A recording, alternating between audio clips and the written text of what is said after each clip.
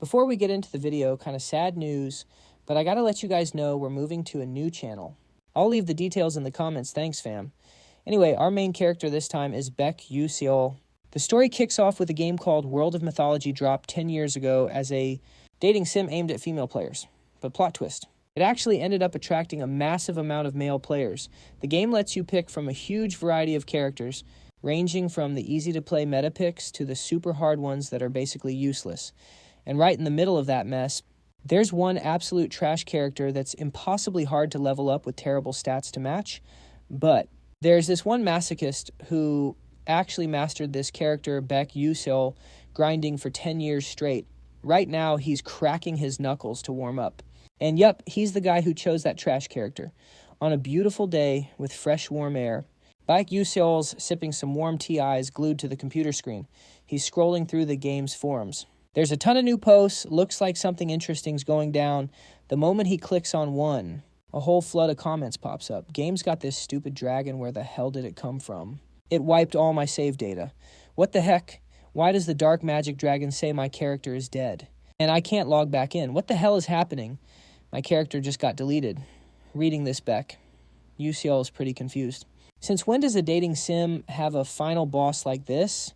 He thought the game ended when the couple got together. Scrolling down, he spots a post that's getting a ton of attention. Guys, listen. This boss is literally unbeatable. This trash, dark magic dragon, has 99% magic resistance, 0 cooldowns, and keeps wrecking me with magic absorption skills while spamming spells. How do you even kill this thing? It's got to be a bug.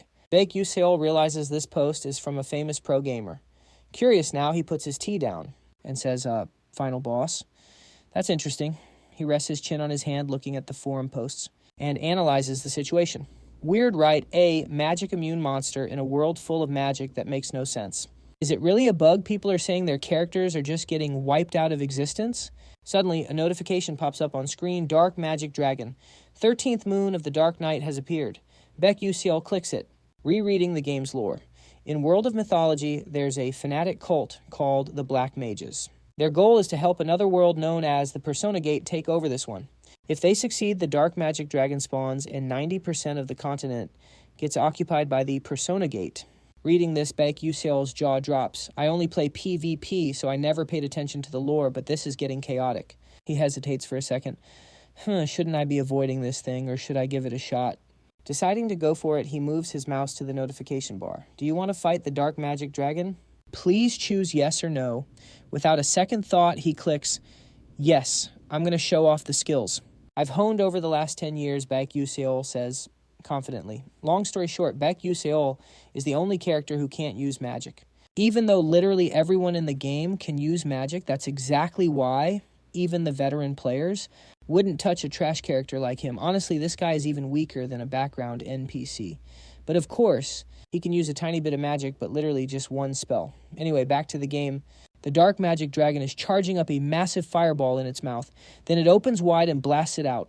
That attack rushes toward Baek Yu-seol at insane speed, facing this life or death moment. Baek Yu-seol stays chill and gives a cocky smirk. He immediately uses his god tier flash skill to dash forward. Slashing the dragon's neck, he keeps it up. Flash, then flash again. Baek Yu-seol's flash spell lets him instantly teleport anywhere within a 3 to 10 meter radius. But here's the catch, the destination is totally random. So if you don't control the distance perfectly, you'll die instantly from the speed and impact force. Plus the cooldown and mana cost are ridiculous, not to mention a 2-second stun penalty on yourself after using it. That's why anyone can learn it, but nobody bothers. But Baek Yu-seol is on a whole different level. He's mastered Flash, controlling both the direction and the distance. Even crazier, he knows how to cancel the penalty. This skill doesn't cost a single drop of mana, which works out since Baek Yu-seol doesn't have a mana stat anyway, unlike other spells. Blink is basically just a movement skill, but Baek Yu-seol got totally obsessed with this character because everything depends on skill level. For 10 whole years, he only mained a character with 0 combat magic. Check this out. Baek Yu-seol rushed in and slashed a massive gash right across the Dark Dragon's face, but that's not all. He straight up sliced the monster in half. Absolute savage. Then he stood there looking like a literal god descended to earth. A notification popped up. You have defeated the final boss the 13th month of Dark Night. But in real life, Baek Yu-seol was shook. He yelled, "Say what I actually killed the final boss, Dark Dragon." I mean, I know I was decked out in rare artifacts from head to toe, but this character's still trash tier. It was a miracle, but hey, still pretty epic. Got a flex on the internet that I just wrecked the Dark Dragon, but before he could even post. His screen got spammed with red notifications. Because you reached a glitched ending, 90% of Mythology World has been destroyed. However, you are very close to the true ending. Staring at the text, Baek Yu-seol's jaw dropped. What the hell is going on? Before he could process it, another message popped up. Please proceed to the true ending. He started freaking out and screamed, "What is this?" And then our MC mysteriously vanished right from his room. When he opened his eyes, he was somewhere completely strange. Baek Yu-seol was face-planted on the ground. He struggled to sit up, his head spinning like crazy. He grabbed his head in confusion, groaning. What just happened? Shaking uncontrollably, he looked around and muttered, "Where am I?" Suddenly, a light caught his eye. He realized it was a mirror. He leaned in close. He couldn't believe his eyes when he saw his reflection. It was the face he'd been staring at for over 10 years. It was Baek Yu-seol. Before he could even figure it out, a notification floated in front of him. Episode 1. Escape the Pursuit. That's when it hit him. Wait, isn't this Baek Yu-seol's starting quest? No way am I dreaming. He checked his pocket and felt something. He froze for a few seconds. He pulled out an admission certificate for Stella Academy. Even if he didn't want to admit it, Baek Yu-seol knew exactly where he was.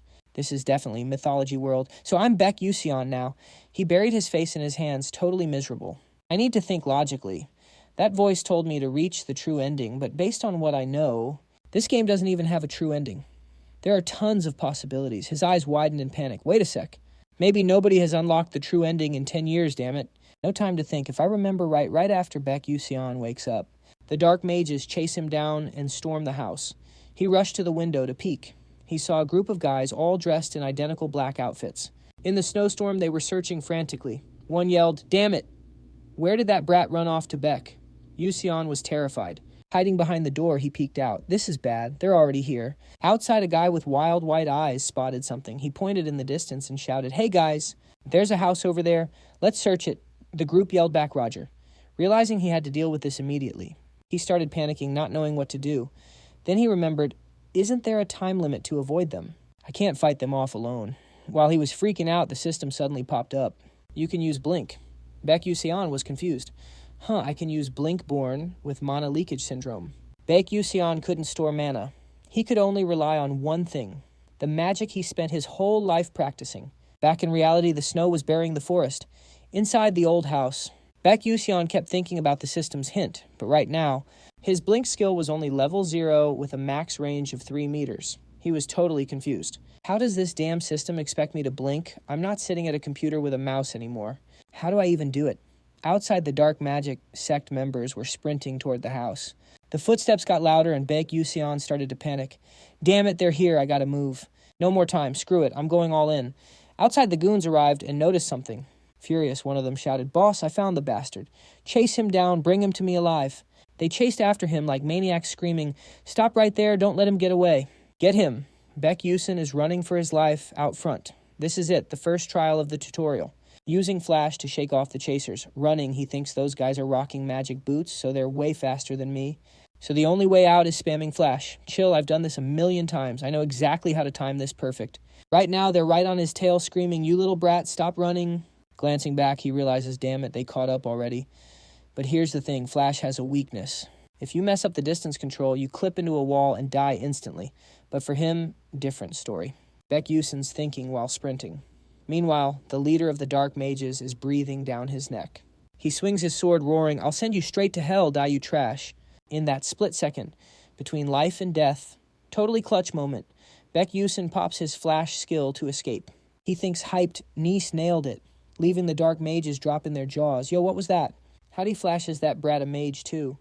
Seeing his dumb teammates losing it, the boss turns to calm them down. Don't panic.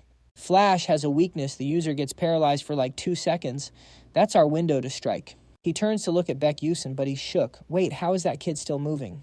Meanwhile, Baek Yu-seol's running for his life, hyping himself up. Careful, gotta be extra careful. Let's go.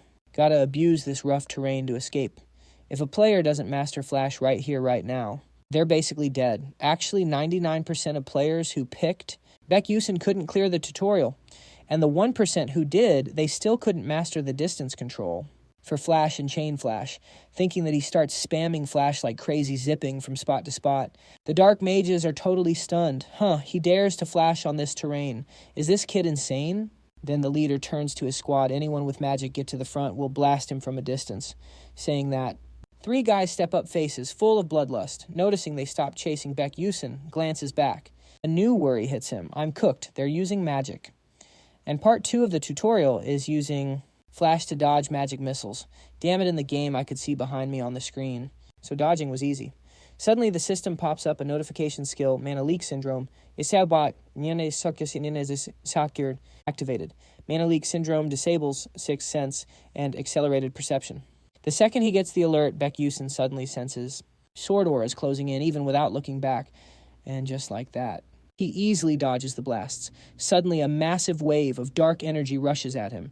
Baek Yu-seol realizes now's the time to flash. He barely escapes the fatal hit. A deafening explosion rings out. Boom, boom, boom. Like a meteor smashing into Earth. The pressure is so insane, Baek can't even stand. He collapses, bracing himself with his hands. The smoke clears, revealing a massive crater left behind.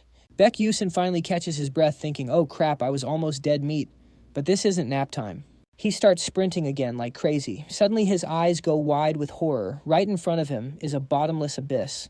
Slip up here and I'm meeting the ancestors for real. This is the 3rd trial of the tutorial. Using flash to cross the abyss. He thinks the only way to get to the other side is to time the flash distance perfectly. Then I'll meet some passing mages and escape. That's the end of the tutorial. But to clear this, I gotta cancel the flash, which casts in 0.1 seconds. Fail once dead. There's about 2 floating rocks here. But damn, only 0.1 seconds.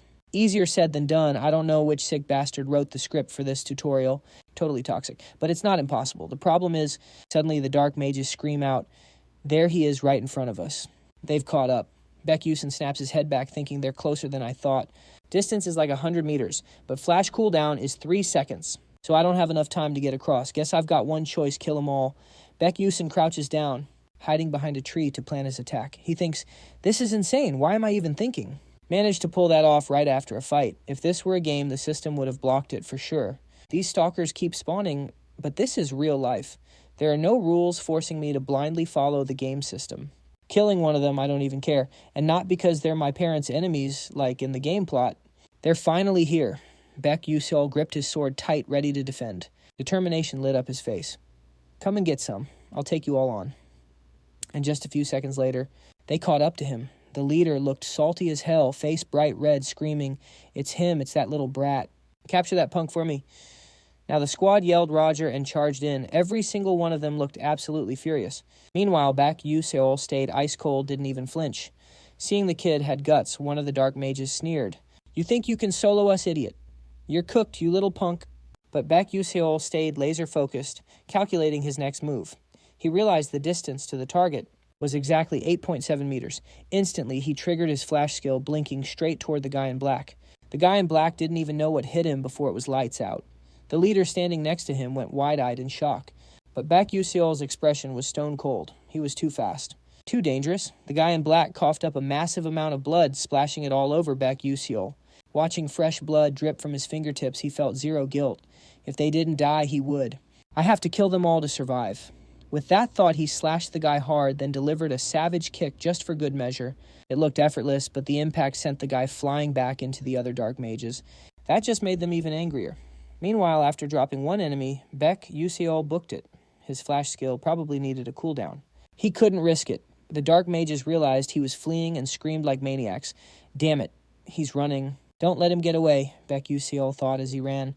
I took one down, but next time won't be that easy. What should I do? Damn it, why is it so quiet back there? Did they stop chasing? Just as he thought that they appeared right in front of him out of nowhere. There was no time to run now. He thought, are they using magic again if I can just dodge these scumbags over on the other side? The leader barked an order to his minions. Do it instantly. A creepy magic aura flared up, aiming straight for Baek Yu-seol. A massive streak of fire shot toward him. He was totally stressed out.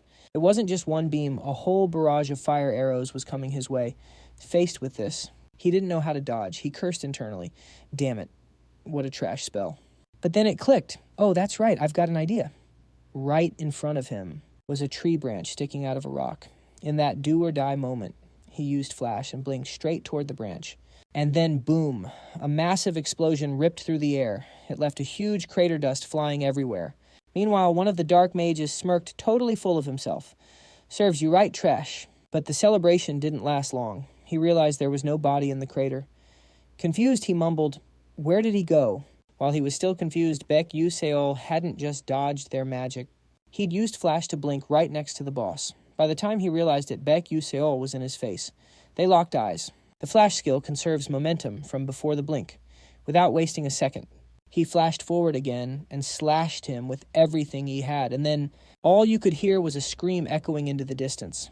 The dark mages were shook. What the hell just happened? And he wasn't done. Baek Yu-seol drove the sword deep through the guy, making him cough blood and drop dead instantly. They still couldn't figure out where this kid got such OP magic or why he was so brutal. After dealing with two of them, Baek Yu-seol was exhausted. He was covered in blood. He thought I took down two, but I need to move before they recover. A scar-faced guy yelled out, "You monster." His reaction speed is insane for a mage. Who the hell are you? Hearing that, Baek Yu-seol thought, my reaction speed is definitely better than any player's, but that was only in the game. Out here, I can't dodge them forever, especially at this range. I need to wipe them out fast. With that in mind, he charged in, risking it all. The scar-faced guy watching from the side gasped. "I've figured out your movement pattern. This brat can only use flash combined with a dagger. I just need to guard my face and neck, and he can't touch me." He grips his defensive sword provocatively. "Come on, come get some." Then he shouts, "Ice Strike." Meanwhile, Baek Yu-seol is still showing off his insane flash skills. At the same time, the scar-faced guy blasts a massive wave of power right at him. He's pretty confident in his power, thinking, "Haha, I'm about to catch you. Now let's see you squirm in pain." But his celebration is short-lived. He's absolutely shook. Baek Yu-seol isn't just fine, but he rushes straight toward his teammate and beheads him instantly. Seeing this, Scarface's hair stands on end, trembling as he yells, "Damn it, you used to just hide and run away like a little rat, and now you dare to fight back." Covered in fresh blood, Baek Yu-seol coldly replies, "Yeah, but that was the old me. Anyway, I should thank you guys for helping me get stronger every single day." Hearing this, Scarface snaps back, "You bastard! That's just because we went easy on you. Die with that." Baek Yu-seol's powerful footsteps get closer. His face is full of killing intent, looking absolutely ferocious. Then he quickly throws a spear right at him. Watching the spear coming, Scarface analyzes flash aims for undefended spots. He probably threw the spear to make me block so he can ambush me from behind. Right, dream on, buddy, not happening. Thinking this, the spear gets close to his face. He just casually swings his sword, slicing the spear in half. He smiles smugly, thinking, now I just turn around and one-shot him, game over. But it looks like his prediction was wrong. Suddenly he freezes weakly, letting out "ah." Then he grits his teeth, his face twisted in confusing pain. Turns out Baek Yu-seol didn't attack from behind like he thought. He attacked head-on right from the front. He used all his strength to stab right through his heart, totally shocking him. Scarface is still unwilling to accept it. Weakly yelling, damn, he planned to attack from the front all along, and just like that, Chapter 1 Escaping Pursuit is complete. After killing the whole gang, a system notification pops up. You have gained experience, and received a gift from Project Constellation for unique story development.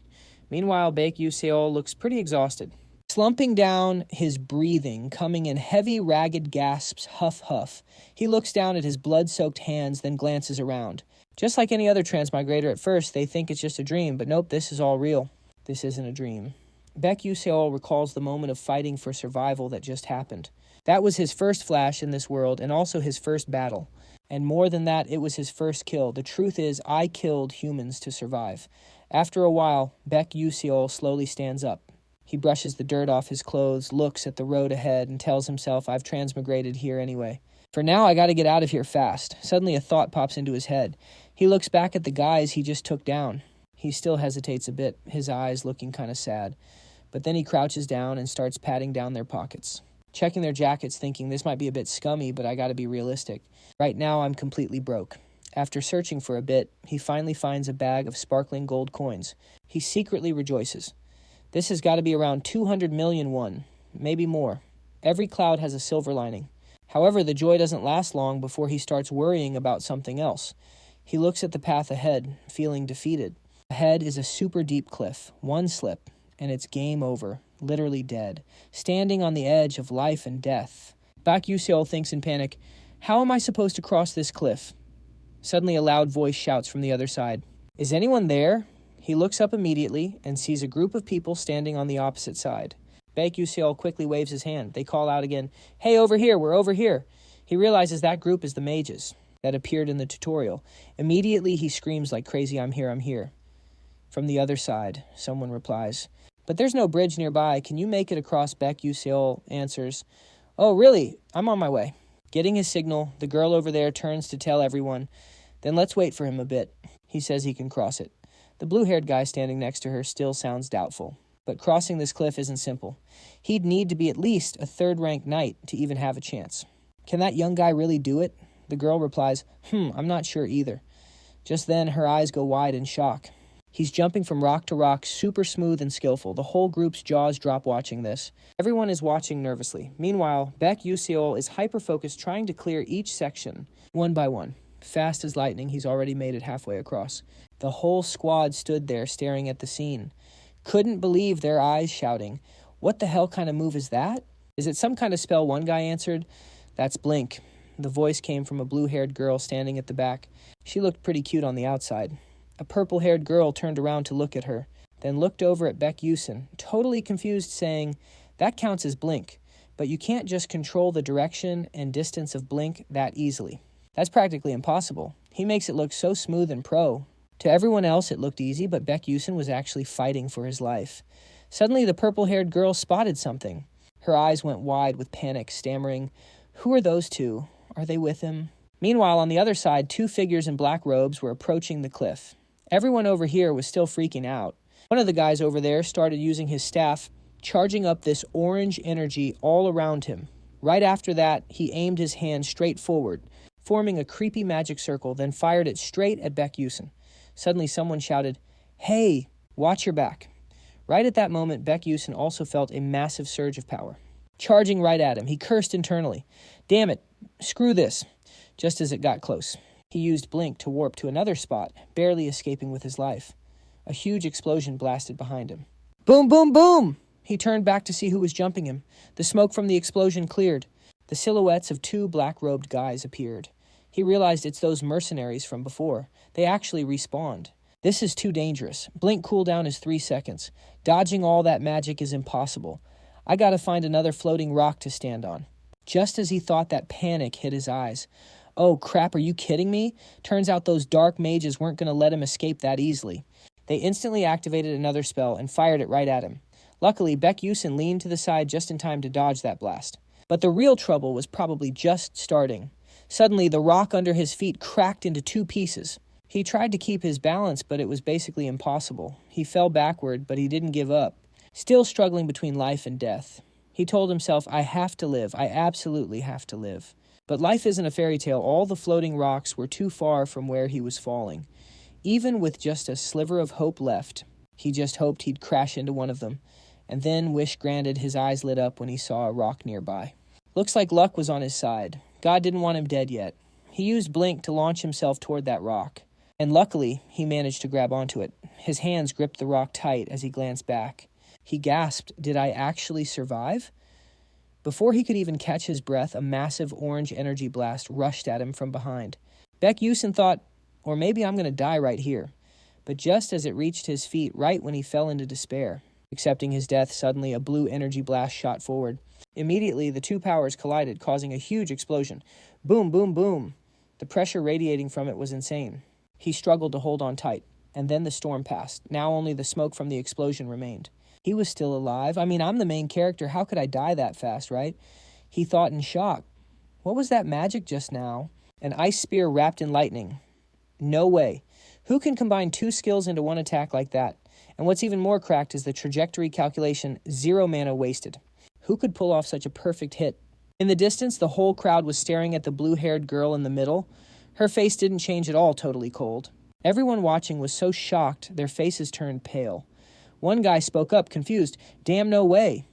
She can actually do something that insane." As for the 2 mercenaries on the other side, seeing they were totally outclassed and knowing their place, they turned and retreated. Baek Yu-seol watched their backs fade away, breathing a sigh of relief. Phew, thank God. I'm still alive. A bit later, he managed to get over to this side. Everyone welcomed him enthusiastically. Only the blue-haired girl didn't care at all, turning to leave.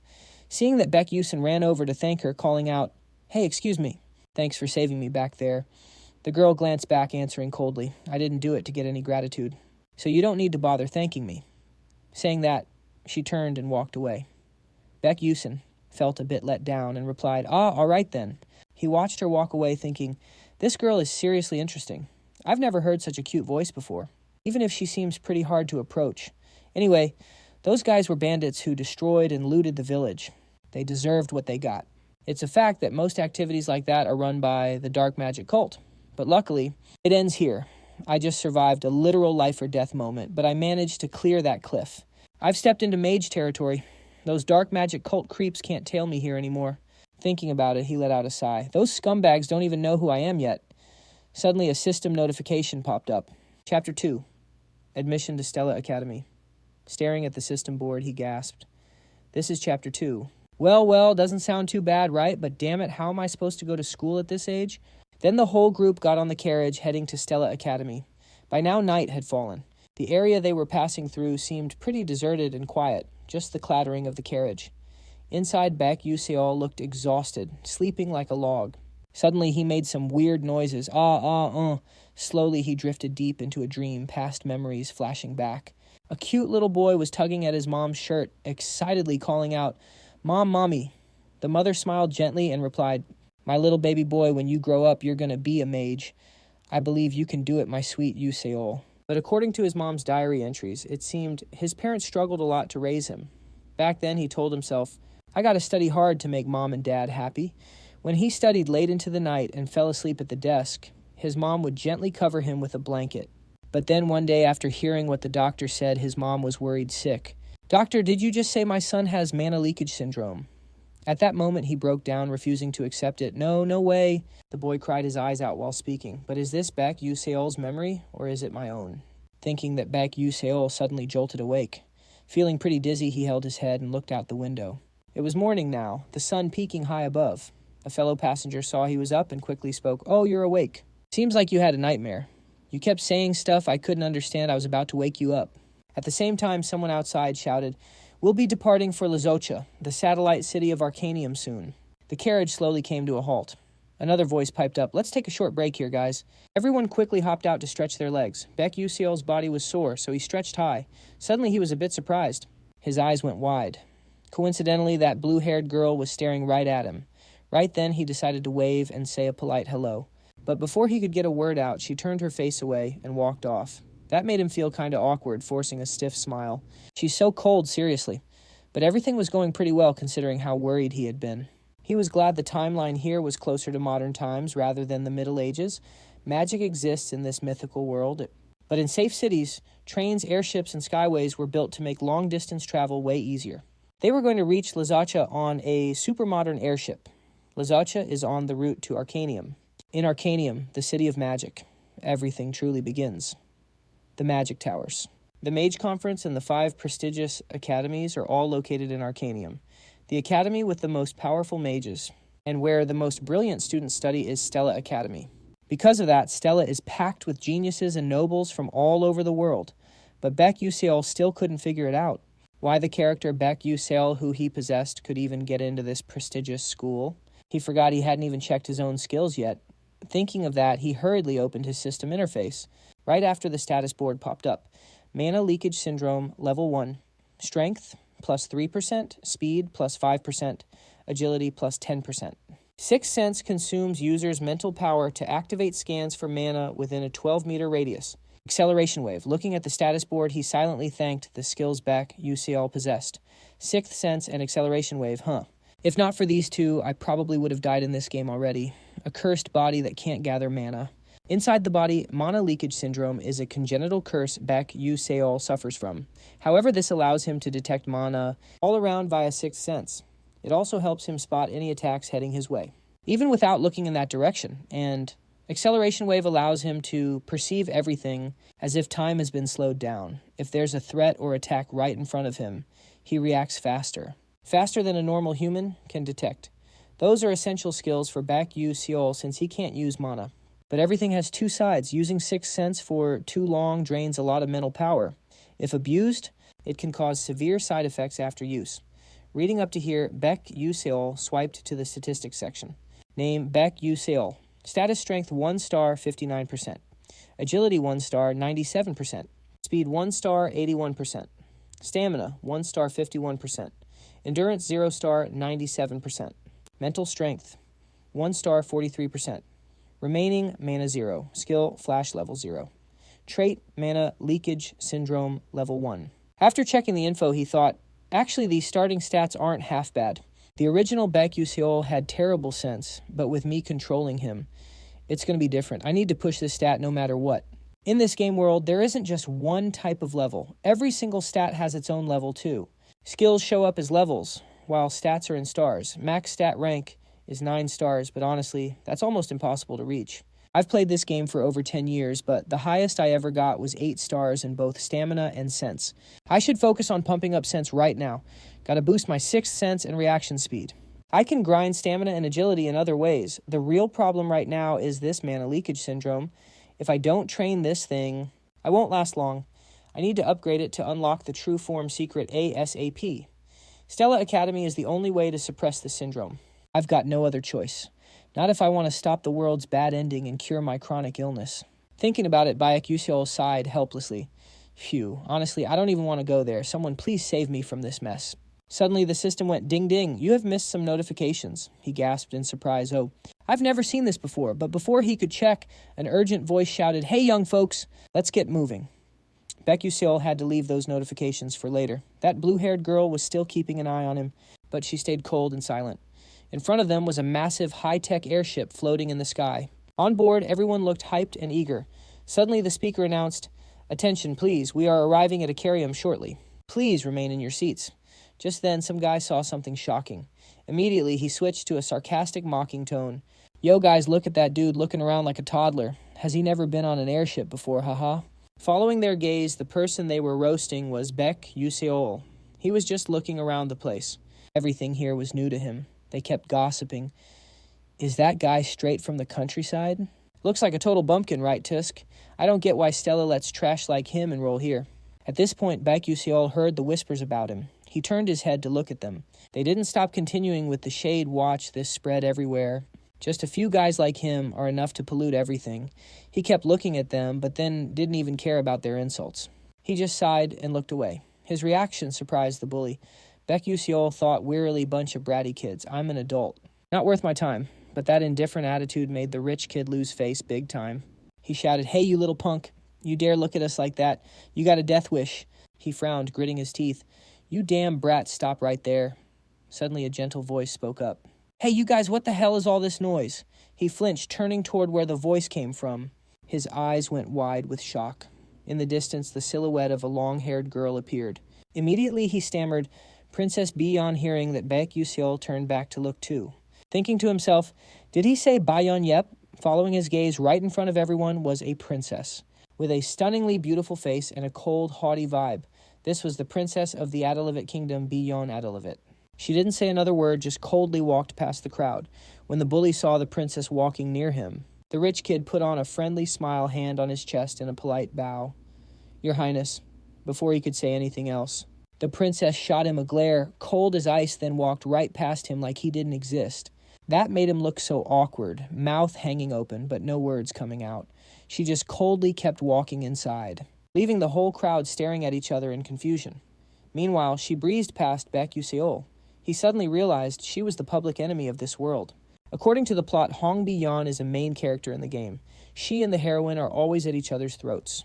But in the end, she's the one who dies. No matter which route you pick, she gets brutally killed in almost every ending. Or commits suicide because the whole academy bullies her.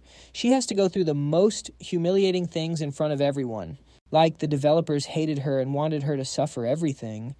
He suddenly fell silent, thinking to himself, I heard she's super famous among the player base. She really is beautiful, but way too cold. Like she'd kill me if I even dared to say hello. Suddenly his stomach grumbled loudly. He rubbed his belly. First priority, gotta fill this stomach. Just stepping up to the second floor of some random stall, he saw a bunch of shiny, glittering pastries and just grabbed whatever. But the moment he held it, his face dropped. Whoa, why is it so pricey? Still, he clicked his tongue and ate it to fill his stomach first. Finished eating, Baek Yu-seol walked out, looking like he lost his soul. He thought depressedly, damn it, is every meal at Arcanium going to be like this? I'm cooked. Totally cooked. Just then the loudspeaker chimed in again. Hello, hello announcement for everyone. We will arrive at Arcanium in 10 minutes. Please everyone kindly be present on the ground floor. Repeating, we will arrive at Arcanium in 10 minutes. Please everyone kindly be present on the ground floor. Sincerely thank you for listening. Baek Yu-seol heard this and smiled, thinking, finally starting. Anyway, this is my reality now. Thinking this, he exclaimed excitedly. Let's roll. A while later, the whole squad arrived at Stella Academy. Looking at the stream of strangers here, Baek Yu-seol felt pretty lost. He let out a long sigh. Luckily, I solved the immediate problem. Those guys from the dark magic sect won't be able to tail me anymore. But can I survive here? Surviving in this world ain't easy. Wish I had something useful for this situation. Thinking that, he suddenly realized he hadn't read the previous system notifications. He immediately opened the system to check. The notification content appeared, Project Star gifts you a special reward, a choice one, a weapon you used in the game with a lower level, 2 skills you received in the game with lower power, 3 experience. Looking at the status line, he pondered, oh, looks like this system has some conscience, huh? But let's see, what should I pick? Should I take refracting light or flash lightning? As if reading Baek Yu-seol's mind. The system clapped back instantly. According to search results, the rank of such equipment is too high, so it will be downgraded, he continued asking. Then what about hyperspace blink? System replied. According to search results, this skill is an upgraded version of blink, so it cannot be obtained. However, you can use the reward to enhance the blink skill. Reading that, he froze and cursed silently. Damn trash system. Seriously got a downgrade. Seeing him complain, the system immediately explained. Due to a lack of narrative energy, we cannot fully materialize it. Huh, what's that? He was bewildered. The system continued. The thing that impacts the story's process is called narrative energy. If you continue exploring hidden plot lines, it will accumulate. So in the short term, you cannot own items that are too OP because you are just a newbie. He anxiously waited for the next answer, but nothing else appeared on the system. He asked, what about the true sight glasses? System replied based on results. We conclude that it can be provided. Then I'll take that finished. Speaking, the system immediately tossed him the true sight glasses. He held the glasses, observing them, and thought wearily, never thought there'd be a day I'd actually have to wear this damn thing. Note, true sight glasses are an item containing all information that players collected while playing the game. In the mythic world, players cannot recall or read information about monsters they hunted or knowledge acquired, so they developed countless items to store information in their own way. Baek Yu-seol was no exception. He used true sight glasses to store info. He excitedly put on the glasses to check. A blue light radiated from the glasses, and right after, a notification popped up, true sight glasses. Rank, none. Description, can't remember yesterday's dinner. No problem. Because these glasses save details of what you've seen and learned. Special feature. True sight folder sealed. Use spiritual power to activate. He opened another folder to see. The system showed another notification, alchemy, ingredients, hunting grounds, dungeons, characters. Seeing this, he felt pretty satisfied. This place is exactly like real life. So I don't know what to say about what I can do when using the system. But with these glasses, I can recover. About half the abilities I used to have. Suddenly, whispering sounds came from behind. Hey, isn't that Isomorph? Whoa. You mean the eldest daughter of that traitor Morph? Ugh, how dare she show her face here. Shh, keep it down, she'll hear you. Hearing a familiar name from the story, Baek Yu-seol was curious Isomorph. Come to think of it, one of the true sight glasses skills. Allows me to register or check info on plot characters. Let me check her out. Right after, an info board appeared. Name, Isomorph. Description, fake heroine. Ice lightning mage. Likes drinking pickle juice before pizza. Eldest daughter of Morph. Her father's death led to the family's downfall. Ending will die. Finished reading. Baek Yu-seol thought silently. Oh, so she turns out to be a fake heroine. Speaking of Isel. A fake heroine. There is one point I gotta point out. Even though I'm currently in this mythological game world, the truth is, this world is based on a romance novel called Don't Love the Princess. That novel tells the story of the heroine Isel, who lost her entire family and grew up fighting against the schemes of the villainess Hong Bi-yeon. The ending has her living happily ever after with the male lead. Her revenge plot basically disappears while the other guys protect her. But it actually had a sad ending after getting mixed reviews from readers. The problem here is, even though the game world is based on the novel, the plot is totally different. In the game, a character named Flame was added, replacing the original heroine's role. Plus, Flame has her own storyline. She used to be a normal woman living in the modern world who loved reading Don't Love the Princess. and got reincarnated here. So unlike in the novel, ISEKAI'D became the fake heroine in the game, while Flame became the true hero. No matter how hard the player tries, ISEKAI'D can't survive in any route. This is the result of her being pushed out of the true hero spot. Wait, but that has nothing to do with me, right? Am I imagining things? I feel like I've seen her somewhere before, probably just my imagination. Now it's time for me to face reality. After a long, stormy day, a new dawn breaks. Bright rays of sunlight shine all over Stella Academy. Inside, the students have changed into their uniforms and are lined up neatly listening to a speech. The principal speaks up. As you all know, the dark mages are wizards who gained power from another world and turned into monsters. Currently, they are continuing their invasion by opening persona gates or unleashing ancient dungeons to take over the magic world. Our duty as mages is to protect the world from evil forces. Hearing this whisper starts spreading through the crowd below. Starting the semester with this lame speech. Yeah, so boring, the voice continues. And right now, we will have the oath ceremony for the 4 students with the highest scores representing the freshmen. Please come up here. Immediately, the representative faces step up one by one. They are all handsome guys and beautiful girls with glowing faces. Watching them, Baek Yu-seol thinks to himself, they're all shining faces. Like they are the main characters themselves. But who shines the brightest here, right? It's him. The principal's voice rings out, representing all freshmen present. Ma Yu-seong, please come up to speak. The girls down below watch and swoon. Oh my gosh, he's the one with the highest entrance score. How can someone be that smart and handsome? Baek Yu-seol watches and has to admit. So that's the famous Ma Yu-seong, the game description said. Ma Yu-seong is the perfect character for the phrase, throughout heaven and earth, I alone am the honored one. With 9-star mana stats and potential close to the gods, he is a genius among geniuses who can control every element in the world. Even if I don't make it to the grand finale, I have to avoid the bad endings by pulling Ma Yu-seong to the good side. However, that cute short-haired girl over there is that Flame Baek Yu-seol starts deep diving into his thoughts. But it depends on how she acts from now on, since she's a transmigrator here just like me. Teaming up with her might be a good idea, but will things get more complicated? If she sees me as an enemy and rejects me? Anyway, I have the info advantage, so I shouldn't wreck anything. Flame is a reader of the romance fantasy novel, while I'm a player in this fantasy game. I swear I'll do this. Even if my role in the plot isn't even worth as much as a tiny villain in a shop. Moreover, the heroine Flame has a special ability purifying dark mages. But besides that, she also has the power to bring misfortune to those close to her. Being near her is definitely going to affect me. My role is to support the main characters from afar and limit contact with them as much as possible. Thinking this, the speech by the campus god Ma Yu-seong wraps up and everyone down below applauds. The principal's voice sounds, I now declare the entrance ceremony for today concluded. Right after attending the ceremony, Baek Yu-seol's system pops up a notification. Congratulations, you have completed the Chapter 2 quest. Enroll in Stella Academy. After the opening ceremony ends, all students gather in a lecture hall. Everyone picks their own seat. Baek Yu-seol looks a bit bummed, thinking I graduated college ages ago. Yet now I'm suddenly a high school student again. It feels so weird, but then he comforts himself. Well, there is one pretty cool thing here. He holds the watch in his hand and thinks, this is it. Having this is actually nice. The Stella watch. Proof that you are a student of the prestigious Stella Academy. Owning this gets you better perks and services than other mages. Thinking this, he happily tucked the watch deep into his pocket, telling himself, hey, gotta exploit this chance right away. Just then, someone opened the door. A man with a cold face walked in, stepped onto the podium, and said, I require everyone to stay in your seats. We are starting the test right now, except for writing tools. Put everything else away. If anyone is wearing glasses, I must inspect them first. Baek Yu-seol thought fed up a test right after the opening ceremony.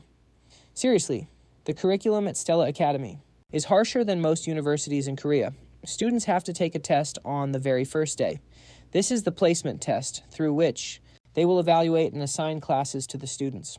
After handing out the papers, the teacher returned to the podium and announced loudly, Attention everyone, you have 45 minutes to complete the test. Time starts now, focus on your work. For someone like Baek Yu-seol, who went through this curriculum ages ago, but completely forgot everything he learned, looking at the questions he was cooked, sweating bullets, he thought, I don't understand a single damn thing. How am I supposed to do this?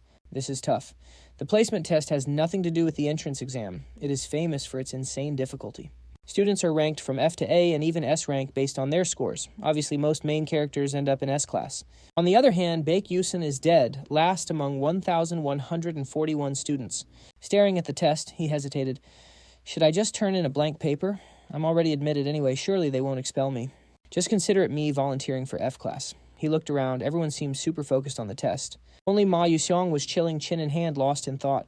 Baek Yu-seol looked at himself with a bit of disappointment. Oh, he's just sitting there, did he finish already? No wonder he looked so bored with life. In this game, Ma Yu-seong's trait is depression. He was born into the strongest clan on the continent, possessing a genius brain and peak talent. Everything is easy for him. Depending on the female lead's actions, Ma Yu-seong will join either the good side or the evil side.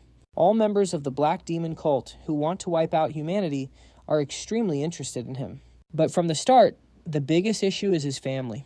Watching a genius like that really makes me rethink my own life. Suddenly he realized, wait, hold up, why am I being so dumb? I can use the magic glasses. I used them to store skills learned in the library. This is actually useful right now, and I have nothing to lose, gotta try it. Thinking that he reached into his breast pocket and pulled out the glasses. Just as he was about to put them on, the proctor got suspicious, approached and spoke up. Wait, what's with those glasses? I said, if you plan to use glasses, I have to inspect them first. Hand them over. Baek Yu-seol startled, telling himself, right. Oh, crap, I forgot about that. He hurriedly handed the glasses to the teacher. The teacher held them, examining closely. Meanwhile, Baek Yu-seol was scared to death, face covered in sweat, thinking, it's over, I'm cooked. What do I do? If he finds out these are magic glasses, I'll get expelled. He looked up, praying to every god to help him survive this disaster. Suddenly, the damn system popped up a notification, lost part of magic glasses detected. Do you want to summon it? Baek Yu-seol, sweating buckets. No, stay right there. System.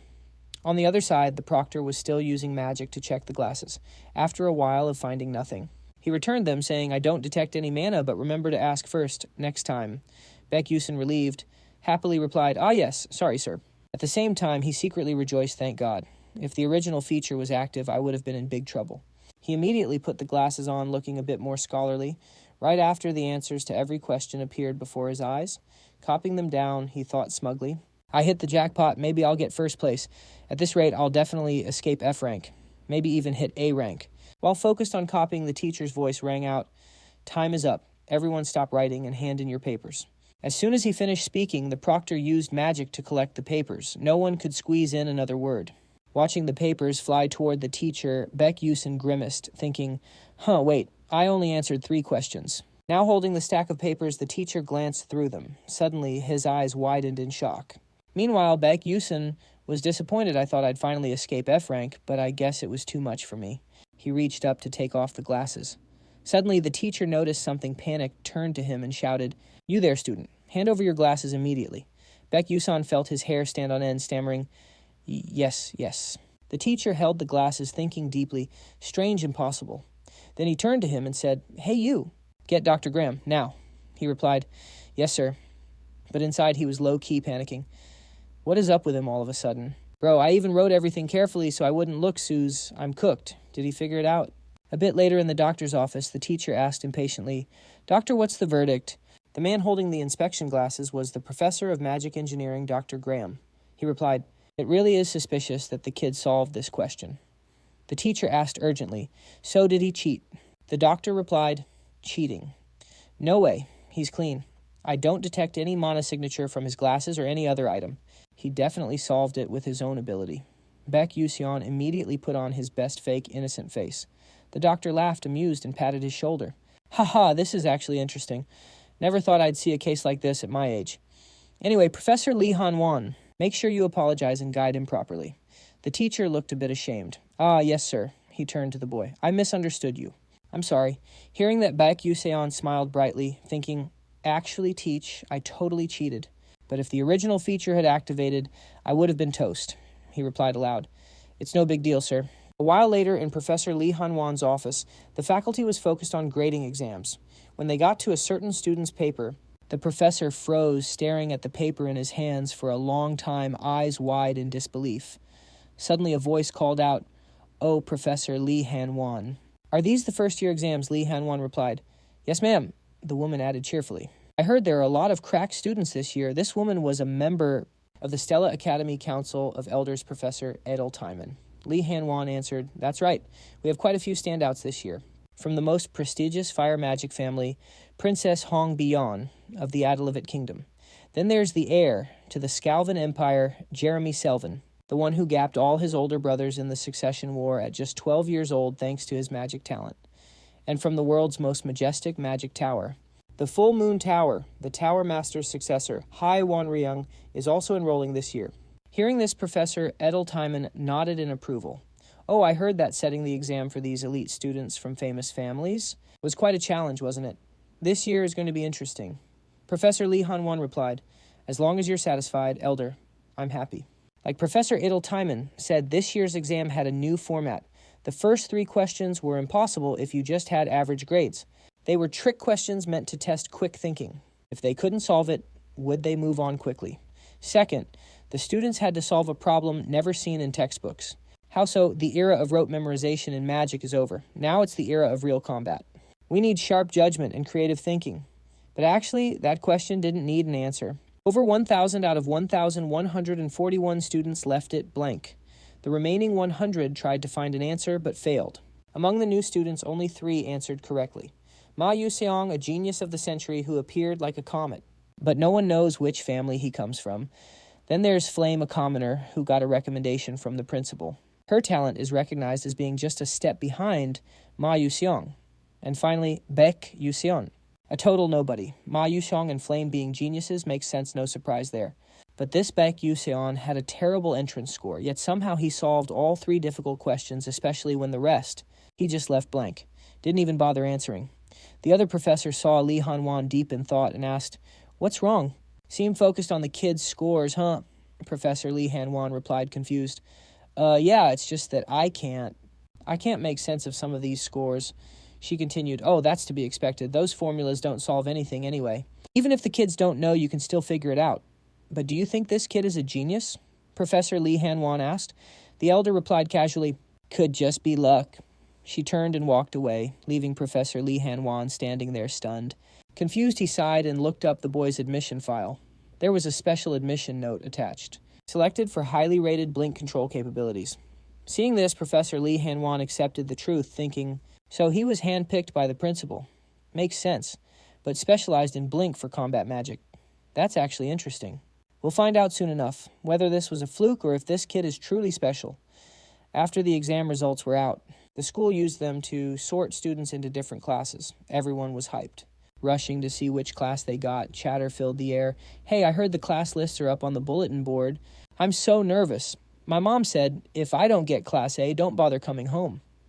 Walking sluggishly behind them, Baek Yu-seol thought to himself, annoyed. "I can't believe this. Since when do I have to check my own placement results? If this was back in the day, I just need 1 click and I'm done." Or so he thought. He walked over to the bulletin board instead. A kid in a blue shirt stared at him like he was an alien. Then came the whispers behind his back. "Yo, is that Baek Yu-seol? I heard he got a 0, literally goose egg in practical magic on the entrance exam." For real, that's insane. How did a piece of trash like him get into Stella Bro? I don't even know what Stella's standards are anymore. Baek Yu-seol didn't give a damn about the gossip. All he cared about was finding his class assignment. Nothing else mattered. He stepped up to the board, scanning it with wide eyes. Confused. Where's my name? Panic hit him hard. Did I flunk because I only answered 3 questions? Oh God, no way. I am absolutely cooked. While he was spiraling, the crowd kept yapping. Baek Yu-seol. He's gotta be a glitch. Weird. Alex, from the Sep Balin house, got ranked 29 and hit Class A. Even Kai got perfect theory scores. Ranked 17th and he's in Class A too. So how did he? Seeing the crowd whisper his name while acting all secretive. Baek Yu-seol got curious. What's the T? Should I go look? I failed anyway. Thinking that, he decided to push through the crowd to listen. Suddenly his jaw dropped when he saw his name. What? Why is my name up there? No way. Is this a mistake? What the actual hell, the special rank every student dreams of. Class S. The place where the absolute best of Stella Academy gather. Unlike other classes mixed with different levels, Class S has exactly 41 students and only 1 rank. He rubbed his head. Thinking I got placed in Class S. Please tell me this is an error. I'm going to lose my mind. Does this mean I'll see the game's protagonist? Way more often now, being near the main character just tanks my lifespan. I can't even change it. Guess I'll just have to try and live like a ghost. I'll figure it out. Outside the academy, it was chill and quiet. But in a dark corner, a woman slapped Princess Bion across the face. A hard slap. She scowled and yelled, "You got all 3 questions wrong." Even Princess Iso from that failing duchy got 2 right. This woman was Professor Hong Jio, the fire element professor and Bion's mother. She continued, "You couldn't answer questions a maggot could solve. That implies you are lower than a maggot. Look at yourself. Do you understand, Bion?" The girl whispered weakly, "Yes, mother."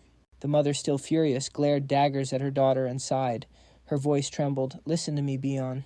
You cannot end up like me, exiled from the kingdom, holding on to this stupid professor position. Do not become a disgrace to the kingdom." She leaned down, gently cupping her little girl's cheeks, and said, "You must become a better existence than your sister." Then she smiled a gentle fake smile, like any other mother staring at her child. "You know what I mean, right?" Bion's cheeks burned red. She thought for a moment before answering. "Of course, I understand, mother," but in truth she was lying to herself. She didn't understand anything. She had lived exactly how she was taught, solving everything mechanically. But this time the problems involved mana magic and formulous things she had never learned. "What am I supposed to do?" She burst into tears, sobbing. Why do you torture me like this?" Meanwhile, in the Class S classroom, the students had gathered. Baek Yu-seol sat alone at the front desk, face in his hands, depressed. "I'm done for. Of course I got sent to a place full of weirdos. Not like I'm trying to be buddies with them anyway." Then the whispers started. "Why is he here?" "That's what I'm saying. I don't get it. You know what our families complained, asking why he's in Class S. The school just said Baek Yu-seol is qualified to be here." "For real, that's so sus." Even though they were whispering, Baek Yu-seol heard every word. He felt isolated. "Looks like I'm the outcast," but it made sense. They had grinded and trained since they were kids. So seeing a scrub like him in their class must be depressing. Classes change based on grades anyway. So this is normal. Even Class S isn't safe. You can get demoted to a lower class. Or students from Class A can get promoted to S later. Maybe I'll talk to them then. Baek Yu-seol looked around. Faces he recognized from the game. Somehow, by some miracle, I'm classmates with them. It was actually kind of wild. Game characters standing right in front of him. In a few years, almost everyone in this room is going to be famous across the entire continent. And there are 5 people among them who might betray the Magic Council. He is one of them. If only Flame could have stopped it from the start, that would have been great. Suddenly, Professor Lee walks in and greets everyone. Everyone settled down quickly. Hearing this familiar voice, Baek Yu-seol turns to look at the podium. Right now, the powerful professor is speaking. "I am very pleased to meet you all. Some of you have probably seen me before, but I will still introduce myself as usual. I am the professor of Class S Lee Hanwon." Hearing this, the students down below start whispering. One guy says, "Oh, so that is the famous Professor Lee Hanwon." A guy next to him replies, "The number of dark mages he has hunted has almost reached 4 digits. That is insane. They even call him a rank 7 magic warrior. He is truly on another level." Seeing the students surprised and discussing Mr. Lee speaks up to remind them, "Come on, everyone, settle down. This year, it seems there are many talented students here, and there is even a special admission student. As you all know, this academy is where we nurture mages, combatants also known as magic warriors. You will experience a strict educational environment for 3 years. I expect all of you to keep up with the curriculum. I want all of you to show me the best abilities that you can achieve during your time at this school. So now, does anyone have any questions?" Facing the teacher's question, the whole class remains silent. The teacher smiles and continues, "Good, then, let's start the lesson." At this moment outside the door, the silhouette of Princess Bion is entering. Seeing her with a bruise on one side of her cheek, everyone is quite surprised, and Baek Yu-seol is no exception. He thinks in surprise Bion is someone who follows the rules more than anyone else. How could she be late? Is something wrong with her? She approaches the teacher to apologize and says something, her face showing fatigue and disappointment. Baek Yu-seol curiously takes out his glasses to check. Right after putting them on, an information panel pops up. Bayon, villain fire mage. Likes red ginseng candy, occasionally blames herself. Only drinks coffee in the Adalabit style. Has a cruel mother fate, destined to die. After reading, he suddenly thinks, it hasn't changed much, her fate is destined to die. But if Isel is killed by Flame, then Bion will also die along with her. He can consider that the unavoidable destiny of a villain. I will save her if I can, but I am not in a position to save anyone. Thinking this, he feels a bit sad and takes off his glasses. After hearing her explain the reason for being late, the teacher speaks up. "You should find a seat." Over here, Baek Yu-seol is still sighing sadly. Thinking I feel pretty bad, but I can only keep my distance. Then he just zones out following his train of thought. Suddenly, Bi-yeon approaches his seat. Her eyes are full of resentment and sorrow, looking at him while he still cannot understand what is happening. Right after that, Bi-yeon sits down in the spot next to him. Baek Yu-seol thinks blankly, what is this? What is this feeling right now? Could it be that everything has been twisted right from the start? After everyone has settled in their seats, the teacher speaks up. So before we start the lesson, we will have an inheritance ceremony for you to receive wands to use. Class S and Class A will hold the ceremony together. As for the details, I will guide you later. Baek Yu-seol feels a bit confused after hearing this. Inheritance ceremony. That sounds pretty troublesome, doesn't it? But then he smiles, showing anticipation for the day that event takes place. At Stella Academy, there are two major events. One is the Soulmate Covenant, and the second is the Inheritance Ceremony. With a top-tier academy like Stella, the Inheritance Ceremony holds an extremely special position. A while later, students of Class S and Class A gather in a rather mysterious place. Professor Lee speaks up. Is everyone here yet? There are many magic staffs from the lowest rank to the middle rank prepared here. What you need to do is go to the magic staff you like and take it. The process of changing magic staffs after choosing is very complicated, so I hope you choose carefully. Baek Yu-seol hears this and suddenly thinks, although he says that, but we aren't the ones choosing the magic staffs, it is something else in this world. The magic staffs only react to people they recognize, creating a resonance effect. That also means you cannot use a high-rank magic staff just because you want to. Thinking about this, he approaches the area where the magic staffs are floating in the air. He looks around extremely hesitant. He doesn't know which one he should choose, right? He just stands there lost in thought. If it was before, he would have chosen a low-rank magic staff quickly. But since he is in Class S now, he can't just pick a random one and let them look down on him forever. Suddenly, a rather simple wand catches his eye. In this world, magic weapons are divided into two types, wands and staffs. Wands are usually used by the knight class, who need to use magic quickly. On the other hand, staffs are used by the bishop class, those who focus on a single strike with more time to cast spells. Suddenly at this moment, behind his back, whispering sounds ring out, hey, which one do you think he will pick, since he is in Class S? So he probably won't have any trouble resonating, right? Baek Yu-seol. Realizing they were targeting him, he just ignored everything, thinking, you kids can say whatever you want. I don't give a damn, it's just exhausting. Suddenly someone behind him shouted, Oi you! He was confused, wondering who the hell was calling him. Turning around, he saw a total stranger. He asked, what's up and who are you? The guy replied with a cocky look on his face. I'm Uslak. Baek Yu-seol heard the name, but still couldn't remember who he was. Figured he was just some random background character. First time I've ever heard that name. Whatever, I'll just answer the damn guy and get it over with. He replied indifferently, oh, really? Good to know. Uslak crossed his arms and continued. Which magic staff are you planning to pick? He replied calmly. I'm just going to grab whatever. Hearing that, he smirked sarcastically. You'd better pick a staff that fits your commoner status. Don't try to punch above your weight or you'll just cause trouble for Professor Lee. This guy is unbelievable.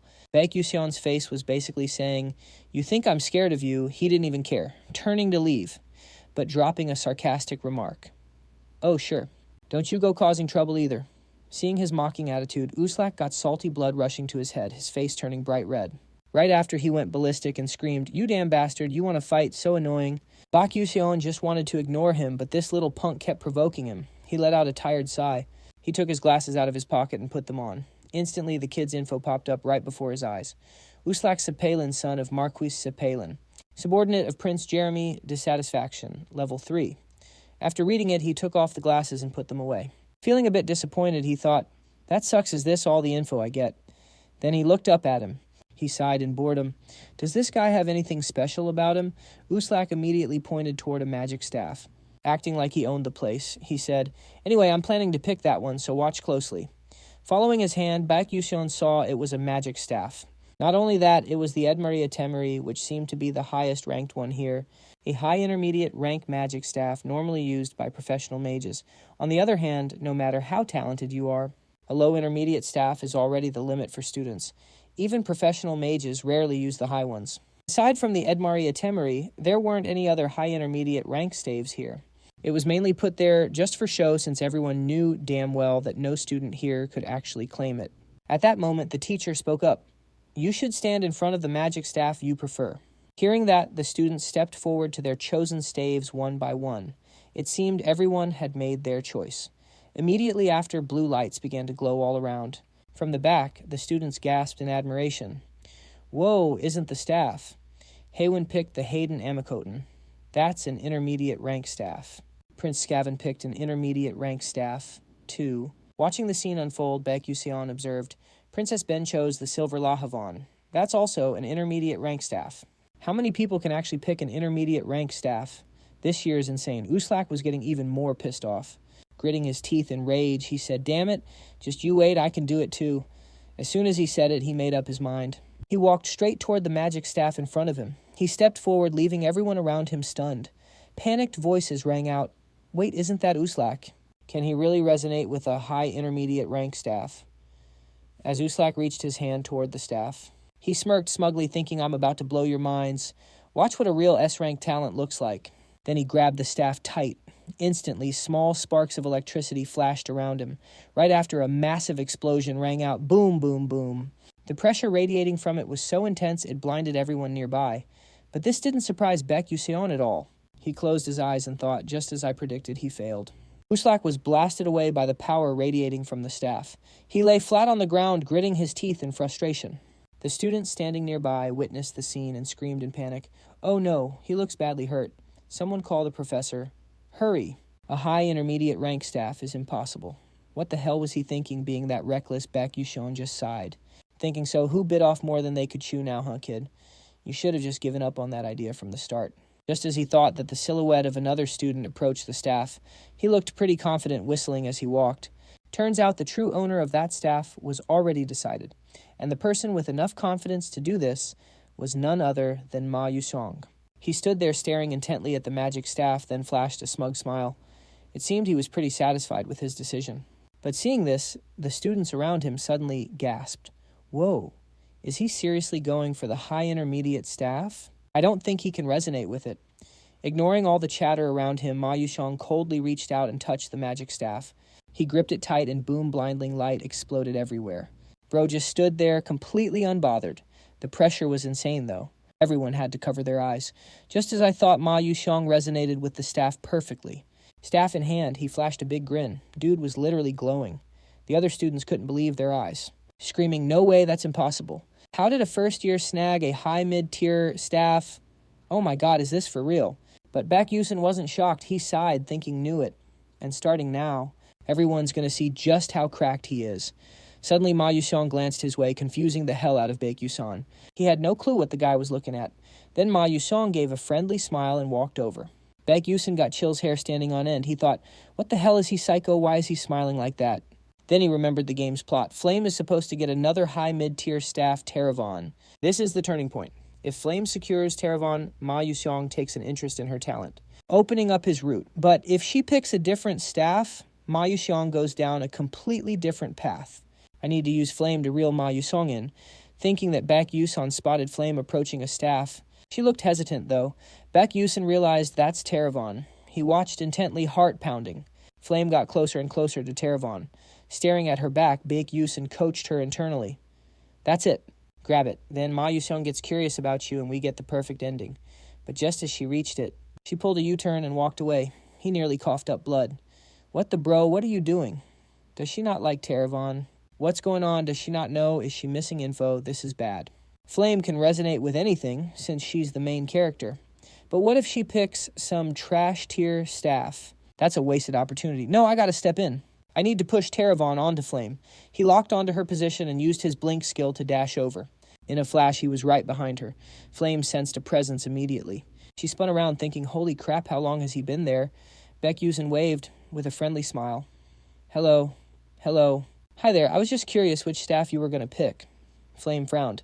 Why do you care? What's it to you? Baek Yu-seol stammered awkwardly.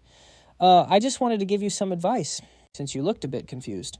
Hearing his lame excuse, Flame replied coldly, None of your business. If that's all, I'm leaving. She turned to walk away. Baek Yu-seol started to speak.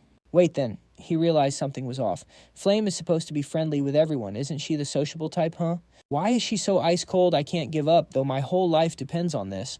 He gathered his courage and called out, Hey, wait, I really just want to help you. Flame looked even more irritated. You nag like an old lady. Worry about yourself first. You haven't even picked a staff yet, so quit meddling. Baek Yu-seol didn't back down. Come on, but I really think there's a staff that's perfect for you. Flame snapped. You trying to lecture me? What the hell do you know about staffs? Baek Yu-seol flinched, thinking, what the damn did I mess up, or does she just not care about a trash mob like me? He stammered, I've heard a lot about you. Do you not think you can handle that staff? Flame looked confused. Taravon. Seeing her cool down, Baek Yu-seol grinned. Exactly. That's the one. Suddenly, a noise wiped the smile right off his face. A massive explosion rang out. The pressure freaking terrified him, his eyes popping out. Then out of nowhere, a staff flew right into his hand. He blinked, confused. What is this? He looked closer at the staff and his face went pale. Why is this in my hand? Flame was supposed to get this. Damn it, Baek. Yu-seol was speechless, having no idea how to explain this mess. He looked incredibly awkward. Flame stood there stunned for a second, then squinted with a smile and said, well? Baek Yu-seol got goosebumps from her weird attitude. He trembled, nothing. But inside, he was panicking about his future. It's over. I'm cooked. I wanted to live a quiet life. But that's impossible now. The inheritance ceremony had ended, but the chaos was just beginning. Meanwhile, on campus, Flame was just chilling, strolling behind a group of students. She accidentally overheard the tea from the two guys ahead. One was like, yo, did you hear the hot news? 2 students actually snagged high-tier staves this year. The other guy was shook and replied, for real, only like 5 people have ever done that before. So there's 2 more now, yep. But it's super weird, though. One of them only used Blink during the magic test. To cast magic. Whoa, isn't Blink just basic magic? How's that even possible? My parents said Blink is actually a pretty rare spell. That is strange, right? Their convo got Flame thinking hard. Even she didn't get what was going on. A bit later at the self-study room, Flame stepped in. The vibe there was so chill she couldn't help but say, finally some peace and quiet. All day long, everywhere I go, I hear people whispering about it. The news about 2 students getting the high-tier staves has spread everywhere, but I still don't get it. Who is he? How did he manage to get the Taravon staff? I read the original novel 3 times in a row before transmigrating here, but this Baek Yu-seol character never existed. They say no one can obtain Taravon, yet he resonated with it so easily. Wait, that's not right.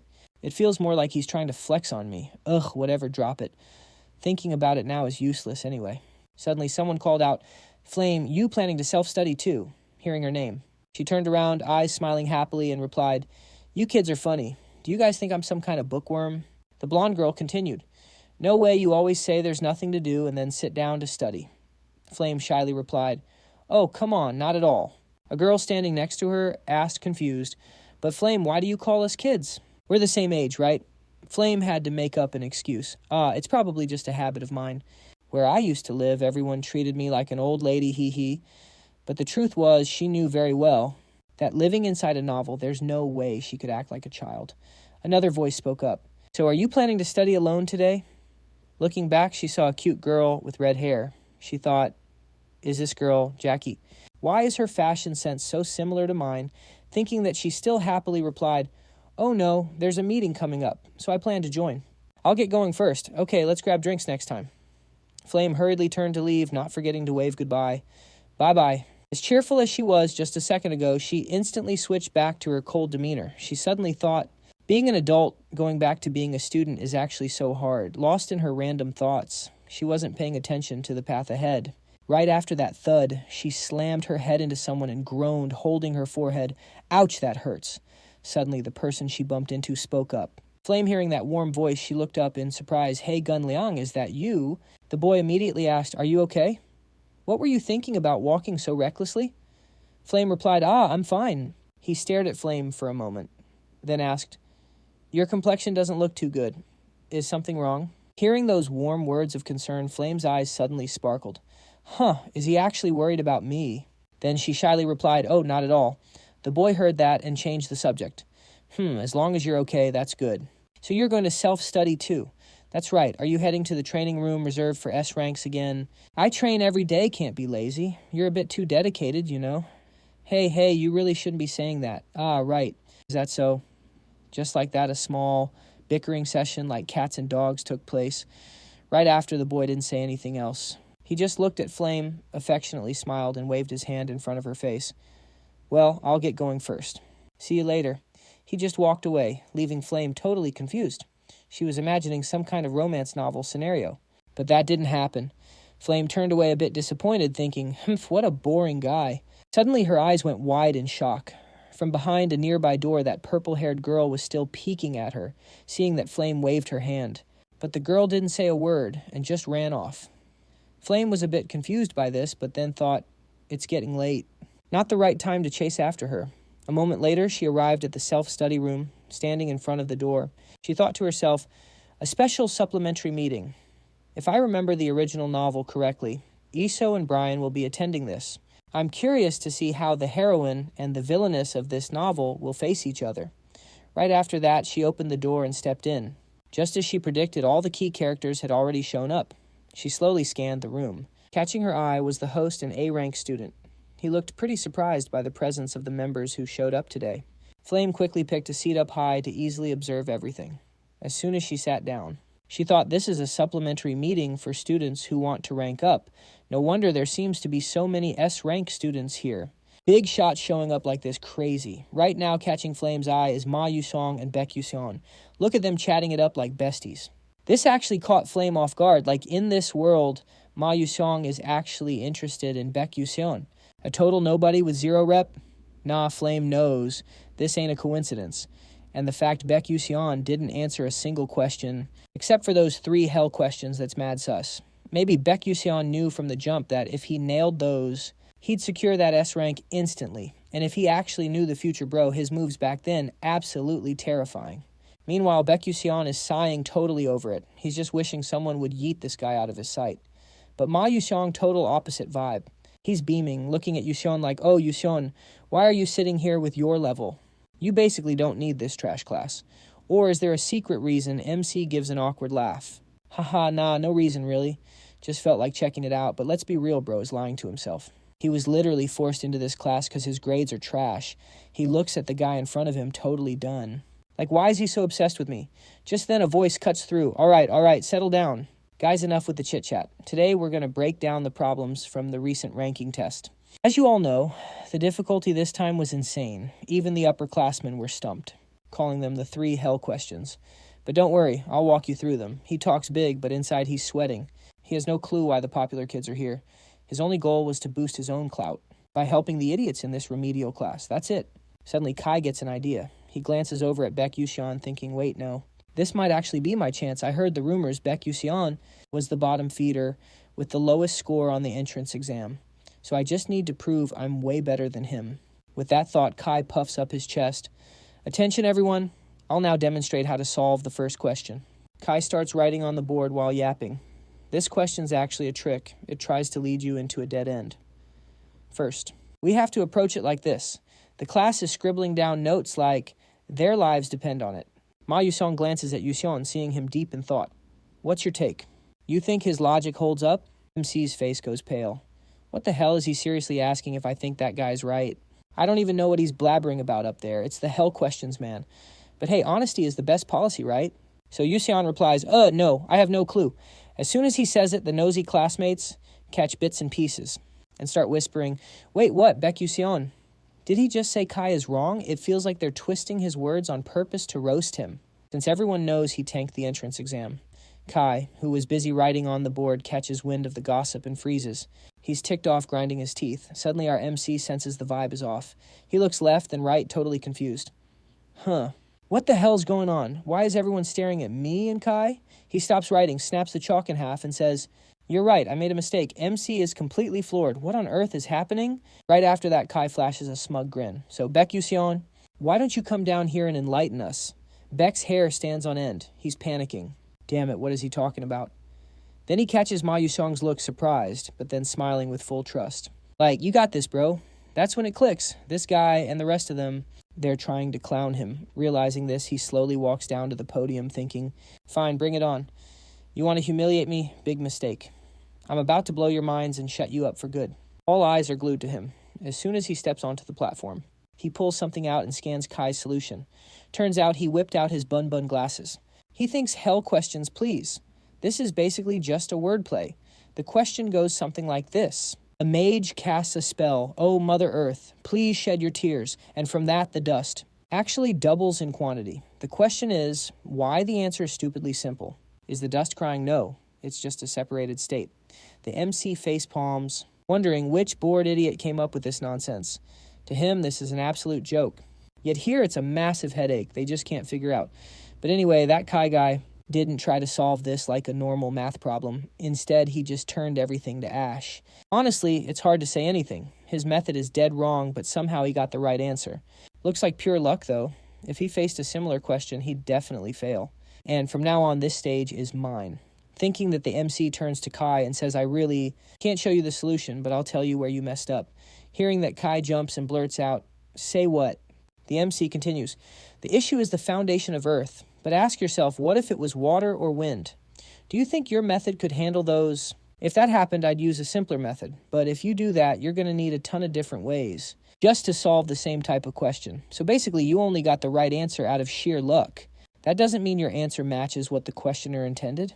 Kai drops his jaw about to explain something, but he just stammers, it then has to accept the truth. The MC was right. Seeing Kai's face, the MC feels a bit awkward. Maybe he roasted him a little too hard. He continues. Anyway, the solution goes like this. Kai listens and takes notes furiously. The whole class down below starts taking notes too. This completely shocks Flame. She doesn't get why everyone is writing down what he's saying. Iso and Hongbion should be arguing back, right? But now both of them are busy analyzing his solution. Is this actually happening, ridiculous? Outside, it's getting dark. Inside Ma, Yusong waves goodbye. Yusong bye-bye. See you tomorrow. He flashes a bright smile and leaves. Yusong reluctantly waves back. Bye. As Ma Yusong fades into the distance, Yusong facepalms and thinks gloomily. Damn it. If I keep getting stuck with Ma Yusong like this, I'm cooked. I don't even want tomorrow to come. I don't want to see him again for the rest of my life. Thinking that he lowers his hand and looks at his fingers, he suddenly thinks, maybe it's the phone withdrawal, but I can't use it anymore. Man, my hands feel so restless. But getting noticed by Ma Yusong, damn it all. Why do I keep bumping into him? Weird, though, before this. Besides, Flame no character has ever used teleport. Hesitating to leave, he sees Bayan still waiting for someone nearby. She looks kind of down. He thinks, what's up with her? She doesn't look too good. Well, not my problem. Why waste energy caring? Then he just walks right past Bayan. Suddenly, she calls out, Baek Yu-seol, while he's confused, wondering if he heard wrong. She continues, I have something to ask you. The MC is surprised. He never expected a perfect person like her would need to ask him anything. He replies, Bayan, what's up? She doesn't beat around the bush and gets straight to the point. Why didn't you explain your answer back there?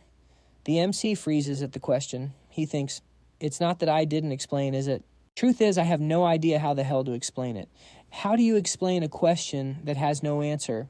Is she misunderstanding something? He awkwardly scratches his head and replies, well, I didn't really have to explain it. Bayan cuts him off, I get it. You didn't want to reveal it there, right? This confuses him even more. No, it's not that. She continues. Then I'll compensate you. The MC is shocked. What are you talking about? Bayan clarifies, I said I will compensate you properly. The MC is totally mind-blown, jaw-dropping as he blurts out. A bit later, they sneak into Mr. Lee's office.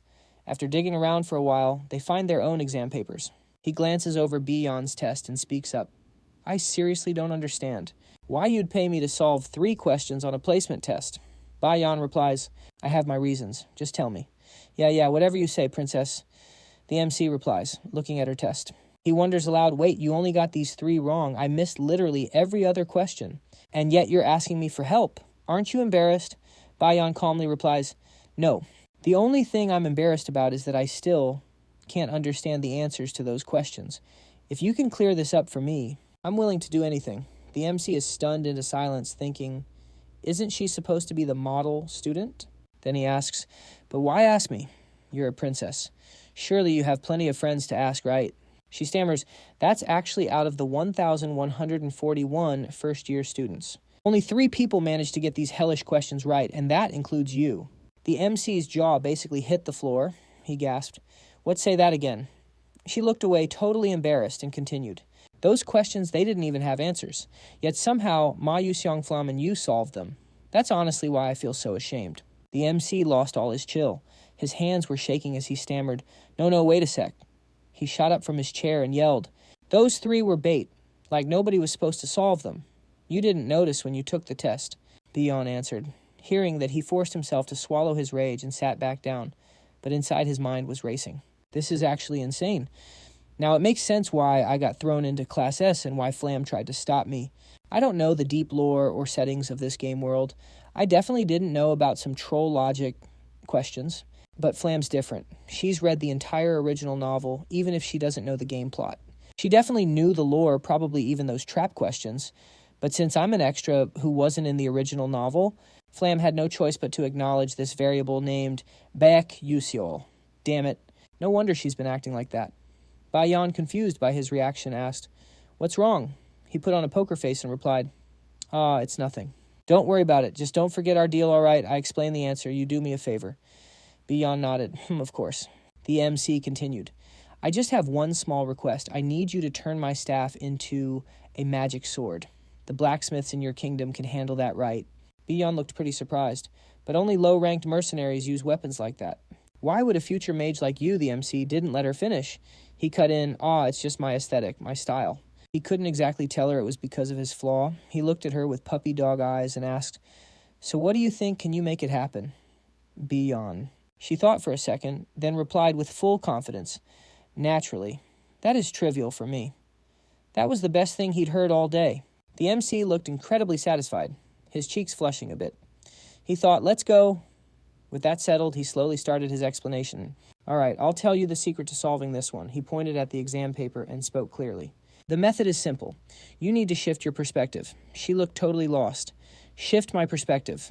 The MC knew Bayan's fatal weakness. She used magic too mechanically like a robot, and she was stuck in that mindset. Originally, she wouldn't realize this until she became a second-year student right after losing to Flam. "I don't think I can make her fully get it right now, but maybe I can steer her in the right direction. So what I need to do is, thinking that," he continued, "do you know what a nonsense riddle is?" Bayan blinked, surprised. "You mean a trick question?" "I think I've heard of them." The MC nodded. "Okay, let me give you an example. What is between a knee and a knee?" She rested her chin on her hand, racking her brain before answering. "Is it the inner side of the knee?" The MC replied calmly, "Wrong." Bayan was confused. Why, he emphasized the question again. "I'm asking you what word is literally in the middle of the words a knee and a knee. It's the word and. You get what I mean now, right?" Realizing she'd been baited, she looked absolutely salty. Seeing her literally fuming with rage, Baek Yu-seol got a little scared and backed up. "Whoa, hey, come on, don't look at me like you're going to eat me. Just chill for a sec and look at the question. It has its own logic and formulas that you just didn't know about. What I mean is when facing a problem, you need to tackle it with more creativity. But do you think you can solve this relying only on your own creativity?" Hearing that, Bayan suddenly went quiet. She looked down ashamed. "No, that's impossible." The MC finally breathed a sigh of relief and smiled. "Exactly. Look, understanding different spells and how to apply them is super important. But for a mage, the most critical thing is how you view the world through your own perspective. Magic is constantly shifting, even in the tiniest ways, but on the other hand, you only think about what you've seen in textbooks. It's all theory, not reality. Magic isn't just about memorizing lines and firing them off. You might be way better than me at analyzing and grading, but you're missing the one thing a mage needs most, and that is creativity." After Baek Yu-seol's long lecture, Bayan fell into a deep silence. She replayed every word he just said. She couldn't even deny it, and she was struggling to keep her emotions in check. Her hands started trembling. She was spiraling into total despair. The MC noticed how serious she looked, and seeing the cold sweat on her face, he scratched his head awkwardly. Hey, you get what I'm saying, right?" Even if it sounds a bit abstract and complicated, Bayan replied confidently, "Of course I understand." The MC forced a smile, thinking, "Well, this is interesting." "I don't even know what the hell I just said." He kept a straight face and went, "I'm glad you get what I'm saying. All right, let's get this started. Riddle me this. What did the man say to his horse when he tucked him into bed?" She looked totally lost. A second later, she tapped her chin, thinking hard. What did the man say to the horse when he took it to bed? She couldn't figure it out. Looking all defeated, she whispered, "I have no clue." The MC dropped the answer, simple. He said, "It's time to hit the hay." Then he started firing off a bunch of other riddles. Why don't they work harder? I don't know. Because they're always lying down on the job. So what happens? When rock, paper, and scissors run a race, I don't know. Well, the rock rolls. But paper and scissors stay put. They're just stationary objects, bro. Physics said no. After that one, he looked over at Bayan and didn't dare say another word. She was literally shaking, like she was beating herself up over this. She was frowning so hard she was grinding her teeth. The MC got goosebumps seeing her like that. He thought, whoa, what is happening? She looked like she was about to snap. He gathered the last bit of his courage and asked one more. So what does the cloud say to the ocean? Wait, my bad. What does the cloud say to the ocean when it rains? She focused hard. Deep down, she was hyping herself up. Come on, I got this. Chill out. After fighting for her life mentally, she stammered, I'm falling into the sea. The MC was actually surprised and shouted, Whoa, you got it right. Finally, she got one right and got some praise. She was absolutely buzzing with joy. It was written all over her face. She flashed a dazzling smile, her eyes sparkling with pure hype. Her reaction totally threw him off. That was the first time he'd ever seen her smile in the game or in real life. The MC couldn't help but grin too. He smugly said, just as expected from a princess, Your creativity is on a whole other level. Realizing he was glazing her a bit too much, she blushed. She tried to keep her cool and said, All right, drop it. Give me the next question already. The MC grinned like an idiot and replied, Yeah, that's the spirit. So next up is just like that. They kept chatting until it was pitch black outside. On campus, there were still a few students hanging around, yapping away. The MC started heading home alone, looking pretty drained. He had bags under his eyes. He sighed, annoyed, thinking I'm such an idiot. I wasted 3 whole hours just testing Bion with those trash riddles. Honestly, I don't expect her to remember any of that yet, but speaking of Bion, she's definitely going to be a cracked mage in the future, with a brilliant mind. Her only nerf is that she thinks too rigidly. I wanted to exploit that weakness to mess with her, but even if she's the villainess, why do I feel so guilty? Whatever, I need to forge Teravon into a magic sword fast. I gotta grind harder. Man, this isn't like my old self who could solo everything. Oh well, no point overthinking it. I better go find those books for the upcoming class. A bit later, he arrived at the spot. He looked around and muttered, Wait, this isn't right. It should be around here somewhere. Yeah, I didn't remember it wrong, did I? Then his face lit up. Found it. This is the place. In front of him was a super sketchy rundown building. Inside, everything was covered in dust and cobwebs. He stepped in, looked around, and thought, Wow, this place is cooked. He glanced at the owner and thought, But I know the secret here. The owner has this weird habit of pretending to sleep while peeping on customers, if I remember correctly. This random bookshop hides Mela's notebook. He was the valedictorian of Stella Academy 10 years ago. Back in the day, I just needed one click on the screen to see it. But in this world, you actually need the book to learn the skill. Plus, the books you read affect your leveling rank. I started out buying from the popular stores, but then I realized the OP books are always hidden in these nameless shops with zero clout, thinking that he headed deeper into the store, and started searching. He was hyping himself up as he walked. Having Mela's notes for the magic engineering class. Nothing beats that. It's a guaranteed perfect score. Well, that's the plan. But honestly, just wearing glasses to look smart would probably get me a passing grade. Still, I might find a secret formula or something. Suddenly, something caught his eye, a green book tucked away in the corner. He shouted, Found it. That's the one. Just as he reached out to grab it, another hand shot out for it at the exact same time. They locked eyes. He gasped, Isel. She was shook like, Huh? How do you know me? Duh, you're famous, the main character replied. Then it clicked for her too. She went on, Oh, I remember. You were in the extra credit group too, right? Baek Yu-seol, was it? The main character heard that and felt kind of bummed, thinking, bruh, she seriously doesn't remember meeting me before the academy. That hurts. She kept talking. I really liked that debate, though. It sucks. You couldn't explain the whole answer. That's when the MC remembered Isel, too. She was the one who couldn't solve those questions either. She added, Anyway, nice to meet you. Then she just cold-shouldered him and walked away. He was kind of shook by that attitude. But the main thing for him right now was thank God the book was still there. He grabbed it, then glanced back at Isel. Thinking, why is she here, though? She was still browsing, but she looked super hesitant to actually buy anything. It was obvious when she checked the price tag on every single book she picked up. She sighed, totally bummed, and put it back on the shelf. Baek Yu-seol saw that and instantly knew what was up. That's the reason. This place sells second-hand books, so the customers are usually broke students like him. Someone from a ruined family like Isel, who lost everything, has no choice but to shop here. Her dad was probably killed by the dark mages. He suddenly felt kind of bad for her. It's actually sad a princess like her having to buy used books, checking price tags because she's scared she's broke. Plus, Isel had a tragic ending in the original novel. She even died before Flame, the guy who became the main character in this world. You could say Isel is the unluckiest character in the entire game. Thinking about that, he finally found the books he wanted. They looked pretty thick and heavy. He slammed them down in front of the owner and said, I'd like to pay for these.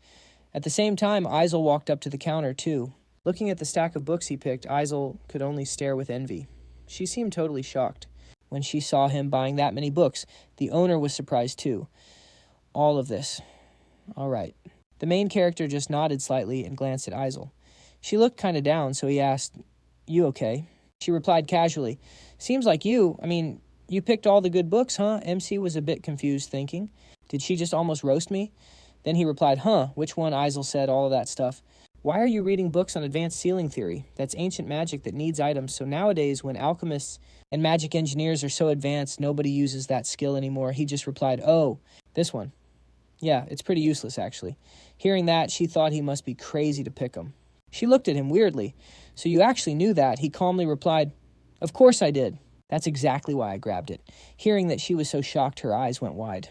She gasped, "Huh, what do you mean?" The main character hugged the stack of books and smiled slyly because everyone thinks exactly like you. "So it's way easier to get a high score in this class. Anyway, I'm out. Bye-bye." Walking away, he thought with a grin, just like Isel said. Barely anyone wants to study ceiling theory, but that's exactly why I'll spend way less time on it. And it's easier to get top marks than in other classes. With these books, this semester is going to be a breeze. And he just left Isel standing there totally stunned. She was confused and wanted to ask more, but her pride wouldn't let her say a word. Cut to the next day at Stella Academy. Isel was walking down the hallway looking super nervous. This was the first class of Void Theory, and her first class since enrolling. She thought to herself, "Anyway, this subject is an easy A, so it shouldn't be too bad."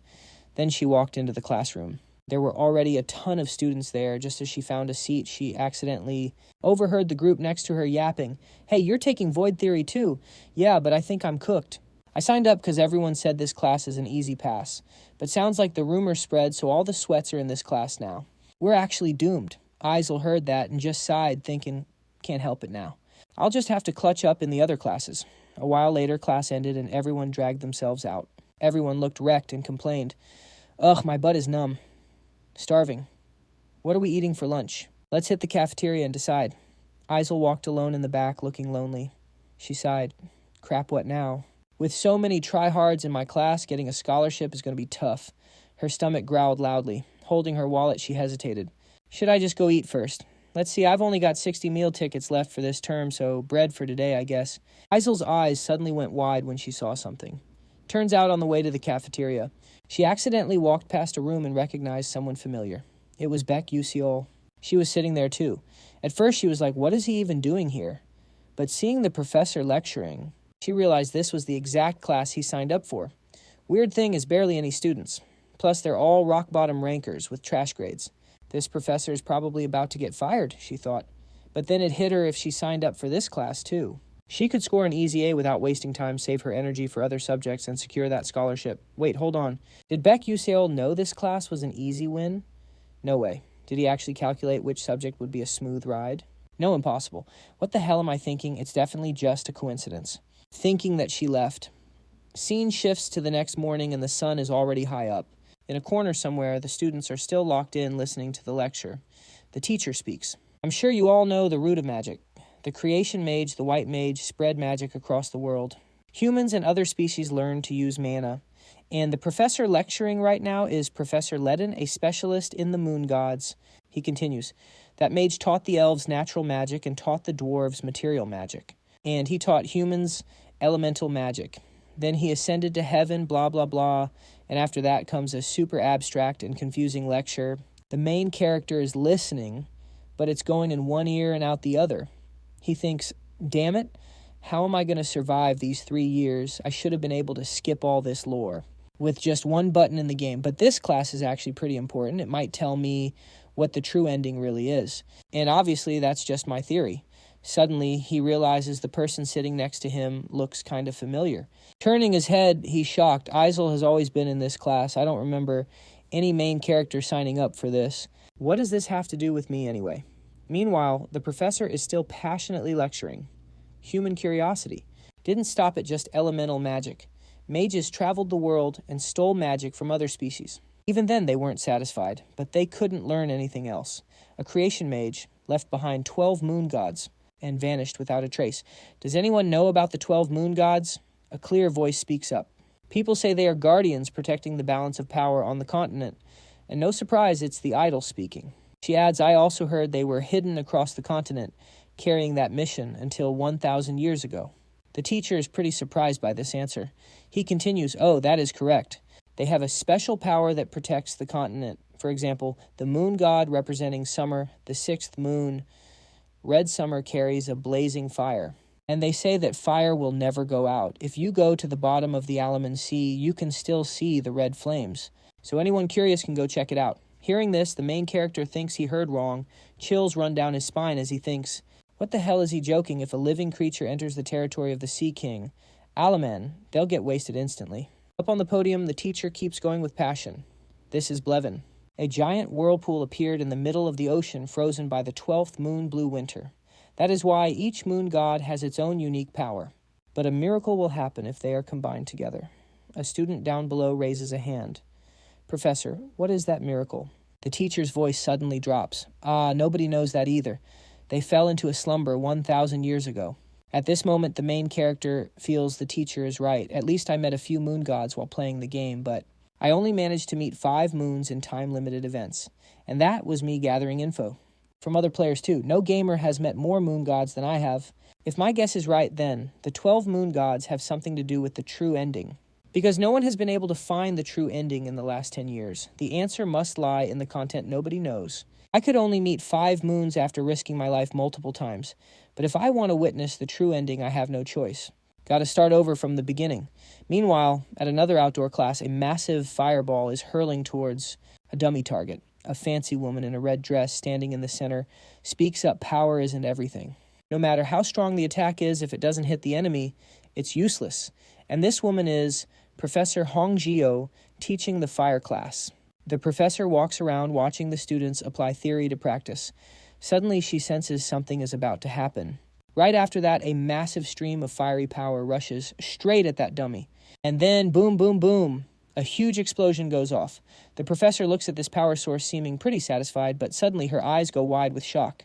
Because after that huge explosion, as the smoke and dust fade away, the dummy's silhouette isn't burnt to a crisp, but is still completely intact. Professor Hong Jio looks at this scene with disappointment and sighs, that was trash, Brian. She was literally shaking after hearing that. Brian slumped into the chair to rest, looking totally defeated. You could see the disappointment written all over her face. She thought to herself, I messed up again. Mother is going to be so disappointed in me. Suddenly someone called out, Princess. She looked up. It was that red-haired girl with the cute Twin Tails cheese stick. She was smiling so hard her eyes were closed, asking, Are you doing okay? She slowly sat down next to Brian and kept going, Don't be sad. Honestly, you looked amazing out there, Princess. Brian just gave a cold reply. What's that supposed to mean? Even if you use the same magic as me, yours is way more overpowered. So what's the point? I didn't even hit the target. The girl replied, But your magic was seriously impressive. Like actually super cool. To be honest, I've heard about you since I was just a kid.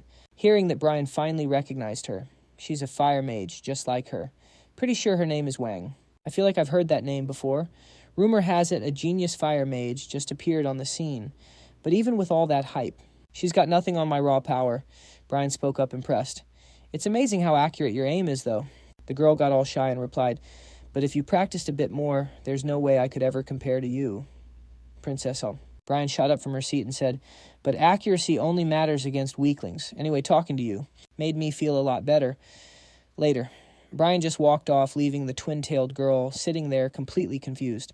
Cut to a castle somewhere. Everything looks super neat and tidy, and Brian's there too. But she looked totally drained. Suddenly a voice spoke up. Princess, a woman, with a strong vibe appeared, standing straight behind her. She continued, Welcome back, Your Highness. That was Brian's personal bodyguard, Yiren. I've prepared some warm tea and sweets for you, Brian replied. Thanks. Yiren continued. About the request to modify the appearance of that staff you gave me, since the staff itself is so high quality. They said they could forge it into a high-rank magic sword. Brian was munching on cake while listening, but she sounded a bit skeptical. Are you sure about that? Yiren added. However, there are some concerns. Brian was surprised. Concerns? Yiren hesitated. Well, I heard rumors that it constantly drains mana from its owner. Brian was shocked hearing that and jumped to her feet. She whipped around in a panic. Say what, isn't that a cursed item? Then Yiren's voice dropped. Not exactly. It actually resonates with the energy of nature. Brian was totally confused and started mumbling, No way, something that drains its master's mana, but can also resonate with nature's power. Then why is that staff only ranked as intermediate? That's exactly the reason it's stuck at that rank. What do you think Princess It's original ability is to massively boost the user's mana and amplify it to make it stronger, potentially even high rank? But since it only sucks mana in and doesn't release it, it got downgraded to intermediate. Brian couldn't stay calm anymore. She yelled out, "What high rank? How the hell is a student supposed to use that?" Even Yiren looked pretty surprised by this. Brian was still freaking out, holding her head. I knew it wouldn't resonate with just anyone right off the bat. But I didn't think anyone could actually use it, even if they got their hands on it, unless they have a crazy amount of mana, like monstrous levels or none at all. I don't get it. I can say for sure that any normal person would know that's impossible. She talked so fast her throat got dry, so she took a sip of hot tea to clear her voice, then added, "But anyway, he's definitely someone special." Cut to a few days later, the new semester had just started in one of the classrooms. A teacher was passionately explaining, "For you students, offensive magic requires a deeper understanding than any other type of magic." And our MC was sitting there listening intently. "This bald guy is Professor Callum, the expert in mana guidance," he continued. "That is precisely why mana guidance is a mandatory course. From now on in your duels, you will learn how to guide your mana, with a focus on projection and targeting." ISO was also in the class, looking pretty locked in and listening carefully. Meanwhile, up on the podium, the professor was still yapping away. Projection means firing magic from the caster's body, while targeting means applying magic to a stationary object. Next, we will discuss the trajectory formula. From a distance of 760 meters to the north, Cho-Chul-Su is moving at a velocity of 12.6 meters per second towards the south. So what is the appropriate trajectory for the predicted distance that Yeon-hee needs to execute her water attribute magic? As the teacher finished asking, the room went dead silent. Two students in the back started whispering to each other. One asked, "Wait, how does it work if the attribute is water?" His buddy next to him cut him off. "Dude, unless you're a water type expert, best to just skip that one, but is the teacher trying to grief us right now? Our MC sounds like he's about to pass out from boredom." Bro keeps yawning, thinking this is a total snooze fest. Why does this drag on longer than a Korean language class? Suddenly, the bald professor speaks up. "Student Yusen, stand up and answer this." "Huh," the MC replies, sounding totally dead inside. "Yes, sir." But inside, he's cursing, crap me again. After messing around with the presentation for a bit, he finally finishes his solution. He turns back confidently and says, "All done, sir," looking at Yusan's presentation. The professor gasps in shock. "Amazing. You actually solved it that easily. Is your base attribute water or something?" He immediately waves his hand and replies, "Oh, no, not at all. Oh, that's impressive then. Let's move to the next question." But his expression just made Iso see him in a whole new light. A while later, class ends and everyone rushes to get out. A clear voice calls out, "Excuse me." Turning toward the voice, he replies, "Huh, you talking to me?" Standing right in front of him is Iso. She continues, "That's right, I have a question for you." She suddenly realizes she's been wondering something about this guy, Yusun, while watching him. It's not about his rank, but the fact that he's actually really smart. Even compared to the top rankers, he solved the professor's problem so fast and with such precision. That is actually insane. The difficulty of that question was at least university level, maybe even professor level. Even here at Stella, where all the geniuses gather, who exactly is Yusun? At first, I didn't think much of it. But now it's confirmed. He definitely has a strategy for course registration. Thinking this, Iso continues. "I want to ask, what's your next class?" Yusan is pretty surprised by the sudden question. He stays calm and asks, "Why do you want to know?" "Don't tell me you have a crush on me," Iso replies, annoyed. "What the hell, bro? You think I'm a creep? That's gross." Yusan's face turns purple with rage. I'm the one who should be grossed out, am I right? But then he thinks, wait, I'm an adult. What the hell am I saying? He scratches his head awkwardly and asks, "So why are you asking?" Iso gets serious and answers, "I've been studying the classes you take. It looks like they're all classes where you can easily get high scores. I'm not going to beat around the bush. I'll just ask you straight. That strategy, where did you learn it? Because this is pretty important to me." The MC hears this and thinks, I was wondering what she was getting at. But now I get it. Immediately he waves his hands and bursts out laughing. "Haha, what do you mean? Those classes probably just a coincidence. If that's all, I'm out." Saying that, he turns his back to leave. But seeing his dismissive attitude, Iso is shocked and gasps. But watching his back as he walks away, she can't let it go and calls out, "Hey, wait up!" But he couldn't care less at this point. She gathers her courage, swallows her pride, and runs after him, yelling, "Please wait!" The MC finally hears her and stops. She says, panting, "Please, just hold on a sec." Yusin replies, "What is it? Why are you following me? Go learn that stuff from someone else. There are plenty of pros here. Or just copy me if you want." "You said you did your research right," ISO stammers.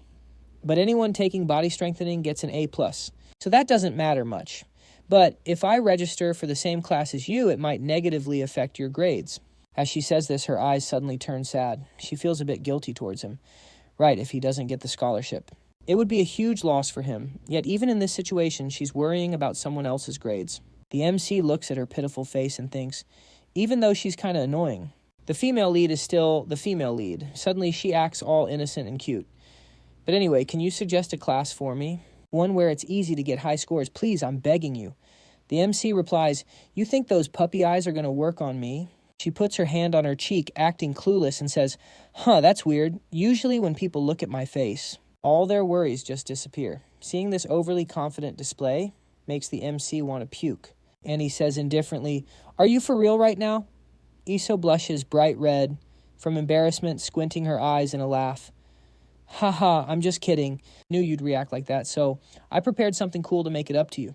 The MC shivers when he hears that. "Make it up to me." He shook, thinking, holy crap, why do these kids love making it up to people so much?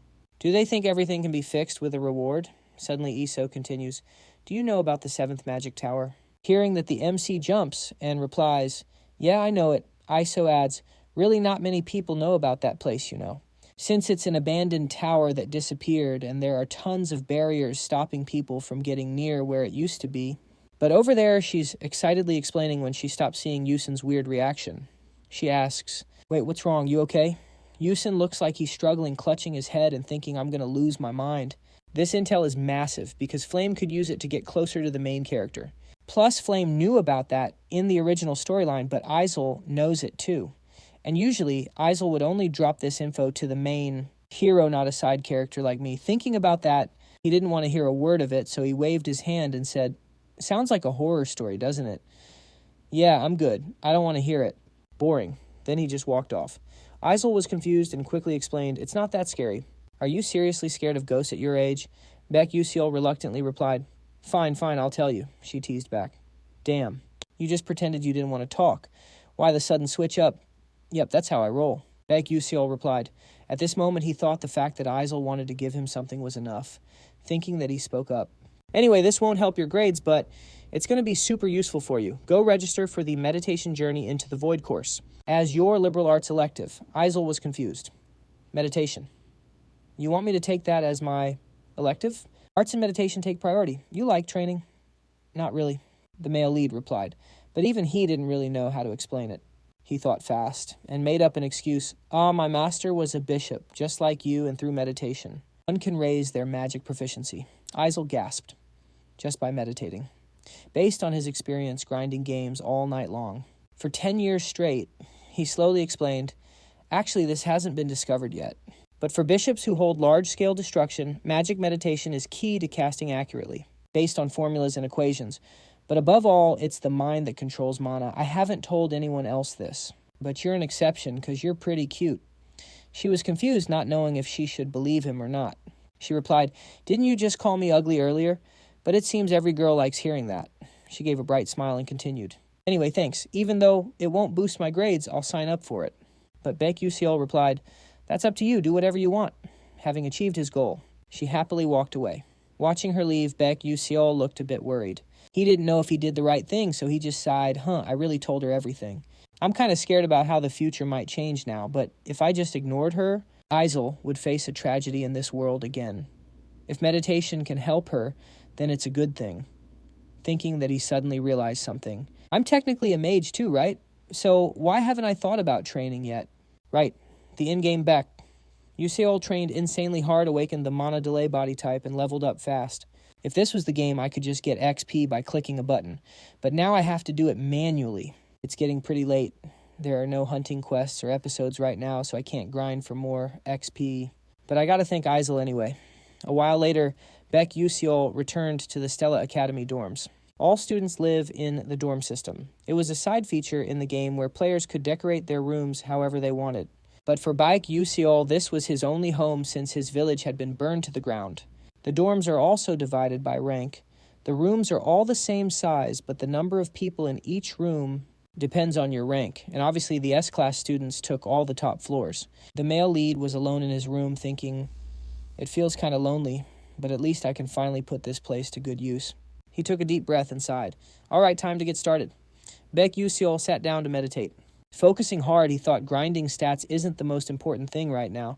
Since this is reality, I need to get used to this body. In the game, Yu-seol was a genius who could control sword aura by cycling an infinite amount of mana inside and outside his body. No one paid attention to him, so nobody knew, but Baek Yu-seol was a sword genius who had reached the peak of swordsmanship. I have to walk that path again. My breathing controls the mana flow in my body. If I can slowly increase the mana I take in with each breath, I'll be able to absorb enough mana in a single go. Skills don't just level up by collecting XP. I have to spam them to raise their level. That means I gotta train. And just like that, he focused on cultivating all night long. The clock hit 4 a.m. and the sun was coming up. Inside the room, Yu-seol was still grinding. His whole body was glowing with a shimmering golden light. Suddenly his eyes shot open and he raised both hands. Feeling the refreshing energy flowing through him, he thought in amazement, this must be what Yu-seol felt back then. As someone who accepted having mana leakage syndrome since I was a kid, it's faint, but yeah, I can still feel it. Right then, the system pops up with a notification: skill mana leakage syndrome has leveled up. Skill flash leveled up. The MC looks at his status window, totally satisfied. Nice. One step closer to the goal. I'm going to reach the true ending no matter what. Scene switch to somewhere else. The vibe here is actually pretty chill. Endless green grass stretching out, and a mysterious figure appears. Turns out this is a dreamy spot inside Stella Academy. Flame is just soaking up the atmosphere. She thinks the grass and wind are fake, but it feels so real. So relaxing for your information, the Stella dorms are actually a pocket dimension built right into the campus. That lets them manipulate space and its properties however they want. All the sports events, other events, dungeons, gates, even monster training happens right here. Because of that, back to reality. The students are all gathered up. Flame stands in the back scanning the crowd. She realizes there's a total of 141 people, 50 from classes A1 and A2, and the other 40 from S-class. If this was like the novel, there should be 39 students in S-class. I thought it was 40, including me. But somehow there's one extra person. Exactly. Where on earth did Baek Yu-seol come from? In the novel. The first year only had 1,140 students. Add me, and it's 1,141. In other words, was Yu-seol part of the original novel too? I'll figure this out slowly. It's okay. I got this. I'm the only one in this world who knows the plot. Class is about to start. Suddenly, the students in front of Flame start buzzing. Someone asks, Prince Jeremy, did you finish registering a blonde guy in the middle? Probably the guy they meant looks pretty smug. Of course. We signed up for soft magic research too. Heard you signed up for it. He smiles with his eyes closed. Really, let's help each other out then. Flame watches him and thinks, that's Prince Jeremy. In the novel, he's obsessed with Isel, but gets rejected. After that, he changes completely and ends up as a villain. He looks nice now, but everything he does is calculated. I need to be careful and stay away from him.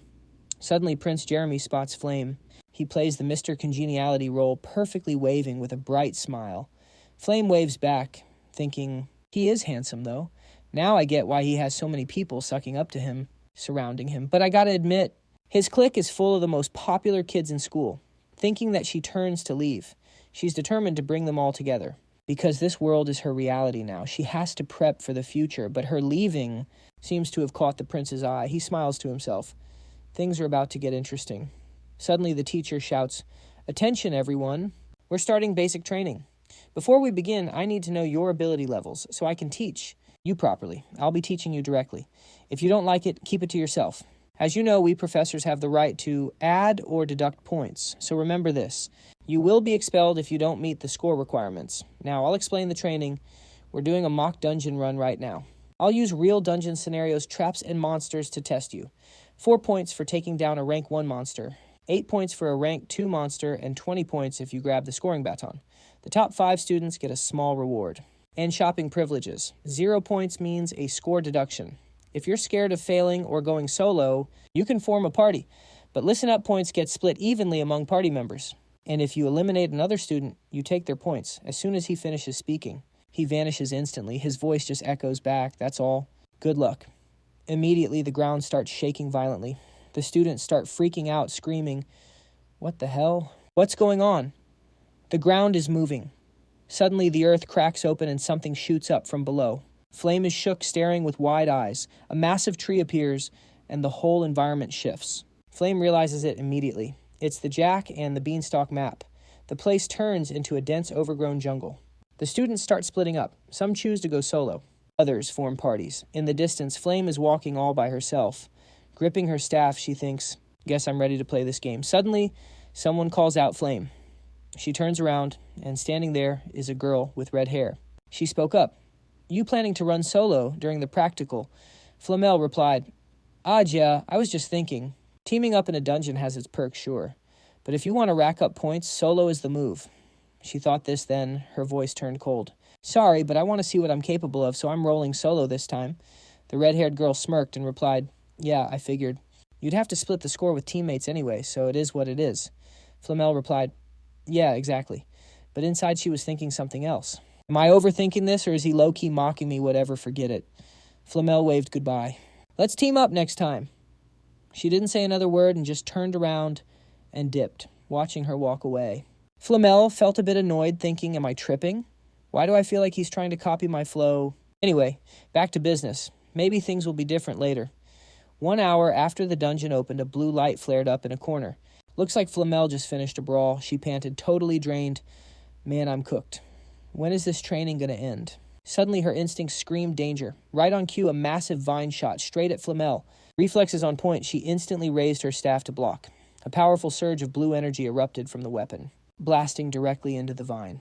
After a moment, the plant monster got wrecked and started shrinking down. She scanned the area, thinking, so it's not just monsters. Even the plants are throwing hands. This place is actually legit. Can't let my guard down even for practice. I've only racked up 18 points so far. Not terrible, but one big score is all it takes to close the gap. I gotta keep moving. Just like that, she pushed deeper into the dungeon. Suddenly, her eyes went wide in shock. There was a blurry silhouette in the distance. The sun was blinding, so she couldn't see clearly. She panicked for a second. Is that a monster? No, that's a person, but how can a student have stealth skills on that level? Whatever, I'm using nature camouflage to hide anyway. Flamel's special ability-covered crowd control defense. Destruction and healing. She told herself, looks like ambushing a rival isn't a bad idea right now. Quiet as a mouse, she crept toward the shadow, step by step. As she got closer, she realized it was Baek Yu-seol. Wait, he's actually solo. I swear other students were dying to team up with. Yu-seol, right? Did he reject all of them? That's so weird. I seriously can't figure this guy out. But what really shocked her was the point bar in his hand. Suddenly, a wild idea popped into her head. Perfect chance to test him. Meanwhile, Yu-seol was clueless, just yawning and walking forward like nothing was up. Flamel charged up a massive beam of light with her staff. She figured from this distance of about 15 meters, he wouldn't be able to block it. Immediately, a creepy magic circle appeared. Intense orange energy radiated from her entire body. She stared straight at Yu-seol and shouted, "Light bullet!" Instantly, a bolt of lightning blasted forward.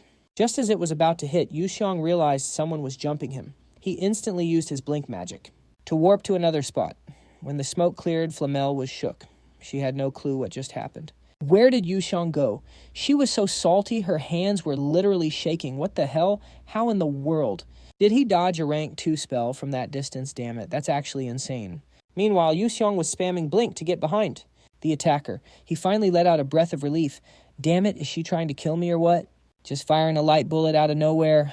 Thank God my mana pool leveled up, or I would have been cooked. His blink skill had leveled up to rank 1, with a max range of 12 meters. I've still got 2 charges left.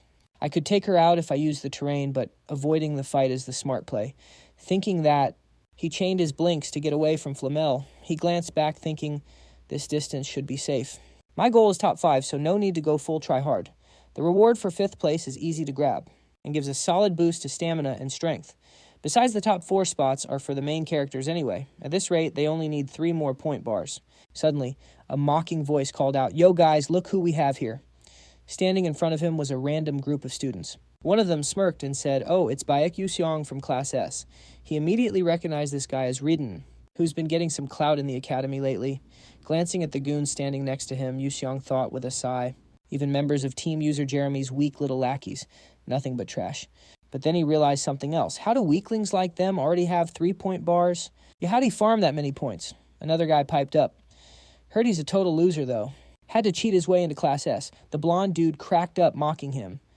Imagine getting into Class S. Just by answering 3 dumb questions, Stella definitely got scammed. Yusan thought totally over it. Do they seriously only have one joke? Are they going to keep replaying that like a broken record? Seeing Yusan stay quiet, the guy got cocky. Yo, since we bumped into each other here, hand over your point rods. He just gave a cold, short reply. Hell no. The blonde guy found it amusing. Oh, you want to play hard to get? He flashed a nasty grin. Think you can 1 versus 3 us. Haha. And you're going to use that mid-tier magic staff. Don't make me laugh. You can't even cast a spell. What's the point of the staff? Facing this trash talk. Our MC was figuring out his move. With just a low-rank blink, he couldn't go head-to-head with a guy from a famous clan. But if I have 3 blinks available, then I've got to play. I'll use the point rods in my hand. Plus, we're in a dungeon that's my home turf. Thinking this, Yusan held out his point rod and said, Here, take it. Seeing him finally cave in from fear. And voluntarily handed over. The blonde guy smirked. Good boy. Now that's what I like to see. Yusan thought, don't celebrate yet. Karma hits fast. Seeing his guard down, he closed the distance like a bolt of lightning and snatched one of the bully's point rods, grinning like a devil. He used the rod as a weapon and smashed it right into his magic barrier. Crack. The barrier fractured. The guy ground his teeth, cursing. Damn it. You filthy commoner, bam. He got blasted backwards, slamming hard into a tree. Ridden lost his mind, screaming, You son of a bitch. But the whole squad froze. He was gone. Before they could process, a familiar voice called out, Yo, over here. Ridden whipped his head around. Yusan was standing there, grinning like a troll. That was close thanks for the gift, though. Now Yusan was holding 2-point rods. Ridden shrieked like a maniac, You bastard, give it back. A true master of trolling. Yusan replied, Psych, I don't think so. The MC was pretty pleased with his 200 IQ play, thinking these point rods actually slap. He'd stumbled upon this trick back when he played the game. Truth is, these rods are bugged items, totally worthless trash, but because their durability is broken, student magic can't scratch them. They don't have stats like other artifacts, even if they're technically for mages. But for Yusan, a physical build player, a weapon with high attack damage, gets utilized 100%. Meanwhile, Ridden was seething. That little rat, how dare he snatch my rod? He spun around and barked at his squad. What the hell are you guys doing? Rush him. Attack. Suddenly, the dungeon started rumbling. Ridden panicked. Damn it, why does the layout have to shift now of all times? Why, right now. He screamed frantically. Group up, precast your spells. Now. We can't lose that bastard. But this chaos was the perfect opening. Yusan booked it. One of Ridden's goons spotted him. He shouted, Beck, hey, Yusan's bailing. Immediately, they charged up a blast of blue energy aimed straight at Yusan, screaming at the top of their lungs. You're cooked, nowhere to run. The terrifying blast shot toward him. Yusan thought, holy crap. These guys are actually cracked, but they're still too green. Just as the energy was about to nuke him, he popped blink and vanished. Ridden's squad was boiling with rage, but couldn't do a thing. That slippery rat. He blinked again, damn it. He's too fast. I lost visual while they were all staring forward. Yusan had already flashed behind them. He thought confidently, I've got 10 years of game experience, so abusing the terrain is a piece of cake. Ridden was absolutely losing it. Son of a... We just need to land 1 hit. Suddenly the dungeon quaked violently again, seeing everyone panicking. Ridden shouted, chill out. He's still nearby. Just wait for the shaking to stop. And if you see him, jump him all at once. But be careful, if our spells whiff, the backlash will mess us up. So we gotta play this smart. He scanned the area. Suddenly he locked eyes with Yusan. Not only that he was standing right in their faces, but before they could react, Yusan was already 1 step ahead, smashing the point rod straight into their formation. The impact shattered their defense instantly. The barrier started cracking, and at the same time, that formation began backfiring right on Raiden's squad. Then came the huge explosions. Boom, bang!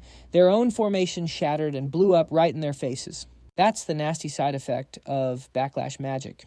The MC booked it to a safe distance, watching the whole group get wrecked by their own spell. He was loving it, thinking it's a wrap. When the smoke cleared, Raiden looked up. He cursed out loud. Damn you back, Yusan, you son of a bitch. But our boy just held up 3-point wands, grinning like I'll be taking these. Then he teased. By the way, if I ever get a girlfriend, I'll give her these. Bye-bye, losers. Raiden was shook. When did you steal those? Give them back now. The MC looked at their pathetic state and felt totally satisfied. Hey, that's enough. Taking the last one would be a hassle. Then he added, man, that show was entertaining. I'm done playing. I'm out. And just like that, he blinked away, leaving them in the dust. Raiden was shaking with rage, screaming like a lunatic. "You piece of trash." Little did he know a certain girl student saw the whole thing. Yusan was already far away, cheering, Hey, I totally lucked out. If I fought fair, I would have been robbed. But since this is a dungeon, the rules are different." That's the veteran experience speaking. Wait, why do I have a bad feeling? Something feels off. By the time he realized it might have been too late. A massive fireball was hurling straight at him. Seeing this, our MC was shook to his core. What the hell? Where did this rain of fire come from? Flames just kept raining down on him. Fireball after fireball, like a meteor shower. Everywhere they landed, a massive explosion went off. He couldn't even fight back. He could only use blink to dodge. Bro was running for his life. He lost his cool completely. Damn it. What kind of broken magic is this? That's freaking insane. Looking back at the forest, turned to ash, he was still trembling, thinking that was way too close. But what was that magic? Is someone trying to kill me? Through the smoke, a silhouette started walking toward him. She stood right in front of him and yelled, "Hey, commoner, why didn't you take one more wand from them?" And this fire user was none other than Princess Hongbion. The MC was surprised, thinking, why is she here? He awkwardly scratched his head and said, "Oh, hey, are you mistaken? It's not like I can just take whatever I want. And me taking those wands? What the hell does that have to do with you?" She froze, realizing she might have been a bit out of line. But then Yusen realized something. Wait, don't tell me you wanted me to steal from them so you could steal from me. What kind of crazy plan is that? Don't forget who taught you a lesson before. Hongbion put a hand on her chest to explain. "I am royalty, but if you figured it out, then let's fight. As a member of the royal family. Stealing from a commoner isn't something I want to do, but in this battle I have no choice. I'll take you down and take what I want." The MC looked like he was about to have a heart attack. Hey, what are you trying to do? Why are you bullying someone weaker than you? You weak. Hongbion continued. "But earlier, I saw you fighting and toying with them. You used magic to wreck them, didn't you?" Even though she didn't want to admit it. She thought, I need to wrap this up fast. If I don't want Mom to yell at me, I need to get a high score. Suddenly, Hongbion heard something approaching. Raiden's crew had caught up. One of them screamed, "Baek Yu-seol. Where did he go? Damn it, that bastard is too slippery." Princess Biyan noticed them too. Meanwhile, Yusen started booking it. She hesitated, thinking, should I attack them now? But no matter how strong I am, I can't take on 6 people at once. Right, I need to wait for their mana to drain. That's my chance. Meanwhile, Yusen wasn't about to just sit there and die. He attacked Raiden from behind, then blasted magic straight into their formation. Watching from afar, Hongbion was surprised. She didn't think that Commoner could use anything other than blink. Sure, they're weaker than me, but they're still capable fighters. Compared to that peasant, they should be way stronger, right? She pursed her lips, making a decision. A magic circle formed around her. Engulfed in fiery energy, she thought, time to unleash my fire magic. And with that, a massive beam of magic shot forward. Yusen sensed the insane power and blinked away in a split second. He felt the pressure getting closer, more intense. Yup, a terrifying flame was heading straight for him. Blink after blink, he jumped up, ducked down, dodging for his life. As for Hongbion, staring right at the fire, and then boom! A huge explosion happens. Guess the MC can finally breathe easy now, right? Her magic is actually dangerous. Lucky my intuition is cracked, or I would have been totally cooked. But I already used Flash twice. How am I supposed to face her now? Suddenly Brian speaks up. Why didn't you pull out your staff this time? Yusan is speechless. You're holding my staff. Remember, Hongbin cuts in. What about the one you got at enrollment? Hearing that, he realizes, oh yeah, right, why didn't I think of that? Seeing him acting all fake like that, Hongbin says with disgust, how long are you going to keep hiding your true power? As she says this, her eyes suddenly get intense, turning a scary blood red. She stares straight at Yusen, thinking bitterly, I'm actually taking this battle seriously. But that commoner thinks this is just a joke. Furious, she shouts, fine, if you're not going to fight properly, then I'll just have to take you down right here. Yusen gets chills hearing that, thinking, bro, I am fighting seriously. I'm not trolling her at all. Meanwhile, Hongbin continues. If you don't get serious, you might actually die here. Right now, a sea of fire is raging behind Hongbin. Her face lights up with determination as she thinks to herself, today I'm going to absolutely crush you. She sends the flames rushing straight at Yusen. At this point, Yusen can't stay calm anymore. He dodges like crazy, leaning left then right after struggling to defend for a bit. He's totally shocked by the scene in front of him. He slumps down in panic, not knowing what to do. But now's not the time to rest. He jumps back up, looking at the giant fire and thinks, crap, even if I dodge with Flash, her attack range is way too wide. What am I supposed to do? Suddenly he hears a sound. He turns around to check. Right then, a bold idea pops into his head. Immediately, he shows off his flash skill. Quick as lightning, he jumps to higher ground where the fire hasn't reached yet. Looking back, the fire is burning hotter and spreading wider. Yusun hides behind a rock, lucky to be alive. He looks down and thinks, I got lucky dodging it this time, but it's still really tough. Even if I get close to Hongbin, the flames around her will explode to protect her the moment I get near. I know this well since I've fought plenty of fire mages, but her rank is way higher than I thought. If this was a flat plane, I would have lost in under a minute. Hell, there wouldn't even be a fight. Yusun stands there watching the sparks shooting out like rain. Suddenly an idea hits him. Should I use the power of these point staffs in my hand? His eyes get serious. We don't know who's getting wrecked here yet. Cutting off his thoughts, he boldly charges straight into the blazing fire. Countless sparks fly towards him. Right then, mana leakage syndrome activates. He gains a sixth sense and his time perception accelerates. To him, time seems to stop. He easily slashes away Hongbin's magic, seeing her powerful sparks. Gets swatted away by a commoner. Hongbin can't believe her eyes and gasps. No way. How can he use a weapon to block magic? How is this even possible? Yusun is still struggling in this intense battle. He feels it more clearly as time passes. This isn't a game. Controlled by keyboard and mouse, it's moving his actual body to face a mage head-on. Clearly, the surrounding mana is getting stronger. His sixth sense is as sharp as his sight and hearing. Meanwhile, Hongbin is still bewildered. How is this possible? She thinks to herself. In this forest terrain, my fire should have the advantage, right? Then I just have to increase my magic power. No sooner thought than done. She pours all her power into her staff. But Yusun is still frantically slashing the magic away. He's fighting for his life. Then he runs behind a rock to catch his breath for a second. Right now, he suddenly thinks I can't just keep defending. That's it, I have to break Hongbin's magic shield with this point staff. Then he throws himself through the fire, getting closer to Hongbin. His footsteps get closer and heavier. When he's not far from Hongbin, he uses flash to instantly close the gap. This totally shocks Hongbin. She grits her teeth, turning around in fury. At this moment, Yusun has stepped inside her fire formation. And then the two lock eyes sparks flying, Yusun calculates. When approaching, fire mage's explosive magic knocks back enemies within a 2-meter radius. Thinking of this, he suddenly laughs. For others, this might be impossible, but for someone with 10 years of experience, like me, it's different. I've been through this tons of times. Immediately, he gets blasted away by her magic. Leaving Hongbin with her jaw on the floor totally shook, but not backing down, Yusun dashed back in to keep the pressure on. He ruthlessly used the scoring batons to hammer her barrier. Cracks started spreading all over the shield. Hongbin was totally lost. She couldn't believe her eyes. What the hell? How is he even doing that? Yusun didn't let up for a second. He kept spamming attacks like a madman until the barrier couldn't take it anymore and just shattered.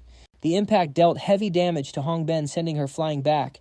She started whimpering on the verge of tears. Yusun walked up to her, flashed a bright grin, crouched down, and spoke. I win. Hongbin felt totally humiliated. She is a literal princess, yet she just took an embarrassing loss like this. She grit her teeth and asked, Who even are you? Yusun slowly stood up and replied, Oh, me, just your average everyday student.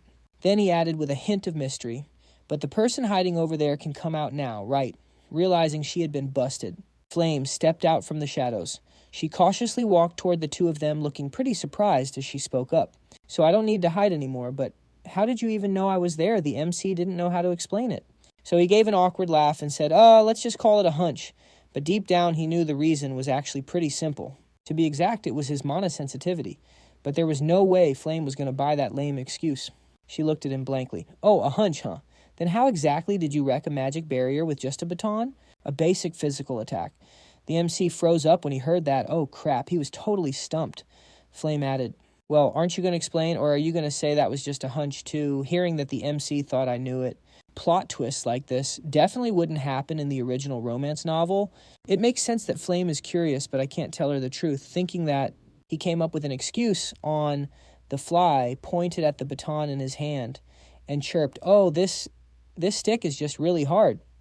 Flame looked annoyed and said, Yeah, like that explains anything. So what if it's hard? You think you can just swing it around and break a magic barrier? If that were true, then in this world, knights would be wiping the floor with us mages. Yusun had to admit she had a point. He thought to himself, You aren't wrong, you are actually spot on. The MC, trying to dodge the question, just made Flame more suspicious. She blurted out, I have always felt something was off, but I never got the chance to ask. Baek Yu-seol, who are you really? Hongbin, who was standing to the side, was being ignored like an NPC, but she was eavesdropping the whole time and looked shocked too. Meanwhile, facing Flame's interrogation, Yusin was sweating bullets. He was frantically trying to think of a way out. Is this finally the moment? It hasn't even been a month and my cover's already blown. Should I just reveal my true identity? No, that won't work. Flame doesn't like me at all. That would be way too risky. Thinking that the MC said, even if you are suspicious of me, I'm not a bad guy or anything. Hearing that, Flame looked confused. Huh, what is that supposed to mean? The MC gave an awkward laugh and continued, just like I said, I only want to help you. This just confused Flame even more. Help me. Help with what? What are you actually trying to say? Stop beating around the bush. It is annoying as hell. But the MC didn't explain any further. He just turned to leave. He waved his hand and said, I would love to chat more. But I am out of time. Catch you later, I am off. This left Flame so stunned she was furious. She was fuming. And it was exactly these actions today that made Hongben see him in a totally different light. She looked like she was plotting something crazy. The MC thought, looks like I am in the clear, just gotta walk away. Hopefully they let me off the hook. Suddenly someone pelted the scoring batons at him. Thud, thud, thud, it was Hongben. After throwing them, she stood there freezing in surprise. What that is, weird. The MC took the full combo, clutching his head in pain. He turned around and yelled, what the hell? If you have something to say, just say it. Why, you gotta be so petty. Hongben spoke up, I thought you would catch them. You easily dodged all that magic and traps, but you can't catch these. Yusan was speechless at her dumb logic. He figured he had no choice. His mana leakage syndrome had limits. He couldn't keep that hunch active forever. Thinking fast, he faked being in pain. Ouch, that hurts. The duration of my mana leakage depends on my mental strength. Since I am mentally drained, I have lost my reflexes and I have got a killer headache. But then the MC asked, confused, so why did you throw these at me? Hongben replied without hesitating, you won, so take them. Even though these scoring batons seemed pretty important, he thought to himself, is her pride hurt or something? But if I take all of these, my score is going to skyrocket. Besides, those things are useless to me anyway. With that in mind, he bent down, picked up just one baton, stood up and smiled. All right then, thanks. I'm just taking this one, you keep the rest. Peace out. He turned around and dipped, not forgetting to wave goodbye. Walking away, bro was totally tripping on his own hype, snickering to himself. Bet they're stunned by my moves right now. What a generous guy I am. Showing mercy to a defeated loser. That's just peak badassery. Hope they think so too.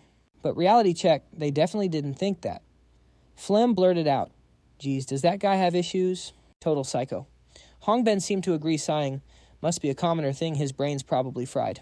But deep down she was wondering, who exactly is this Yushang guy? Meanwhile, outside the dungeon, Professor Lee and the others were glued to the screen watching every single move the students made. The broadcast was crystal clear. Someone gasped, oh ho ho, first years from Class S. Truly rare talents this year. Professor Lee Hagen turned to see who was speaking. Stroking his beard, the man continued, well, this was worth watching, wasn't it? That was Thesis speaking. Elder of the Magic Council. A woman standing next to him nodded in agreement with the senior. Indeed, very interesting, she said, eyes smiling wide. She was probably thinking I was way better than this back in my day. And that lady is Zarina Aeon, a member of the Blue Tower Council. But seeing them show up, Professor Lee Hagen was shook, thinking Magic Council, Blue Tower Council. For just a simple observation session. Why are so many big shots gathered here for a student practical exam? Actually makes sense. If they want to scout talent, this is how they do it.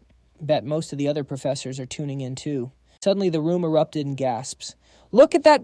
Look, Professor! Lee turned back around. Eyes glued to the screen, they saw two male students squaring up, ready to throw down. Everyone instantly recognized them, shouting, Huan Yang and Ma Yushang are facing off. Huan Yang made the first move. He swung his staff, blasting a massive magic spell straight at his opponent. On this side, Ma Yushang didn't flinch. He stood there cool as a cucumber. Then right as it got close, whoosh, he leaped high into the air. He didn't just jump, he hopped 3 times in a row to dodge that magic, and that made everyone lose their minds. Serena Aeon gasped, whoa, holy crap, did he just chain cast the rank 3 magic jump 3 times in a row? Miraculous. Professor Thales was just as shocked, indeed. To do that at only 17 years old. Professor Lee couldn't look away, thinking normally for an average mage to reach rank 3. They'd need to be at least 25. But Ma Yushang is only 17, and he's already mastering rank 3 magic. Unbelievable. Suddenly, another voice shouted in surprise, look there! Both of them are fluent in 3 elemental attributes. The battle was getting intense, 2 equals going all out. Witnessing this, Professor Lee was stunned. I thought a normal mage could only control 1 attribute. and it takes years of grinding to handle 2. Controlling 3. That's proof of pure God-given talent. They were born with it. Watching this, Professor Lee suddenly widened his eyes, screaming out, "Damn, is that the final boss monster?" A gigantic hawk appeared, its eyes radiating pure murderous intent. This made Ma Yuxiang and Huan Yang freeze in their tracks, but before they could even react, the bird opened its beak and screeched in agony. Its miserable cry echoed through the dungeon, and right after that, it slowly plummeted. Both of them were too terrified to speak. They had no idea what the hell was going on. The bird crashed right in front of them, flattened on the ground. Then a soft voice spoke up, "Oh my, are you two fighting?" The voice came from ISO, standing high above. She continued, looking a bit sheepish. "Sorry for interrupting you guys." Professor Lee was lost in thought. "Oh, who is that girl?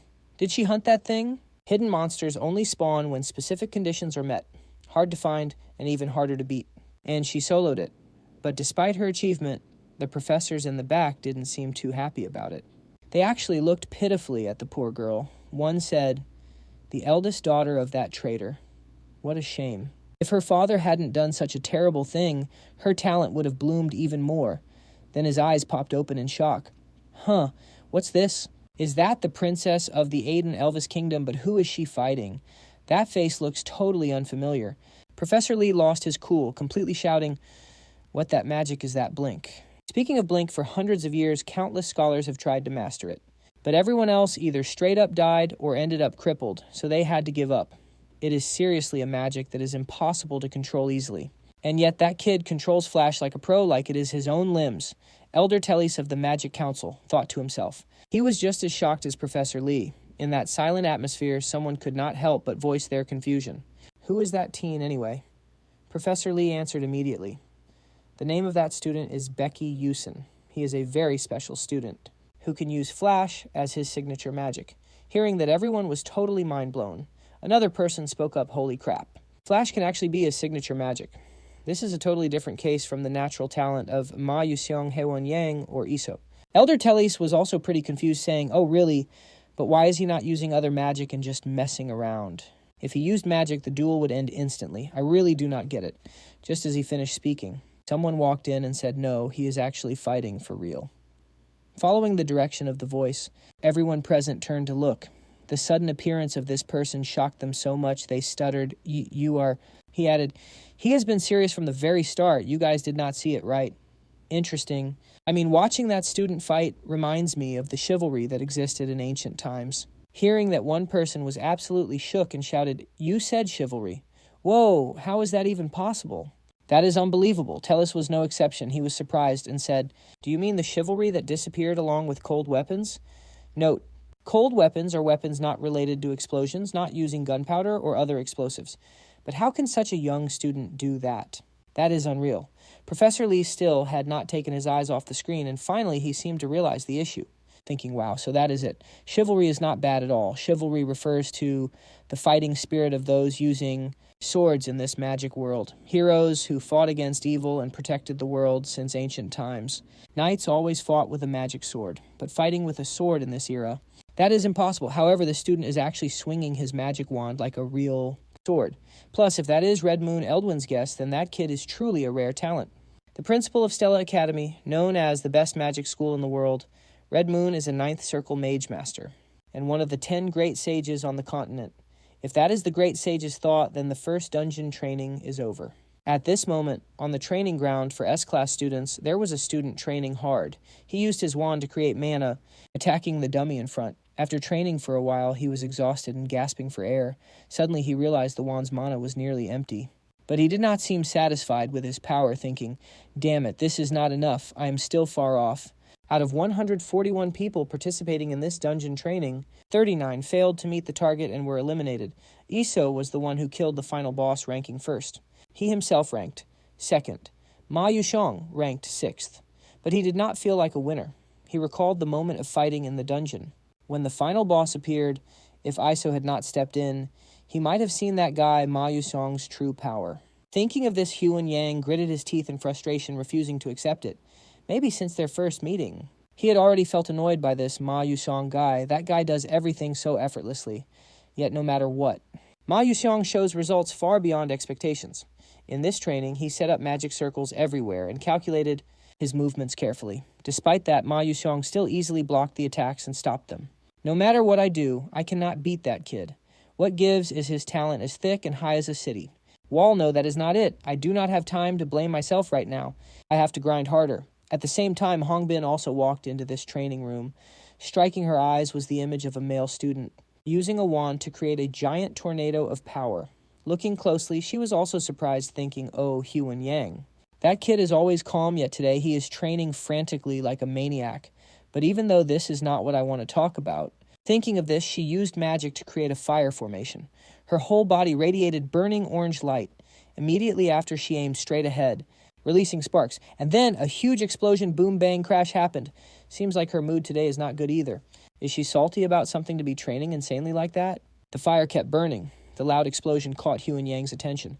The kid stopped and turned to look, to see who could create such a powerful flow of magic. On this side, Hongbin was still extremely salty, thinking, damn it, I cannot believe it. I only ranked 3rd. Even though I got extra points, and Mother's pretty happy if I don't get my edge back, I'm definitely getting punished. Damn it, a filthy commoner acting like he's him, just my luck. Snapping out of her thoughts, she unleashed a massive blast. A blinding light erupted from the explosion in front of her. Hongbin was wiped out, panting heavily. Seeing Won Yang standing there absolutely shook, he couldn't stop wondering, yikes, what's up with the princess today? But maybe it's her mood, her magic is way more precise than before. I didn't expect Princess Hongbin's flame magic to have such insane destructive power. How did she get this much control in such a short time? Hongbin was also pretty surprised by her own results. Thinking, damn it. I hate to admit it, but Baek Yu-seol's special lecture actually worked. By using those wordplay riddles, my magic has leveled up big time. Even though he's just a commoner with trash grades and a trash personality, there's no doubt. Baek Yu-seol is the only one who knows how to fix my weakness, but why am I still so pissed off? Ugh, for crying out loud. Suddenly someone called out, Your Highness. Hongbin looked up. She replied, Zeterin. What is it? The woman continued. Your Highness, the Terran staff. The one you asked to be repaired is ready. Should I tell Baek Yu-seol right now? Looking at the staff in front of her, Hongbin replied, Yeah, it looks better now. Hearing that Zeterin replied, Understood. I'll take my leave then. She turned to walk away. But suddenly the princess thought of something and called out, Wait, Zeterin. Confused, asked, What is it? Your Highness. A while later, at the second main tower, Hongbin held Baek Yu-seol's staff in her hands, feeling totally conflicted. She thought I heard Baek Yu-seol was here, so I came over. This is the second main tower where the professor's labs are. But what is he doing here meeting the professors? Suddenly Hongbin flinched, her eyes going wide. She turned away, hesitating. Wait, why did I even come here? I could have just given it to him at the training ground. Oh, this makes it look like I'm chasing after that commoner. No way, I should just head back for now. Lost in thought, a voice suddenly rang out. Oh my, what is the princess doing in a place like this? Hongbin jumped and looked up. Ms. Haman, hello, teacher. Long time no see, professor, Haman replied. It feels like I was teaching you magic just yesterday, and look how much you've grown already. Time flies. But what brings you here, Princess Ike? Hongbin stammered, flustered. I had some business here, but something suddenly came up, so I was about to head back. Seeing the princess so awkward, Haman casually continued, Makes sense. It's a bit of a mess in there right now, so coming back later is probably better. Hongbin was so surprised, she was speechless. Haman continued. Oh, right now, because of that student. Baek Yu-seol. All the magic officials are flocking here. This shocked Hongbin even more, making her curious about what was going on. She asked, confused, But why are they looking for that commoner? Haman replied, You must know that student doesn't use magic, right? Hongbin answered hesitantly, Yes, but deep down she felt kind of sad and ashamed. Thinking I knew the professor watched that match. Why did I have to show such a pathetic side in front of the teacher I respect the most? Why, so embarrassing. Haman noticed the princess's expression change and comforted her. Princess, you don't need to blame yourself, because your opponent gave it his all too, Hongbin whispered, but he didn't even bother using magic. Professor Haman laughed. Ha ha, that's not it. It's because of his faith. Faith, Hongbin asked in surprise. Exactly, Haman explained. After watching the training session, the headmaster believed the student is trying to revive the way of the night that vanished in the past. But Hongbin couldn't believe her ears. She exclaimed, Professor, what are you saying? Baek Yu-seol and the way of the night, how is that even possible? Saying that, she froze for 5 seconds, recalling how Baek Yu-seol fought her. She thought, I can't believe it. But it's true that Baek Yu-seol used his staff like a sword. He shattered my defensive barrier with just that stick. Even this magic sword. Thinking of this, she looked downcast and stammered, "But if you don't use magic at a magic academy, you'll get a heavy penalty right during magic practice points, get deducted. And there's other stuff too." Hamon's voice dropped. "That's right, that student knows it well, but he still chose to walk that path. But isn't that cool? Even though he achieved amazing results using Blink, he still tries that hard. I can't believe faith is actually real." With that, the professor said goodbye and left, leaving Hongbin lost in her own thoughts. She thought if anyone said they wanted to pursue the way of the night, they'd obviously be laughed at. It's like a ridiculous joke in this era. It's laughable. So Yu-seol wasn't capping. Does he actually plan to pursue the path of a knight for real? She got mad before told him to quit playing around, but suddenly Yu-seol pulled up, cutting her thoughts short. He asked, "Yo, what are you doing here?" But bro was just standing there chomping on the rank 5 reward, the Edel herb, right in his mouth. Hong Bi-yeon suddenly got flustered, her cheeks turning bright red, then regained her composure and snapped, "Humph, it's not like I came here to see you or anything." She exposed herself before anyone even asked, making Yu-seol chuckle. "Whoa there." Nobody said anything about that. Facing his teasing attitude, Hong Bi-yeon shot him a cold, piercing glare, shutting the MC right up. Hong Bi-yeon shoved a box in front of his face and said coldly, "Whatever, here, take it." The moment Yu-seol saw the box, he lit up like it was Christmas, eyes sparkling with gratitude. "Oh, is this Theron thanks a bunch?" when he opened it to check. His eyes bugged out at the glistening sword in front of him. He thought, damn, is this the invisible sword? Adalabit really is skilled. Helping the princess was totally worth it. With my current cash, I could never afford this beast. Thinking that he asked, "Can I keep the box too?" But his intentions were written all over his face. Selling it would fetch a high price. Hong Bi-yeon sighed, "Do whatever you want." Hearing that, Yu-seol cheered internally. Yes, we making bank. What a steal. Seeing him get so hyped, Hong Bi-yeon shook her head in exhaustion. Typical commoner, that's all he thinks about. But deep down, she was still confused about something she dared not ask directly. After thinking for a bit, the princess mustered up the courage. "Hey, Yu-seol," the MC replied, confused. "Yeah, what's up?" Hong Bi-yeon continued. "Do you really not use any other magic?" Faced with this sudden question, Yu-seol froze for 5 seconds, speechless. As for Hong Bi-yeon, after asking, she felt she was being a bit rude, her cheeks burning red. She turned away. Never mind. I'm leaving." The MC stood there, blankly watching her walk away, then turned to leave himself. As he walked, he thought other magic. Come to think of it, Professor Lee Hagen said the same thing earlier. Even though he spoke like he understood my feelings and respected my opinion, I have no clue what they're on about. What's even good about that? As long as I have this magic sword, I can relax a bit. Thinking that, he exclaimed, "Oh shoot, by the way, I should probably test out how broken this sword actually is, right?" A while later, he arrived at the S-Class training grounds. Holding the sword, he mumbled, "Let's see. I just gotta pump mana into this thing." As he spoke, a fiery light radiated around his hand. Immediately, a sharp blade took form. Looking at the sword, he gasped in awe. "Whoa, beautiful. It's better than I thought." But then his mood dipped. But if Flam held this, it'd be different. It would have way more beautiful colors. The female lead, Flam, is a very special existence. Even though she's human, she can handle the magic of goblins, dwarves, and even elves. That wand alone, nobody else can use because it constantly drains the user's mana. But Flam can recover mana using natural energy and wield that wand like a signature move. But what about me? I don't have a shred of mana. Even if I try to absorb it constantly because of mana leakage, it can't accumulate in my body and just gets pushed out. In other words, the mana concentration in my breath becomes the trigger for Theron. Then he realized he hadn't touched that damn system in a while. He opened the interface, muttering, "I should check my status right." A status window popped up. Baek Yu-seol. Ability values: muscle, 77% senses. 29% agility, 87%. Stamina, 55%. Durability. 97% mental power, 43%. Magic power, remaining EXP 0. Skill, flash level 1. Trait delay due to mana leakage level 2. Muscle plus 5%, agility plus 8%. Senses plus 15%. Sixth sense activated by consuming user's mental power.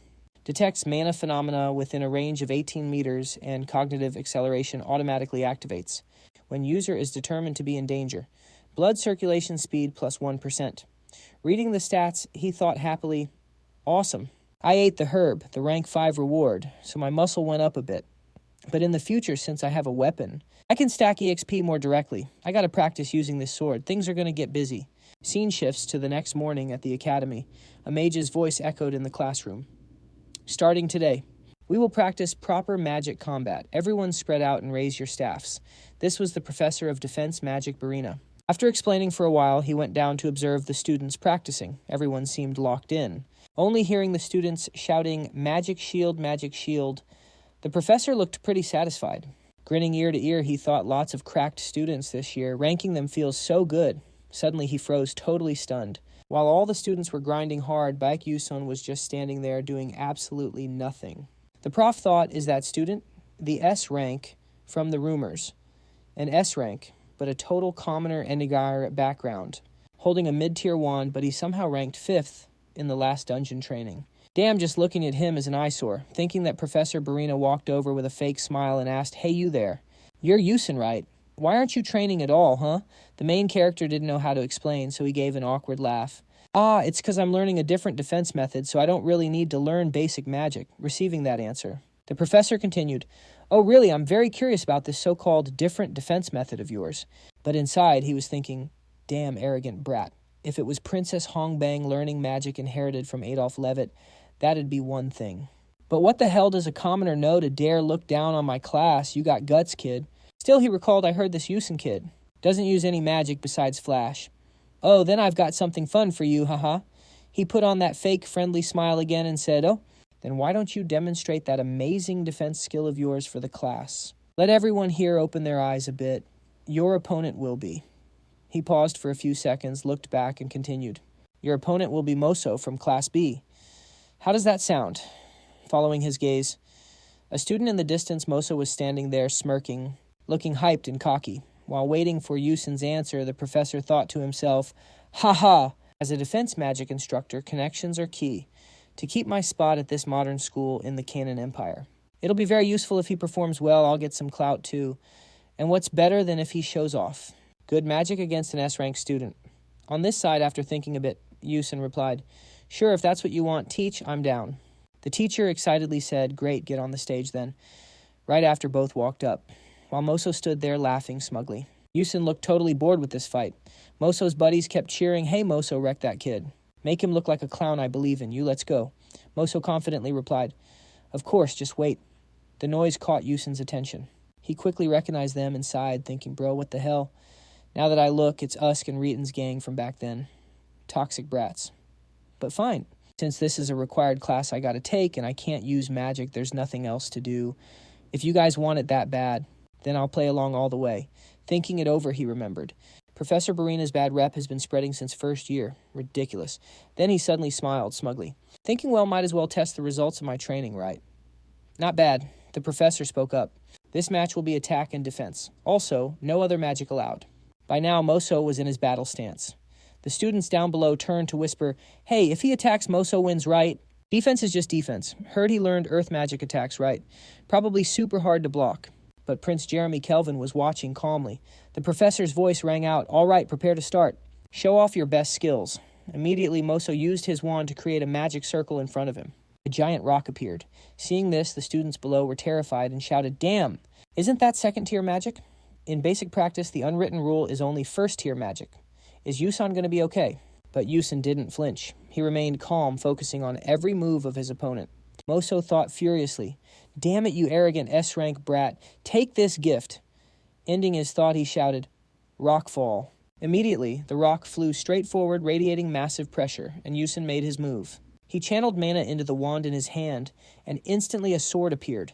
Without hesitating, he slashed forward hard. The slash looked light, but its power was no joke. The opponent's rock was slashed to dust by Yusin. Even the teacher froze for 5 seconds, speechless. Prince Jeremy Kelvin didn't seem too surprised. Moso was shaking in shock, shouting, what the hell? No, impossible. My magic disappeared. Truth is, Yusan just deleted it, bro. Haha. The students below buzzed with excitement. One said, looked like he used a sword to slash magic right. Another replied in confusion, but the magic really disappeared. That's insane, but the one hurting the most right now was none other than Professor Barina. He thought, no, it can't just be a simple slash making it disappear. How is that even possible? Did Yusin just nullify Moso's magic? Mana always leaves a trace, bro. If you split the mana, the spell goes poof. Is that his strat? Meanwhile, Yusan just lifted his sword to admire it. He smirked, satisfied, thinking, it's better than I thought, even though I only erased a second-tier spell. The grind at the training grounds for a few days paid off. With results this cracked, it's worth a shot. This is my playground now. Moso was grinding his teeth, muttering, damn it, a filthy commoner dares to block my magic. The professor started calculating. If Moso loses here, it's going to be hard to explain. I can't just stand and watch. Thinking fast, he said, Yusan, I admit your defense method is valid. However, that method only stops magic one by one, so it has limits. For example, what happens if there's a mass attack? He was practically feeding Moso the answer. Moso caught the hint instantly. Moso smiled like a snake. Yusan thought, bored, that old man loves hearing himself talk, doesn't he? Suddenly his eyes popped. Moso made his move, spawning way more stones. This guy's actually trying. He launched every single rock at Yusan instantly. Massive mana spike incoming. The crowd started freaking out. Isn't that overkill? He's going to get hurt. Why isn't the prof stopping it? Moso grinned, thinking, game over, baby, eat rocks. The tension was getting crazy. Yusan's eyes went wide, seeing that avalanche of mixed-sized stones coming his way. The MC calculated 11 projectiles total. Can't flash step to hit him. Only one option. Block them all. As the stones closed in, Yusan didn't even flinch. He swung his sword with zero effort, acting like he was just swatting a fly. But boom. All the stones shattered at once, watching his high-tier magic get wrecked so easily. Moso went from shocked to absolutely livid. Eyes red, teeth grinding. He was seething inside. My strongest magic blocked simply just like that. How by what power did this commoner trash pull that off? Hell no, I'm losing my mind. On the sidelines, Professor Barina was panicking hard. He thought bitterly, crap, what the hell? What is that kid Mozo doing? This is bad. If he loses, my career is toast. What do I do? Back in the fight. Yusan was kind of surprised at his own power. I just copied a move from a game, but hey, it's not bad. Pretty solid, right? This tech is called parrying Tehran. The downside. It costs way more mental energy to maintain the shape. Compared to normal power, drains stamina instantly. Plus, its defense is weaker than blocking a single object, so it's super hard to use. Good thing this is just a spar, or who knows where things would go. The students below were buzzing. Whoa, I've never seen that before. It's like a magic shield. That spell exists that is cracked. Moso is going to lose fast. Meanwhile, Moso was clearly not having it. Confused and salty, he cursed, damn it, is this noble genius getting owned by a commoner? And losing face like this, I won't accept it. He started pouring mana into his staff. A powerful aura exploded around him. Seeing Moso crash out like that, the students whispered, hey teacher, look at that, more magic isn't Moso's turnover. But meanwhile, Professor Barina was laser focused on the fight, ignoring everyone. He smirked, thinking, yes, that's it. Keep attacking, crush that commoner brat. Moso screamed, die, I'm not letting you off this time. I can't take this humiliation. Suddenly a voice cut in. Professor, the prof jumped, huh? What is it, Jeremy? Prince Jeremy Kelvin smiled with closed eyes. Why aren't you giving Yusan his attack turn, sir? Called out. The professor froze for 5 seconds, then laughed nervously. At the same time, the students started roasting him. Isn't this a basic first-year match? If he slips up, he's dead meat. Wasn't it over? Is this guy even fit to be a teacher? 0 qualifications. Barina was getting dogpiled by the class. He panicked. Shit. I was so focused on the fight, I missed the vibe check. Can I just ignore this? What now? Jeremy saw the silence and pressed him. Sir, are you going to switch the attack turn to Yusan? The professor stammered, magic. While everyone was looking at the teacher and ignoring the ring, Yusan had already made his move, sword right at the neck. The result was crystal clear. Yusan is the winner. This victory is straight-up humiliation for Moso. Bro finally has to accept the hard truth that he took the L. The students down below are shook, gasping like, whoa, Yusan actually won. He's way better than I thought. Looks like Yusan caught the eye of Prince Jeremy Kelvin. The guy suddenly flashes a super dangerous smile. That smile screams bad news for the future. Scene switch to the royal palace, totally fancy and luxurious. But inside, there's agonizing screaming, ah, huff, huff. Please spare me. A mysterious figure steps in. Turns out it's Moso. After losing to a commoner like Yusan, he's getting absolutely wrecked by someone. Blood is splattering everywhere. And the guy doing this, Prince Jeremy Kelvin himself. After torturing the guy for a while, the prince walks over, wiping blood off his hands, and talks to the girl in front of him. Verdun. The girl replies, yes, sir, just give me the order. Jeremy Kelvin glances at Moso flattened on the floor and says, that classmate is pretty hurt. Did you perhaps forget to take care of him? If there's any mistake, I'll be very heartbroken. Those words sound like a straight-up threat, like take good care of him or you'll end up just as miserable. Verdun replies, yes, I understand. Please rest assured. Jeremy Kelvin adds, good, then I'm counting on you. Watching Jeremy Kelvin's back as he leaves, Verdun thinks worriedly, not a loyal subject, but a classmate. That sounds so weird. In the Scalvan Empire, where imperial power is decided by magic, Crown Prince Jeremy. Scalvan surpassed all his royal brothers at just 12 years old to snatch the Crown Prince title. Saying not a loyal subject means the Dordan family has been exiled from the political scene forever, and the political scene is the elite of the elite. Fact is, it's not just Moso who caught Jeremy's eye. Yusun's peaceful life as a commoner. Yeah, that's over. He's cooked in the future. Cut to the next day at Stella Academy. Everything's running on the usual track, just chill vibes, no rush at all. Inside a magic classroom, a lab experiment is going on. But the people gossiping about Yusun's intense match are still chatting away. Hey, did you hear Yusun from Class S is planning to follow the path of chivalry? That's weird, chivalry, but studying at a magic school, is he clout chasing or what? But I heard he beat Moso from the Dordan family. Proves he's actually got skills. For real, doesn't the Dordan family have huge influence in the Scalvan Empire? Things are getting interesting. Flame overhears this and thinks, annoyed, ugh, everywhere I go I hear the name Yusun. I don't care, but why does it irritate me so much? Who is that kid anyway? Right. Then the serious voice of a professor rings out. Come on now, focus up. Why are you guys still so noisy? Then the professor holds up a test tube of liquid and continues alchemy demands precise timing and perfect temperature control. This is alchemy professor Mazen Tyran.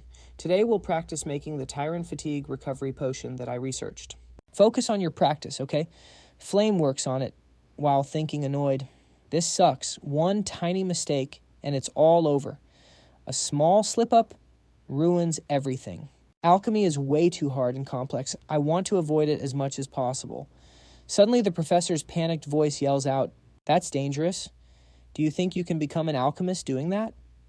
The blonde girl stammers and, I'm sorry, Flame watches from afar thinking Professor Mazen said I'd become a dark horse later and be even better than that. I guess I should go get the ingredients to prepare. There's no other choice but to listen carefully. I believe I can do this. Suddenly a smug laugh catches Flame's attention. Hehehe.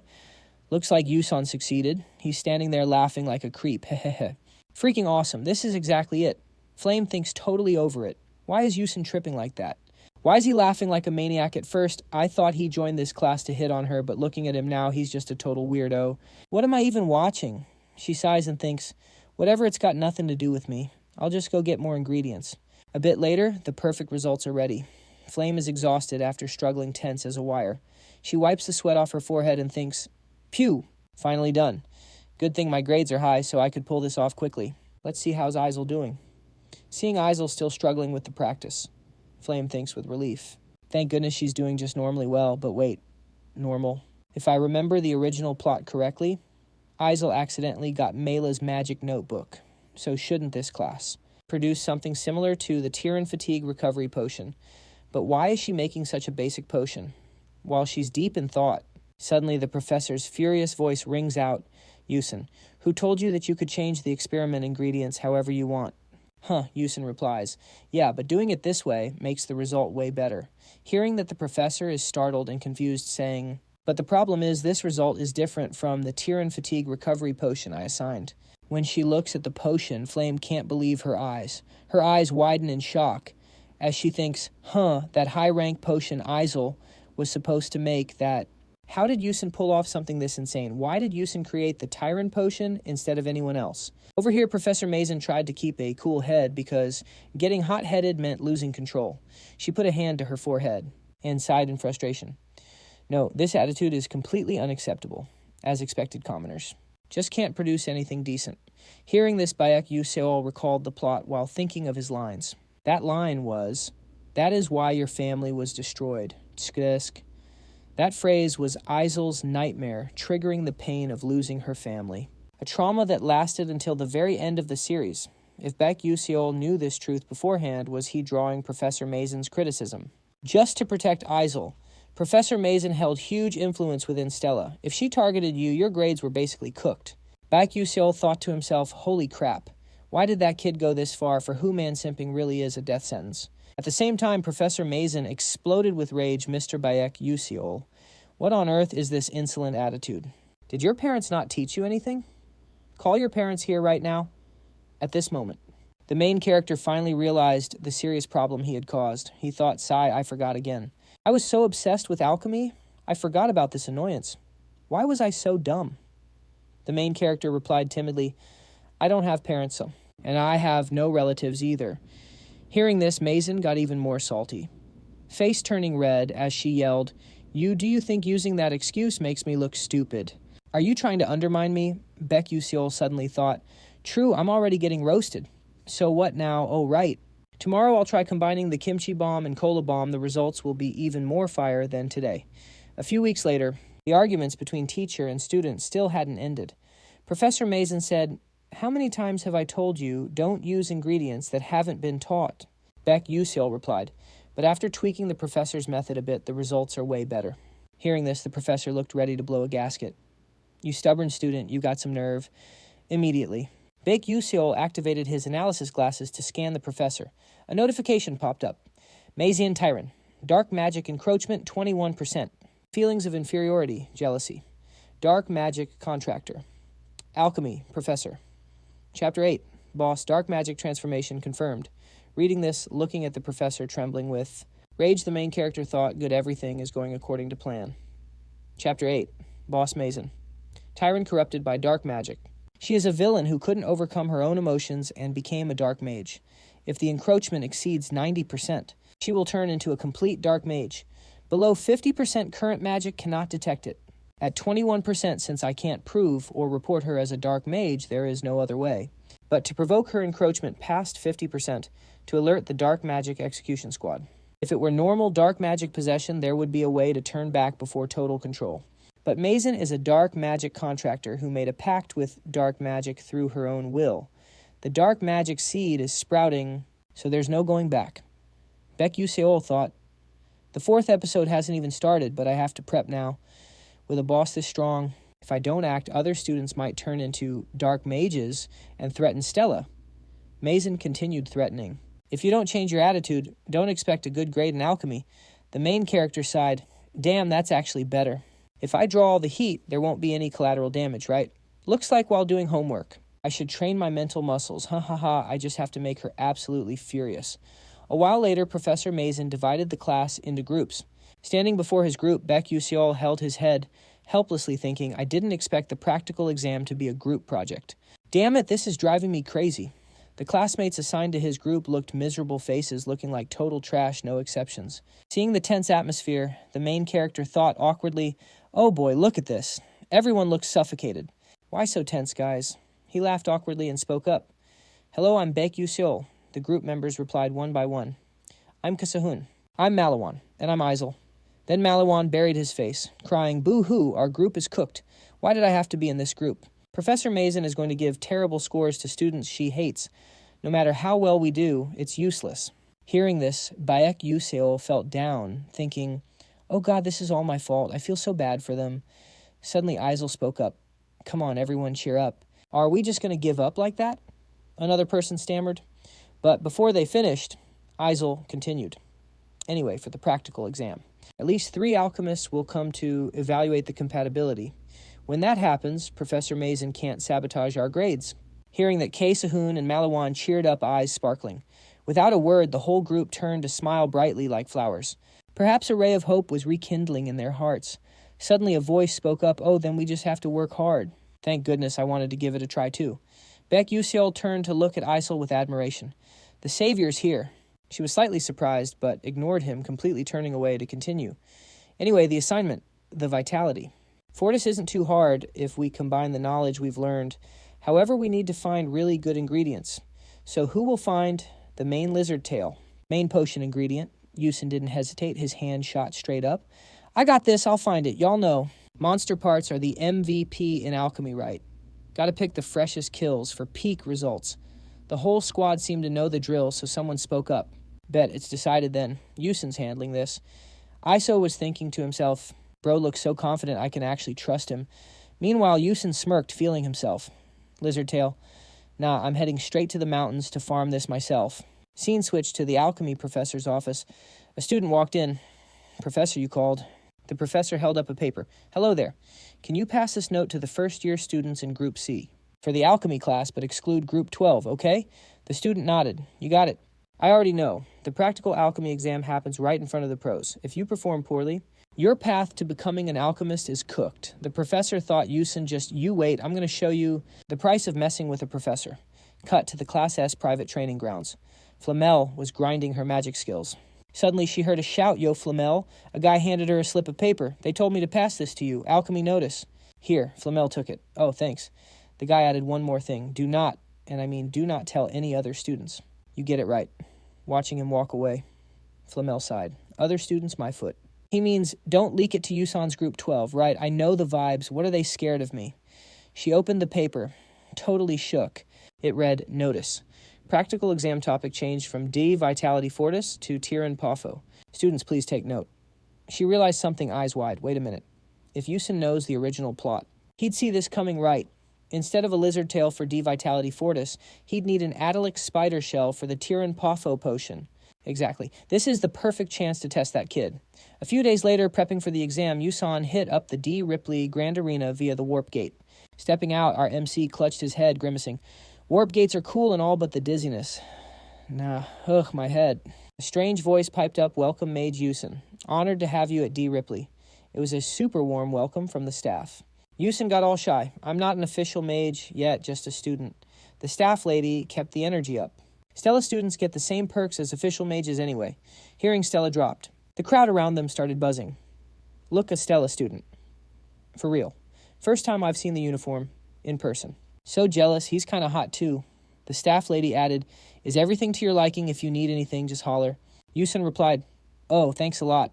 He walked inside thinking to himself, with just a pass and a Stella pocket watch, I get treated like a pro mage everywhere. Stella Academy is actually goated.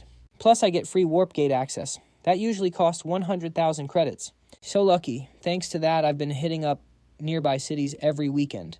Turns out everything matches what I know about this world. He went deeper into the forest, scanning the area.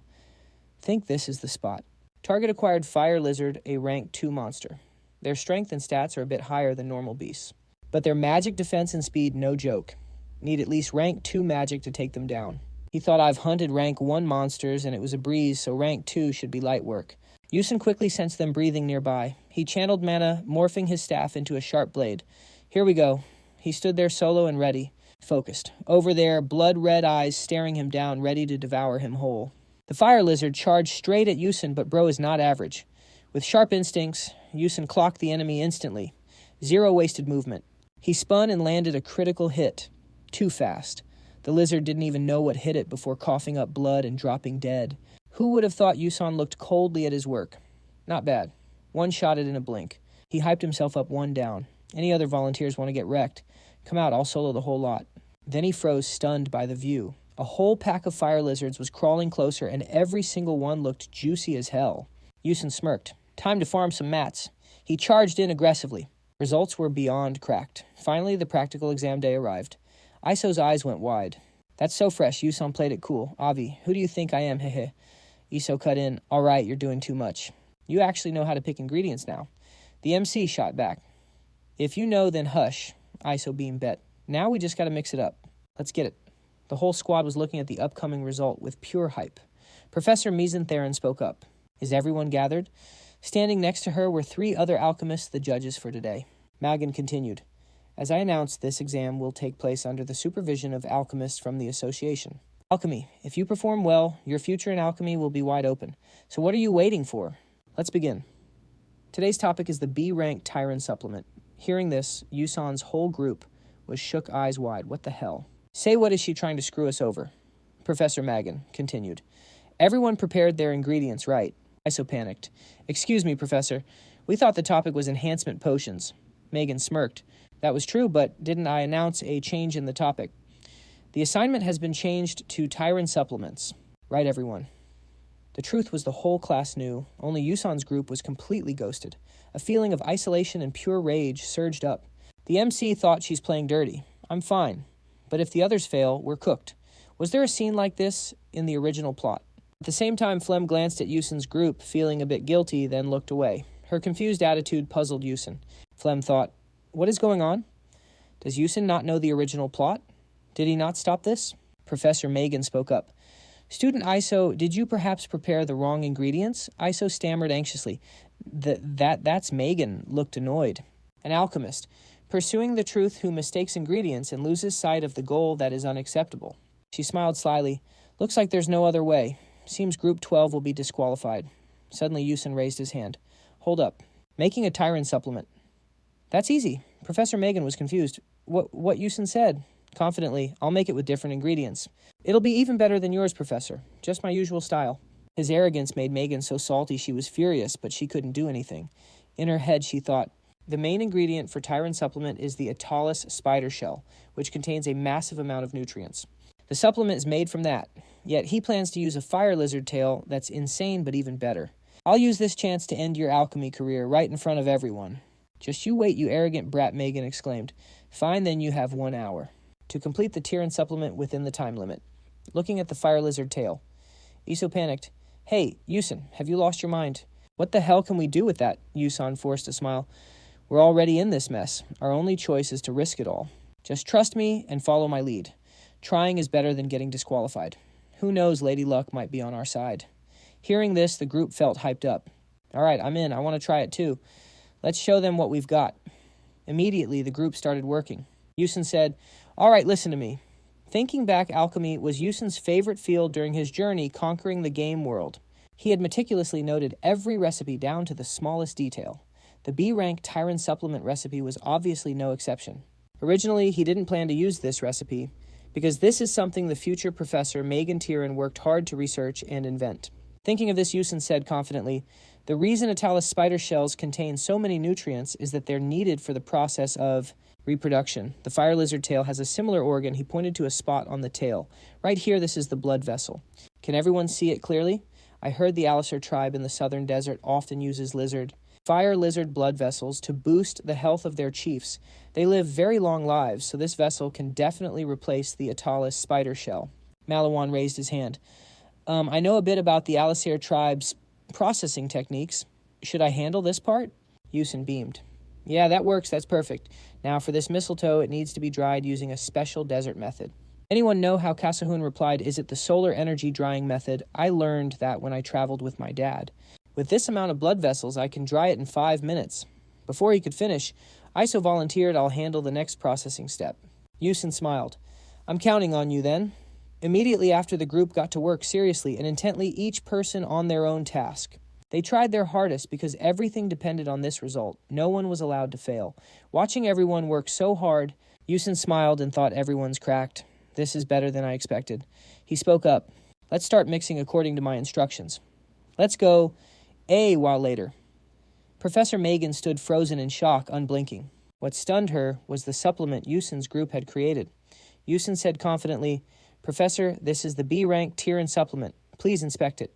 The other witnessing alchemists couldn't believe their eyes either, thinking, no way did these kids actually pull it off, even without the final results yet. Megan thought bitterly. Ridiculous. It took even me years of research to create the Tyrant supplement.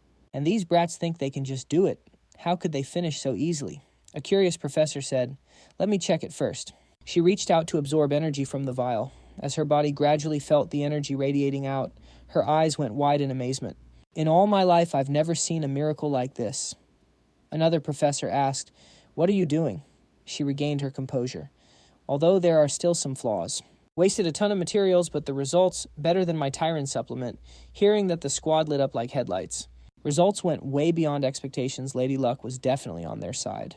The other professors checked it one by one, absolutely glazing the quality. You young bloods bringing such fresh knowledge. But one person was shaking with rage. Screw this. Professor Mason's face was twisted and salty, kind of felt bad for her, but honestly, whatever. Haha. She snapped, hand it over, let me see. I'll verify this myself. She grabbed Yusan's potion and her jaw literally hit the floor. She just couldn't accept reality. No way this potion uses the technique to convert monster nutrients into human energy. I researched this. My Tyrant supplement is supposed to be perfect. How did they cook up something better than mine? In such a short time, how is this nonsense even possible? But then a thought hit her. Whatever, I'm the one grading this anyway. Hehe. Don't think you're all that. I'll just blame it on a lack of materials and fail you bunch right here and now. But life ain't a dream. Mazen's whole plan crumbled when an alchemist behind her spoke up. Seems like giving Group 12 an A is underrating them, don't you think? Professor Mazen. What do you say? Mazen thought bitterly. Damn it. Why are these old geezers here? She gritted her teeth and had to let them pass. Yusin's squad went from sweating bullets to absolutely popping off. Let's freaking go. We did it. They successfully cleared the practical exam. But someone was definitely raging hard enough to have a heart attack. Screw this. Mazen's face was twisted as she thought, I'll deal with you later. Yusin you wait. At that moment, Mazen Tiran's dark corruption rate started spiking. A few days later, at the S-Class training grounds, the students were grinding hard. Flame sighed, exhausted, phew, finally done. But I still have classes kill me now. Suddenly her eyes went wide as she heard voices from afar. It's okay, Hyun Ryang, you did great. You're still better than the princess right now, so stop crying. Flame looked over and saw a group comforting Hyun Ryung, the redhead girl in the middle of the crowd. Flame thought to herself, isn't she supposed to be the fire magic genius? But the girl said his growth rate is terrifying. I've been training for years. But sooner or later, the princess is going to surpass my control. Hearing that, Flame was shook. Beyonce's control isn't supposed to develop until second year. How is she doing it in her first year already? Is it because of him too? Thinking back to the alchemy practical, she realized something was sus. The formula for the Type B Tiran supplement was originally found by the future Yusan, then stolen and perfected by Mazen Tiran. So how did Yusin know it? That formula isn't in the original story? Wait, does he have future knowledge? But if he doesn't know the plot, maybe he's not a transmigrator, but a regressor. That would explain everything. If Yusin is from the future, he'd have future knowledge, but wouldn't remember every tiny detail about the idols. Flame continued her theory. In the original story, Yusan actually did regress once. The 11th moon, the only existence in the world with the power to control time. If it's that guy's power, that's terrifying. While she was lost in thought, a voice called out, what's wrong? Flame Hyun Ryang walked over. Flame ran up to him. Perfect timing. You know Yusin, right? What's your impression of him? Hyun Ryang looked surprised. What do you mean? I just think he's kind of special. Flame pressed on. That's it. Nothing else. You don't feel anything else? Hyun Ryang shrugged. No. Flame facepalmed in disappointment. Ugh, this isn't going to work. Hyun Ryang asked Flame, are you interested in Yusin or something? Flame answered straight up. Yeah, I think so. She thought to herself, Yusin is just like me, we both know the plot. Then she mumbled, but no, this isn't going to work. I can't keep going like this. I can't just sit around here forever. Hyun Ryang was confused. What do you mean? Flame replied, I mean just standing still like this. Totally not my vibe. Speaking of Yusin, maybe I should just go meet him and confess everything. Hyun Ryang froze, completely lost on what Flame was mumbling about. Confess the word hit Hyun Ryang like a truck. He stood there frozen for a few seconds, speechless. Right after that, Flame dipped, waving as she left. Thanks for listening, I'm out. Leaving Hyun Ryang with a million questions buzzing in his head. With a hazy, sad look in his eyes, he watched Flame walk away, his hand slowly dropping. Her words echoed in his mind. Confess, what exactly... Does Flame have feelings for Yusin Arg? This is driving me crazy. A long day passed. Scene shift to the next morning. Yusin sat alone, zoned out, sipping some bitter coffee. He sighed heavily. What do I do now? Currently, the dark corruption rate of Mazen Tyrant has hit 37%. There's less than 3 months left before that event triggers. Mazen's corruption is going to RNG target a random student. Could be Flame's friend, Jackie Axwang, Beyonce's loyal knight, or even Hyun Ryang, the successor of the 10 Moon Shadows. If he gets corrupted, it's game over, even if the odds are low. But if he turns dark, it means the worst possible ending. I gotta be extra careful. Thinking this, Yu-seol's eyes went wide with shock. Flame was right in front of him, looking pretty annoyed. She spoke first. What are you doing? Yu-seol was flustered. Doing what? What do you mean? Flame continued. Last time you didn't give me a straight answer about your identity. Hearing that Yu-seol thought, oh, that question. You're putting me in a tough spot. How do I explain this? It's a long story. Or should I just tell Flame the truth? Maybe having more info will make things turn out better. Screw it all or nothing. Let's try. He spoke up. I am, but before he could finish, a barrage of alerts from the system popped up. Warning, narrative authority, insufficient. Warning, you cannot reveal your transmigrator identity to this character. Warning, you cannot share your knowledge and information with this character. Blah, blah, blah. So many warnings flashing at once made Yu-seol jump. He thought wearily, damn it, I'm going to lose my mind. What the hell is this? Then he said, okay, let's do this. Everyone has secrets, so let's just tell half-truths. What do you say? Flame replied, okay, I agree. Hearing that, Yu-seol felt relieved. Thank God. If Flame grilled me anymore, I wouldn't know how to answer. Flame continued. Let me ask first. You know the future, don't you? Yu-seol's relief turned into a grimace. Oh my God, we said half-truths. Why is she being so blunt? He replied, asking that means you do too. Right, what is your goal in coming to this school? Flame was direct. Of course it's to stop the world from being destroyed. This world is in danger. Yu-seol sighed internally. Lucky me. Don't know if it's true or not, but I don't want this world to end either. Then Flame continued. Now it's my turn. Why do you act like that? Yu-seol thought act like what? What does she mean? I don't get her point, just gonna bluff for now. He replied, no reason. I just do what I think is right. He thought that was good enough. But Flame snapped angrily. Enough. Don't lie. How can someone be that nice? You definitely have a motive. There's something you want to achieve, right? Yu-seol was confused. No, I don't. It's not like you think. Wait, how can I not want to achieve anything? Actually, I'm not sure either. Flame was salty. What did you say? You're not sure, Yu-seol continued. I just want to survive. Hearing the truth, Flame was stunned into silence. Survive. She felt a bit rude for suddenly asking about this personal issue, stammering, I guess so. Sorry, I misspoke. Yu-seol was bewildered. What in the world is that Flame was tearing up? Turning away to leave. I'll go first then. See you later. Yu-seol was shook. What was that painful line? I haven't even asked anything yet. How is she crying? I didn't do jack shit. Suddenly, a furious voice rang out. Yu-seol. A chill ran down his spine, a bad feeling rising. Damn it, that's Hyun-rying eyes like bullets overflowing with killing intent. No beating around the bush. He shouted, hey, answer me now. Why is Flame crying lie and you're dead? Looking at Hyun-rying's furious face. Yu-seol was terrified. Holy crap. Just getting glared at by the strongest character's rival gives me the creeps. Now, I remember there's a plot point where Hyun-rying has a one-sided crush on Flame. I am so cooked, but I didn't do a damn thing. Misunderstandings are a pain, gotta clear this up. He spoke up. There's nothing shady going on between me and Flame. Why would you ask that? Hyun-rying frowned. You think I'd believe that? Whether I believe it or not, I have to. Especially what you're thinking right now, it's not happening, so don't worry. Yu-seol smiled awkwardly. Okay, is that good enough? I really don't have anything going on with Flame. Hyun-rying pondered, then suddenly looked down. Is that so I asked a stupid question then? Sorry. But the way he apologized gave Yu-seol goosebumps. He stuttered, it's fine, I'll get going then. Hyun-rying turned and walked away. Yu-seol sighed in relief. What was that about totally out of character for him? Hyun-rying, the cold rational guy, is this unstable. I'm getting anxious now. Scene shift to nighttime. Isel closed her book, looking tired. Damn, why couldn't I focus on anything today? She suddenly remembered the conversation with Yu-seol in the practice room. Yu-seol, I have something to ask. That formula earlier, did you come up with it on the spot? Thinking for a moment, he replied, let's say so, but back then she was shocked. I always considered myself a genius, thought that was enough to beat anyone, but looks like I was wrong, thinking about this. Isel startled. What was that just now?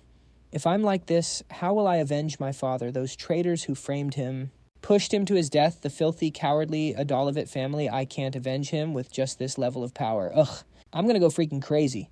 She calmed herself down. No, I can't give up. I have to try harder. One day I will make it happen.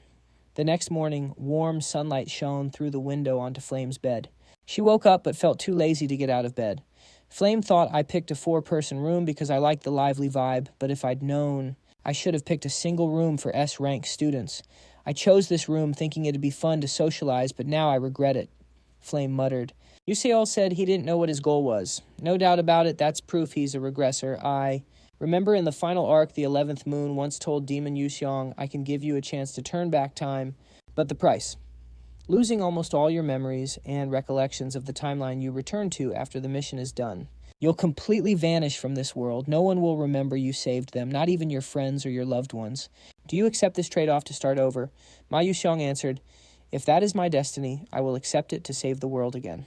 But Iso stopped him, desperate. Wait, I'd rather watch the world get destroyed than live in a world without you. Let's go together. Iso's persuasion melted Ma Yu-seong's frozen heart, making him give up on the idea of regressing. In the end, the world was destroyed. It closed with a tragic bad ending. Thinking of that, Flame sat up. If this world is different from the original, and Ma Yu-seong doesn't know Yu-seon regressed using the 11th moon seal, Then after completing the mission, he's going to fade away. No one will know he ever existed. Memories gone, nothing but a sense of duty remaining. He just said he wanted to survive. As a regressor, sheer courage must be the only drive keeping him from fearing total erasure. Flame continued to ponder. He really should have run away, but with that mission on his shoulders, Yu-seol came back to save the world. Even knowing death waits at the end, and even though he's scared, he still accepted it. If that's the case, I shouldn't doubt him anymore. We have the same goal. I'm going to support him in saving this world. Suddenly, hurried footsteps echoed. Jackie threw the door open, panicking. Flame Lord Heo Wonryang is looking for you. He's waiting on the first floor of the dorms. Flame immediately lay down, faking exhaustion. Tell him to leave. Say I'm not here, Jackie stammered. But before she could finish, Flame cut her off. I don't care. Just tell him that I want to sleep. Don't bother me. Jackie had no choice but to give up. But a spark of jealousy flared up towards Flame, someone who gets all the attention but doesn't appreciate it. She hurried down to the first floor, outside the dorm. Heo Wonryang stood there dazed with the sad eyes of a lovesick fool. Jackie ran over Lord Heo Wonryang. He perked up, but when he turned and saw Jackie, his face fell. The person he was hoping for didn't show up. Instead, it was some stranger. Heo Wonryang's cold expression made Jackie shy, even though her eyes were sparkling with hope. Her one-sided love was burning, but he was freezing cold. Who are you? His words were like a bucket of ice water, dragging Jackie back to reality. Maiden's heart shattered. Son of a beach. Seeing her silence, Heo Wonryang asked, Where is Flame? Jackie replied, Oh, she's tired, so she went to sleep. Heo Wonryang thought, maybe she failed her confession to that loser, so she's in a bad mood. What does he have that I don't? He said coldly. I understand. I'll come back later. He left, leaving Jackie staring blankly. She felt so disappointed. Why, though, I love him so much, yet he can't even remember my name. It's always like this. Everyone only pays attention to Flame. Outstanding talent, always in the spotlight and loved by all. She's beautiful as an angel. Even Lord Heo Wonryang has a crush on her while I'm just a nobody. God is so unfair. Pent-up jealousy made Jackie clench her fists in bitterness. Damn it, I'm so pissed. Scene changed to the next morning at Stella Academy's main tower, number 1. A man spoke up. I heard Professor Megan got heavily humiliated by a student this time. Megan bit her lip and apologized. I am truly useless. I have no excuses. He turned his face away. You know, I have high expectations for you, right? That was Vice Principal ISEKAI'D. He continued.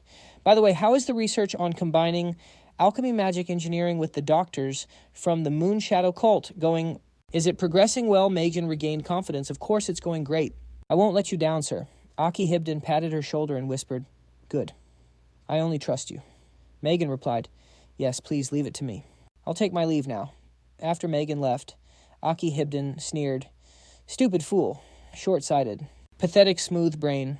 She doesn't know she's being used, and even if she realized, she wouldn't care.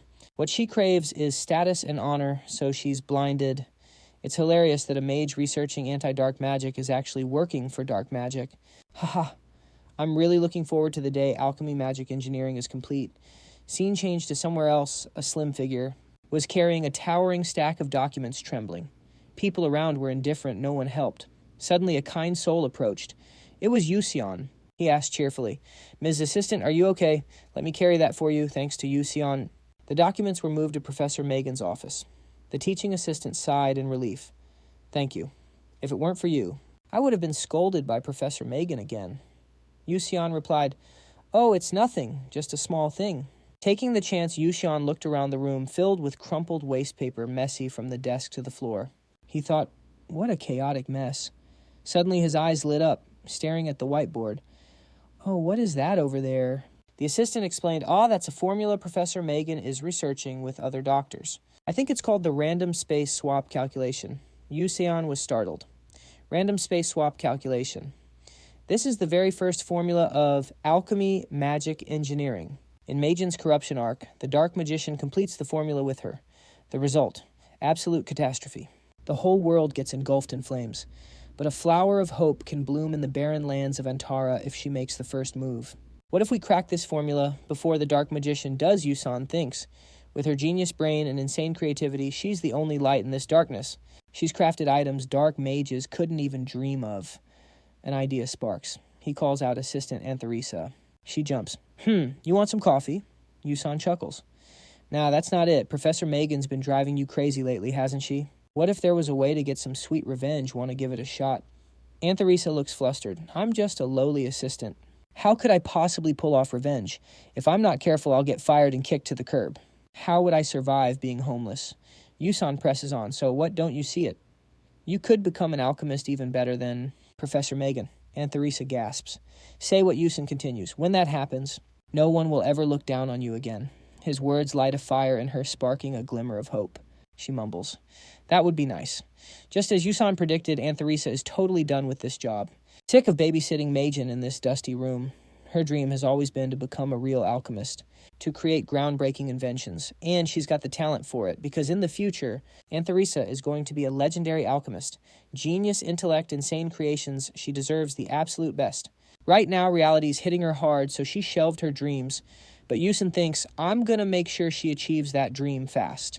After the first prelims at Stella, Yusan visits Aunt Theresa again. He drops a few hints, and she catches on, instantly beaming. Oh.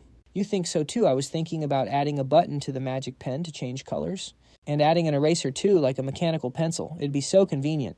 Yusan nods, satisfied. Perfect. Aunt Theresa's invention is coming along, but the main formula is missing.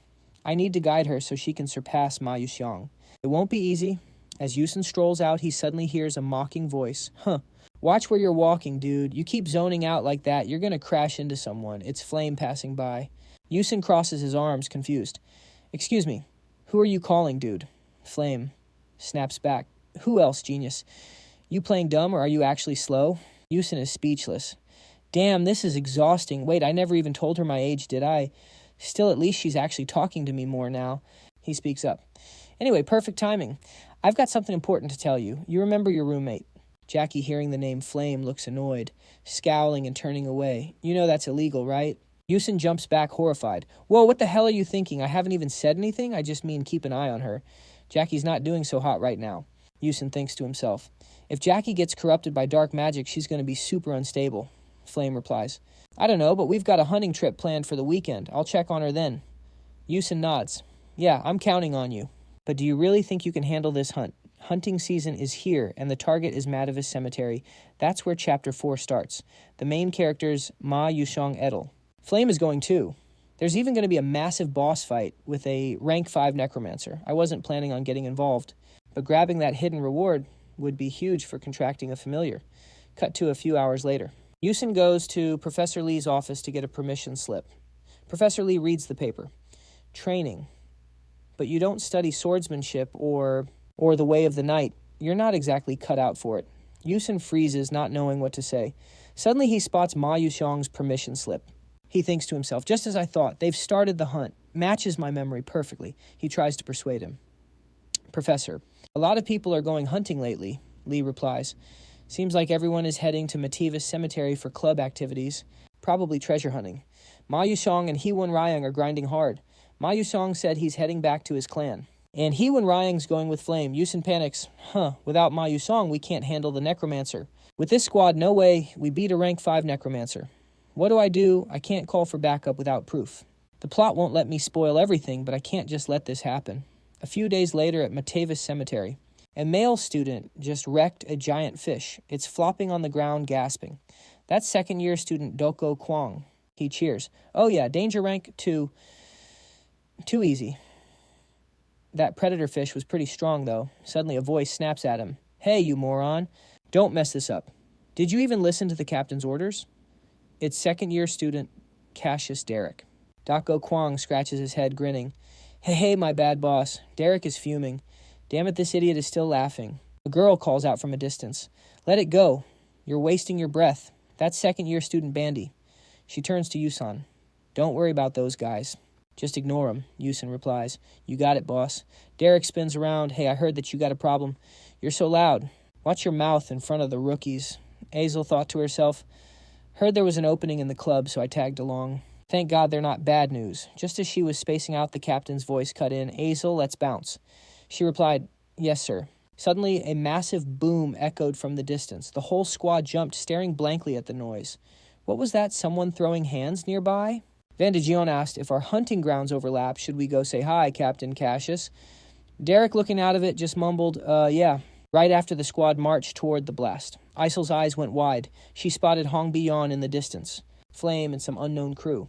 They were beefing. Hong Bi-yon shouted. I obviously took down that giant piranha first. But Flame clapped back. Bullshit, it was in our hunting zone, so it's ours. Lying dead in front of ASEKAI'D was the massive fish. She thought giant piranha heard that's a super rare rank 3 monster. They're fighting over the loot. Getting involved is just asking for trouble. Plus, I have zero desire to deal with the sister of the guy who killed my dad. I got a dip right now. Suddenly a voice rang out. Come on, rookies. Whatever it is, you can talk to your senior. It was Cassius Derek strolling up with a grin. Hong Bi-yon and Flame shouted in unison. Shut up and get lost. Cassius Derek frowned. You dare talk to a senior like that? Hong Bi-yon snapped. Then act like one. The captain stuttered. What suddenly a thunderous rumble hit, shaking the ground. A mysterious energy surged out. Flame thought this aura. I've got a bad feeling about this. A skeletal hand burst up from the ground. Everyone's eyes bugged out. Flame gasped. No way, it's a skeleton. Countless dried-up corpses rushed them, jaws open, screaming like nightmares. Meanwhile, in another area, inside the cemetery, marked Do Not Enter Alone, system update. Skill proficiency increased. Stats increased. Yu-seong appeared, letting out a sigh. Sigh, if only I could use magic. Why did it have to be blink giant fish carcasses littered the ground? He muttered, guess it's about time. Gazing into the distance, he spotted the graves. Ah, found it. His expression darkened slightly. I don't have broken skills like Ma Yu-seong. I don't have the raw power to wipe out a skeleton army. The only way is to play it like a Chapter 4 gamer. The Necromancer's assault began. The ground quaked and something shot up from the earth. Skeleton General, a sub-boss monster that appears 3 times in this chapter, glowing with red eyes. Baring its hideous teeth, it glared at Yu-seong.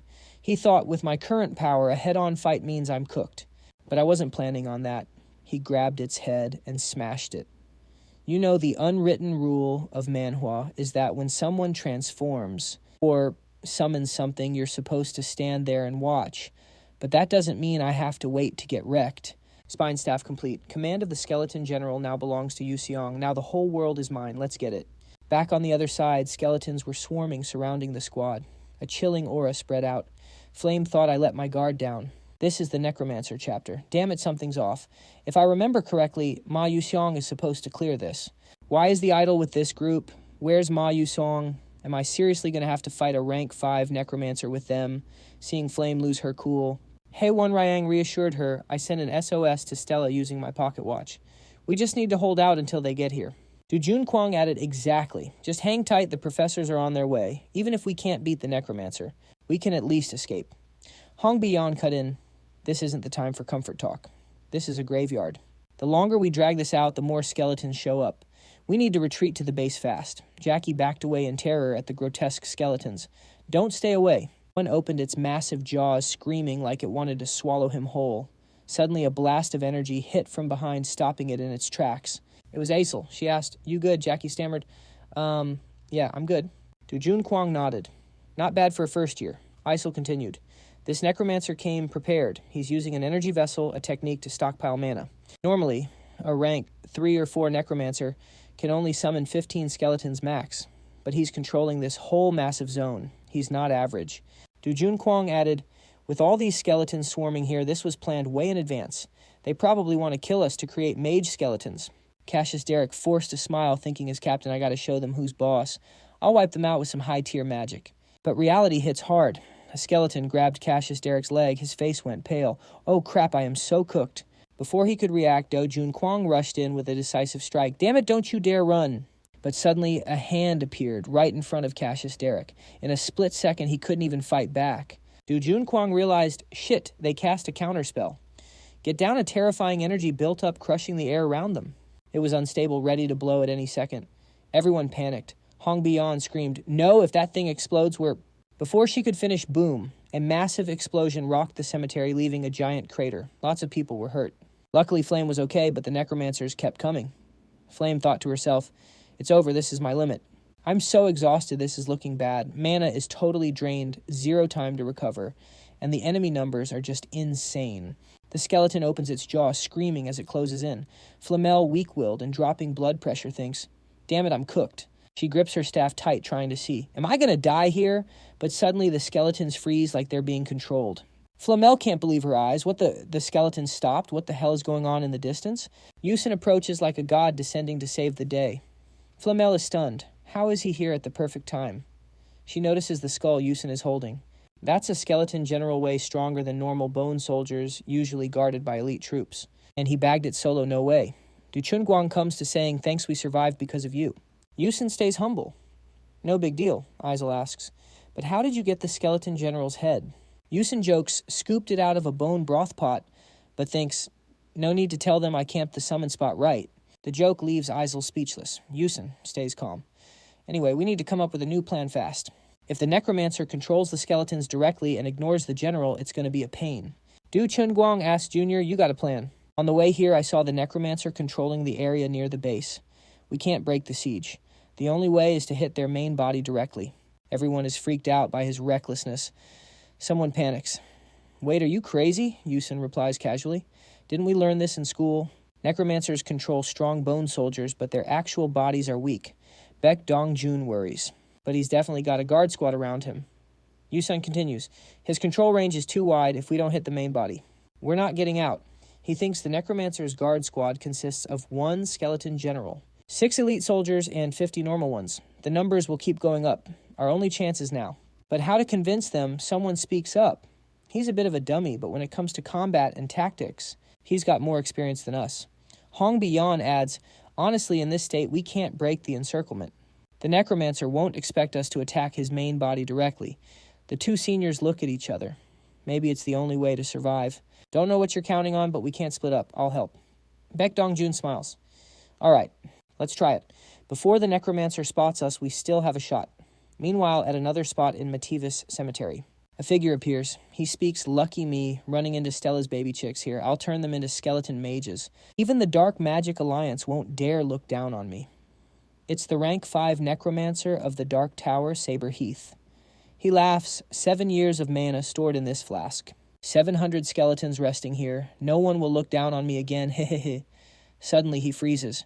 What is this? I lost the connection. Did my general get taken out? The sound of splashing water echoes. A force hits the shield from behind. He stands there stunned, not understanding what's happening, while the skeleton behind him shakes violently. He's terrified of rank 4 magic shield water. How the hell is that possible? He fumes, you bastard. I won't let you escape, but fast as the wind, he can't react. Boom! A massive explosion echoes, completely wrecking the skeletons. The fire is the combined power of Yusin's team. Saber Heath is frozen in shock. Damn it, I was too careless.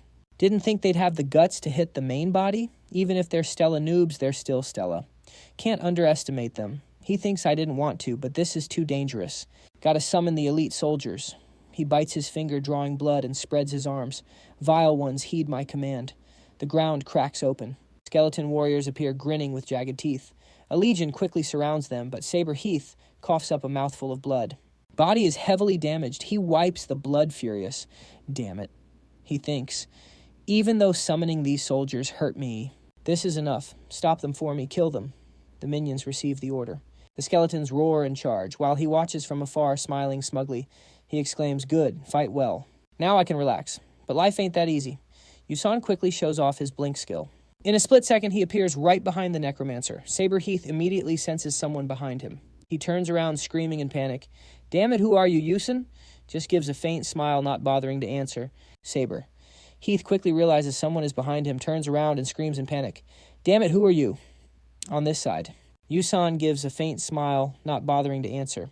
The Necromancer thinks in fear, I definitely had the locations of all 12 Stella Academy students. Through my skeleton soldier's vision.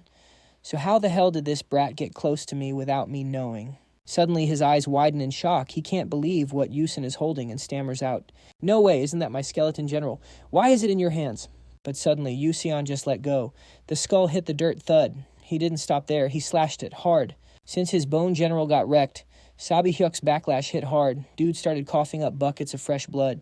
Face pale, clutching his wound, he was salty as hell. He thought, damn it, I got too cocky. So this is the real power of a Stella student.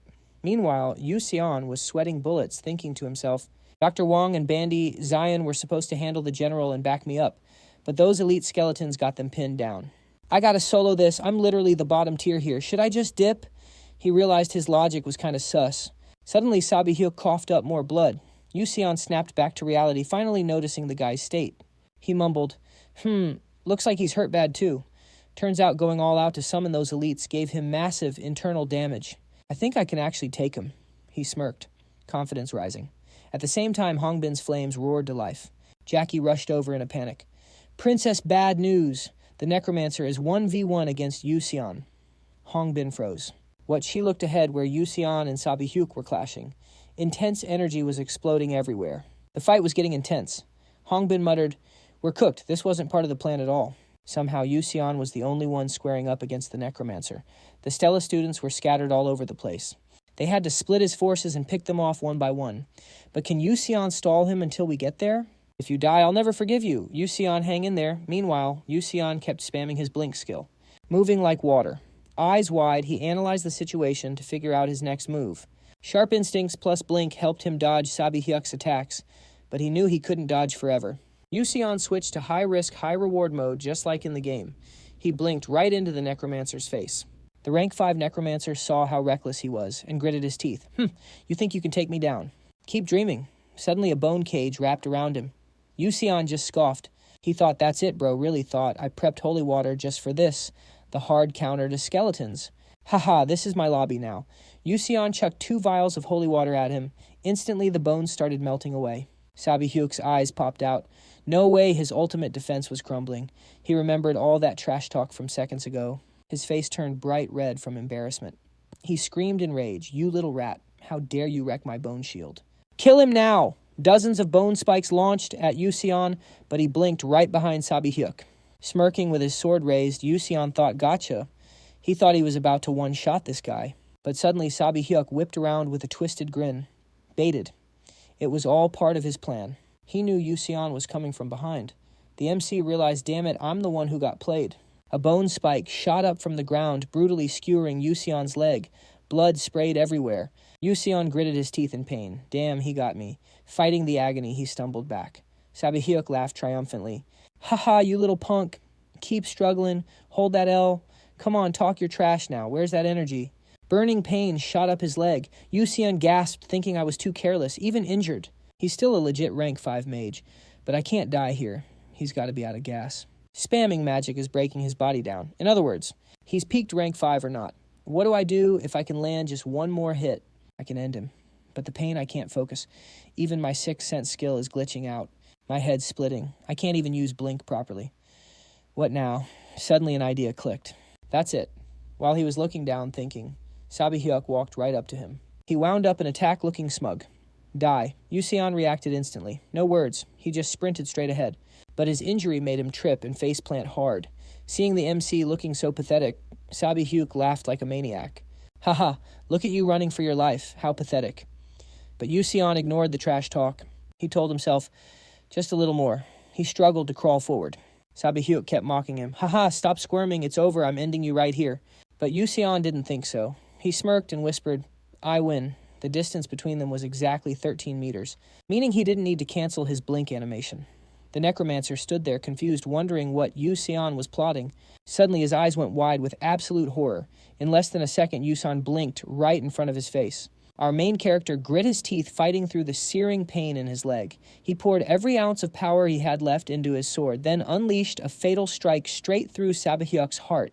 Blood sprayed everywhere. At the same time, over by Yusun's teammates, since the Necromancer was finally dead. The attacking skeleton soldiers suddenly froze. To everyone's shock, the entire bone army just vanished into the wind. Watching this unfold, the captain stammered in shock. No way did Yusun actually defeat the Necromancer. Like waking up from a nightmare, Jackie collapsed to his knees, muttering with a gaze full of disbelief, I can't believe it. Yusun actually took down a rank 5 Necromancer. Those words acted like a signal, and everyone's emotions exploded like they had just been brought back from the dead. The whole group cheered in unison. We're alive. We made it, even though nobody understood how it happened. A first-year freshman defeated a Necromancer. Doesn't matter. The only thing that mattered was that they were still breathing. With hearts pounding with life, someone cheered while shedding tears of joy. The scene then shifts over to Yusun. After taking down Sabi-hyuk, he was totally drained and face-planted onto the ground. A while later, he slowly came to sighing, Man, I'm exhausted. I just want to go home. Right after that, the Magic Knights from Stella Academy flew straight to the Mativus Cemetery, gathered the intel, and brought everyone back to campus. As soon as he got back to the academy, Professor Lee called Yusun out for a scolding. Yusin, didn't you say you were going training somewhere with scenic mountains and blue waters, fresh air and all that? Yet you ended up in a graveyard. I guess the air over there must be pretty fresh too, huh, my star pupil? Yusin didn't know how to defend himself against Professor Lee's sarcasm, so he just bowed his head. I'm sorry, sir. I only got off the bus because I had a bad feeling something was about to happen. The professor nodded. I get what you mean, but rules are rules. You're getting punished, and there will be no exceptions. However, the fact that you didn't hesitate to jump into battle to protect your friends, even though it violated Stella Academy's rules, is commendable. You did a great job. The school is going to give you a reward, and some well-deserved merit points. Just wait for it. Yusin replied. Yes, thank you, Professor. With that, Professor Lee turned around and walked away, leaving our main character standing there sighing to himself. Guess I should get going too. The doctor said I need to rest for a few days to recover. Need to let this thigh wound heal up. While he was walking and lost in thought, soft footsteps approached him. Yusin turned around to see who was coming to thank him, and it turned out to be the main heroine of the story, Iso. She always has a radiant smile on her face. No matter how heavy the burden on her shoulders, she stands tall and overcomes every hardship. She's truly an amazing character. Seeing Yusin staring at her, Iso spoke up. I really want to thank you for today. Our MC gently replied, just buy me a meal next time. But Iso didn't look too happy. She thought to herself, there's one thing I learned from this whole event, and even before that, it's that there are so many people in this world far better than me. I used to always see myself as some kind of peerless genius. That belief never changed, but it wasn't until I enrolled at Stella that I learned the truth. This world is huge, and there's no shortage of extraordinary people. I came to Stella with the goal of being the best, but I realized that won't be easy. Suddenly, Iso asked, do you think I could do that? If I tried my hardest, could I be like you? Yusan was pretty taken aback by that question. He panicked, thinking, this is bad. The old Iso never would have asked something like that. She probably changed because of me. In the original storyline, Iso had to face every challenge like a true protagonist, and somehow she overcame them all, even the Necromancer raid. She would have managed it with her own strategy and turned the tables through sheer effort. But because I interfered, Iso only faced the trauma without getting her overcoming adversity moment. Right now, she's still relying on everyone around her, so even after everything, her spirit is still fragile. Yusin hesitated, not knowing how to answer. Saying empty platitudes would only hurt her more, so he decided to speak from the heart. You don't need to ask me that. You've already shown you can do things others think are impossible. That's your own miracle. Iso looked surprised. How do you know that? Yusin gently replied, because I've always been watching you. That answer completely flustered Iso, her cheeks flushing red with embarrassment. Seeing her reaction, Yusin panicked internally. Wait a minute, doesn't that make me sound like a stalker? What the hell did I just say? He awkwardly said goodbye and scrambled away. I'm going to go now. Once he was safe, Yusin finally exhaled. Oh my God, I was almost cooked right there. Meanwhile, Iso stood there lost in thought over Yusin's words. He said he's always been watching me. No one had ever cared about the daughter of a traitor like me, and even if they did, their only goal was to judge me and pick apart my mistakes. No one actually cared. But he's been watching me this whole time. Yusan's words pierced through Iso's frozen heart, flowing through her veins and embedding themselves in her mind. She could feel her heart pounding in her chest. The flame of passion for magic and the goal she thought she lost had awakened again. Before anyone realized it, the sun was already rising over the horizon. A new day was beginning in the city. This was the Magic Council, the gathering place for the most brilliant mages in the world. Those guys are so lost in the sauce with magic they can't even quit. Something huge is about to go down. Everyone's yapping about Stella Academy students clapping a rank 5 necromancer. That sounds like total cap. Who even sees necromancers in this day and age? Didn't those dark mages go extinct ages ago, even if it sounds like clickbait? The fact that Stella students wrecked a rank 5 necromancer is the real deal. Listening to the gossip, Yusin thought, it's just an award ceremony, guys. Chill. But we got magic reporters and nobles pulling up. They're doing too much. Wait, why does Princess Hongbin look so hyped right now? Look at her, she's grinning ear to ear. Sensing Yusin staring, Hongbin turned around her face instantly, going ice cold again. The hell you looking at? The MC stuttered. Nothing. Then Professor Lee shouted to the crowd. Quiet down today. We're handing out rewards. To the 13 brave students who threw hands with the dark mage, these rewards will be presented by the headmaster himself. The 13 students were shook that the headmaster was doing it personally. Even Yusin was surprised. The peak of humanity, a rank 9 mage. Elwin's going to be the one giving out the goods. He showed up in the game a lot, almost made it into the main cast. Even though he's supposedly 300 years old, he looks like he's barely 18 or 19, always wearing that gentle smile. But make no mistake, he's the strongest mage in the world, nicknamed the Ravaging Slayer. While everyone was still reeling, Elwin walked past each student, patting their shoulders to hype them up. Great work. Keep grinding and stay brave out there, all right? Then he walked up to Yusin. With eyes that innocent, who would guess he's a 300-year-old headmaster? His face looks even younger than the students here. But standing in front of him, Yusin felt the pressure swallowing hard as he thought. Just looking into his eyes is terrifying. This is the power of rank 9, something only 10 people in the whole world have. I can't look away now. Man, this is intense. Confused by Yusin's stressed-out face, the headmaster flashed a bright smile. Still grinding as hard as ever, huh? Just like I expected, he said, then walked off, leaving Yusin totally confused. What was that supposed to mean? A bit later, the speakers blared, "The award ceremony is now over. Please return to your dorms." Yusin looked at the check attached to his certificate, jaw dropping as he gasped, "Whoa, 5 million credits just for me. That's insane. With this kind of cash, I won't have to stress about money for a long time."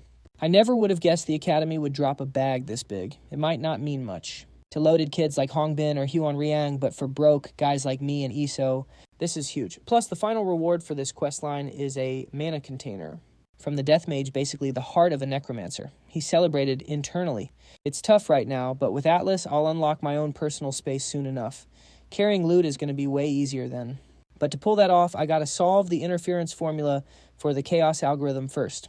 Lucky for me, the other students were chill about letting me have the reward. What a relief. Now time for the system rewards. A notification pinged. Chapter The Necromancer Raid.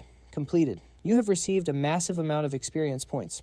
Due to your unique progression of the story, you earned a bonus reward from Project Constellatio. Option 1. A nerfed version of an item used in the game. Option 2. A nerfed version of a skill collected in the game. Option 3. Experience points. Yusan was surprised. Wait, I can get this stuff too. It wasn't that he didn't like it, but he was realizing just how weak he actually was. He desperately needed this boost. He thought, gotta choose carefully. Skills are the meta right now. All right, let's dump the XP into Flash. That last fight showed me how cooked I am. Grinding like everyone else won't cut it. I gotta abuse my game knowledge to get ahead. After he made his choice, the system confirmed the reward. Experience points for the skill Flash are sufficient. Skill upgraded to Flash Level 2. Maximum range 12 meters, maximum charges 3. Cooldown 3 seconds. Yusan felt the change instantly, even though the range didn't go up. He was still happy with it. For now, this is enough. Clenching his fist, he cheered. Finally, I've got 3 charges on Flash now. I can spam it way more freely. Since he had some downtime, his mind jumped to the next problem. Iso's condition is looking rough. Meanwhile, at the dark meditation class, Iso and the others were gathered. She felt like she was swimming in a dream floating in midair. It actually felt pretty chill. A cold breeze brushed past. She felt like something was stuck inside her. Iso tried to push it out over and over, but she couldn't quite get it. Suddenly, she jumped. Student Iso. Hearing her name, she looked around and saw the other students sitting cross-legged. Just like her. Iso panicked. Oh no, did I doze off? A transparent butterfly fluttered by her ear, carrying the professor's voice. Why are you casting magic during meditation? Look above your head. Iso looked up, her eyes wide with shock. Sure enough, a single pillar of ice was floating right there. Not far away, she used magic without even realizing it. Iso was shocked. Wait, hold up. When did I even cast this? I didn't use any formulas or calcs. She wondered, did nobody else notice, even for a tier 1 spell? They should have felt the mana flow, right? If this is from that meditation Yusan showed me, that's insane. I had my doubts, but this isn't just good, it's broken. Later, the meditation session wrapped up, and everyone rushed to get lunch. Iso skipped the cafeteria for a red bean bun, munching away happily. All thanks to that reward money. I can actually afford the cream red bean bun for 1,500 credits. This is pure bliss. Suddenly, a voice popped up beside her. Hey, Iso. It was Prince Jeremy Scalvin wearing a soft, cheerful smile. His smile wasn't manly. It was pure, adorable even. It made her heart skip a beat. Jeremy asked, joined a club yet? Iso blinked, surprised. No, I haven't joined any. Jeremy replied, really?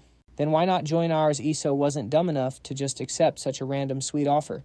There had to be a catch. She narrowed her eyes. What's the condition? Jeremy chuckled. Condition? There aren't any. I just like you, that's all. That answer only made Iso more suspicious. For a girl like her, a genius among geniuses, hitting rank 3 at 17 and good-looking, sure, but she was branded the traitor's daughter. Nobody wanted to be near her, yet Jeremy was different. Iso thought lies. He definitely wants to use me as a pawn. Seeing her hesitate, Jeremy stepped closer. Oh, come on, don't you trust me, Iso? Seriously, no strings attached. Just join the club and stay by my side. I'll give you everything. You know who I am. Iso was smart. She knew the Scalvan Empire was clashing with the Adolf Levitt Kingdom. If she had Crown Prince Jeremy's backing, her hellish life could end.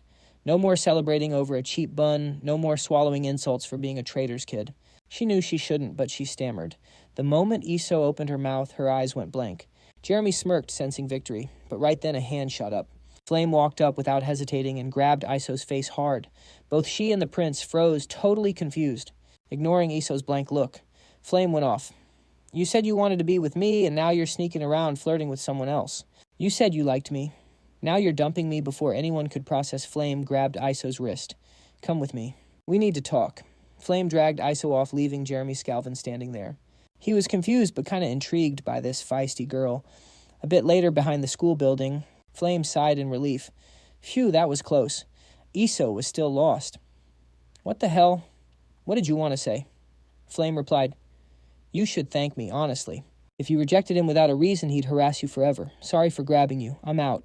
Flame waved and walked off, leaving Iso totally stunned.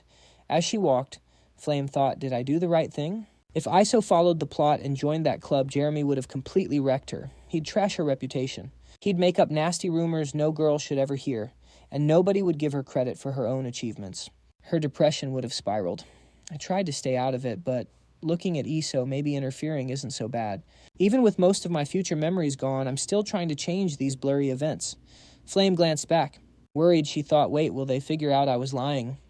Cut to Jeremy Scalvan's room. He sipped his tea, lost in thought. Flame is actually cute. The way she tried to hide her emotions in front of me, interesting. I want her even more than Iso. And just like that, the prince switched targets. Cut to the next day. The sun was high. A new day had begun. Inside the classroom, Professor Lee announced, starting today, we're doing combat simulations. Monster combat. For this exam, your targets aren't those weak rank ones anymore, or even rank 2s. We're talking mid-tier monsters, rank 3. Extremely dangerous and much tougher. I know a normal student can't solo monsters that strong, so this time you'll be forming parties. Find their weakness and take them down using team tactics. The specific rules have been posted. You can head out now and pick a mid-tier monster as your target. You'll have plenty of time to practice against it. Head to the Stella Dome. To the north, the Blazing Valley. South, the Frozen Sea. West, the Barren Desert. And in the east, the Overgrown Swamp. Find the terrain that suits your squad and hunt a monster. Pick a mid-tier beast that matches your style and take it out. He added Class A and Class S will be doing this together.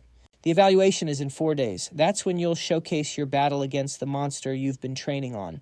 Form a squad of up to 6 and hand me the list. Hearing that Isel stood there totally stranded. Nobody wanted to group with her. She felt a bit empty, thinking, do I just hate teamwork? Or what? This performance review is super important. If I don't nail this goodbye scholarship. No scholarship means I'm stuck working part-time on weekends and holidays. That means less study time, the scholarship gets even further out of reach, and my magic progress hits a wall. A dark future is waiting. I gotta try harder. Suddenly a voice up ahead caught her attention. Princess, will you group with me?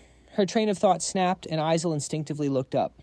Just to see a swarm of students simping over Princess Hong Bion, everyone yapping about why they're better than the rest. Truly the royal Princess Hong Bion. She has the power to pick anyone she wants. Contrast that with Isel completely alone. No one even thought about coming near her. Her eyes held a trace of envy, looking at Hong Bion. Before the Adolovits wrecked my family, I was surrounded by suck-ups like that too. We started at the same level. Back when my family, with our ice attribute, was still at its peak, and the Adolevit royals, with their fire attribute. We fought fiercely to rule the magic world. We always checked each other. No one was superior. That's why Hong Bion and I were the 2 kids born with God-tier talent. The whole world had their eyes on us. Believing we were the chosen ones born into noble magic families with S-tier talent. I actually believed that one day I'd become a great mage, until the Adolovit royals destroyed my family. Thinking about it, she clenched her fist, telling herself, don't get mad. Back then I thought I was, the one. Now can I even take revenge on the Adalevits? Isel stood there zoning out. Just as the anxiety was about to take root in her heart, a familiar voice rang out from behind. Yo, you all alone. It was none other than Yusion, seeing his beaming face. Isel sighed. What's up hearing that Yusion knew he arrived at the perfect time? Isel's confidence hadn't been swallowed by the darkness yet.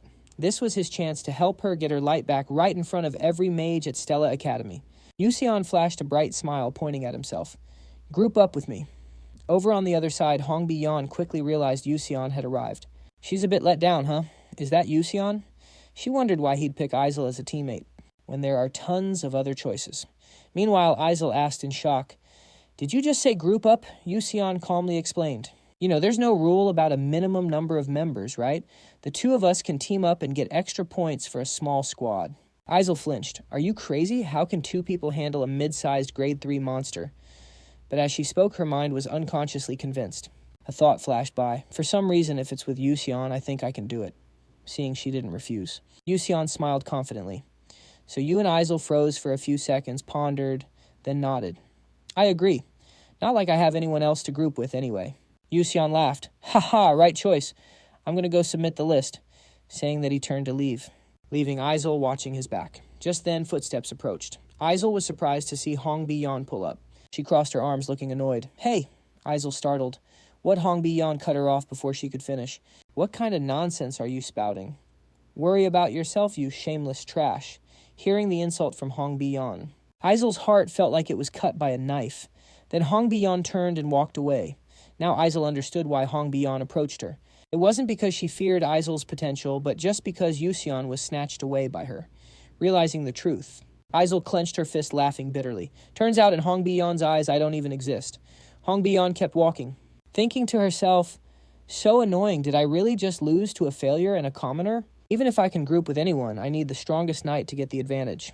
She scanned the room. Her focus landed on Ma Yu-seol, who was debating between picking a team or going solo. Without hesitating, Hongbi-Yan walked over. Seeing the princess, Ma Yu-seol asked, Hello, princess, what's up? Hongbi-Yan replied, Have you formed a group yet? Ma Yu-seol was surprised. No, I plan to go solo. Hongbi-Yan was a bit shocked, but stayed calm. Then group up with me. Ma Yu-seol smirked. Is that necessary? It was clearly a rejection, but Hongbi-Yan didn't give up easily. She was determined. Yusion and Isel already teamed up. You know smaller groups get more bonus points, right? Hongbi-Yan glanced at Yusion's group. Ma Yu-seol looked over too. Seeing the two chatting happily, Hongbi-Yan continued. I don't think they're aiming for normal mid-sized monsters, but special mid to large-sized ones. I'll say it again, will you team up with me? Ma Yu-seol thought about it. Even though he knew Hongbi-Yan was provoking him, the offer to compete with Yusion's group woke up his battle lust. Finally, he smiled. I see. Sounds interesting. I've wanted to test myself against Yusion anyway. Let's crush them. Hongbi-Yan exhaled in relief. Good. I'm counting on you. She shot a sharp look at Isel and Yusion, telling herself, just you wait. I'm going to take both of you down this time. After 4 days of prep, the mock monster battle officially kicked off. Professor Lee's voice boomed out, All right, people, we're starting the evaluation test for S rank and A rank classes now. Each group can pick their opponent from easy mode to hard mode. While Flame was warming up, the whispers around her wouldn't stop. Whoa, Group 16 picked that one, that mid-tier monster. Looks like an easy clap. Flame steeled her resolve, thinking, It's fine, I've trained like crazy for this, even if I can't hunt a special rank monster for bonus points, or target specific attributes or giant bosses, just soloing a mid-tier monster on my own. At rank 3 is enough to max out my score. Usually, it takes a squad of 5 rank 1 mages just to handle a single rank 1 mid-tier beast. If you exploit elemental weaknesses, have solid experience, and use the terrain taking down a higher rank monster is totally doable. Flame told herself, My magic is light attribute. It doesn't counter anything, so I just gotta deal with it. She decided to steer clear of the special or high-rank mobs and focus on securing a high score with raw skill. While waiting for her turn, Flame suddenly spotted Iso. She remembered that, in the original novel, Iso was pressured by Hongbang and his goons, so she couldn't train or form a party. She ended up taking the exam solo and got a trash score.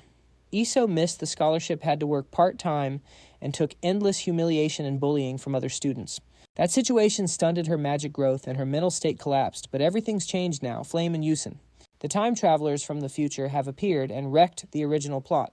Yusun chose to party up with Iso, even though he doesn't remember anything about the past. Thanks to love and patience, Iso's future is looking way brighter. Just then a massive explosion boomed out. making Flame jump and look back at the arena. She saw the monster had been taken down. Professor Lee announced that Group 16 had finished their exam. Good work, everyone. The crowd cheered. Flame knew she was next. Her heart started racing, nervous but determined. After congratulating the last group, the teacher announced, Group 17 to get ready. Flame immediately shouted back, Yes, I'm coming right now. She quickly headed toward the testing platform, walking past where Yusun and Iso were standing. Flame tried to walk past them, looking all cool, but just her luck. As she passed, she accidentally stepped on her shoelace, lost her balance, and pitched forward. In that critical split second, an arm grabbed her collar from behind, saving her from a painful faceplant. The sight of a petite girl dangling in midair from someone's hand made the audience burst into laughter. Ha ha ha, that's adorable. She's even shorter than my little sister. The one holding Flame's collar was Yusun. The male lead looked a bit awkward. You okay? Flame was too flustered being held like a baby to say a word. Yusun let go, and Flame turned around blushing to say thanks. But Yusun pointed at her foot. Don't mention it. Just tie your shoelace. Looking down, Flame realized one of her laces was a mess. She could have sworn Jackie tied it tight earlier. Seeing Flame struggle, Yusun offered to help, but she quickly refused and fixed it herself. She thought, thank God I caught that or I would have failed the exam for sure, after tying it. Flame stepped onto the testing platform, radiating confidence. Seeing she was alone, the crowd started whispering. Is she solo? Looks like it, no way. Is she planning to beat a mid-tier monster all by herself? Flame's exam began with her opponent, a massive mid-tier monster. Standing before it, Flame looked like a tiny ant. The power gap was obvious. The gossip didn't stop. That monster doesn't have a special attribute, so you can't counterpick it. The teacher's voice rang out, Group 17 start. On the signal, the monster lunged at Flame with terrifying speed. But Flame stood still, focusing on her chant, ignoring the crowd's worry. Look how shaky she is. How is she going to handle that thing alone? When the spell was ready, she whispered, petals in the wind. A golden magic circle appeared beneath her feet, with eyes full of determination. Flame knew she could do this. Powerful vines burst from the ground, wrapping tight around the monster's body, immobilizing it completely. Next, she cast a material transmutation spell, turning the vines as hard as stone, draining the monster's strength as it trembled in rage. But Flame knew that wasn't enough to finish it. She summoned 3 halos of light above her head, gathering power for the killing blow. Just then, the beast went berserk, flexing to break the vines. A second later, they all snapped. With furious bloodshot eyes, it lunged jaws wide open to swallow Flame whole. At that exact moment, Flame's spell fired. A massive beam of light shot out, piercing straight through the monster, leaving a fatal wound, a gaping hole in its body. Flame was exhausted after burning through almost all her mana. Panting heavily, the giant monster finally crashed to the ground, shaking the earth. The students watched in total shock. Teachers and guests were taking off their glasses and wiping them, unable to believe their eyes. The people who mocked Flame were now silent. Whoa, that's insane. My squad of 5 couldn't even take down a mid-tier. Who is she? Professor Lee announced that Group 17's exam was complete. He praised Flame and she bowed in thanks. Walking off stage thinking, phew, finally done. But heading back to my seat, she spotted someone and her eyes went wide in total shock. Am I seeing things? Up there, the next group is stepping onto the stage. The teacher's voice booms out. All right, let's kick off the test for Group 31. The next match is going to be intense.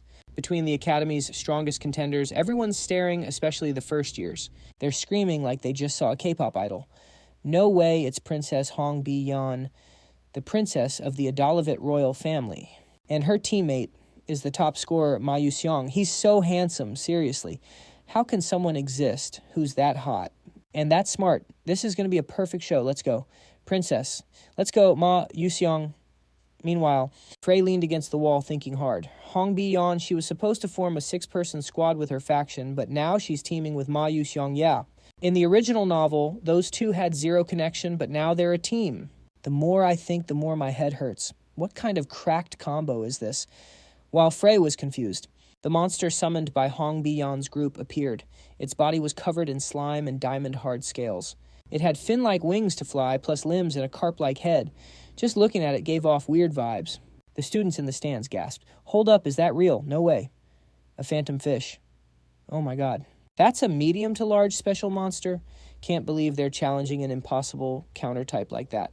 Are they crazy?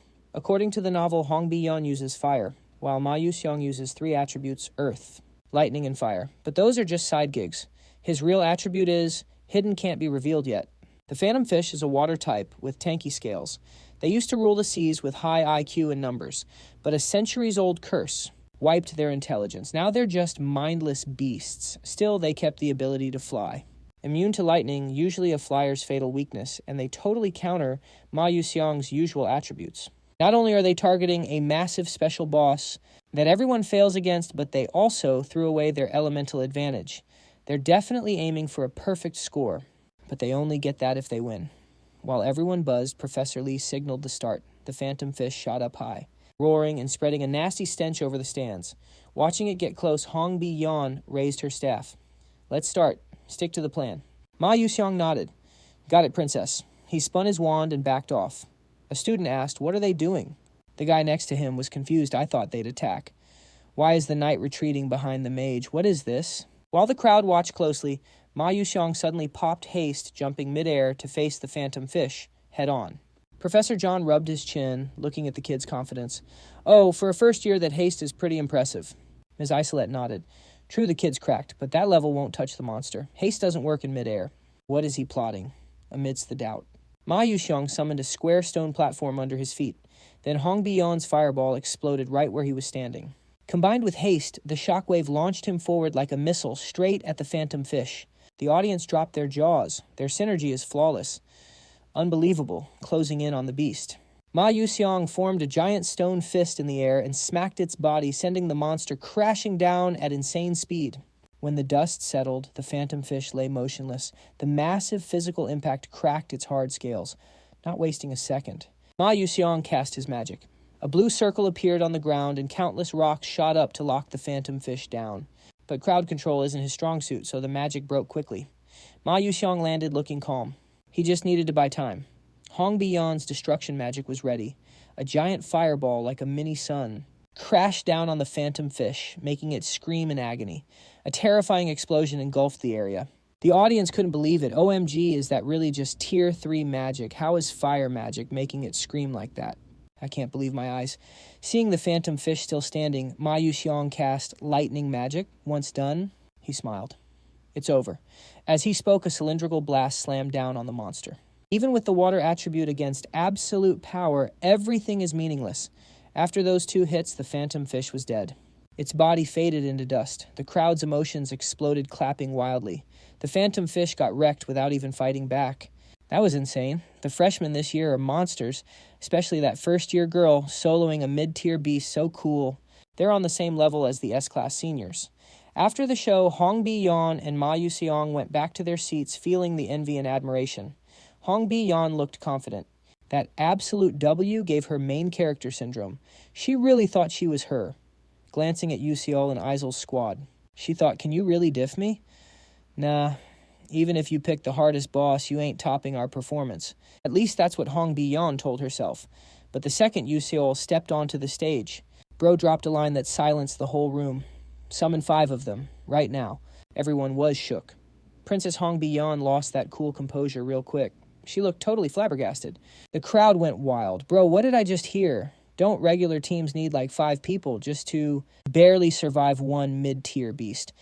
And these 2 act like they can take on 5 at once." I know the rumors about Yu-seol, but is he actually insane? All eyes on the MC now. Blue lights flashed around them. Summoning complete. It's go time.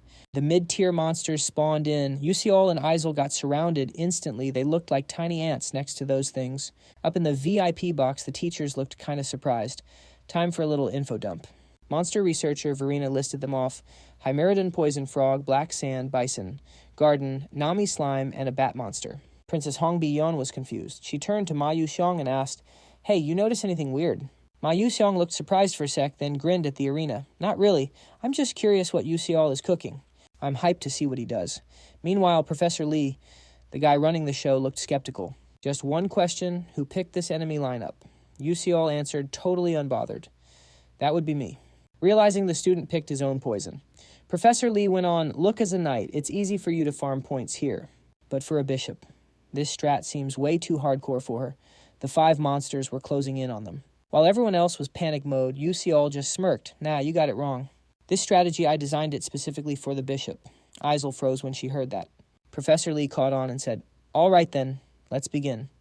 The signal dropped and the monsters swarmed. Isel was nervous, but Yu-seol whispered, "You got this." Isel replied, "Of course, just trust me." But inside she was like, "Trust? Seriously, that sounds so cringe." Trying to hype herself up. Then Yu-seol dropped a line that made her cringe hard. "I believe in you." Top tier support, right? Isel sighed, lost in thought. Yu-seol is such a mystery. Flashback to that night, Isel was walking behind him full of doubts. She finally asked, "Hey, Yu-seol." Since it was just the two of them, she pressed him. "Why me, though?" "Be real, you're a cracked knight. You could have picked literally anyone else." Yu-seol scratched his head, trying to cook up a good answer. Finally, he spoke true. "Our class is stacked with talent, like for fire magic control. Nobody touches Princess Hongbi-yeon. For crowd control, Flame is the GOAT, and Ma Yu-seong is literally the strongest first year. No debate there. Even Ha-hyun Ryang would be a solid pick for single target DPS. Seeing he knew everyone's stats so well, Isel was even more confused. So why Yu-seol turned his back totally chill. "I just feel like you're the best fit for my team. Simple as that." He turned back with a dazzling smile. "All right, let's keep moving." Classic him. Isel stared at his back, blushing a little. First time she'd seen him look so serious yet smile like that.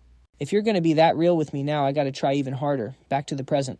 Isel gripped her staff tight. "I don't get his plan yet, but he picked me for a reason. So watch this." Isel charged mana around her feet, her staff floating in front of her. She focused, unleashing her power. She closed her eyes, sensing everything. Danger creates opportunity, and that's where she truly shines. The students noticed the shift. "Hold up. Isn't that supernatural resonance?" Someone else yelled, "No way." "That's a high-tier ability. Only rank 6 mages can pull that off in a trance state. If she loses focus, the mana backfire will wreck her magic circuits forever.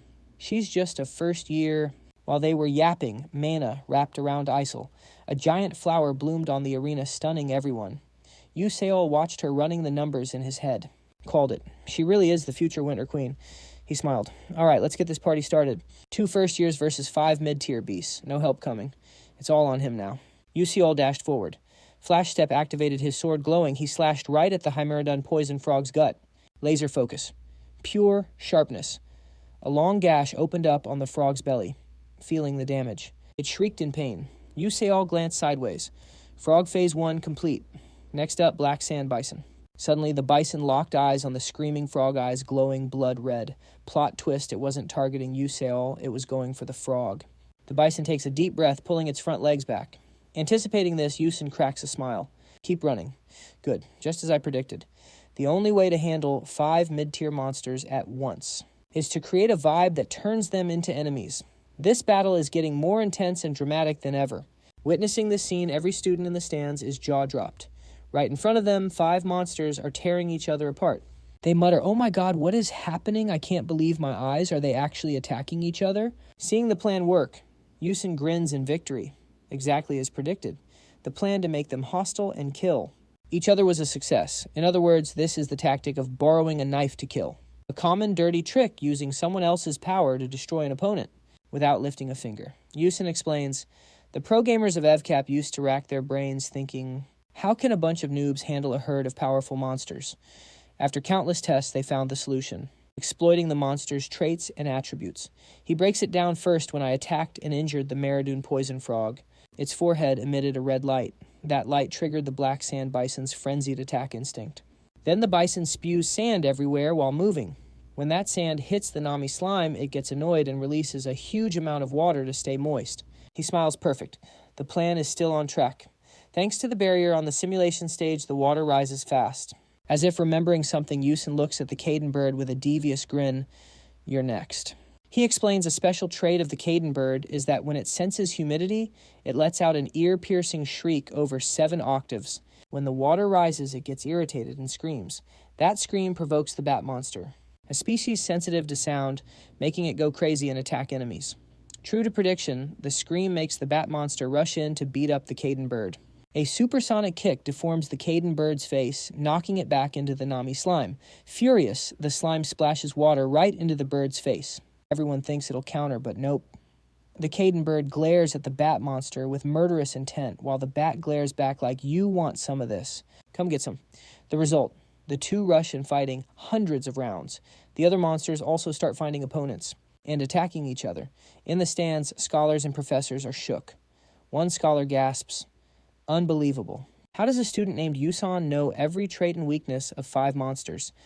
Even I, a scholar specializing in monsterology, never thought of this plan. They're reckless and brainless, but worth studying. A female professor speaks up, I agree. They're reckless and totally cracked. But what surprises me is ISO's focus. That girl is holding her mana flow steady right in the middle of a fierce monster brawl. Truly extraordinary. She must have placed her whole heart and trust in her knight. On the simulation stage, the monsters are still enthusiastically wrecking each other, ignoring everyone else. Water swirls rise high, the red light glows brighter. Amidst the chaos, Yuson fulfills his knight role perfectly. A knight's duty is to protect and suppress the enemy until the mage finishes prepping the spell. Every time a blinded monster attacks ISO, Yuson instantly flashes in, using his sharp blade to slash its ankles, dropping it instantly. Just as the Caden bird stands up, it gets jumped by other monsters, unable to stay conscious. Yuson realizes the danger as his attacks enrage the monsters. He quickly returns to position, continuing his knightly duty. Suddenly, his 6th sense screams danger. Yuson's eyes widen as he sees a giant boulder hurling toward ISO, who is still in mana resonance, unable to move. Without hesitation, Yuson dashes in to protect her. With skilled technique, he slashes the boulder in 2. Baek Yu watches and laughs. Hey, Princess Hongbin doesn't. Yuson looked like the ideal knight. He's like a knight guarding a princess in a fairy tale. Hearing that Hongbin's eyes go wide, her ruby red eyes sparkling as she looks at Yuson. In the middle of the battlefield, he dances like a warrior of light. The sword and after images blinking around make it impossible to look away. East to west, it's not a show, but he's protecting ISO from every angle like a fairy tale knight. Under absolute protection, ISO doesn't take a single scratch. As the battle peaks, the monsters get exhausted and riddled with wounds. Suddenly, a magic circle appears over ISO. Like starlight or a water droplet falling in a quiet space, eyes beautiful as sapphire snap open. She grips her crystal flower staff tightly. As the chant ends, water on the ground turns to ice. A massive ice flower appears in the sky, radiating a cold light from its petals. Witnessing the shimmering magic, the audience can't look away. The pale blue flower glows brilliantly, beautiful enough to make them forget the test's purpose, wondering if there is any artwork more exquisite. No one is judging a student's magic anymore. They just admire the magic of a true mage. ISO's magic is simple, but on a whole other level. No mage can compare to this. Some time passes, and the water rises up to the monsters' waists. ISO's magic freezes them instantly. They're stuck solid, unable to move, even though they were already exhausted from the brawl. They can't break the ice right now, but who knows? Any second now, they could shatter it and go into a frenzied attack, thinking that ISO casts Shatter. The brilliant ice flower explodes into fragments, turning into thousands of razor-sharp ice spears like giant lances piercing through the bodies of all 5 monsters. Their skin is torn apart, freezing necrosis setting in as they try to move. The shards dig into flesh and blood, making them scream in agony. The audience whispers, "What's happening? I have no clue." Yo, you think the 2 of them actually beat 5 intermediate monsters? Just 2 people. Suddenly someone panics. Huh, no way. Look over there. Everyone looks. The ice is melting. The monsters' eyes are bulging, steam rising from their bodies. A hidden trait. When they feel cold and high humidity, they radiate insane heat. Just like that, the 5 monsters break the ice simultaneously. Their murderous eyes lock onto Yusion's team, the ones who reduced them to this state. The teachers sigh in disappointment. In the end, those 2 couldn't pull it off. Perfect strategy, beautiful combat, but you can't fight fate. They didn't anticipate the hidden trait of intermediate monsters. Too bad they were so close. Still, with this performance, Yusion's group will get a high score. As everyone agrees, Isel suddenly raises her hand to the sky. A golden orb of lightning magic appears. The audience's eyes bug out. Impossible that mana flow. Could it be? Without hesitation, Isel declares Thunder God's Descent. Instantly, tens of thousands of currents explode, turning into countless lightning bolts, flooding the 5 monsters' bodies, making them howl as the electricity wrecks them from the inside. Witnessing the combo of lightning and ice she created, Isel is stunned by the epic scene. But her eyes show disbelief. Is this my magic? Turns out I can do it too. Just like he said, memories come flooding back.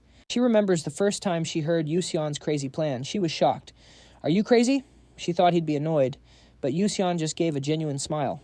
You can do it, and I believe in you. So trust me, the person who puts all his faith in you. Hearing those heartfelt words from Yusion, Isel clenched her fist, telling herself to focus.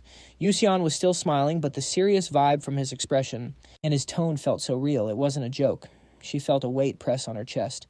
I never had anything before. No belief in my own path, not a single friend, to tell me I was going the right way. My whole life I lived in fear and anxiety, clinging to a fragile ray of hope. When that hope was about to die, Yu-seol showed up. He was the first one to reach out and save me. Can I really do this? Up until now, she felt like she was drifting in an endless ocean. Even trying to brave the storm, I hesitated, wondering if I was going the right way. But that question doesn't matter anymore. Far on the horizon, Yu-seol went ahead, leaving footprints of light across the vast ocean. Like a star guiding sailors, like a lighthouse keeping ships safe from danger, I can feel the light whispering, "Follow me. I will lead you." Then Professor Lee announces, "Team 32's test ends here. Congratulations on an excellent completion."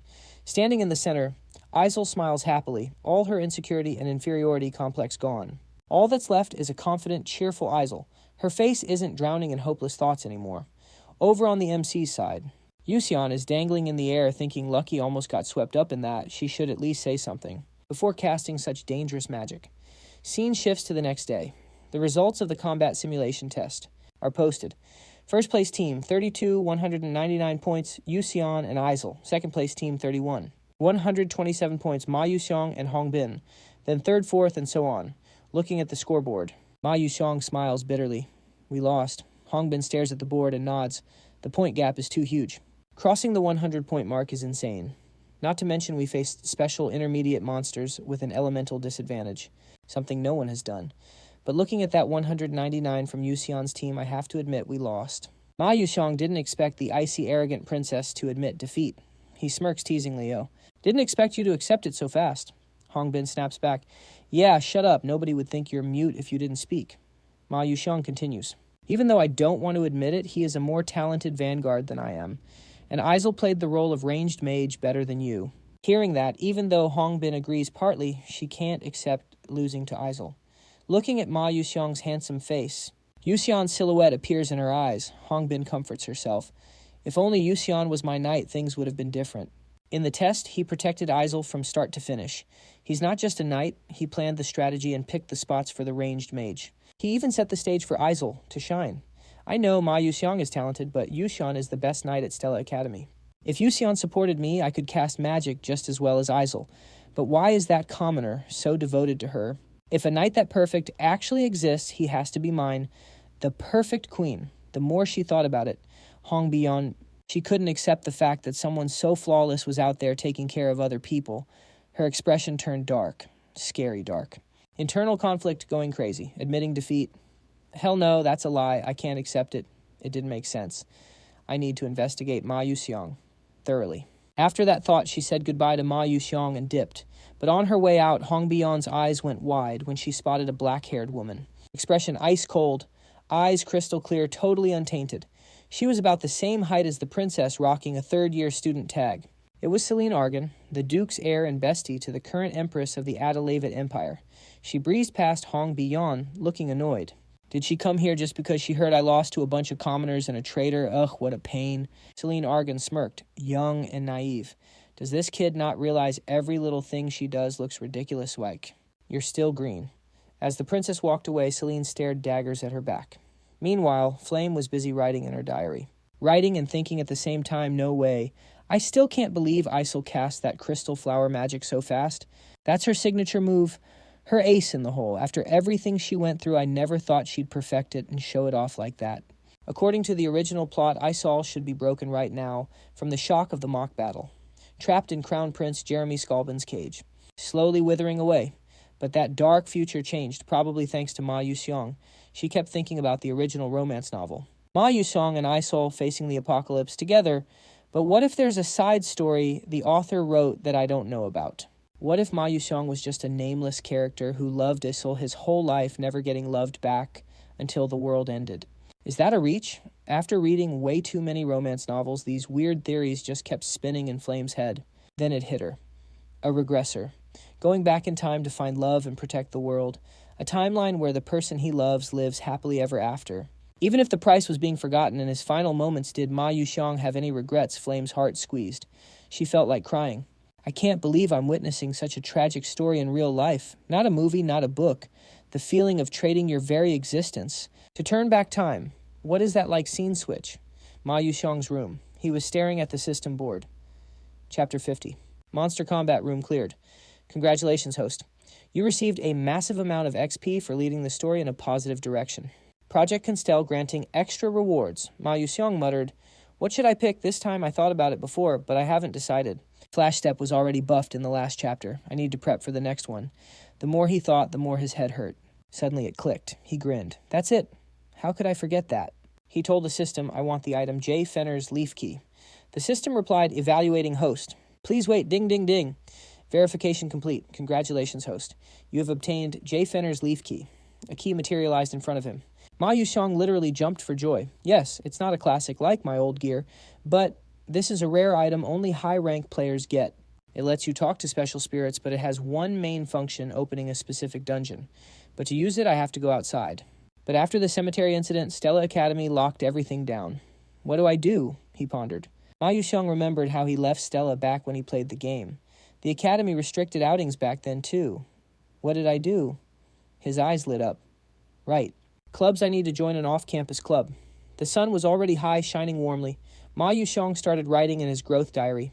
Since I was little, my family was poor. We rarely ate out like other people. Whenever Mom went to work, I was home alone just cooking instant noodles. When I got sick of them, I threw a fit for something good. Mom used her savings to buy me a bowl of jjajangmyeon. I was so happy. Mom sat with me, but she didn't touch her chopsticks. She said she didn't like jjajangmyeon. After asking a bunch of times, I finally understood. He finished writing and buried his face in his arms. His eyes stung, probably from writing for so long. He smiled. All right, homework's almost done. Now, which club should I join? Ma Yu-seol walked over to the school bulletin board. It was plastered with club ads. He rubbed his chin, looking them over carefully. Which one is the best fit? So many options. Creative Writing Club. Studying for college entrance, chess club, the ultimate sport for mages. Cooking club, inspiration for young chefs. He kept scanning the flyers. Loads of clubs, but barely any allow off-campus activities. I need to choose carefully. Just then he sensed something. He glanced to the side. Still haven't signed up for a club. Someone was standing right there. Ma Yu-seol asked, "Who's that?" The person looked over. "Excuse me." "So what?" She didn't seem to like the question, so he switched topics. Shouldn't you be scouted by a ton of clubs?" ISEL shot back. "Do you not know who I am?" Ma Yu-seol answered casually. "I know. You're ISEL. You're pretty famous these days." ISEL didn't deny it. Yeah, true." She looked a little sad. Ma Yu-seol thought to himself, ISEL's reputation changed big time after the exams. She definitely feels the shift just like I do. ISO's waiting on his pick, eyes closed. She looks just like Yu-seol did when he first got here. Bro thinks to himself, gotta pick this club carefully. Out of nowhere, Ma Yu-seol walks up, taps Yu-seol's shoulder. All smiles. Yu-seol, right. The friendly vibe caught him off guard. He's thinking, Ma Yu-seol, why is he... Yu-seol swats his hand away. All right, get your hand off me first. But Ma Yu-seol keeps grinning. You're amazing. I saw your test results. Heard you commanded the squad that took down the Necromancer. That's actually insane. Yu-seol's blanking out. Just got lucky, I guess. Just as expected, Ma Yu-seol stares him down intense-like. I knew it. You're built different. The cold look on Ma. Yu-seol did a full 180. Yu-seol gulps totally, shook, stammering. As you know, I'm just a normie civilian. Always got to figure out how to do better than everyone else.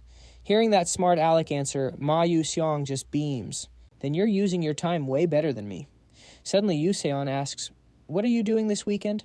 Ma Yu-seol's surprised. Me. Then he answers short. Studying. Both of them freeze. Yu-seol laughs. I just asked to be polite and you answered to be polite. Thanks for that. Ma Yu-seol waves his hands. No.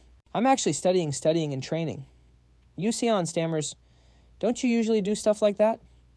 Why are you smiling so much? Ma Yu-seol goes, yeah. Lately I just like doing it. Don't know why. One guy's always smiling, the other's suspicious. Yu-seol thinks his eyes are always so pretty boy act normal for once. Ma Yu-seol continues. Training comes later. What was the reason this time ISO suddenly speaks up? It's about the dungeon practice, right? Ma Yu-seol adds, that's right. If Milady hadn't stepped in back then, I might have been in real danger. Hearing that ISO snaps, don't call me Milady, Yu-seol recaps the situation. Right. In the original novel, Ma Yu-seol teams up with Flame to easily wreck Haewon Ryang. But since I meddled this time, Flame got stuck with me and Ma Yu-seol had to face Haewon Ryang solo. Is that why Haewon Ryang was acting weird? Anyway, it's still good. Thanks to that, they'll both train themselves up. Totally different from me. Their growth is definitely going to lead to a good ending. Ma Yu-seol gets back to the point. Hey, Yu-seol, you still haven't joined a club. Been a while since school started, hasn't it? His voice sounds a bit rough from being busy. Ma Yu-seol grins like he won the lottery and points at himself. So join my club. Yeah, Yu-seol looks away. We'll see. If you meet my demands, I'll think about it. Ma Yu-seol asks, what kind of club do you want? Yu-seol starts his speech. Gotta be quiet. Few people, no private gatherings, full insurance benefits, and lunch better have cheese and pork cutlets. Freedom to operate outside, respect for personal business, allowed to leave campus. Iso's confused. Does a club like that even exist? Yu-seol knows the deal and laughs. Of course not, just kidding. Ma Yu-seol suddenly says, interesting. If I make a club like that, will you join? They both stare frozen for a sec. Yu-seol asks back, trying to stay chill. Holy crap. Can you actually make a club with special off-campus permission? Ma Yu-seol gives a dazzling smile, totally confident. Yep, I absolutely can. Yu-seol starts calculating in his head. True. Ma Yu-seol's got connections. He's linked to the powerful factions hiding inside Stella Academy. Scary as they are, they'll be useful. Freedom outside school, health insurance, eating beef cutlets every day. No pointless restrictions, but he keeps thinking. There's no such thing as a free lunch. Ma Yu-seol and I aren't even tight like that. Even if I have game knowledge and act like a genius, is that enough for him to build my dream club? Yu-seol gets serious. Great idea. But what do you get out of making this club for me? Ma Yu-seol's eyes shimmer, looking at Yu-seol like a gem. Plenty. You're very special. Yu-seol thinks, what exactly does he know? Then he remembers Ma Yu-seol's biggest issue, extreme loneliness. No other choice. Yu-seol nods. Fine. Go make the club. Ma Yu-seol lights up. Really? Yu-seol stays cool. Yeah. But you gotta let her join too. He drags Iso in, startling her. Huh, me too. Seeing the plan go right. Yu-seol gloats. In the original plot, these two are a match made in heaven. If Iso's there, she can take care of Ma Yu-seol's mental state. Dude's like a pufferfish. He'll die or go crazy if he leaves the water. Can't count on Flame since she's always with Haewon Ryang. Ma Yu-seol is happy. Having Yu-seol around is good enough, but adding the beautiful Lady Iso, I welcome it. Iso fumes. Stop calling me lady. It's annoying, hearing them bicker, like cats and dogs. Yu-seol thinks, was this the right call or nah? Ma Yu-seol asks. So what's the club name? Yu-seol's prepared. I got this. A moment later, a form appears in front of everyone. Club application form. Club name Gourmet Club. President Yu-seol. Members Ma Yu-seol Iso. Goal exploring global cuisine. Iso worries. Is this going to work? To get the special activity seal rank. We need at least one supervising professor and 5 members. Ma Yu-seol smirks like a savior. Leave the members and the seal to me. But finding a professor might be tricky even for me. Yu-seol turns to him. What? You can get a special off-campus permit, but a professor's too hard. Ma Yu-seol smirks. It's nothing. That smile sends a chill down Yu-seol's spine. Seeing everything settled, Ma Yu-seol grabs the paper. I'll go get the seal for the application then. Yu-seol replies. Yeah, I'm counting on you. Watching Ma Yu-seol walk away. Yu-seol thinks, not just anyone can get that special activity seal. If they actually stamp it for him. Sure enough, those guys are definitely with them. Scene shifts to the main tower, number 1 Vice Principal Stella's office. He was admiring a porcelain vase when the door opened. His face changed the moment Ma Yu-seol walked in, looking like a total heartthrob. The Vice Principal smiled respectfully. Oh my, what wind blows you here. Welcome, young master. Ma Yu-seol. Seeing the fawning, Ma Yu-seol smiled friendly. Yeah, long time no see. He plopped right down into the Vice Principal's chair, crossing his arms with a satisfied grin. Oh, your seat is comfier than I thought. I'm digging it. Haha, facing such arrogance. The Vice Principal just smiled faintly, bowing his head. Thank God. It is my honor that the young master likes it. I'm so glad to see you've matured like this. Ma Yu-seol replied indifferently. Is that so? Life at Stella Academy is great. I've met lots of interesting friends, way better than home. His smile beamed, but the Vice Principal frowned internally. What is this psycho kid doing here? Regaining his composure, he asked. So what brings you here? Ma Yu-seol didn't answer immediately. Gently placing a paper on the desk, his lips curving into a meaningful smirk. This is a club creation application. I need you to stamp it. The Vice Principal froze. Excuse me. His eyes were glued to the paper, unable to hide his skepticism. An eccentric like Ma Yu-seol wants to start a club. If the clan found out, their jaws would hit the floor. Pondering for a moment, he sighed and nodded. I see. A club application, huh? First, let me check if it meets the criteria. To form one, the minimum member count must be valid. That's the rule. But the moment he reached for the paper, Ma Yu-seol immediately covered it with his palm. The room fell silent. The Vice Principal froze and looked up. Ma Yu-seol's bright smile had vanished. His eyes darkened like an abyss, his voice low with invisible pressure. You don't need to check the content. Your job is just to stamp it. The vice principal's throat went dry. He felt something terrifying hidden in the boy's gaze. Swallowing hard unconsciously, he thought, don't resist. Or rather, I have no right to object, as long as this kid is the heir of that great man. I can't refuse. Cold sweat ran down his spine as he reached under the desk for the seal. Yes, of course I will stamp it, but please keep this a secret. He subtly reminded him while stamping. As the final seal hit the paper, Ma Yu-seol saw his goal was met and dropped the cold attitude. Got it. Thanks, I'm out. He left the office. The door closed and the vice principal sat motionless before slumping back, sighing in relief. Bastard. A half-assed talent daring to be arrogant in front of me.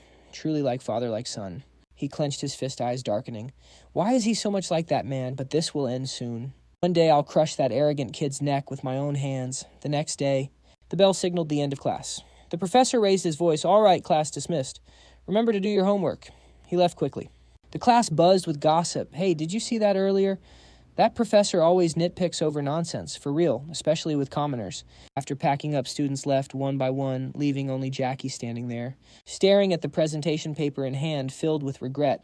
Damn it, I could have made a better impression. Ruined it just because I was nervous. Flamel saw Jackie lingering, knew she was upset, and comforted her with a smile. Jackie, you did better today.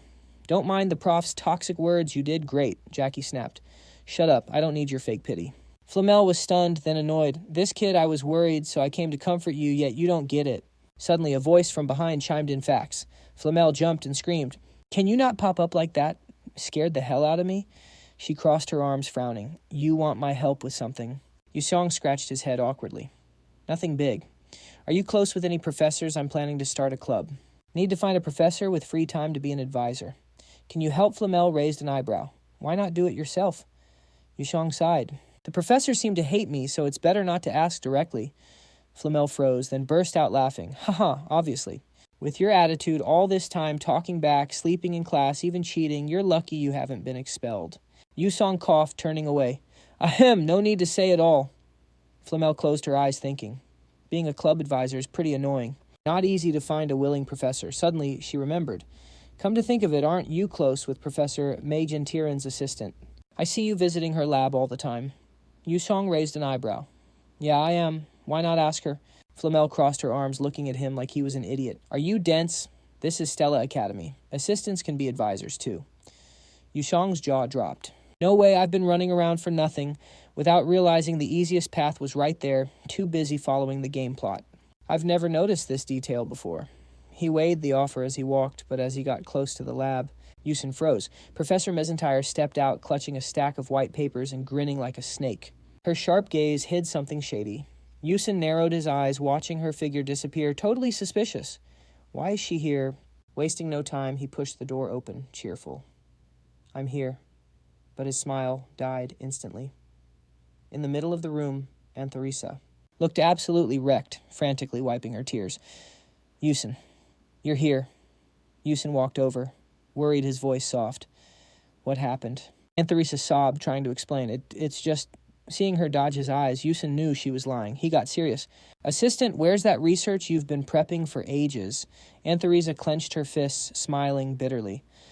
About that, I gave it to Professor Mezentire. You know the alchemy conference is coming up. The professor said she'd present it for me. Her eyes sparked with hope. It's great. My research gets presented to the world's top alchemists after all. But Yu-seol cut her off angry. I get it, Aunt Theresa. Your work just got stolen in broad daylight. So is your name even going to be on it? Aunt Theresa froze, hesitated, then gave a pained laugh. Ha, it's fine. It's an experience. That's just how alchemy is. I'm not the only one. Everyone goes through it. We just accept it. But Yu-seol was pissed. Is this how they have to suffer just to become alchemists? He thought, even if Mezentire is about to crack the formula, I want Aunt Theresa to finish it herself first. Seeing her work stolen, I can't just let that slide. Yu-seol asked assistant. Besides that one, what about the other research you're doing? Aunt Theresa blinked. The joint research, you mean the random number. Interference combined with Qigong technique. She sighed. That technique hasn't been solved in 300 years. I tried your unique idea, but it still didn't work. Yu-seol smiled confidently. If we solve it, this research will be a massive breakthrough. Actually, I already cracked that part. Aunt Theresa's eyes went wide, pupils shrinking in shock. What did you say? You actually solved it? Yusin nodded firmly. Yeah, let me show you. Even though he didn't fully understand how it worked, he wrote the enhancement formula on the board. And Theresa watched intently, her eyes flashing with technical diagrams and alchemy formulas. Her jaw dropped. When Yusin finished, he looked straight at her confident. But if it's you, I bet it'll be different.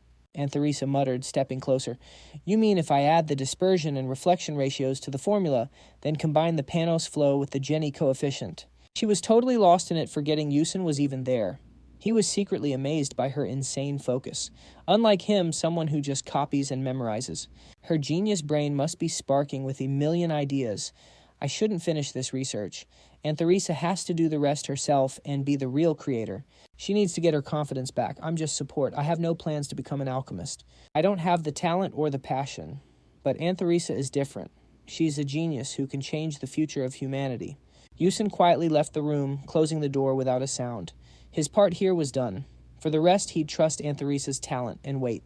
Sometime later, thanks to help from assistant Aunt Theresa and Ma Yuson, successfully started his cooking club. As the club president, he got permission to go out and came here via warp gate, even though it made his joints ache a bit. Professor Lee grilled him again. Thanks to prepping beforehand, he luckily passed the test and got his travel pass easily, as long as he didn't cause trouble. Walking along the path, Yusin was mesmerized by the dreamy scenery. A massive tree, the Third World Tree, stretched all the way to the clouds. Thousands of branches spread out like a giant umbrella, covering the vast garden below.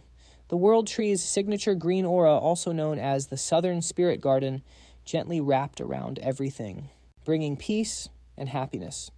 The surrounding area was called the Dreamy Orchard, where anyone could pick fruit and enjoy it. From above, it looked straight out of a fairy tale, making it a famous vacation spot and a must-visit photo spot in the game. Yusin gasped, "Whoa, the game graphics are trash compared to the real thing." Just then, a beautiful girl with pointed ears and snow-white skin walked up. Seeing the Stella Academy crest on his uniform, she smiled warmly. "Greetings, mage from Stella. We welcome all human mages here." Yusin smiled back. "Pleasure to meet you, beautiful lady." Another person walked by, enthusiastic. "May your sincerity reach Mother Earth." Yusin nodded sincerely. "Yes, I offer my gratitude to Mother Earth and the World Tree for gifting us this beautiful garden." They greeted him with the elven greeting he remembered from the wisdom lens. He thought to himself, I heard that back in the day, Elman and Elwyn saved them when the Second World Tree burned and collapsed.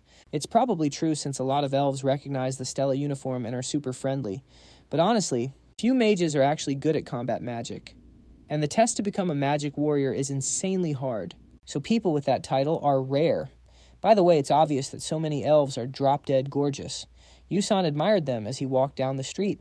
However, not all elves are stunners at first glance. It's just that the ratio of 10 out of 10 baddies in the elf race is way higher than humans. You've still got some mid-tier elves, though. If he had to compare, Yusin thought of Uzbekistan on Earth. Tons of stunners, but nobody who completely breaks the scale. But Elf King Hwachuran, she was built different. A goddess-tier visual that stole every player's heart. She had the biggest fan base in the game, no cap. Definitely one of Yusan's favorites, too. He thought about how elves spawn genderless, and only when they find true love does their gender shift to match their partner. Hwachuran started with the looks of a top-tier waifu, but since she never fell in love, according to the lore, she was technically genderless. Later on, Flame saved her, and she fell down bad for him. So she chose to become a guy to stand by his side. Bro, what the hell? Who wrote this trash plot? Didn't matter which route you picked, Hwachuran never stayed a girl. The male player base was absolutely cooked, despair mode on. Kind of funny, actually. Yusin wondered, what would Hwachuran look like as a dude? He didn't simp for her just cause of her looks, though. It was that charm curse. Anyone who looked into those mesmerizing eyes, didn't matter if you were young, old guy, or girl. You'd get locked in a trance of intense love, like soul-snatching obsession. You'd literally die from simping too hard. Lost in the sauce of his memories, wandering the outskirts of the World Tree, Yusan stumbled upon a hidden maze. The Garden of Divine Spirit Lee Heno. He calculated his skills had leveled up quite a bit. Best to prep for the upcoming event now. He opened his inventory, pulled out Lee Heno's Radiant Leaf key, and grinned. Hey, looks like I get to use this way sooner than expected. He jammed the key into the lock, ready to turn, but a system alert popped up. If you open this gate, other key owners may detect it. Yusan flinched. He'd seen this warning back in the game. The game had the same message, but players got baited because literally nothing special ever happened. He thought, screw it. I'm this deep, what's going to happen? Yusin twisted the key without hesitation. In a flash, The gate to the Divine Spirit's garden swung open. Meanwhile, at the cradle of the Divine Spirit tree, where the Elf Kingdom sat on the highest peak of the Primal Mountains, a desolate yet majestic castle stood tall. Even in ruins, it vibed perfectly with the massive nature around it. At a glance, you'd mistake it for just another giant tree in the forest. At the top of the castle, a bedroom lay in total darkness. Only a sliver of light crept through the window, cracks making you wonder, does the sun just not shine here? Triggered by the light, a slender woman got out of bed and slowly walked to the window. Her hair cascaded down, white as snow, like snowflakes on the frozen cypress range. Gazing at the gorgeous view, her golden eyes snapped open, glowing like pure radiance. Anyone who saw them would lose their mind, swept away by beauty that no conscious being could handle. She was the Elf King. Hwa-cheon. She was always super groggy in the mornings, low blood pressure issues. Even awake, she just sat silently by the window, watching the birds fly free. A wave of irritation hit her. When will I be like them, just flying free? But I can't leave this place. Must be nice. Suddenly, a weird sensation in her chest made Hwa-cheon jump. She touched her forehead, frowning. Did someone just enter the secret garden that was where the 1,000-year Divine Spirit Lee Hano rested? Hwa-cheon couldn't believe it. That's a forbidden zone. No one gets in there. Who has the guts? Ignoring where they found the lost key, she was dying to know who used it.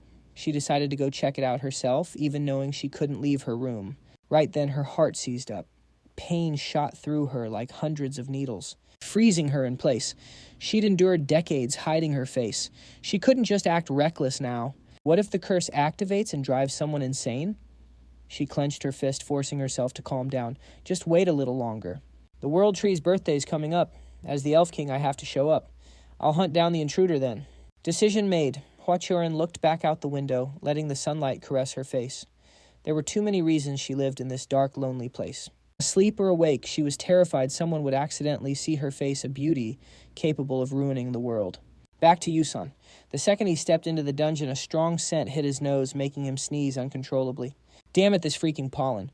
The noise baited the dungeon monsters. Roots rushed in to attack. Yusan ran for his life, but he couldn't kite them forever. He stopped locking in for a fight. It was intense, but wood-type monsters are tanky as hell, and hard to kill. Yusan pulled out an alchemy bomb. Fire is the ultimate counter for wood types. This is why I picked alchemy as a subclass. He wasn't a high-tier alchemist who could fuse gunpowder with magic yet, but a level 1 fire bomb was enough to cook these guys. He yeeted the bomb at the roots. Boom! The monsters shrieked in agony. Seizing the chance, Yusan drew his sword and blinked forward, instantly spotting the weak point. No hesitation, he drove his blade straight into the root's core. It collapsed, fading into nothingness. A system chime rang out. Congratulations, you received experience points. Yusan sighed in relief. Phew, at least these weak trash mobs gave decent XP. Looking ahead, he continued his journey. The real goal of this trip is right in front of his eyes, can't waste a single second. The system announced, you are entering the dungeon boss room. The giant wooden door slammed shut. A gentle breeze brushed past, and the scene before Yusan looked like a fairy tale painting. A magical night sky, a full moon, shining far more brilliantly than Earth's, embracing an endless field of flowers. Countless stars decorated the poetic night. Moonlight coated every petal, shimmering like silver. Yusan took a deep breath, steeling his resolve as he walked toward the center of the maze. His eyes lit up. That woman praying on the stone pillar over there, could she be the celestial spirit Lee Hano, the boss of this dungeon? The most mysterious entity in the world is a celestial spirit, a phenomenon occurring when a pure soul cultivates for tens of thousands of years, comprehending the truth and evolving into a new existence. Even in the world of Aegir, such beings are incredibly rare. But the creature in front of him isn't a perfect celestial spirit. That woman, right before she could ascend, it was stolen from her. Her heart is forever frozen in this state. Yusan approached cautiously, every step filled with vigilance. Suddenly, the ground shook violently, making him tremble, his face painted with panic. Just a second later, his body couldn't hold up, and he collapsed to the floor. And Yusan realized this is mana pressure. As expected, even dead, a celestial spirit is still a celestial spirit. But he can't give up. Thinking that, he locked his eyes on the celestial spirit and rushed forward.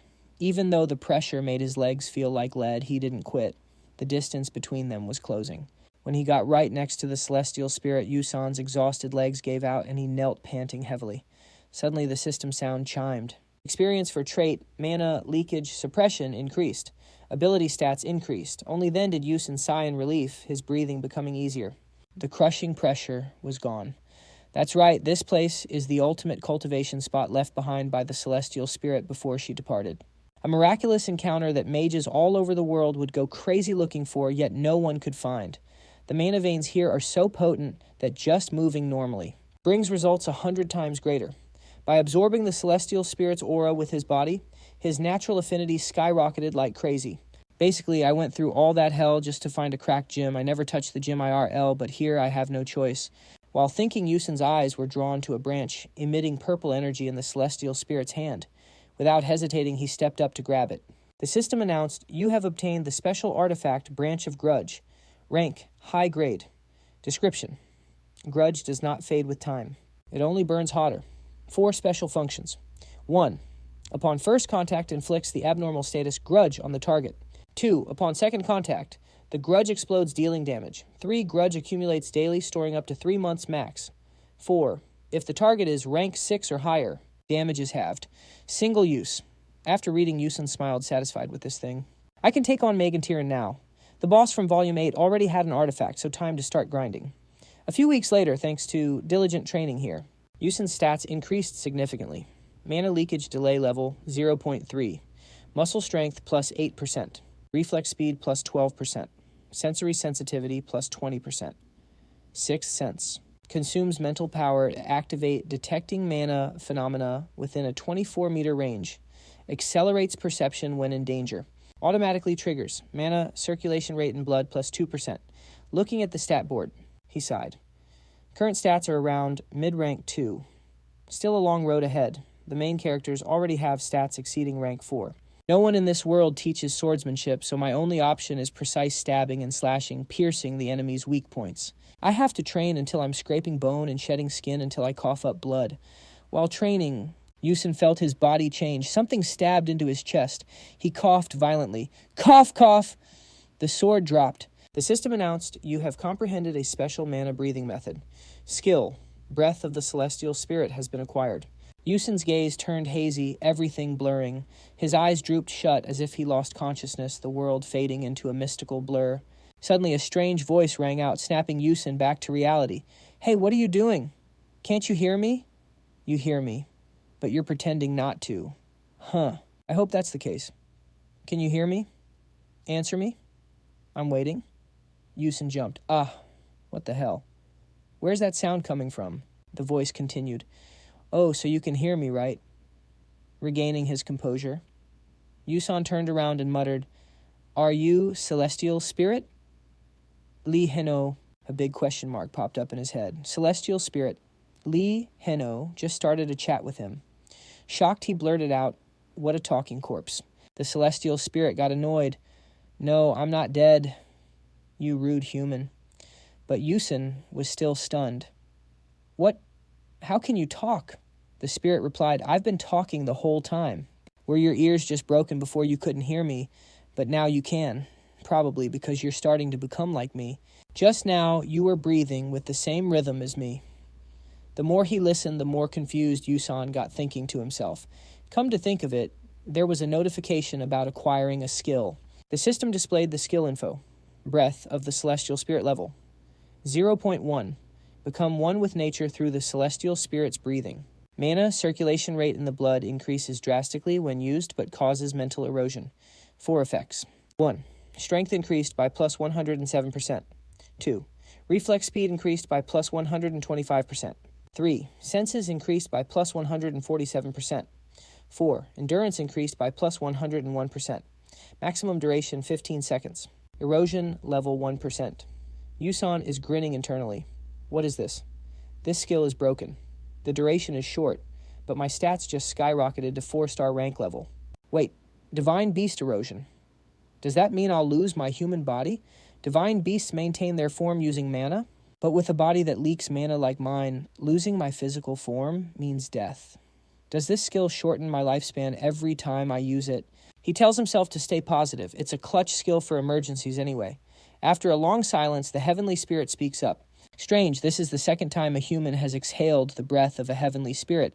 You're just like him. Your presence is so weak, it's barely noticeable. A body with 0 mana, like you don't even exist in this world. Yusun is surprised. Who is him?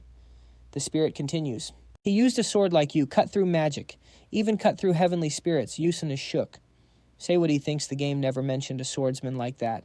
If he's strong enough to slash a heavenly spirit, he's definitely top tier. He asks, can I meet this guy? The spirit shuts him down. No.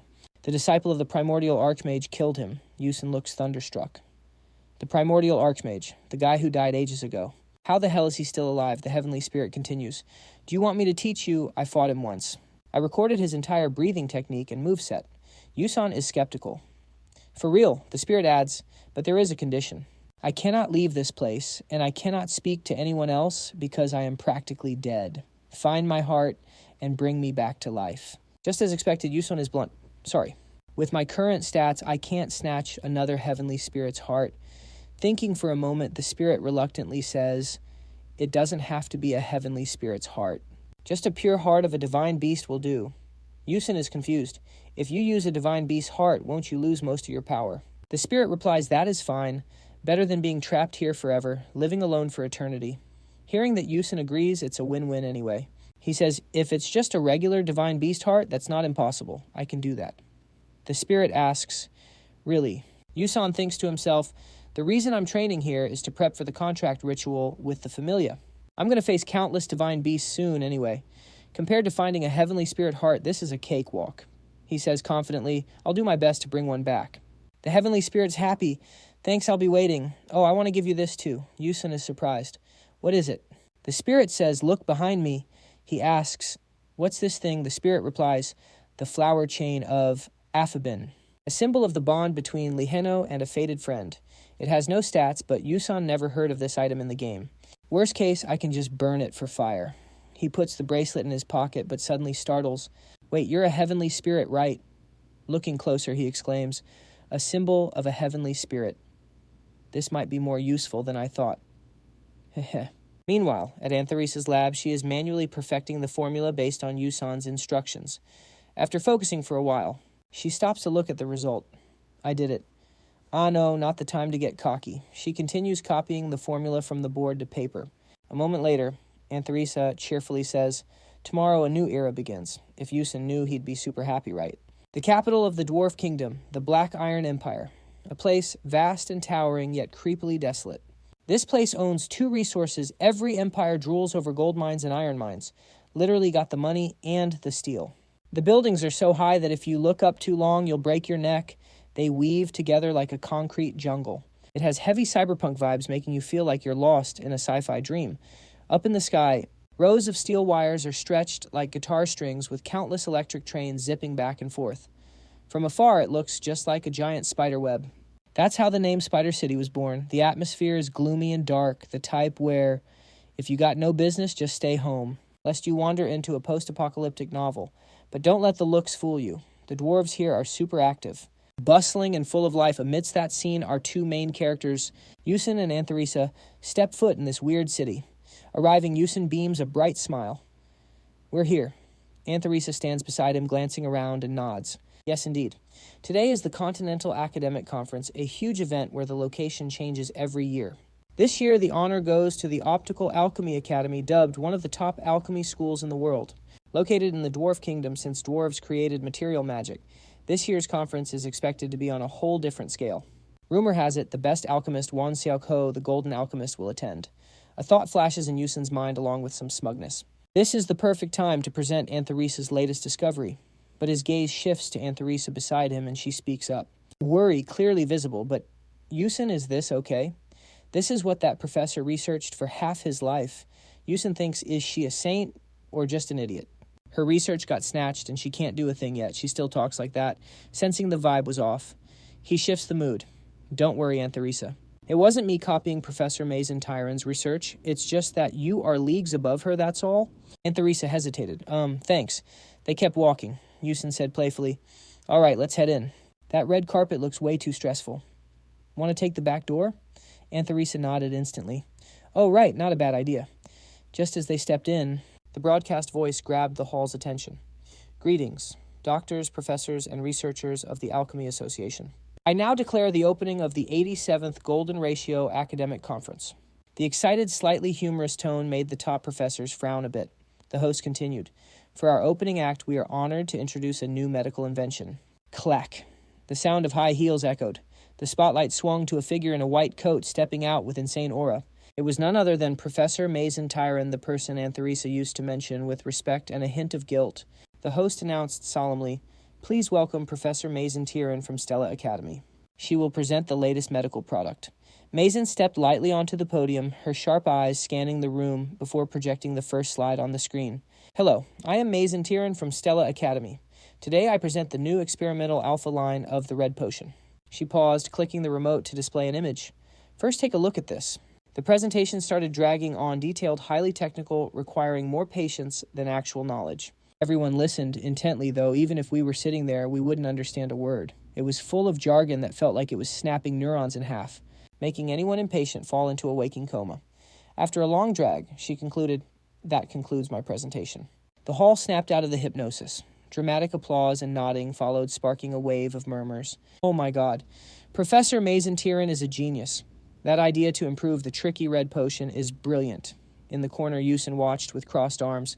His sharp eyes analyzed the scene like a grand chessboard. He thought, talking about Aunt Theresa's thesis as if she made it herself. Convincing, sure, but the joke's just starting. There are many ways to get revenge, and the main course is just coming up. Just as he thought the main dish was served, another figure stepped up. The host adjusted the mic and announced, "Next, please welcome the presentation by the assistant. Aunt Theresa from Stella Academy." The atmosphere froze. Aunt Theresa stepped lightly onto the podium. Standing right where Mason had just been, she looked at the audience, took a deep breath, and spoke. "Hello, nice to meet you all. I am Aunt Theresa, an alchemist from Stella Academy." But nobody cared. The audience was buzzing like a marketplace. "Is she from the pharmaceutical company? I absolutely loved Professor Mason's regenerative cell extraction part. Just peek." Amidst the noise, only Yusin paid close attention to Aunt Theresa's every word.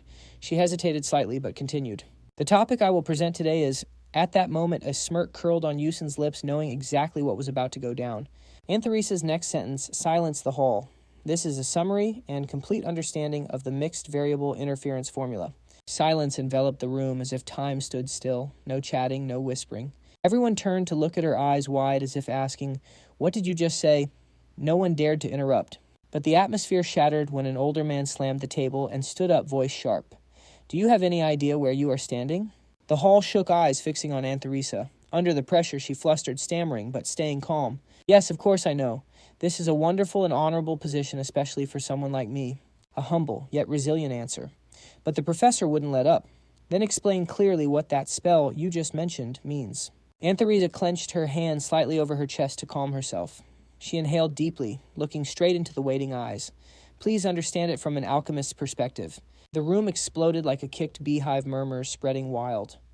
"Mixed variable interference formula. That's absurd. Magic principles and alchemy can't be combined." "Exactly.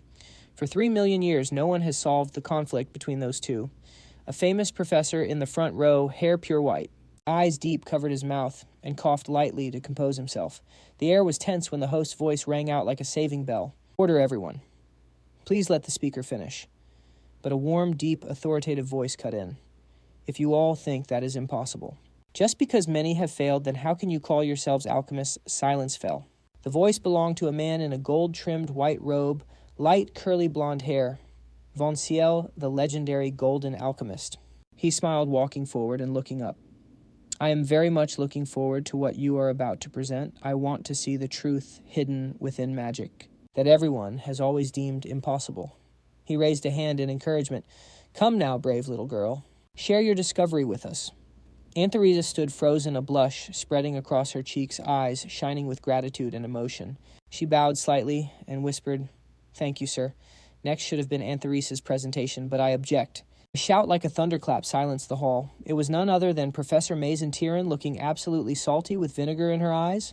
Gritting my teeth hard enough to crush the mic before Assistant Aunt Theresa's presentation even starts, "I have got a bone to pick with this thesis." The room buzzed. Von Serko tilted his head, eyes sharp as lasers, asking, "What do you mean?" Maizen whipped around to glare at Aunt Theresa. Voice cutting through the air like a knife, she said, "I suspect plagiarism." The whole hall exploded. Whispers went wild. "Oh my God. Plagiarism.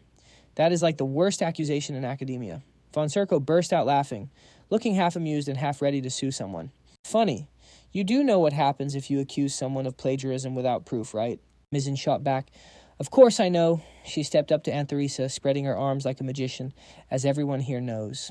The mixed variable interference technique has 5 impossible problems. Only when all 5 are solved can alchemy and magic truly harmonize. So far, our academy has only solved 2, and even those were incomplete answers. Yusin crossed his arms, listening closely, eyes narrowing. Mizin continued, full of pride. But I, Professor Mizin Tyron, have solved 4 out of the 5 problems. And the assistant, standing here as well, my assistant. The hall erupted. Someone whispered through the noise, if that is true, then this thesis. Mizin raised a hand to cut them off. Exactly. This thesis is definitely mine. She tilted her head, smiling deeply. Even assuming my assistant accidentally solved the 5th problem, so what? Mizin's gaze was like an icy dagger stabbing into Antharisa, sharp and cold. A triumphant smirk curled on her lips. Vicious thoughts echoed in her head. You insolent brat, you are a genius, I will not deny that, but so what if you are a genius?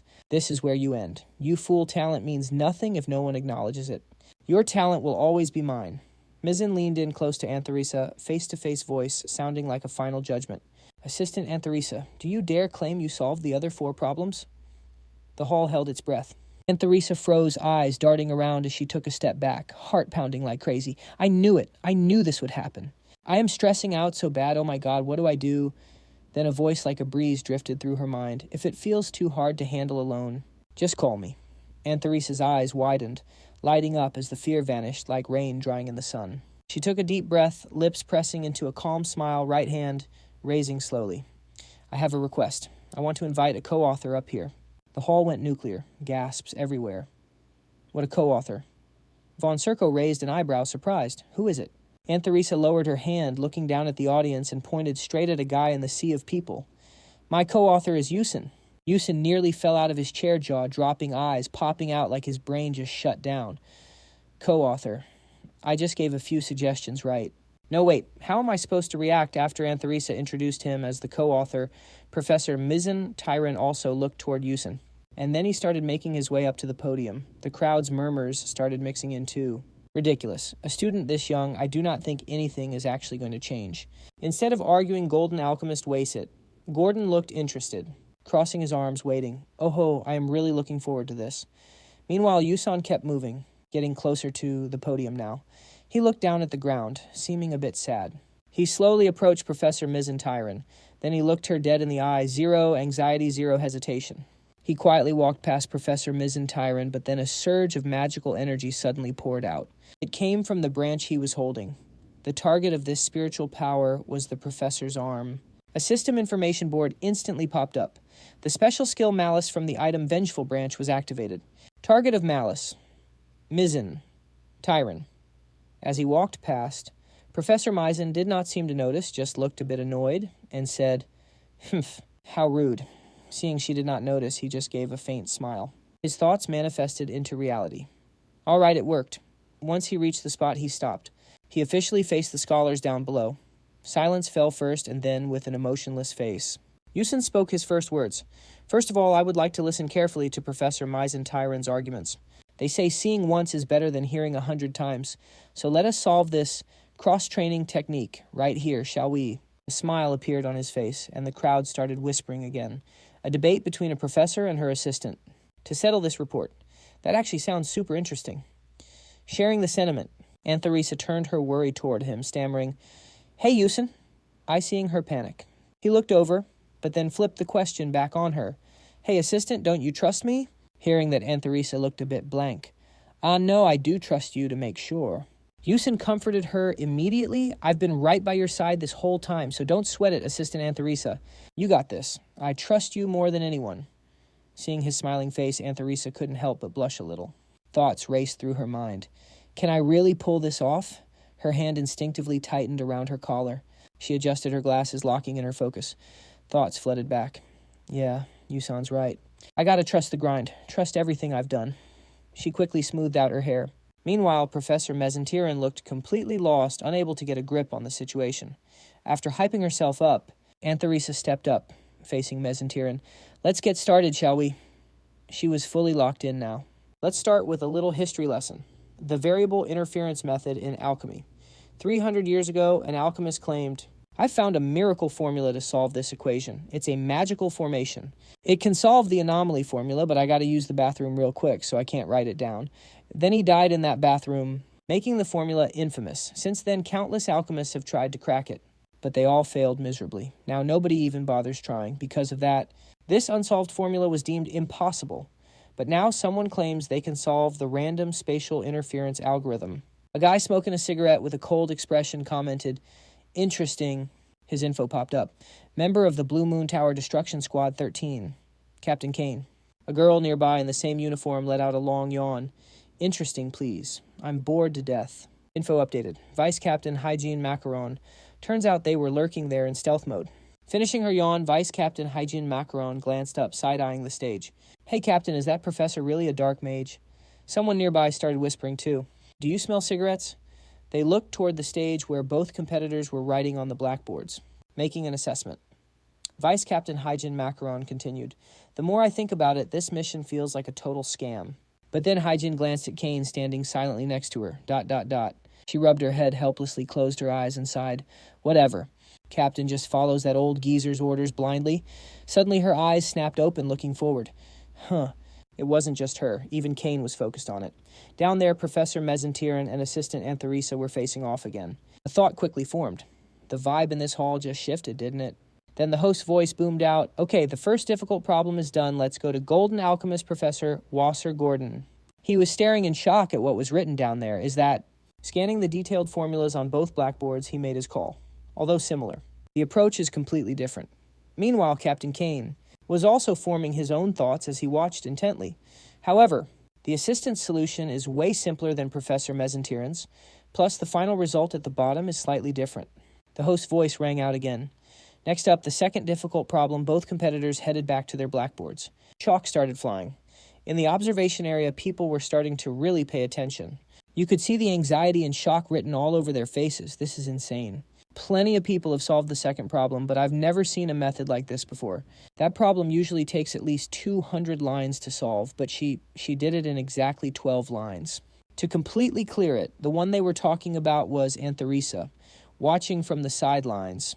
Yusin crossed his arms, a confident smile on his face, as he thought to himself. The crowd's reaction is solid. He kept smiling, but his thoughts shifted gears. But now here comes the real show. The host announced. And now the third difficult problem begins. Will the third problem, something no one has ever solved, finally be cracked right here, right now? Both of them focused on scribbling their formulas on the boards. Sweat started trickling down Antheresa's face, while Professor Mesenterin looked way more panicked. Suddenly, both of them stopped writing.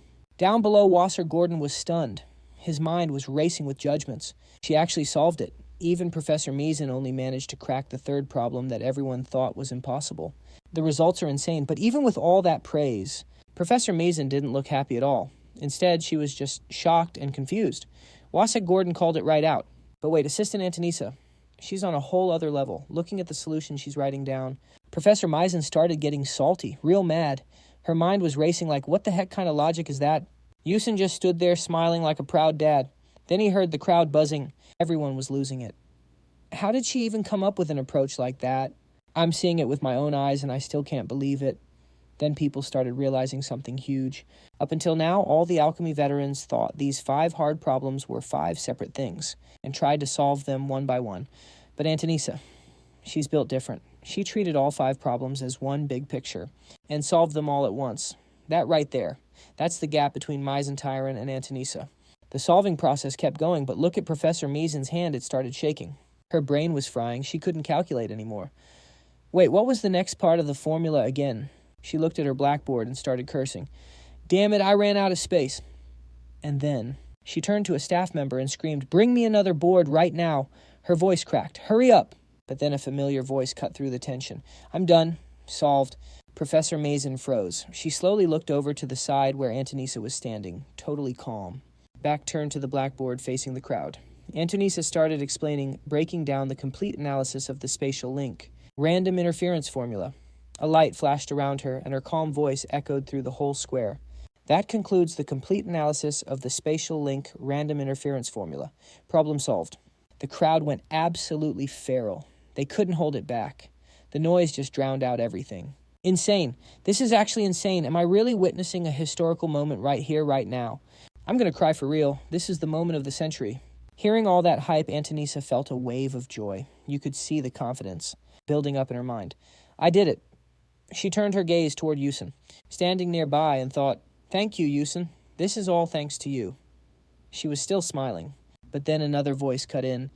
Antonisa, standing right in front of her, was Professor Mazen Tyron, radiating pure darkness. Antonisa looked at her, worried. Professor... Yusin immediately stepped up, standing right next to Antonisa. Suddenly, Mazen raised her hand, and this dark aura started leaking out, from her getting stronger by the second. Antonisa gasped. Something's wrong. Then Mazen snapped. How much longer are you going to humiliate me? You rewrite the thesis you stole, and fake it as your own work. Is that fun for you? Yusin stepped forward, shielding Antonisa behind him. His eyes were cold deadpan. He thought to himself, is she trying to turn into a dark mage right now, a bit earlier than I expected? But hey, that actually works out better. He stared at Professor Mazen, analyzing the situation. If she turns into a dark mage in front of all these people, there's no going back. The dark energy of her rage was overflowing. She screamed again, Antonisa, Antonisa! Her eyes were full of pure hatred. Antonisa was still shaking with worry.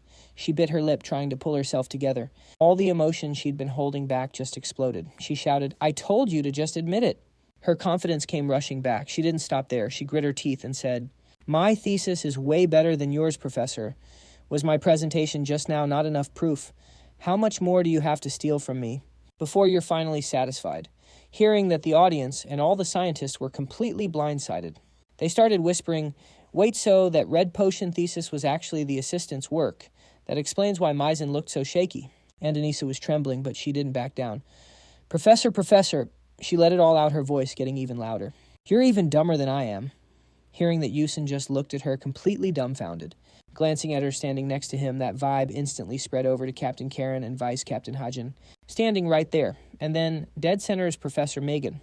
She is basically the main character right now, and not in a good way. To slice through this awkward tension, the golden alchemist Wasit, Gordon decided to break the ice. He crossed his arms and just busted out laughing. Ha ha ha ha, for real. Interesting. Today's seminar is actually super interesting. By now, Professor Megan snapped back to reality. She sounded shook, realizing she just leaked a bit of dark energy. She stared down at her trembling hands. What the hell did I just do? Thoughts raced through her head. This is dangerous. She knows exactly where this power comes from. Professor Megan immediately turned her rage and glare in one direction. She stomped forward, straight at Antharisa. Pure threat mode. Antharisa, how dare you? Antharisa flinched, terrified. But that shock quickly shifted, because someone just stepped up to Professor Megan.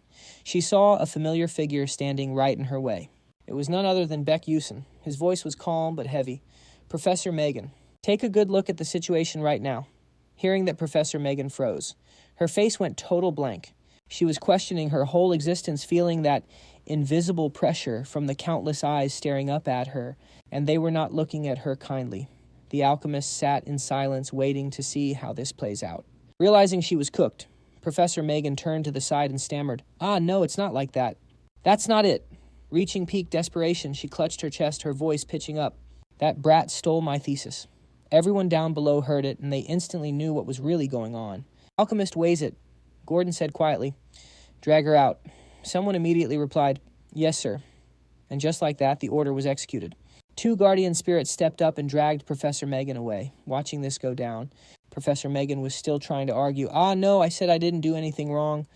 The 2 members of the destruction squad, number 13, watched her get dragged off while she kept screaming, let go, let me go. With that massive danger and headache finally gone, Antharisa slumped onto the floor right where she stood. All that heavy burden felt like it just vanished, and then from in front of her a hand reached out slowly. Her shimmering eyes looked up at that familiar hand. Baek Yu-seol flashed a confident smile at her and spoke. Assistant, you worked hard today. Hearing those words from him, Antharisa just stared blankly for a few seconds. Then she beamed with a bright smile, all her worries washing away. The golden lights around them just made the moment even more magical. Cut to Destruction Squad number 13 of the Pale Moon Tower. While they were walking away, Vice Captain Hajin closed her eyes and spoke up. Starting a whole new arc and getting 0 results. Her story had no beginning or end, just a weird middle part. Captain Karen caught the drift and added, I see. If her emotions exploded like that, there definitely should have been a sign.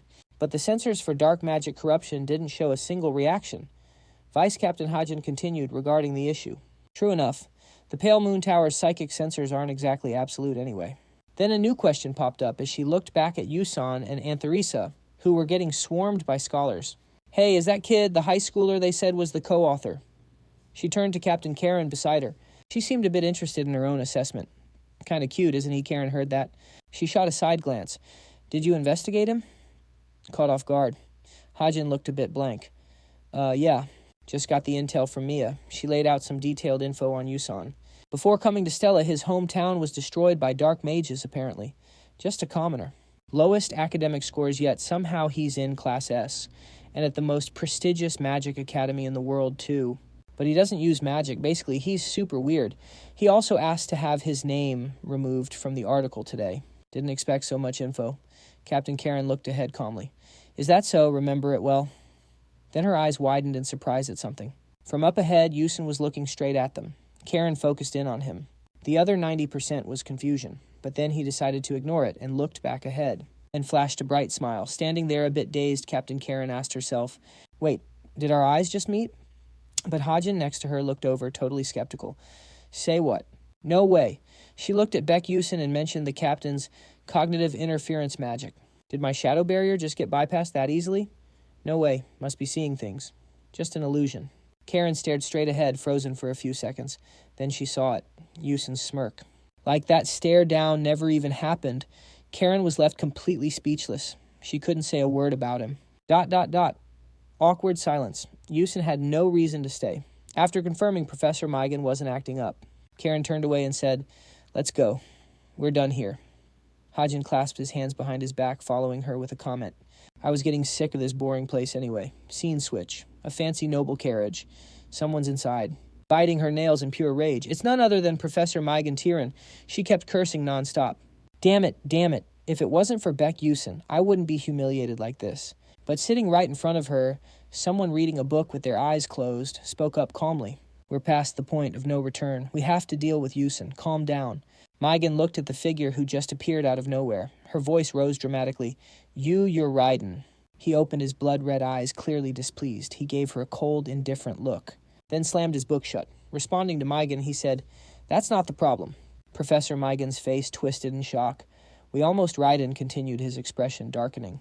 He glared at her. Almost fortunately, the contract suppressed it. If your emotions had flared up anymore and caused a scene, it would have wrecked our entire plan. Realizing she almost caused a disaster, Migan froze. Sorry, I am truly sorry. Seeing she could only offer empty words, Raiden stored his book in his spatial inventory and sighed, closing his eyes. Do you think a simple apology fixes anything? The leader is extremely disappointed. He composed himself instantly. You have almost lost your value as a Stella Academy professor. This is unacceptable. Professor Migan shouted, desperate to explain. No, I have connections. On the plagiarism review board. This incident, I can fix it. I can still smooth everything over. I haven't been fired yet. She was rambling too much. Raiden closed his eyes and cut her off. Shut up and stand still. Keeping your head down and staying silent is the most useful thing you can do. The air grew heavy with intimidation. Understood. He teleported away, leaving Professor Migan with a final command. Don't move. And stay quiet until the commander gives instructions. Left alone, Migan Tiran focused all her rage. She clenched her fist tight, directing all her blame at one person. This is all Yusan's fault. Her face twisted into a dangerous glare. A plot was brewing. She recalled their image before she was dragged away. Professor Migan thought to herself, just wait a little longer, just a little longer. His face was burned into her mind. Meanwhile, Baek Yu-seol was on a train heading somewhere. Inside the cabin, Yusan crossed his arms, staring at his assistant, Andanisa, who had a weird expression on her face. He looked away deep in thought. What a shame. I thought if Professor Migan Tiran had used dark magic during the presentation, it could have prevented the disastrous collapse of the 8th story. Guess things will be quiet until the plot actually explodes. He closed his eyes. Leaning back, his mind was still racing. Can't do anything about it now. Shouldn't rush. The academic conference ended smoothly anyway. And the branch of resentment has been activated. Suddenly his eyes snapped open. There's just one thing bothering me. He recalled the moment his eyes unconsciously drifted to the side, where Captain Karen and Vice Captain Hajin were standing together in shadow stealth. He remembered Karen looking right back at him. He confirmed it. That was definitely Karen. The details flooded his mind. A small group of elite mages strictly selected. the top Shadow Mage unit of the Lunar Bone Tower. Even within the Lunar Bone Tower, famous for hunting down dark mages and witches, the commander of Destruction Unit 13, the most elite squad, is Karen. His thoughts deepened. If I didn't have Sixth Sense, I wouldn't have noticed until the very end, I can guess. Why those dangerous people were there, probably tracking Professor Megan Tyrion. Whatever it is, it would be great if we could get actively involved. Thinking this, he suddenly noticed Assistant Antonisa, looking all groggy like she just respawned from a nap. The old plotline continues through a new story arc. Apologies, but could you spare a moment? Words just dropped, and a guy spawned right near where Assistant Antharisa was sitting. She threw a surprised question back. Who's that? Before he could even intro, she surprised herself. Could you be? The guy opposite showed up in a white suit with those signature elf ears. His hand was already gripping his hat. Taking it off with a slight smile, he spoke up right after. Pleasure to meet everyone. Character profile loaded. Million chairman of the Nebula Corporation. After this drop, some deep lore explanation got added to the knowledge bank. As the game chapters progress, the world view expands too. And as the protagonist flame levels up, naturally more characters become targets. Among them is a guy known as the Heart of the Southern Lower Moon Plains, Chairman Million of Nebula Corp. Thanks to his golden ratio destiny trait, he was scripted to be the richest man in the world. Even though he's over 50 and has a daughter, he's still a target for many, not because he's rich or handsome, but because of his daughter. The villainous Galarian is closely linked. A high-ranking elf Galarian, living up to her title as a villainess, tormented the protagonist throughout the chapters. Players raged and found a meta to torture Galarian as much as possible. The strat target, the person Galarian loves most, her dad Million. Marry him and wreck the family. After that somewhat long intro, Yu-seol sighed wearily, but didn't forget to save a few key points in his mind. Sounds like a meme, but everyone was hyped for this dramatic plot twist. Back to the story, he's currently looking ahead with half-open eyes, looking totally unbothered. I expected that, but I didn't think he'd actually pull up here. Thoughts kept buffering. I need to leave a good impression in today's conversation to prep for the next chapters. Million, wearing a smile, looked over at the duo sitting together. Accompanying this smile, he kicked off with his first few questions. You must be Alchemist Antharisa. And this is the undisclosed alchemist, correct? If you don't mind, may I ask for your name? He thought ahead. I knew this was coming, but that question is slick. And he replied instantly, I'm Baek Yu-seol, first-year S-class student at Stella Academy. Million was surprised by this info. Oh, so you're a student at Stella Academy. A pleasure. Reaching inside his coat, Million closed his eyes and added, the reason I came to find you too is this. A carefully prepared document was placed right before their eyes. The explanation clarified the loot. To propose an exclusive contract for Alchemist, Antharisa's formula with the Nebula Guild. Of course, the terms are very generous. Would you like to look over the contract? His face showed zero surprise, but Assistant Antharisa was way more shook, holding it in her hand. Ellipses appeared constantly, her hand shaking a bit, making the document tremble. Opening it up, her eyes immediately lit up like crazy. Her excited voice went off. Unlimited support for materials and technicians. I've never seen this amount of money before.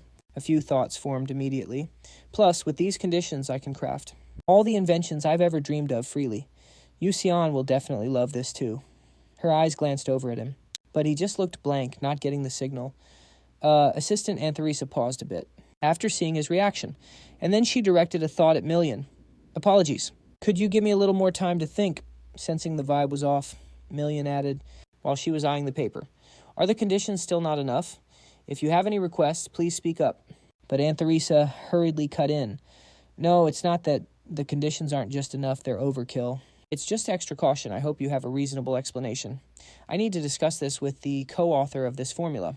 Yu-seol, sitting next to her, was also surprised by her words. He didn't believe he was the reason for this major issue. A bewildered look appeared clearly. Hearing this, Million gave a polite smile and hinted, Is that so, Thoughts Intruded, co-author? I thought that was just lip service. Turns out it's real. Looking at the two opposite him, smiling brightly. You don't need to mind me, miss. How can that be? That train of thought continued. At just a teenager, he could help solve a backlog problem lasting 300 years. Definitely an extraordinary genius, but no matter what, he's just a student. After that judgment, Million held out his hand to ask, Would you like to look over the contract? Another thought crossed his mind. Even if this kid is a genius at magic or alchemy, when it comes to business, he's just a rookie. As requested, Yu-seol took the paper and studied it intense-like. Million was sure of it. With terms this cracked, there's no way he can refuse. smiling confidently. He got an instant reply. I refuse. No way. Didn't see that coming. Melian looked totally stunned, staring at the guy opposite him. Big question mark. Care to tell me why? If the terms aren't good enough, I'll fix them right now. He stopped talking and just stared straight ahead. His mind was racing. Signing an exclusive contract with the Nebula Guild, the biggest guild in the world, is obviously a huge W, but even though Melian is a business genius, he's incredibly stubborn. He never wants to let go of anything. If this formula gets locked down by him, only cheap trash will get mass-produced. That would cap the variety and the overall performance of the gear, basically nerfing everything. Plus, with that much monopoly, a lot of mages wouldn't even be able to get their hands on the gear. And tech development would lean too much into profit, letting the dark mages catch up technologically. Actually, I've seen players choose this route before. Sure, they made bank, but the ending was tragic. Total bad end. Based on that, he brought up a new point. It's not about the conditions. I simply don't want to sign an exclusive contract. Melian hesitated a bit. What do you mean? Holding the paper with a total poker face, he continued. This tech is the fusion of magic and alchemy. It's going to have a massive impact not just on daily life, but also on crafting gear for mages. We want this new tech to be used by as many mages as possible. Furthermore, hearing all this, Melian confirmed, you have some huge dreams and ambitions. Having big aspirations is good, but to make those beautiful dreams a reality, you need money. That's a fact. He shot back immediately. Funny enough, I just finished negotiating with a whole bunch of investors, and one of them is you, Chairman Melian. Catching on to his drift, Melian asked the big question. So you're planning to sign with them and with me. If that's the case, I'll have to cut most of the perks I offered are off the table. Not denying it. He closed his eyes and smiled. Exactly. To be honest, I really want those perks too, so he opened his eyes, speaking slow and steady. We're going to elevate the product to luxury status. A new smile formed on his lips. That's my proposal. We'll still try to make the items as accessible as possible. But among them, the high-end items that are hard to craft will be exclusive to the Starlight Guild. That's what you call branding, right? Seeing his crazy high confidence. Melian squinted at him. As a pro merchant, he understood exactly what the guy was getting at. He pointed at him, grinning as he asked, Brilliant, but will those luxury items actually sell? I'd never do anything to sabotage myself. Knowing what he was worried about, he looked down and replied, Right, that's why I'm not asking you to sign right now. Then a cold but super confident look flashed in his eyes. 6 months. Let's hold a press conference for the investors. With you, Chairman Melian. Melian looked surprised as he continued. If you like the product I show you, then please sign the exclusive branding contract with us. Seeing he had it all figured out, Melian closed his eyes, that familiar smile returning. You're absolutely right. That's actually brilliant. And Thesis smiled, realizing the other side had agreed to the initial terms. To seal the deal, Melian pulled out something that looked like a business card. This is a messenger paper. It has my contact info on it. He reached out and took it. Yes, thank you, sir. A description popped up next to the paper. An item where anything written on it is guaranteed to reach the recipient. Business concluded. Melian put his hat back on, smiling a farewell. All right, then I'll be taking my leave now. He didn't look surprised at all. Meanwhile, Antheresa just kept her calm little smile. But the moment they left, he started shaking like a leaf. He clutched his chest to make sure his heart hadn't popped out. Voice trembling. Oh my God, I thought I was going to die from the stress. Seeing him like that. Antheresa got worried too. Is that how someone who usually gets worried acts? Seeing her confused face, he replied, I was seriously freaking out. Hearing him say that, she let a natural smile slip out. The compliment landed exactly as expected. Yu-seong is totally amazing. Hearing something off in her voice, the guy on the other end zoned out like, did Antheresa just switch up her tone? Never mind. Ignoring her now, his focus shifted to the door Miriam had walked out of a minute ago. Thoughts racing, smile on his face. Solved one problem at least. On the way back, I think I'll hit up a killer restaurant with the club members. Info pop-up science conference wrapped up safely. Nice. Meanwhile, classes at Stella Academy are running like normal. Some random professor is up on the podium. Addressing the students, Professor Megan's feeling under the weather, so I'm subbing for him today. The guy in glasses at the back just gave a side-eye. Sus. Deep in thought again. Gone without a trace, huh? The worry just leveled up. Flashbacks of Professor Tyrion going full monster mode hit him. If the plot sticks to the script, Megan fully awakens in Chapter 8. And he's going to absolutely wreck this school. No clue how the future's going to change now. Because of this, his eyes got dead serious. Could this chapter drop early? Just hope it's nerfed enough for me to handle. Added note. Not just Megan and Theresa didn't show up either. Class dismissed, and now he's walking down some hallway. Looks like she's happy and secured that retirement bag. Right then, a student up ahead started yapping. Yo, did you hear Assistant Antheresa? Isn't she the one who cracked that super hard cross-spatial interference art? The gossip continued. Oh, I heard, but wasn't there a co-author or something? They said the identity is top secret. Why hide it, though? He ignored the chatter, looking straight ahead. Bet the guy's ugly as hell. Haha. For real time, Skip, he's outside the campus now. Still overthinking. Keeping my identity secret keeps the target off my back in this school. Steps paused. I dropped the hint using these specs because all eyes need to be on Antheresa. That's the optimal play. Stopped in his tracks, he spotted something nearby. Ah, found him. Isn't that Ma Yu-seong? Whoa, check out the giraffe. After a long time, the two main characters, Yu-seong and Yi-seol, are back in the frame. People saw Yu-seong watching Yi-seol getting all shy and whispering. High stats and grades and looks, isn't that just broken mods? Is that Moon something next to him? She looks like a doll. Still, she's kind of trash, though. Yeah, she's a baddie. But our guy over here just looks bored out of his mind, thinking, there's never a quiet day in this life, is there? Trying to grab their attention, he yells, Yo, I'm over here, seeing him pull up. Ma Yu-seong flashed a bright smile, waved back. Sorry, did we keep you waiting long? Yi-seol chimed in. Not really. Then the question dropped. So what are we eating? You said you'd decide right. Knowing Yi-seol doesn't get to eat fancy stuff due to her family situation. He smirked confidently. The answer was simple. You'll know when we get there. Cut to the restaurant. 3 people, only 2 plates, kind of stingy. Guessing this is pizza. Sparkling light smell is fire. Yi-seol's eyes went wide with hunger, face turning red, just thinking about the feast. He noticed how cute she looked right now. Her eyes were locked on the food, and his eyes hadn't left the food either. Bro starts overthinking a bit. Looking back, there was something sus about Yi-seol's explanation. Like when you order pizza, you gotta order a liquid side dish too, like pickle juice. So he handed her a cup. Here, eat this. Yi-seol looked at him with a question mark face, anxiety rising. This is how do I even consume this? Yi-seol is panicking, question marks popping up everywhere. He just stared, dropping mental ... Confused. Wait, is this her first time at a pizza joint? He said, ah, yeah, that's right. Right then, Yi-seol lifted the cup to her lips. Surprise hit her face. Ah, so good face, glowing red. Across the table, Ma Yu-seong noticed the cup Yi-seol just drank from and lifted his own. Refreshing feeling hit him. Ma Yu-seong turned to him. Yeah, this is legit. Our boy just watched blank-faced, thinking coldly frame it. Capture this reality. Bro's just drinking, but looks like he's doing a magazine shoot. After everyone finished up, he held a slice out in front of him, grinning as he said, You gotta try this piece too. Let's dig in. Full of anticipation, Azel picked up her knife and fork, seeing that he wasn't surprised at all and just closed his eyes. He said, Oh my God, you're seriously gonna stick a knife in that nobody eats it like that? She looked back at him, totally confused. To show her how it's done, he demonstrated right there by lifting a slice to his mouth. The explanation naturally followed. People say it tastes way better like this. Azel looked back and forth, still awkward. She thought, isn't that kind of weird? Isn't it like impolite? Meanwhile, Ma Yu-seong just beamed, going, Oh, isn't this fun? Just like that. Ma Yu-seong ate the pizza with his hands, not even caring where he bit. Well then, let me give it a shot. Don't knock it until you try it actually, never mind.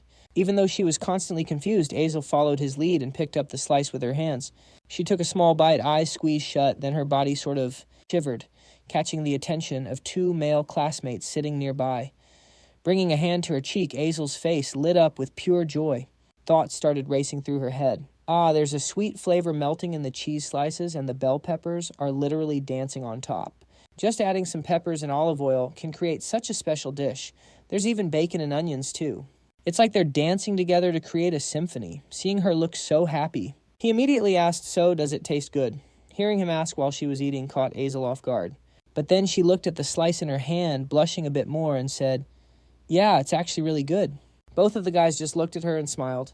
Then some suggestions and chatter followed. Let's come here to eat more often from now on. Can I come too? Depends, don't be like that. Scene shifts to a sunset over a field somewhere. An incident occurred here with a very peculiar crack, signaling some incoming danger.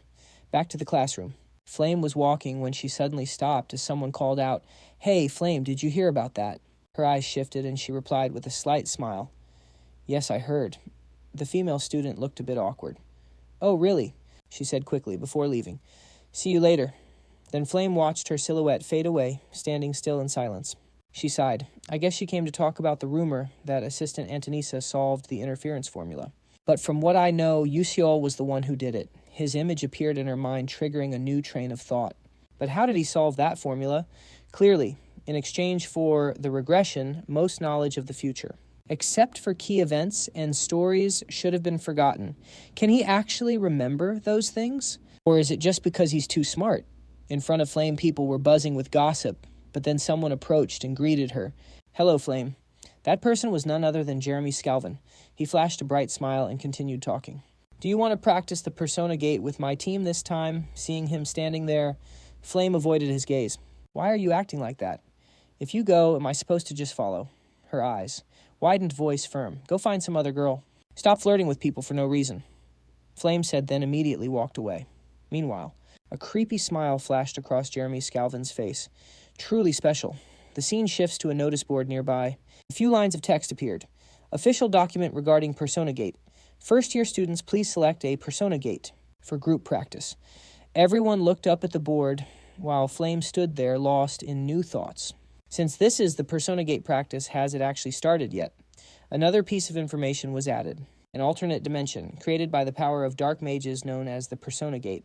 If the gate isn't conquered immediately, after it appears, that place turns into a dead zone where no living creature can survive. Moreover, unlike dungeons that are cleared by defeating a boss or destroying the gate's core, Persona requires analyzing and breaking their patterns in magic. Deep in thought, she continued thinking.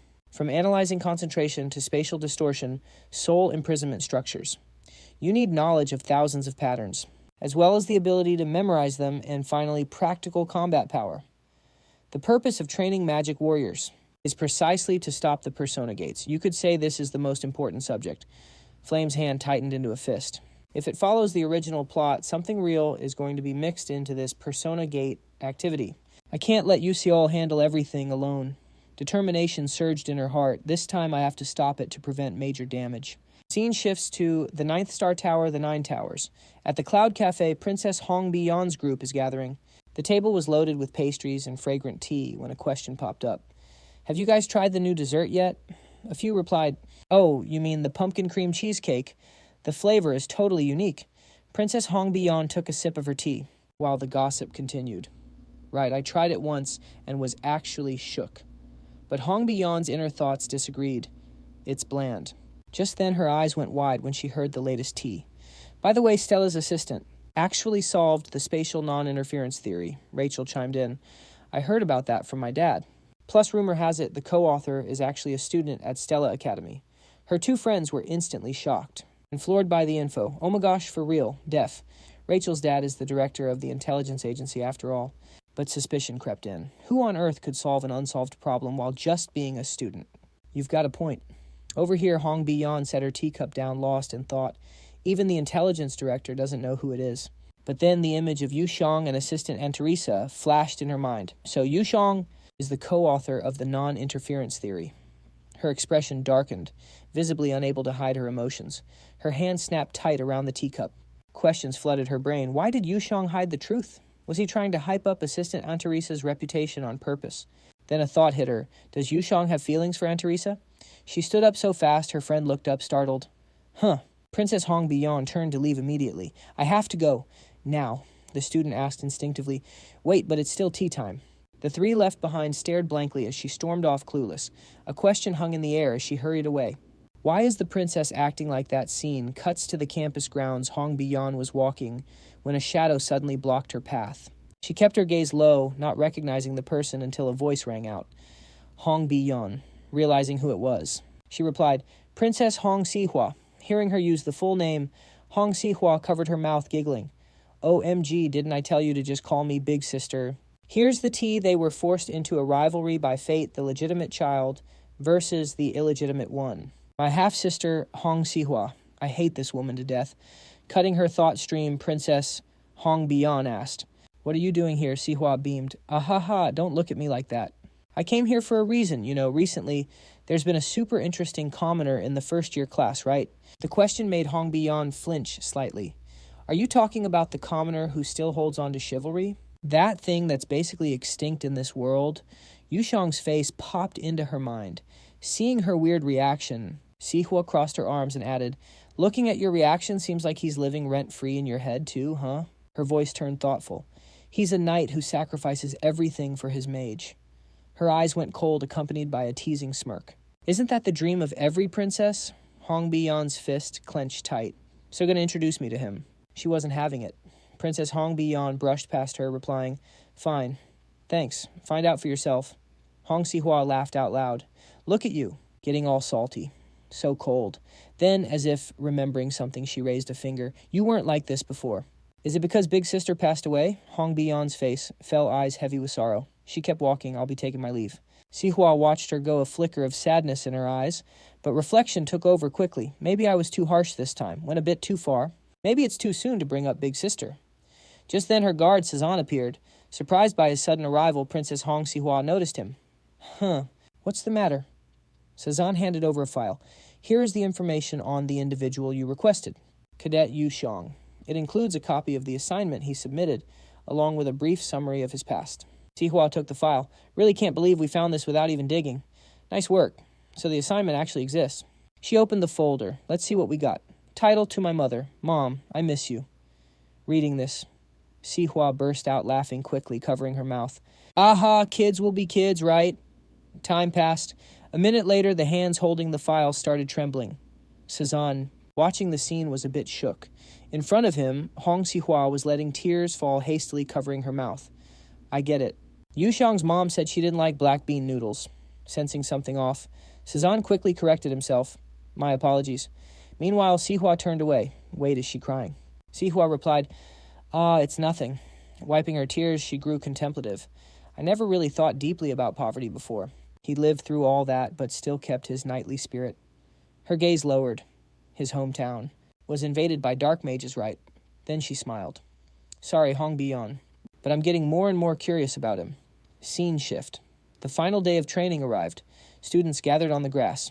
A professor stepped out to explain, "From now on, we will begin the Persona Gate training for first-year students. Cadets, please enter the gate according to the arrangement." Yu Xiong stood in a corner amidst the murmurs. "It's exactly like in the textbooks." I'm low-key worried, he thinks, so the quest is finally starting. Before the chaos hits, Yu-seol links up with his system interface. As a reward for acing that academic presentation, I unlocked the gate analysis function. I grinded with these glasses in Lee Han-wol's garden to level up my abilities. That should be enough. His stats pop up. Baek Yu-seol, Physique. Power 2-star, 61%. Sense 2-star, 45%. Agility, 2-star, 42%. Stamina, 2-star, 12%. Durability, 0-star, 97%. Mental resilience, 1-star, 59%. Smayonet, unknown, exp unknown. Skill flash, step level 1. He looks deep in thought. Just then the teacher nearby points at the gate signaling, "Students entering gate C7, please follow this way." Standing next to Yu-seol, someone says, "Yes." Her voice is so captivating, he turns his head instantly. Not just her, the whole squad is here, including Princess Hong Bi-yon and ISEKAI'D. He thinks, "So this is my team, Yu-seol muses. This Persona Gate Practical is a 4 to 18-man raid. Teamwork is the meta here." His eyes scan the group. An average Stella freshman, yeah, they'd get wrecked in a Persona Gate, especially with 3 risks in this first real quest. Anxiety hits. Wait, gate. C7 only holds 16 people max. Sucks Ha-Yun Ryang isn't here, he thinks. But with Hong Bi-yon and ISEKAI'D, we're not going to fail this run. He steps up. I don't need to sweat the final boss strat anyway. The gate looms in front of him. All I need is the hidden reward. Suddenly, enchanted petals swirl around, teleporting him away. Yu-seol looks surprised. A new system window pops up. "Welcome to the Aharon Ball." A golden, glowing plaza opens up. Hong Bi-yon's group rushes to the center carpet. Just like Yu-seol, everyone's checking their surroundings, trying to figure out the situation. Then a voice hits them. "Greetings." A maid smiles brightly, gesturing behind her. "I have prepared dresses and shoes for everyone." Princess Hong Bi-yon senses something's off. A dress and shoes. What do you mean, she thinks? Since when do Persona Gates have ballrooms? Never, but she locks in. Not the time to panic. We need to analyze the Persona Gate and check the guide. Complex text floods the panel and she starts stressing. Wait, they're giving this complex formula to freshmen. Are they serious? The maid hands out the guide. "Miss, the dinner party is starting. You must hurry." Hong Bi-yon is confused, asking in shock, "Maid, why are you talking like that? Is that a scripted line?" She thinks, "Is this even a real NPC? I heard gate constructs made by mages can't act on their own." But seeing the maid smile and chat so freely, Hong Bi-yon starts shaking. "No way. This is Stella Academy. There's no way a real Persona Gate. Manifested here, it must just be advanced tech." The maid keeps smiling. "Why do you say that?" the maid asks. Hong Bi-yon snaps out of it. "Forget it. Go get the dress. The maid nods. Understood. She leaves. The princess worries. Is it just me or does this training feel like it's going to be a nightmare to clear time flies? Footsteps approach. Princess Hong Bi-yeon changed into her outfit. Silver pink hair matching her dress, she looks absolutely peak. Then she spots someone. It's Yu-seol looking sharp in a suit. He's looking away. Hong Bi-yeon blushes. He actually cleans up nice. Looks good. But she focuses back up. A memory flashes back. This paper was submitted by Yu-seol. Rumor is it's his backstory. She touches her hair. Is that so? Reading the info, she felt like she grabbed a clue. Back to reality, she stares at Yu-seol. Is it because of his personal info? Is this really the Yu-seol from a few days ago? Something's off about him. Bro is literally standing right in front of me, yawning nonstop. Yan. He locked eyes with her while her thoughts kept racing. Overcoming a past like that, the path of a night at Stella. Yu-seol's blank expression cut right through her thoughts. What are you staring at? First time seeing a commoner yawn or something.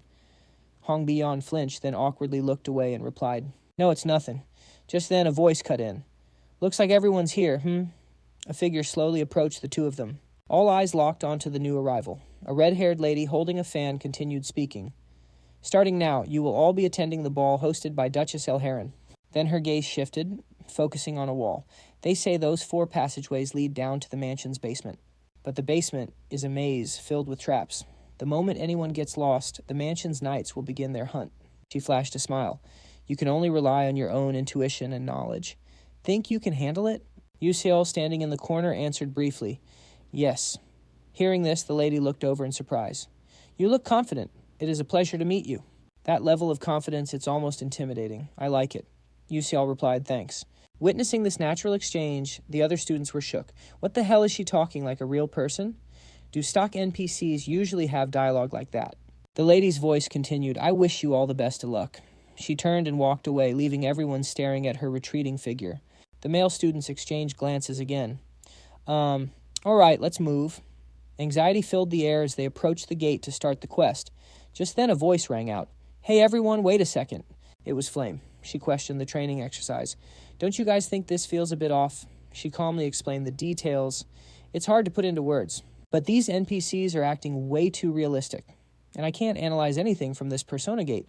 Logic dictates that a practical exam for first years shouldn't be this difficult. The students up front nodded in agreement. Actually, I thought it was weird too. I barely understand what's going on. Exactly. That NPC looked way too real. As everyone started agreeing, Flame's face lit up. Okay, I can convince them to go this way. But then a voice cut her off. Hold on, Flame. Jackie stepped up, arms crossed and looking annoyed. You're not seriously trying to say this is a real gate, are you? Getting cold feet. Look, I think this is exactly the kind of combat scenario the professors want us to face. You can't always completely decode a persona gate. In other words, getting thrown into a confusing situation like this is all part of their plan. She analyzed further. Besides, Stella is the training ground for the most elite magic warriors guarded by top-tier magic knights. Do you really think they wouldn't notice if a real gate just popped up inside the school? Everyone started buying into Jackie's words. That makes sense. So that's it. Meanwhile, anxiety swallowed Flame whole. This is bad. According to the principals, this gate is real. But even if I say that nobody's going to believe me, she had tried to point out the irregularities. Glancing over at Jackie's smug face, what do I do now? A heavy silence fell over the group. Yu-seol watched in deep thought. So, we have to go down this route after all, he recalled the information. E006, Jackie's corruption branch.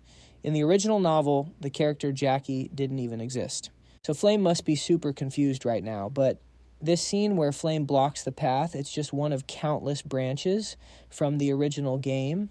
Either way, this is a scenario where one of the 3 students has to become a sacrifice. The ominous threat of corruption was rising. I was hoping no one would get consumed. But if fate is already set, is it impossible to change? Watching the standoff unfolding. He figured even if he helped Flame, the ending wouldn't change. In that case, the right move is to hang back. The 2 girls stared at each other for a moment, then Jackie decided to turn away. I don't care what you say, I'm going. Flame tried to hold her back. What? Wait, Jackie spun around her eyes, ice cold.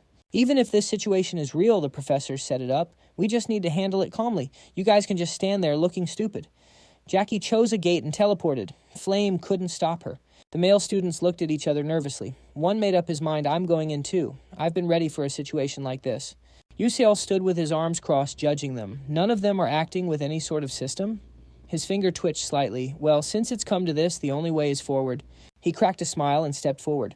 But as Baek Yu-seol walked confidently ahead, he suddenly stopped his attention, caught by something behind him. It turned out to be a surprisingly large group of male students gathering right behind him. Baek Yu-seol threw out a question. Why are you guys standing behind me? Everyone started looking awkward, beads of sweat rolling down their faces. It's nothing. Seeing so many of them making the exact same face, he just stood there and let out an indifferent sigh, a small thought crossing his mind. You guys aren't seriously planning to follow me, are you? Kid's always scheming something. He started walking forward again. However, he decided he didn't really care about that stuff. There's nothing important here anyway. A long, dark corridor was his next choice. As he moved, a lamp containing some kind of energy source cast a glowing purple light. He stopped in the quiet space. The sound of footsteps approached from behind, shifting his attention once again to the source. As a voice spoke up, what is with this creepy corridor?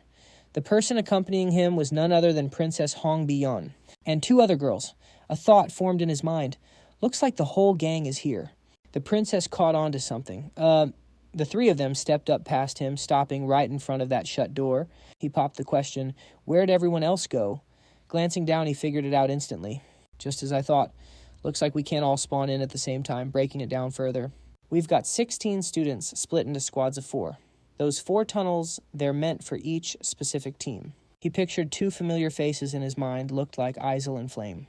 They had moved somewhere else and formed a party. He checked out his current squad. Looking at Princess Hong Bi-yeon, he thought, never thought I'd end up in a party with her. They were chatting about something. We need to move, now. Yes, Princess. But then she caught him staring. She shot him a confused look and asked, what, you got a problem with me? He started sweating bullets. Nope, nothing. Keeping that same face, the princess added. Gosh, you're so boring, whatever. He quickly looked away, dodging that bullet. Instead, he started thinking Hong Bi-yeon and Isel. Maybe it's actually good they got separated. Suddenly, his face went pale. Realization hit hard. He didn't waste a second. He threw his arm out, stopping everyone from taking another step. Something's ahead. Golden light flashed, revealing statues struck in dancing poses. They looked just like decorative mannequins. Everyone was confused. Are those dolls? Princess Hong Bi-yeon stayed quiet, but she flinched, all eyes focused on what was in front of them. There was a gate inside the room. The 2 girls next to the princess asked, think our unlocked spells will work here? I doubt it. We don't even understand this gate. Our proficiency is way too low to do anything. It's so dark, I'm scared. This was bad. Hong Bi-yeon looked over at him. Hey, commoner, have you figured out this gate yet? His answer was a letdown. No. Disappointment was written all over her face. Was I expecting too much from a mere commoner? There has to be a clue here somewhere. But then he shocked everyone when he spoke up again. But I do have a rough idea on how we can get out of here. Surprised, the princess shot back. Seriously, you're not joking. He didn't look at her eyes glued to the dolls ahead. Baek Yu-seol pointed forward, drawing her attention. Look closely. You'll see every statue has a different pose. But they're all doing the same dance. He asked, do you recognize this dance? Hearing that, she stared. Hard. Then it clicked. She said it instantly, the requiem of the late Serena. Breaking it down, this was the dance Serena performed because she couldn't handle her own tragedy. She performed it right before she died. He followed up. So you must know the moves by heart, right? Hong Bi-yeon flinched. Realizing what he was planning, she snapped, no way, hell no, to calm her down. He looked back at the statues, thinking. She must have realized it by now. Every movement of the statues is connected in a sequence. But there are missing gaps. Time was ticking. He looked over again. All right, everyone, ready. The other 2 friends stepped into the empty spots and started their dance moves. Done. Me too. Princess Hong Bi-yeon filled the last missing spot behind him. He watched her closely. Then the gate opened perfectly. Everyone cheered. We did it. The door opened fully, revealing another dark corridor ahead. There was light from a new area in the distance. Without hesitating, they rushed through. Attention shifted back to Princess Hong Bi-yeon. As they moved forward, a massive room appeared.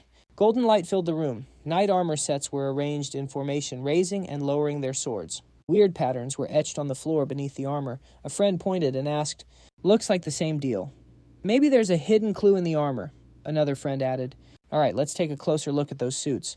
They split up to inspect each standing knight, but they got nowhere. No matter how much I look, I don't get it. Why is it different this time? Yeah, I don't see anything weird either. But then Princess Hong Bi-yeon looked somewhere else, where Baek Yu-seol was touching a carpet with special drawings. She asked immediately, "Hey, commoner, what are you doing?" After observing for a bit, he stood up and gave his verdict. This time the knight armor is just an optical illusion.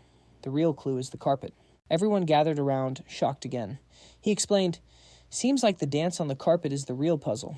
If you look closely, you can see a figure performing a specific movement. There are specific movement patterns here. If we can link them up in the right order, that's it, we can crack this puzzle."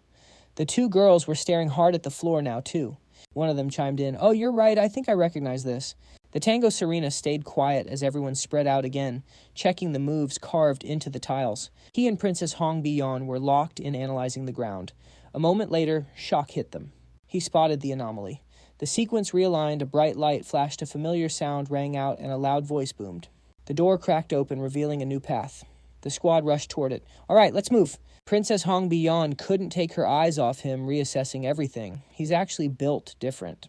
I knew he wasn't normal ever since I shifted my perspective, but I had no idea the gap was this massive. His clearing speed is freakishly fast. It defies logic, the anxiety, the strategy, the concepts, the observation, the math, the reasoning.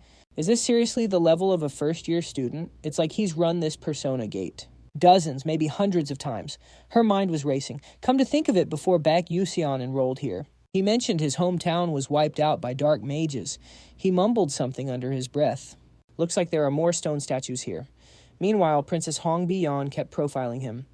A remote village. So isolated nobody knew about it, but it was the front line in the brutal war against dark mages. Now I get it. That's why he lacks basic academic knowledge, but is a master of strategy and combat. Watching him, she concluded, he must have fought on actual battlefields, surviving hellish fights against dark mages in his past, whether that was the real reason or not. He was leagues above the other students. Up ahead, she heard him directing the others. "Go over there and adjust. Balance the weight for me." "Got it." A look of surprise washed over the princess's face. Everyone kills themselves trying to get high scores, but him, he openly guesses, just fills in random answers on tests. Like he's showing off how much he doesn't care, skips homework, trash attitude in class, but hold on. She gazed at his handsome features, a new thought forming. Then why is he trying so hard right now? Princess Hong Bi-yeon's expression darkened. There has to be a reason. She sensed the vibe shift. "Don't tell me..." Baek Yu-seol turned back, pointing a finger at her. "Hey, why are you just zoning out over there?" "Get over there." But she suddenly snapped back. "Tell me the truth, commoner." He blinked. He didn't get it. Hong Bi-yeon voiced her suspicion. "This persona gate, this trial, is it real?" She waited in silence, met only by his thoughtful pause. He sized her up. "Your eyes have gotten sharper, Hong Bi-yeon. Normally, she wouldn't have figured this out until the very end, and she'd keep messing with Melian." He smirked. "This proves it. Princess Hong Bi-yeon is straying from her path as a villainess." She caught his look. Princess Hong Bi-yeon frowned. "What are you laughing at?" "Nothing," he replied. The other two teammates looked around, confused. "Why isn't the princess coming? What's going on?" He turned his back to her. He finally gave her the answer she wanted. "Like you said, this place is real. You can get hurt. You can die. And if you don't clear it, the damage will sync with the real world. That's why I plan to speed run this." Princess Hong Bi-yeon froze for a second. "I knew it. Baek Yu-seol never does anything without a reason." She pursed her lips.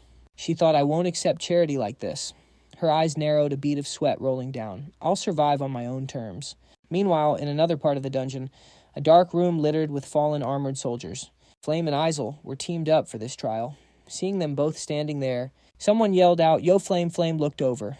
A girl was waving at him. "Over here, over here." Flame headed straight for them as the trio grouped up. "You guys good. Wait, where's the other one?" The girl hesitated, well, then added, "Jackie just vanished." Flame's eyes went wide. "Say what, Jackie?" The girl looked at everyone, face totally blank. Then came the explanation. "We only made it this deep because of Jackie. Literally carried us. Hey, and the moment we walked through that last door, she just vanished. We couldn't find where she went either."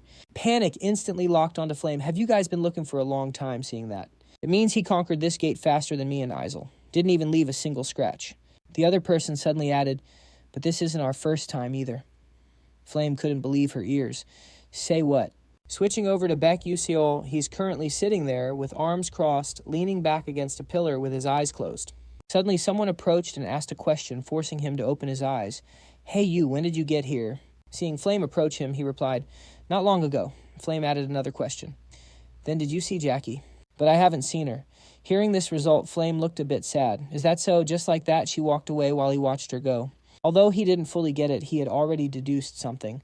I thought I could stop Jackie from disappearing. If I could have reached this place before her, but now there's nothing else I can do. Situations come to this, so now I can only help the heroines clear the stage. Cutting to a certain area of Stella Academy, a voice suddenly shouted out, "What a persona gate." It really got mixed into the students' training exercise. The homeroom teacher immediately sprinted to this testing area. Surprise and worry traced the scar on his face. The blue gate has now transformed into a blood-red gate. How could this even happen? Stella's security system. Isn't it supposed to be the best in the world?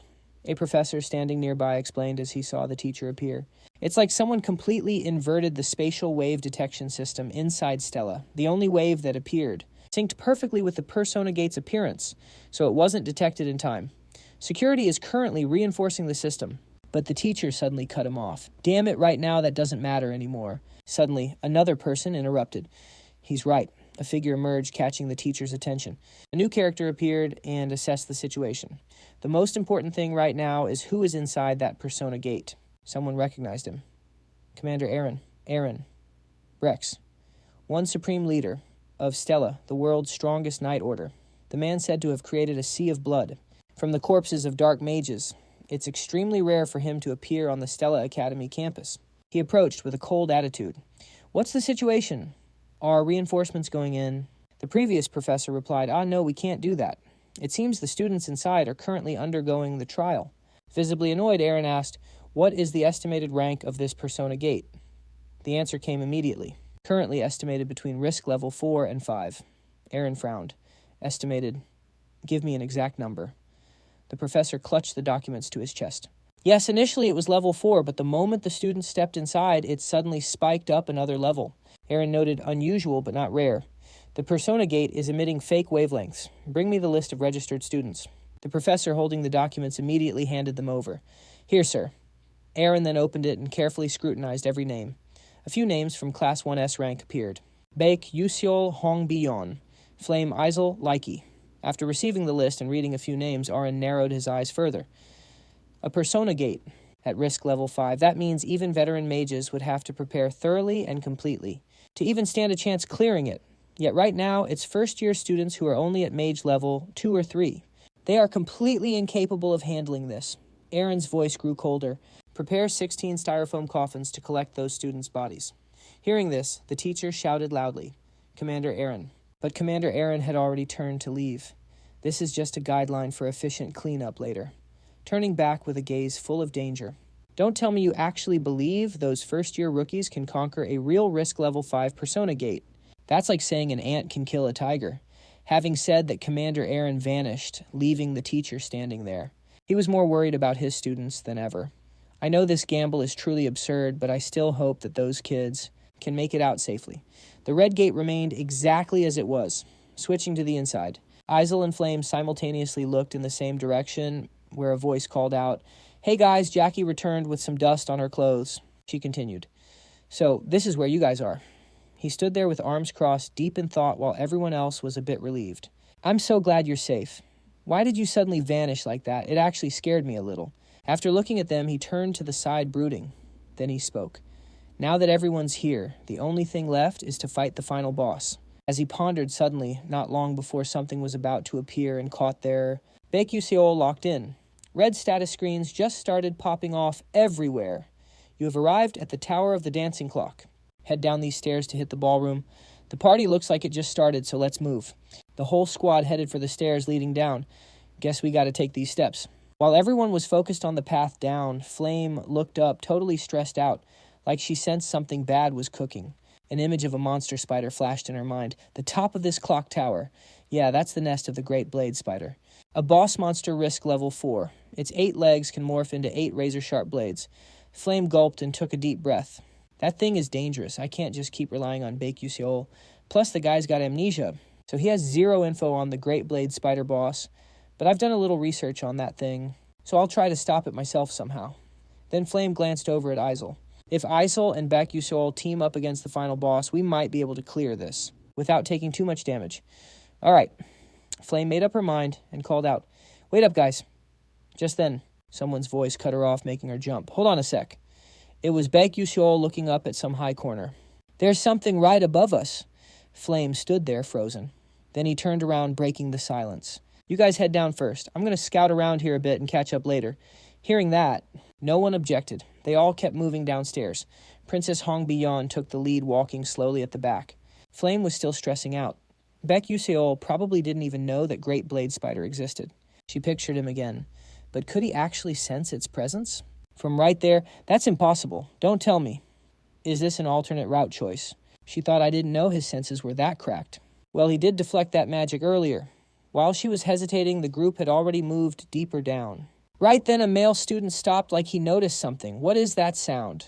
The other students had the same look on their faces. Then Princess Hong Bi-yeon pinpointed where the noise was coming from. She immediately shouted a warning, "That sound is coming from above." Everyone looked up, and they were all shook to see the Great Blade Spider rushing straight at them. "It's a blade spider." Another student yelled back, "No, that's the boss, the Great Blade Spider, risk level 4. Seeing it show up here." Flame started panic mode. "What's going on? What about Baek Yu-seol?" Princess Hong Bi-yeon suddenly realized the commoner was missing. Both of them looked at Isel. "Don't tell me." But then out of nowhere, someone's foot landed right on the spider. Baek Yu-seol jumped down from above, stomping the spider deep into the ground. A golden flash of blink magic flared up, and his sword was already gripped tight in his hand.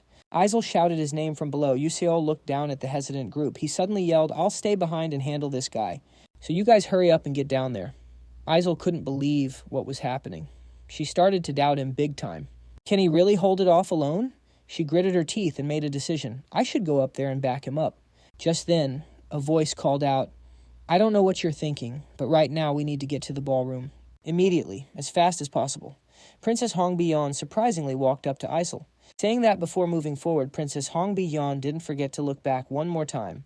She added, "That's the most useful thing we can do to help that commoner."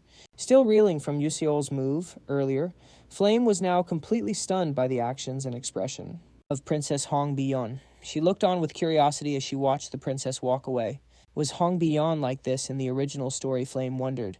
Usually the princess would be jealous of Isel's combat power and plotting something shady. But instead of being jealous this time, the princess was actually helping Isel. The rest of the group didn't stay behind to get in his way.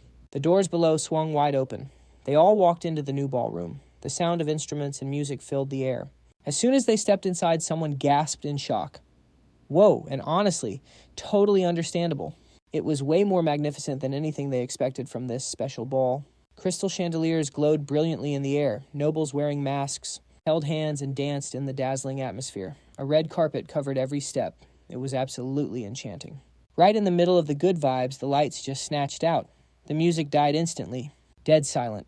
All the nobles froze quiet, like they were waiting for the main character to drop. And from that darkness, slow footsteps started echoing. Everyone was confused all over again. Princess Hong Bi-yeon spoke up, shifting focus. Someone's walking down the stairs. Flame started running a quick theory. Maybe the final boss, Duchess E-Hair, stay sharp, everyone. But then something blocked her view. Flame was shook. In the center spotlight, someone was already standing there. "Hello, nice to meet you all. I'm Jackie E-Hair." It was literally Jackie, the girl who went MIA from the group earlier. But her smile, totally sus. While the students were freaked out. The nobles were hyped to see her. "Duchess, you look absolutely stunning today. Please give me a bright smile. I'd give you my heart." Flame read the original novel, but she had no clue about this plotline. How is this even happening? This development wasn't in the original romance novel. Actually, the character Jackie didn't even exist in the first place. Look at Princess Hong Bi-yeon's worried face. A normal person. Wanting to become an NPC in a Persona Gate is impossible, and not just any NPC becomes a final boss. Look at Iso's expression. There's only one way for someone to become an NPC inside a Persona Gate. It means Jackie is already a dark mage. Flame bit her lip, realizing the truth. Now she understood why Baek Yu-seol said those weird things. That was his way of warning her about getting involved with Jackie, but she couldn't just give up like this. Anxiety turned into determination. I'm bringing her back no matter what. Flame tried to talk to Jackie up there. "Jackie, if you get drunk on that power, you'll turn into a monster. So please calm down." But Jackie cut her off instantly. That's garbage. Right now I am Yen."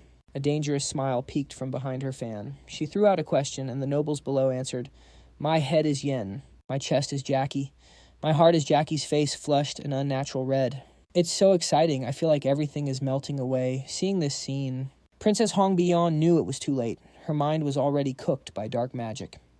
Iso added, "At this point, the only way is to clear this gate and force a reset." Flame gripped her staff tight. Flame got the message. "Yeah, I know." Golden mana flared from her staff. She locked in on the target. "Just wait for me, Jackie. I am definitely saving you." In response, red lightning crackled around Jackie. Enough chatting. Mana exploded everywhere. That creepy smile was back on Jackie's face. Next, let's get this party started. Important system update. Boss battle masquerade of temptation has begun. Meanwhile, somewhere else, green blood splattered across the screen. The Great Blade leader just took a massive cut. Right across its upper belly. That's where the blood was gushing from. This was the result of Yu-seol's combo with Flash Step. But anxiety started creeping in, sweat dripping down. This is actually tough. Analyzing the situation, realized the Great Blade leader is just a subspace mob type. Wrecking it doesn't really help clear the gate, but there are 2 reasons he has to go through this hell. His eyes narrowed. First reason, that enchanted tree petal stuck on the spider's forehead. That Great Blade. While he was thinking suddenly, the spider slammed a leg straight down at him, but he was already on guard. Used Flash Step to dodge, easy. Checked his items while leaving the monster hitting air. While dashing in, he tossed 3 potions with different colors forward. Orange Spark Potion, green Slip Potion, purple Oil Potion. Results came in instantly. The spider got electrocuted body seizing up in spasms. Lightning strikes hammered its body. White light blinded the area. The second reason is Yu-seol swung his sword hard, aiming right for its energy shield. In a split second, that shield miraculously started to crack. His target, that rose petal on the forehead. His face shifted as the tide turned. Hidden strat. To clear Chapter 6, Jackie's Dark Magic Path. Additional info, enchanted tree petal. Once absorbed, mental strength stats increase massively. That is the item he needs to farm. Cognitive acceleration activated. Perception point reached. With the whispering glasses and that passive ability to slow mana flow, yeah, this item is a literal must-have. Plus the lore here gets kind of spicy. The blade spider rushes him again, following up instantly on that last attack. The enchanted tree petals are linked to the final boss, Duchess Aherin. Whoops, incoming attack. He hops up, dodging effortlessly. His main focus is the fight, but his brain is still split on the lore. Plot twist, this great chieftain blade spider. He's actually Duchess Aherin's husband. But honestly, I could care less about their drama. Because I smashed that skip button on the storyline. I'm trying to think here, but this monster keeps spamming attacks. Bro looks annoyed now. He keeps spamming blink to dodge, then decides to switch it up, heading straight for above its head. Anyway, here's the mechanic whenever I hit the barrier protecting those petals. Duchess Aherin shows a reaction too. That opens up a window for the main characters to make their move and execute my strategies way easier. But because of that mechanic, he's got another worry on his mind. Like, I don't know if my attack will land at the perfect timing. Whatever. Let's do this. Then a smirk locks onto his face. I'll just nuke it with everything I've got until it drops. Every exchange before the blade spider engaged first. So this time, he decides to go big and initiate the fight himself. Blink, blink, blink. He's spamming it. The second he appears at a new spot, he's already blinking again. All you can see are his after images trailing behind. That triple blink combo is absolutely broken. He's turning this battlefield into his own personal stage. The spider's freaking out, screeching at this sudden switch up. As for our MC, after that flex, he sticks the landing. If I keep this momentum going, but before he can finish that thought, wait, his face drops. The spider down there is moving weird, sliding around in some green goo, and he instantly knows why. Did I seriously throw that many grease potions? No choice now. He has to dive back in. Yusen sees the spider struggling for grip down there, and suddenly he's got a bad feeling about this. Damn it, that's the ballroom down there. He's picking up speed gravity, doing its thing. Split second, decision time. Okay, think I got a track where that spider's sliding to. He dives, speeding up until he finally catches up to it. They lock eyes, man versus monster. Sweat drips down his face, teeth gritted in frustration. Gotta adjust the trajectory. His eyes flare with a special light. Flashback to a few minutes ago, right when the giant system window popped up. Raid start. Boss. The Seductive Masquerade Carnival. As soon as that notification hit Princess Hongbi Yan's squad, immediately grouped up in combat formation. Meanwhile, Jackie grips the hem of her black dress. Blood-red music starts playing. Jackie begins her dance instantly, and everyone's eyes are glued to her moves. With every step she takes, arcs of red lightning crackle into existence. A bizarre magic circle forms beneath her feet. Jackie shifts her footing following the rhythm. The red lightning warps the atmosphere. Everyone dodge. But the warning, it came too late. All that lightning converges on a single point. Boom, even the nobles standing nearby get blasted away. They're sent flying. Meanwhile, back with Princess Hongbi-yeon, witnessing that insane power, she whips around. Is everyone okay? A male student behind her replies, yeah, we're good. She tries to stay calm and analyze, but the anxiety is creeping in. No time to hesitate. We fight now. She summons her magic staff instantly. The tip of her staff glows bright. She knows she's up against a dark mage. Meanwhile, Jackie keeps dancing unbothered, even as fire magic spells lock onto her and fire. Jackie notices the attacks and shoots back a look of pure contempt. You think it's going to be that easy? Instantly, a weird black magic circle manifests right in front of her. The fire attack blocked, effortlessly, but they aren't done yet. Iso steps up. She conjures 3 small ice circles, blasting out massive ice pillars. The other students aren't just standing around either. They all unleash their magic at once, but bad news. Every single one of those attacks gets blocked by those same magic circles. The students are shook. Wait, all our attacks. 0 damage. Seriously, while everyone unleashed their attacks, Jackie just pulled off a whole new move. Red lightning crackled across the sky. Whoa, startled me. Did that just spawn out of nowhere? She's attacking again. Watch out. Right then, 2 exclamation marks just magically popped up as warning signs. Flame cast a complex magic circle right in front of her. Jackie looked over like she just realized something. Mimicking her earlier moves, Flame grabbed her dress too, and then the music started playing. Holding her staff with a totally chill face, Flame started a graceful dance right there. Watching her move, I didn't even catch when she started. Huge surprise. Why are you suddenly busting a move here? But Flame didn't answer. She just kept on dancing. After a bit, she finally stopped. Eyes half closed, staring straight at her opponent. Following the magic circle, she made Flame unleashed an attack. Golden light flashed past Jackie. She just stood there holding her fan eyes wide, watching it happen. Seeing it work, Flame was secretly hyped. Yes, it's exactly like what I read in the novel. She immediately shouted out. Everyone danced. Princess Hongbin and Iso looked over, totally shocked. Flame quickly explained. We got hints from the previous stages. This level isn't just a magic battle, it's a dance battle too. We can only cast spells if we dance. Watching her moves, Princess Hongbin caught on fast. So that's the secret. Duchess Aheron's dance can't be broken by normal magic. Iso figured it out too. The dance can counter Silent Serena's mourning, and it all leads back to one key clue. Serena's farewell is dead. Without hesitating, Princess Hongbin started dancing to the beat. Iso synced up and started dancing too, and the other students knew the moves. The notes blended perfectly with their dance. In seconds, magic attacks fired off one by one, aiming straight for Jackie. Caught off guard, she covered her mouth with her fan. Boom! A massive explosion right in front of the squad. Jackie was at ground zero. The music kept playing, though.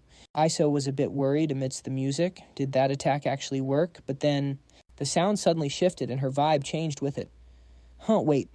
Blood-red music started playing, rising from the smoke of the explosion. A dark shadow slowly appeared. The tempo sped up to match her pose. 2 other students noticed it too. Just like Iso, they yelled, "Look over there!" What the hell is that? A foot slowly stepped forward. Actually, 2 extra legs were sticking out from under Jackie's dress. Her eyes turned a creepy demonic red. Someone warned, "Wait, does she have 4 legs now? Is that for real?" Those charred black feet tiptoed to the rhythm again. Her steps kept changing. With the new rhythm from 4 legs, Jackie quickly formed a denser magic circle behind her back. Jackie's voice rang out. All right then, let's start this for real. Her face looked darker and creepier by the second. Seeing her like that, Flame couldn't hold back and screamed at Jackie. Stop it, Jackie. If you keep getting lost in the role of Duchess Aheron, you won't be able to come back. Jackie shot back. Why exactly do you want me to stop? Look around you. As dark magic spread, the voices of the nobles cheered endlessly. Jackie Aheron. Jackie Aheron. Everyone just stood there frozen watching the scene unfold. From that moment, the scene wasn't beautiful anymore. It was straight-up horror. The nobles cheered to the beat. Just as expected, you're gorgeous. You're the best dancer. Punish those stupid challengers. Jackie looked at Flame's confused face. Jackie taunted. Flame, are you really that heartless? Flame blinked. What? Old memories flooded back, analyzing everything. Weird, selfish, and mean. It's such a sweet, amazing feeling, and you were the only one who had it. You kept it all to yourself. Flame was always smiling while Jackie just stood on the sidelines miserable. And now all that pent-up rage exploded. I'm never letting go of this feeling. More red lightning crackled. Princess Hongbin sensed a massive mana surge. She shouted a warning to everyone, incoming, brace yourselves. Right then, Jackie made her move. Beams of energy shot straight out from the formations. Good thing we got that heads up. Princess Hongbin and Isel popped their shields just in time to block the attack, but something unexpected went down. A classmate standing right next to ISEKAI'D took the hit. She saw it happen, but she was totally helpless to stop it. But while she was distracted, another wave of power locked onto her. She couldn't even turn around in time. Unable to do anything, ISEKAI'D squeezed her eyes shut, but then popped them open when the impact never came. A bright light washed over her face. It was Hongbin flexing her power. She tanked the hit and threw up a massive firewall, saving ISEKAI'D from getting wrecked. Defense done! Princess Hongbin whipped around fast. Hey, you dummy! Why are you just spacing out like that? Focus ISEKAI'D stammered. She still looked totally lost. Princess Hongbin raised her voice. My defense against fire magic is way better. So let me handle this. You focus on blocking those incoming lightning strikes. ISEKAI'D finally got it. Oh, okay. Hongbin kept barking orders. You stay behind us and attack when you see an opening. Flame noticed the princess's sudden shift too, and she even spoke to me for a split second there. Flame was even more confused. What is going on? In the original story, Hongbin totally wrecked the team's spirit because she was jealous of ISEKAI'D. She tried to sabotage everything, which ended up screwing everyone over. But instead of ruining the plot and making a mess, Hongbin is actually reading the situation better than anyone right now. A blood-red energy blast shot straight at Princess Hongbin, but ISEKAI'D instantly threw up an ice wall to block it. The princess looked at her startled. Flame was still processing it. No way Hongbin and ISEKAI'D. They're actually teaming up. ISEKAI'D looked at Princess Hongbin and said naturally, hey, don't let your guard down either. Hearing the shade, Princess Hongbin got a vein pop. Excuse me. Suddenly, Flame appeared right behind them to back him up. Count me in too. I can't let these two outshine me.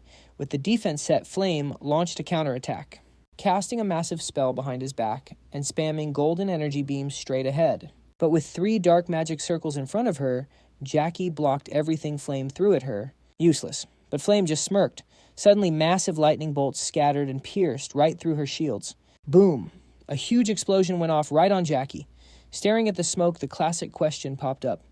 Is it over? Peering into the smoke, which was thicker than before, that dark silhouette appeared yet again.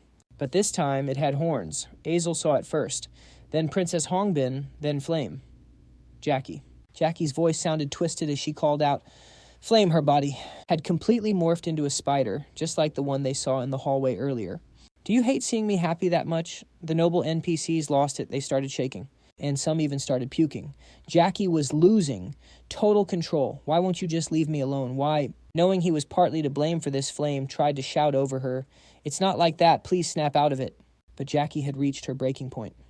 Shut up. Instantly, a layer of blood-red magic formed. She wasn't done yet. A second magic circle appeared right beneath her.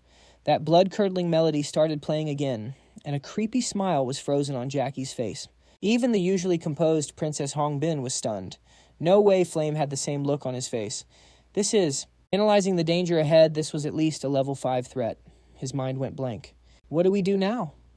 While staring ahead, Flame suddenly jerked his head up, like he sensed something. The noise was getting louder and louder, so he shouted, What is that sound? What's that noise? ISEKAI'D seemed to realize what it was, and cut in from beside him. Yusin suddenly flinched at her words, but quickly another twist happened. Jackie screamed like she just took a massive hit. Princess Hongbin asked again, What's going on? Flame squinted into the distance. I'm not sure why, but it looks like Yusin's battle with the Blade Spider leader upstairs is affecting Jackie down here. Jackie clutched her head in agony. Flame couldn't believe it, but the realization hit him. Don't tell me. Yusin figured this out. Is he fighting that monster all by himself just to help us take down the final boss? No clue what he did up there, but Jackie is clutching her head and screaming in agony again. We can't let this slide. Princess Hongbin's voice switched up instantly. This is our chance right now. As soon as the command dropped, all 3 unleashed their magic skills again. Fire from Princess Hongbin, ice from ISEKAI'D, and light from Flash. They all rushed forward. Ice hit first. The legs of the Blade Spider leader got frozen solid. Next up was the fire engulfing everything, coming from Princess Hongbin. Then light came in as the finisher. Boom. A massive explosion rocked the place as the 3 elements collided, blowing away the smoke. Jackie screamed in rage, Is that the best you got? You little brats, her rage peaked. How dare you? But right at that moment, the original Blade Spider leader suddenly crashed into the room, sensing a new presence. Princess Hongbin asked nervously, What's going on? Flash was just as confused. I don't know. I think something just fell. Recognizing the familiar silhouette, Flash froze for a second. That thing, no way. Isn't that the Great Blade Spider leader falling from that height? Knocked the giant monster cold. The dance floor cracked under the weight. The big question was, is it dead? A male student in the group couldn't believe his eyes. He started trembling, mumbling unconsciously. This is insane. Ma Yuxiang, a student, just like us, soloed a 4-star monster. But the spider wasn't the only thing that fell. The student whipped his head around. There he was, Ma Yuxiang, lying unconscious in a heap right in front of everyone. The giant spider had landed exactly where Jackie was standing. Then someone started walking up the stairs. One of her friends. Flash was the first to approach, but his face was filled with sorrow. Jackie was pinned under the giant spider. She tried to lift herself up, trembling as she called out to Flash, "Why do you always get in my way? Why are you so annoying?" Her face twisted in rage. "I'll never forgive you." But then a twisted thought crossed her mind. "Oh God, that's it, isn't it? You couldn't beat me at dancing. So you had to pull this cheap trick because no one dances better than me, right? That's just pathetic." Pathetic. In the end, you're just like me, jealous of anyone more beautiful than you. She let out a delirious, foolish laugh. "Ah, ha ha, it's not just me. Turns out you're exactly the same as I am." But Flash just looked at his friend with deep sadness. She was completely gone. Seeing his strange expression, Jackie asked blankly, Why are you looking at me like that?" Flash steeled himself and called out to Isel behind him.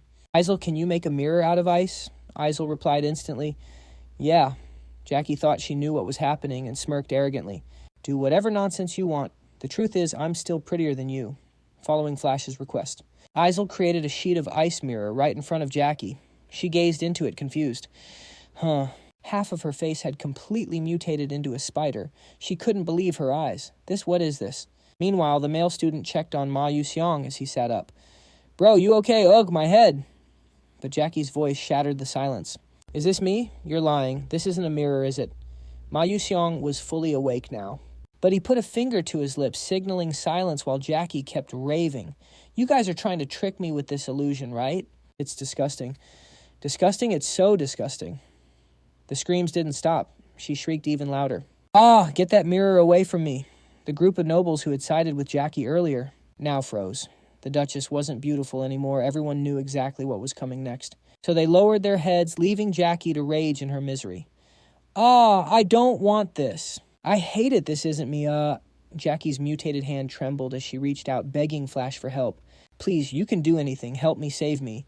But then her tone shifted. "You think I'd actually beg for that ablated leg, just like the giant spiders suddenly burst out." The arm Jackie had reached out transformed, slashing towards Flash as she screamed in fury. "It's all your fault I look like this." This dye, white, and red lights clashed and tangled. But the one who took the hit was Jackie. Something erupted from the ground beneath Flash, impaling her body. Her eyes went wide and empty. In that split second, Jackie remembered how happy she used to be. Standing right next to He Wan Rieng, there was no saving Jackie now. The only way to help her was to end her suffering. Princess Hong Biyon's flames began to roar to life once more. Isel hung her head, drowning in guilt because she was the one who pulled the trigger on that messed up act. Princess Hong Biyon was feeling the exact same way. But Flame. She was absolutely wrecked, knowing she was part of the reason why Jackie is gone. After Jackie faded away, she just stood there whispering her final goodbyes to her friend. "I'm sorry, Jackie. I'm so sorry."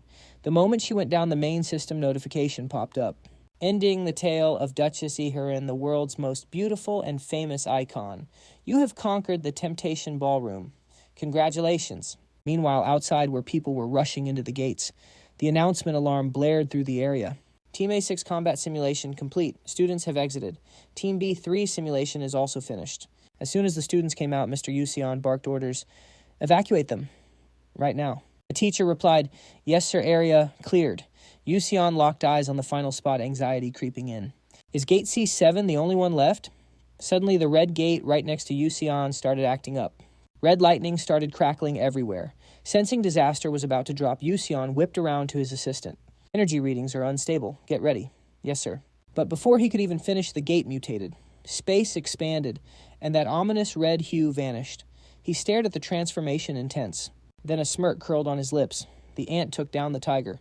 Right on cue, the students materialized outside. Except for one. The red gate dissolved completely. He looked at the kids surviving that hellhole insane. The crowd went wild. Rumors started flying instantly. They actually cleared a level 5 persona gate. What, just students? Even seasoned veterans knew that place was a nightmare. Questions started popping up. Is that kid the leader? Ariel looked shook, realizing she'd stumbled over her own words earlier. Then he turned away, mocking himself for even joking about it. Let's retreat. Yes, sir. But it wasn't over yet. Back outside, Yu-seol raised his sword in a salute, reporting on the Persona Gate conquest. Gate cleared. 16 entered. 1 casualty. 15 have returned safely. Mr. Yu-seol's face twisted in bitterness as he said it. In the end, they still lost 1. He shook it off and focused. You all did well. I'm sending a medical mage over right now, so get some rest. Yes, sir. Suddenly a voice cut in. Did something go down while I was gone? Everyone whipped their heads toward that familiar voice. A new figure stepped into the light. Oh, looks like I missed quite the party, huh? Baek Yu-seol froze, totally thrown off. It was the principal of Stella Academy, Elman Yuen. The 9th Circle Archmage smiled at him. So about what happened, you're going to tell me everything, right? Cut to Stella, Building 1, the principal's office. Baek Yu-seol was walking down the hall with Elman Yuen. As they walked, Baek Yu-seol looked completely zoned out. His mind was racing with a new worry. A private chat with Elman Yuen. No way. Why am I sweating this so much? He darted his eyes away, mentally cursing his luck. This is exactly why I didn't want to be the leader. Flashback to right before they exited the Persona Gate. Princess Hong Bi-yeon gathered the squad looking serious. Shouldn't we pick a leader to report the situation before we leave? Don't you think Baek Yu-seol kept a straight face and thumb towards Isel? How about Isel? She had just woken up from passing out. Isel looked bewildered at being volunteered. But honestly, Hong Bi-yeon and Flame weren't going to let him off the hook.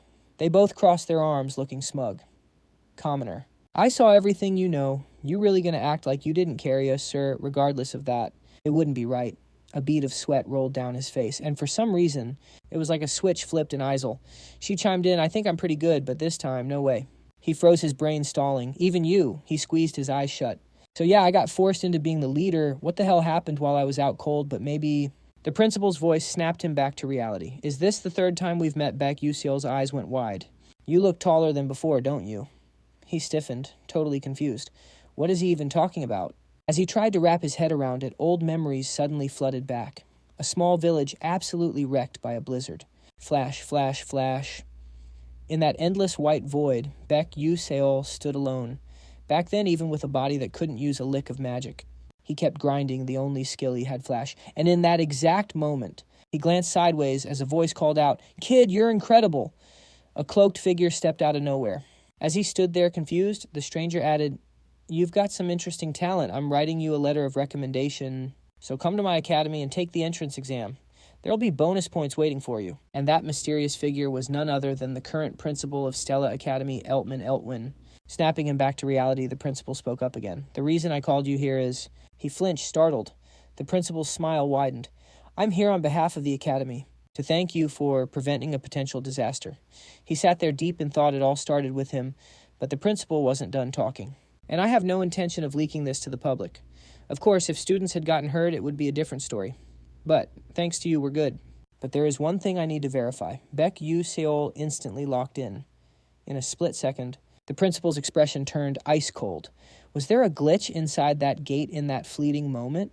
Cold sweat drenched Baek Yu-seol. What was with that look? No wonder they call him the Dark Mage Killer.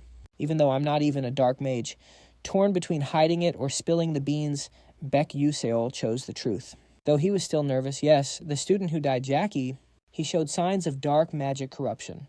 With zero empathy on his face, the principal replied, Is that right? Such a shame. Getting corrupted means he harbored dark intentions from the very start. And nobody can resist that. Baek Yu-seol could feel it. The man didn't feel sorry at all. Before he could even process that, the principal switched gears. Oh, where are my manners? I haven't even offered you a drink. He flashed his trademark bright smile. Coffee or tea? Or do kids these days prefer soda? Others might not catch it, but this was where the real conversation began. Knowing the hidden mechanics, Baek Yu-seol made his move. I'll have tea. He kept a poker face. Do you happen to have Liddy tea? The principal's eyes flickered with curiosity at the name, then he gave a meaningful smile. I do. Give me a moment. Baek Yu-seol exhaled softly, lucky guess. A moment later, the principal placed a teacup on the table. Here we go. Liddy, what a surprise. Not many people know about it, and even fewer actually like it. Thank you, he replied. He picked up the cup, taking a moment to savor the aroma. He didn't flinch, but his internal monologue was screaming. Yep, just as I expected. It tastes like trash. Compared to earth food, it's on the level of durian or surströmming. It's a total acquired taste. But it's strangely addictive. Most people hate it because the smell alone turns them off. They won't even take a sip. But the ones who love it, they're obsessed. The reason he chose Liddy was specifically for this encounter with Eltman. Eltwin was a branching path, a hidden opportunity. If he had picked coffee, he would have been promised training in ice magic. If he picked soda, he would have gained some magical enlightenment. But Liddy, that's Eltwin's absolute favorite. The only problem is, he glanced up, waiting for the principal to explain.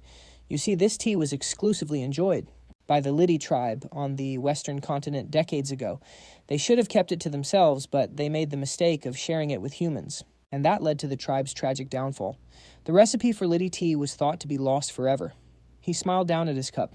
This is likely one of the last few batches left in existence. If humans hadn't been so stupidly greedy, we could have enjoyed this forever. It's a tragedy, really. But what came next? Caught the principal completely off guard. Is that so? That's weird because I still drink this stuff all the time. Seeing him put the cup down, the principal asked urgently, "Do you have any more?" No. Eltman's face instantly fell, pure disappointment written all over it. I figured. But before he could sulk back, Yu-seol cut in. But I do know the recipe for Liddy tea. The principal's eyes went wide. The silence shattered as he lost his composure. What, are you serious? How in the world do you have the recipe? Baek Yu-seol realized he might have dropped the bomb too fast. He quickly calculated his next move. This is going to be tricky to explain. I can't exactly tell him that I got it from a video game. With the principal staring at him in anticipation, he slowly opened his mouth. My late mom taught me that's how I know. He dropped that line with a sad look on his face. The ultimate move. The mom card. Caught up in the feels, the teacher got sad too. My apologies. I shouldn't have asked. He tried to shake off the gloom. It's fine. No need to apologize for that. Logic kicked back in. Glad that went smooth. Regaining his cool, the dean cleared his throat. Ahem. Then asked, "So would you consider selling that formula to me? We'll pay you handsomely. Like big money." Elman Eltrin couldn't hide his hype. But he was waiting for this. Finally. The moment I've been waiting for. He spoke up fast. "Actually, Dean, there's something I want way more than cash." The teacher paused. "Oh, what is it?" Shook the dean again. "Your spatial enchantment technique. I want your help with it. Just once." Stunned by the choice, the dean asked back, Why you sure you don't want to rethink that? "The Charlie formula is out of production. It could sell for way more than my help. My magic technique, it's totally impractical." "You know what that means, right?" He sat there silently. "I know exactly what Elman's spatial magic is. Eltrin plus Anastaser's alchemy technique. And finally using a mana jar captured by a mage. A soul. I can create an insane multidimensional space. It'll be a storage inventory. A space only possible if a mage has mastered spatial attributes. Rank 8. That's why barely anyone in the world can do it. But with the help of a rank 9 mage like Elman Eltrin, I can make the highest tier storage item." Smiling through his thoughts, he continued, "It's worth more than a few coins. As a mage, an alchemist, a seeker of material truth, understanding the essence of magic and how it works, I'd consider it the most precious gift of my life. So please," he pleaded. Hearing this, the dean was surprised over and over. A smile, then a sigh, just as expected. The teacher answered immediately.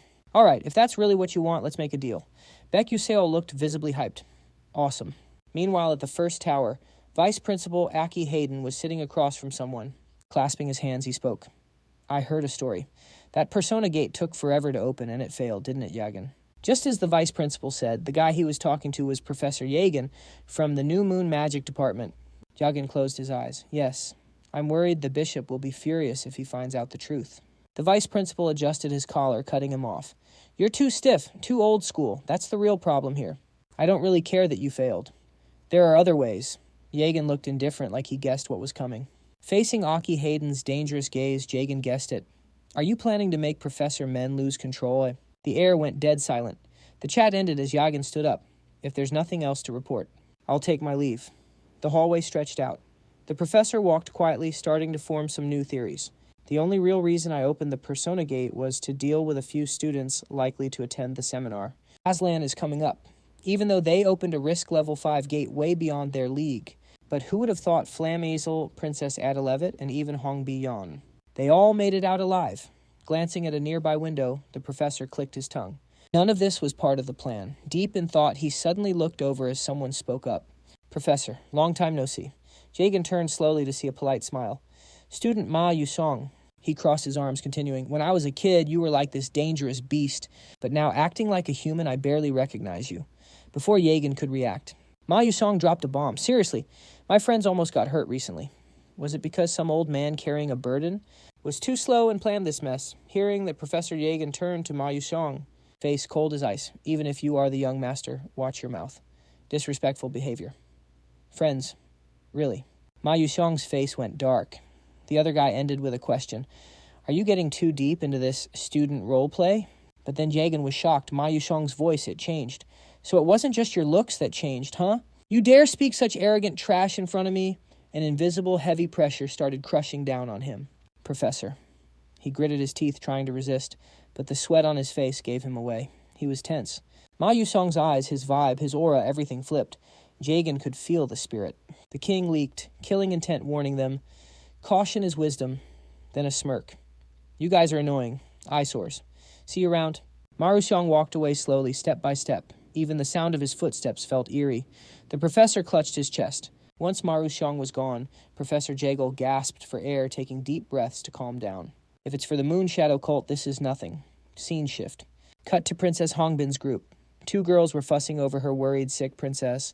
Thank goodness you're safe. We heard the school messed up the Persona Gate setup. Is that true? Seriously, how do they even do their jobs? Hongbin looked down, thoughtful. Just as predicted. The other students are clueless. Given the academy's politics, it makes sense. Suddenly, a voice called out her name, impossible to ignore. She turned around. Senior. A male student approached, smiling. Edmund Adelix, 3rd year. Flashing that smile, Edmund added, no need to be so stiff and formal. Makes me feel awkward when you talk like that. Despite his shift, Hongbin replied calmly.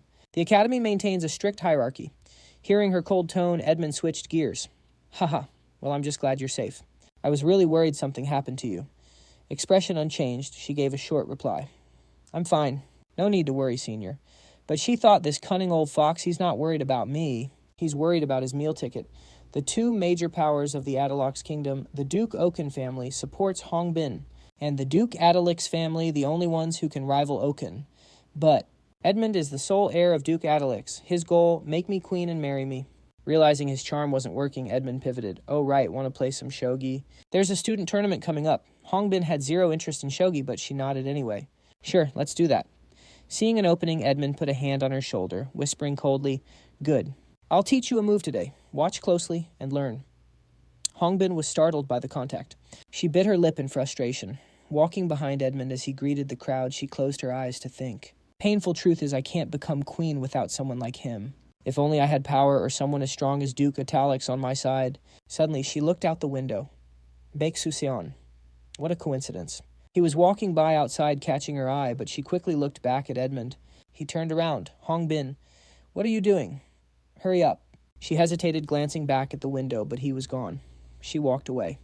Coming Senior. Cut to Baek Yu-seol holding a flower petal. Stopped in a corner, hands on hips, inspecting it. Let's see, is this enough? The world turned pink. The petal floated up. System window popped. Absorbing the charm tree, branch increases mental power. Plus 65%. Permanently increases charm magic resistance slightly. Baek Yu-seol's status board. Strength 2-star 73%. Senses 2-star 57%. Agility 2-star 42%. Stamina 2-star 19%. Durability 0-star 99%. Mental power 2-star 24%. Magic power none. He chuckled. Not bad at all. Info update. Project Constellation gives you a special reward. Baek Yu-seol rubbed his chin. Must be a bonus for clearing the new stage. What should I pick this time? More growth items. Then it hit him. Can I get Meekin's necklace system confirmed? He grinned. Then give me that. New notification. Received item McCann's necklace. Rank high grade. Description. Necklace crafted by Meekin, a future alchemy engineer. Pushes barrier processing to the limit. And it's Wafni. It designed to protect one's own life. Special skill, Meekin Shield. Auto-defends against attacks. Igawa Anjowerba blocks attacks level 6 and below. Single use only. He put it on without hesitation. Sucks, it's one-time use, but staying alive is kind of important, especially since episode 8 is coming up. Gotta fight the awakened Professor Magentagen. System, branch of hatred tree. Value hitting 78%. Baek Yu-seol's grinning, because he's all set to throw hands with Magandizin. Everything's going smooth like butter, so I guess I'll leave the rest to Arthur Isaac. Scene shift, we're at the International Alchemy Organization now.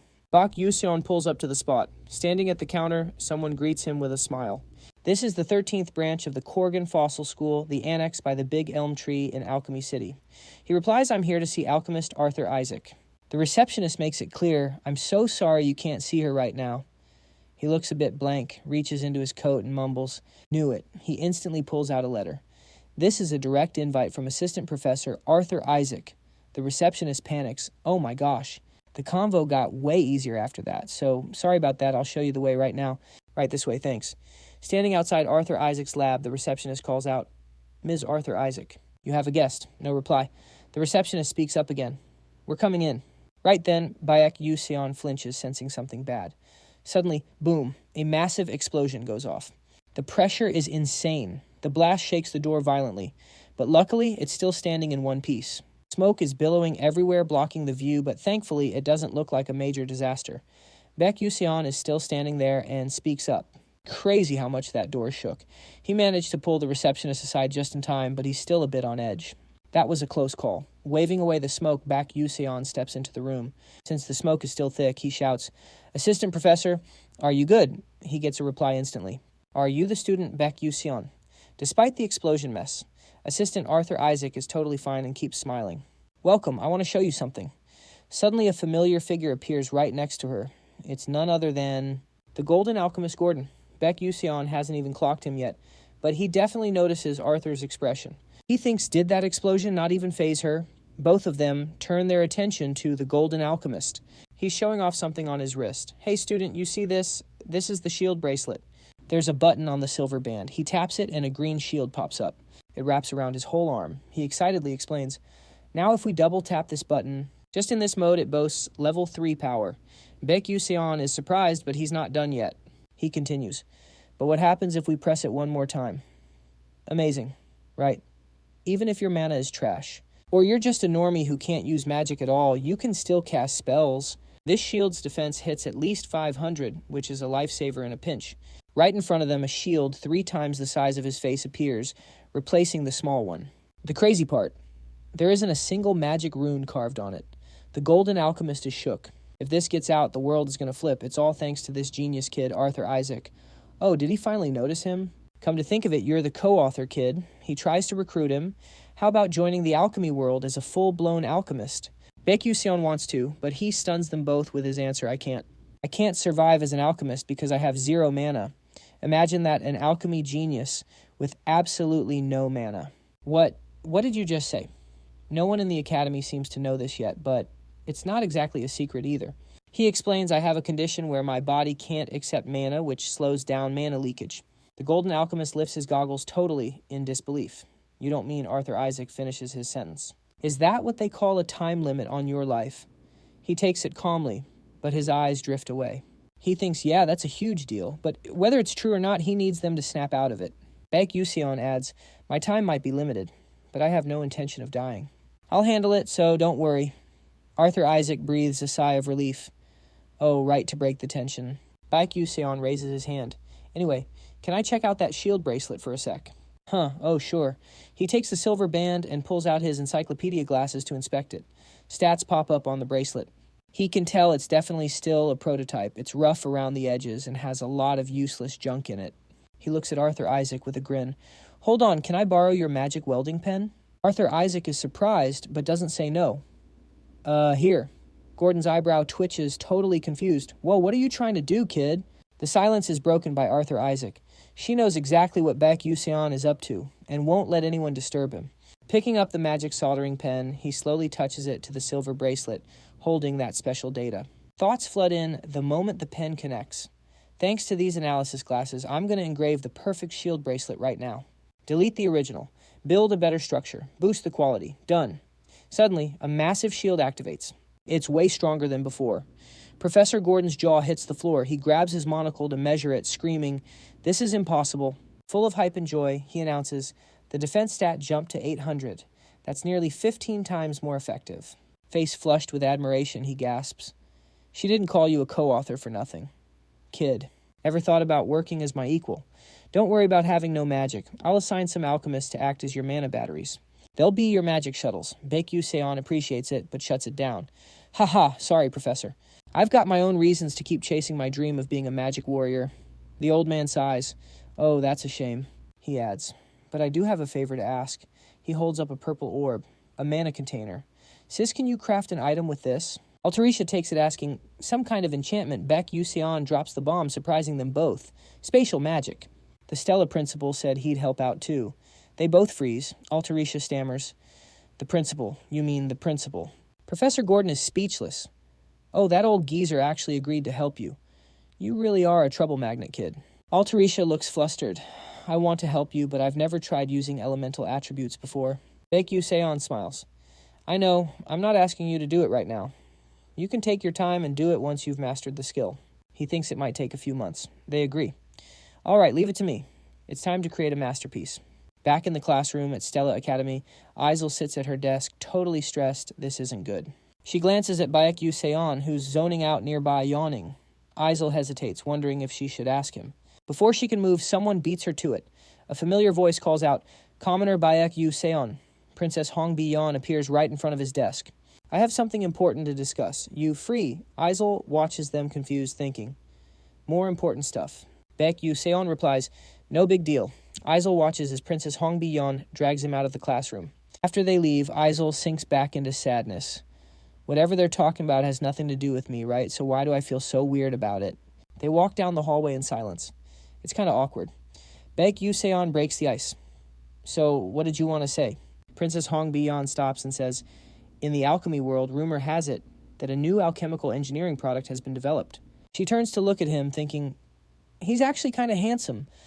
Getting back to the point, she says, I heard you're the co-author of that alchemy report. He pauses to think. Considering the intel power of the Adalivit royal family, it's obvious she'd find out. Keeping his cool, Baek Yu-seol replies, so what you want to connect directly to the business side through me? Realizing he guessed her intent, Princess Hong Bi-yeon crosses her arms and closes her eyes coldly. As a noble, I won't deny that.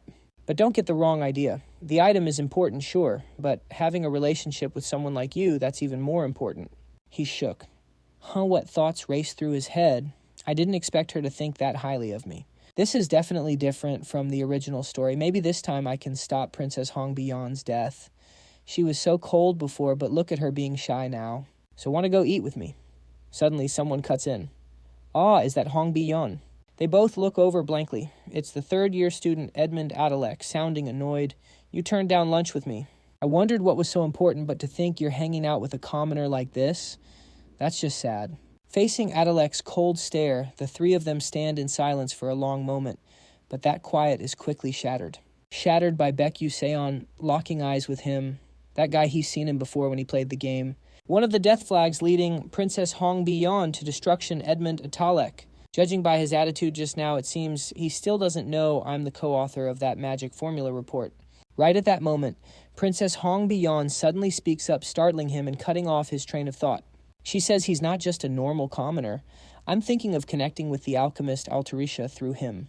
So please don't disturb us right now. But Edmund isn't having it. A dangerous smile creeps onto his face. Hey, Hong Bi-yeon, do you really think that what kind of power could a mere commoner like him possibly have to help you? Aren't I a much better option? Baek Yu-seol listens to the insults aimed at him. But as always, his mind is totally indifferent. It's actually funny looking at the princess beside him. He thinks, well, I'm used to being looked down on as a commoner. And even though she knows Edmund is a major supporter, Princess Hong Bi-yeon coldly claps back at what he just said. Senior, what exactly does that mean? Seeing the princess look like she was about to crash out Baek Yu-seol knew he had to stop this from spiraling. He cut them off instantly. All right, listen, let's just act like we never discussed trading any items. Princess Hong Bi-yeon whipped around, shocked. What? Meanwhile, Asmon Artele looked very pleased. He thought, that's right, commoner. Know your place. But just before dipping, Baek Yu-seol dropped a bomb. Oh, and regarding that business deal, I'll make sure to tell them that Duke Artale straight up refused to supply the Adalivit kingdom. Asmodeus's face went stone cold. But that dangerous smirk stayed. Hey, you're getting a little too cocky. You know what happens when a first year dares to challenge a third year. Baek Yu-seol clapped back instantly. So what, not my problem. Panicking at the beef, Princess Hong Bi-yeon tried to step in. Commoner, you know the ranking system at Stella is super strict. Plus, he's known as the most influential guy among the third years. What were you thinking saying that Baek ignored them both? Baek Yu-seol turned around. I'm heading out. They both stared at his back as he walked away. Pure disgust washed over Asmon Artale's face. How does a freshie not know how terrifying his seniors are? Looks like I need to make this kid's school life a little more entertaining.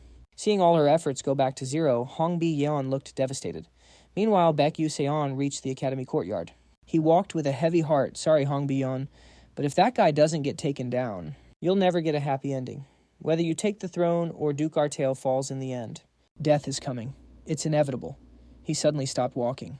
He glanced to the side. At least I won't let Hongbi-yeon bow her head to that trash. He looked toward the other students. Far off, Hongbi-yeon was hiding in a corner, feeling totally useless.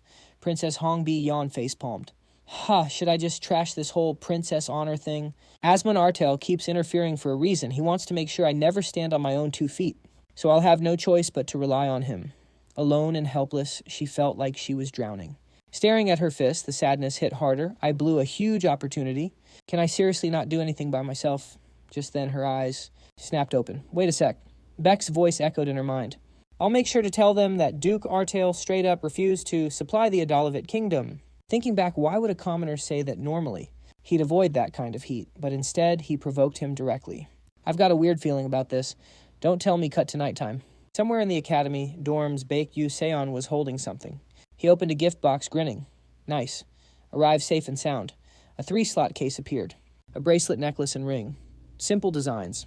Didn't look like much, but their integration specs cracked. Baek Yu-seol stared at them. The Atharisa prototypes came way faster than I thought. He picked one up. Let's see. What do you do? A system window popped up. Barrier-coated necklace. Rank low to mid. Description. Activates a protective layer over the whole body.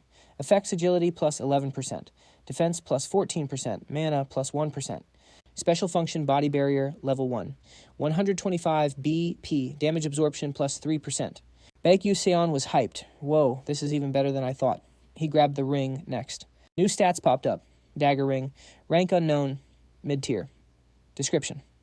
When activated, the ring transforms into a dagger hilt. Generates a mana dagger. Effect agility plus 14%. Perception plus 9%. Special function in magic. Dagger level 3. Duration 5 minutes. The last of the 3 detailed items. Shield bracelet. Low to mid rank. Description when activated. It transforms into a forearm guard. Effect strength plus 7%. Defense plus 9%. Mana plus 2%. One special function shield level 1. 1000 BP. He had to give props to this bracelet. It's solid. Altarisha is the goat for real. She actually crafted a mid-rank item already. He clenched his fist, finally cracking a smile. I gotta test this out in actual combat ASAP to give Altarisha the feedback. Plus, I already gave Professor Han Gordon a heads up. Prep work done. Now it's time to slowly crush Duke at Alex into dust. Fast forward a few days later. The second exam is finally here. It's split into 2 parts, practical combat and theory. For the practicals, the combat magic test gets graded differently depending on what kind of magic you're flexing. Like lightning magic is scored on max voltage and chain count, wind magic. That's all about the explosive force generated. Ice magic gets judged on max freeze levels and AoE range. As for healing magic, light and other special attributes, there's a lot to look out for. But the real hype, everyone's waiting for the fire attribute. Who else but Princess Hongbi-yeon? Watching everyone spam their abilities, Baek Yu-seol was actually kind of impressed. Talk about main character energy, they're on a whole different level. Then an instructor looked right at him and spoke up. Baek Yu-seol, you're up. He stepped into the testing zone and the proctor signaled the start. Using the only skill he's got, Baek Yu-seol blitzed forward toward the pillars and that big red button on top. Spamming flash. He easily warped to the pillars and hit the target. Pure focus 0, wasted movement.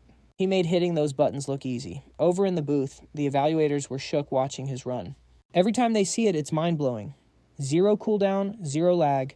On the flash execution, instant aim and perfect precision. Just broken. When Baek Yu-seol stopped, the proctor's voice boomed out. Baek Yu-seol's test is over. Standing there looking totally unbothered, he started thinking to himself, with this I've cleared one part of the practicals, since I can't use actual magic. The rest is basically cooked, but if I clutch up a high score on the written test with these glasses, I can probably make up for it. Suddenly, Baek Yu-seol turned around confused as someone walked up and called his name. So, you're Baek Yu-seol, a group of students, rolled up, looking ready to start drama. Heard a first year like you had the guts to talk back to a third year, you're actually hopeless. Like, oh my God, back when I was a rookie, I wouldn't even dream of pulling that. Watching these guys looking for a fight, Baek Yu-seol narrowed his eyes, thinking to himself, so it's starting already. Asmodeus's goons right, just as expected. One guy got right in his face. Whoa, look at this kid. You dare glare at us. The guy's face twisted in anger. You really not going to look down after I said that?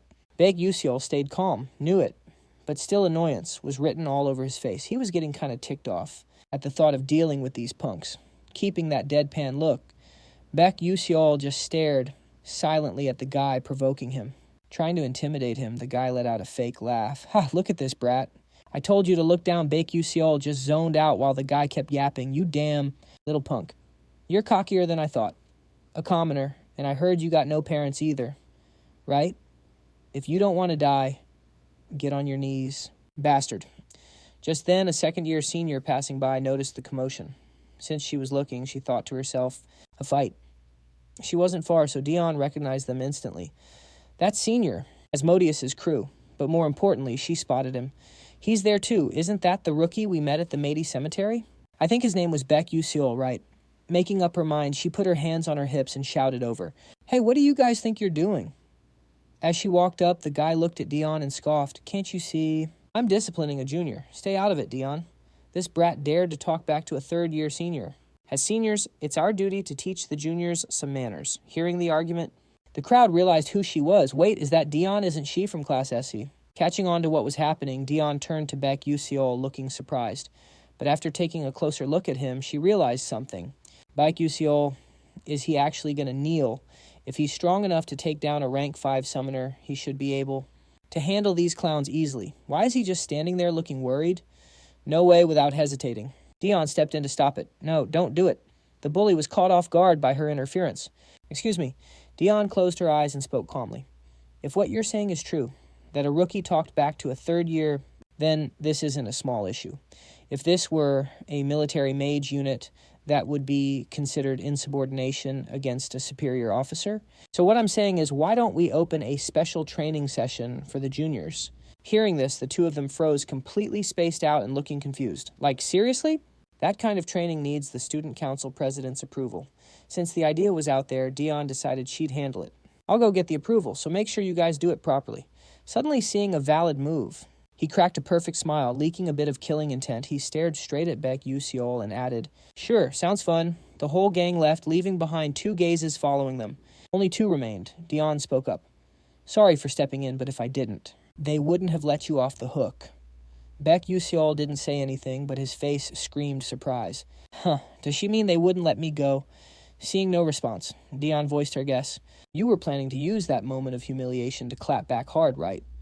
Someone smart enough to take down a summoner. Wouldn't argue for no reason. There's only one explanation you want to end Stella's stupid long-standing tradition. The senior hazing ritual you chose to sacrifice yourself. Baek Yu-seol stood there listening in silence, completely lost. Like, who am I? Where am I? Back to the main point. Watching the group that hadn't fully disappeared yet, Dion continued breaking down her analysis. But among them there are those who have no choice but to follow Asmon. They're called the coerced, tied down by family circumstances. No matter how right you are, you can't let people like that get punished. She placed a hand directly on his shoulder and hyped him up. So I'll set the stage for you. Wreck them however you want.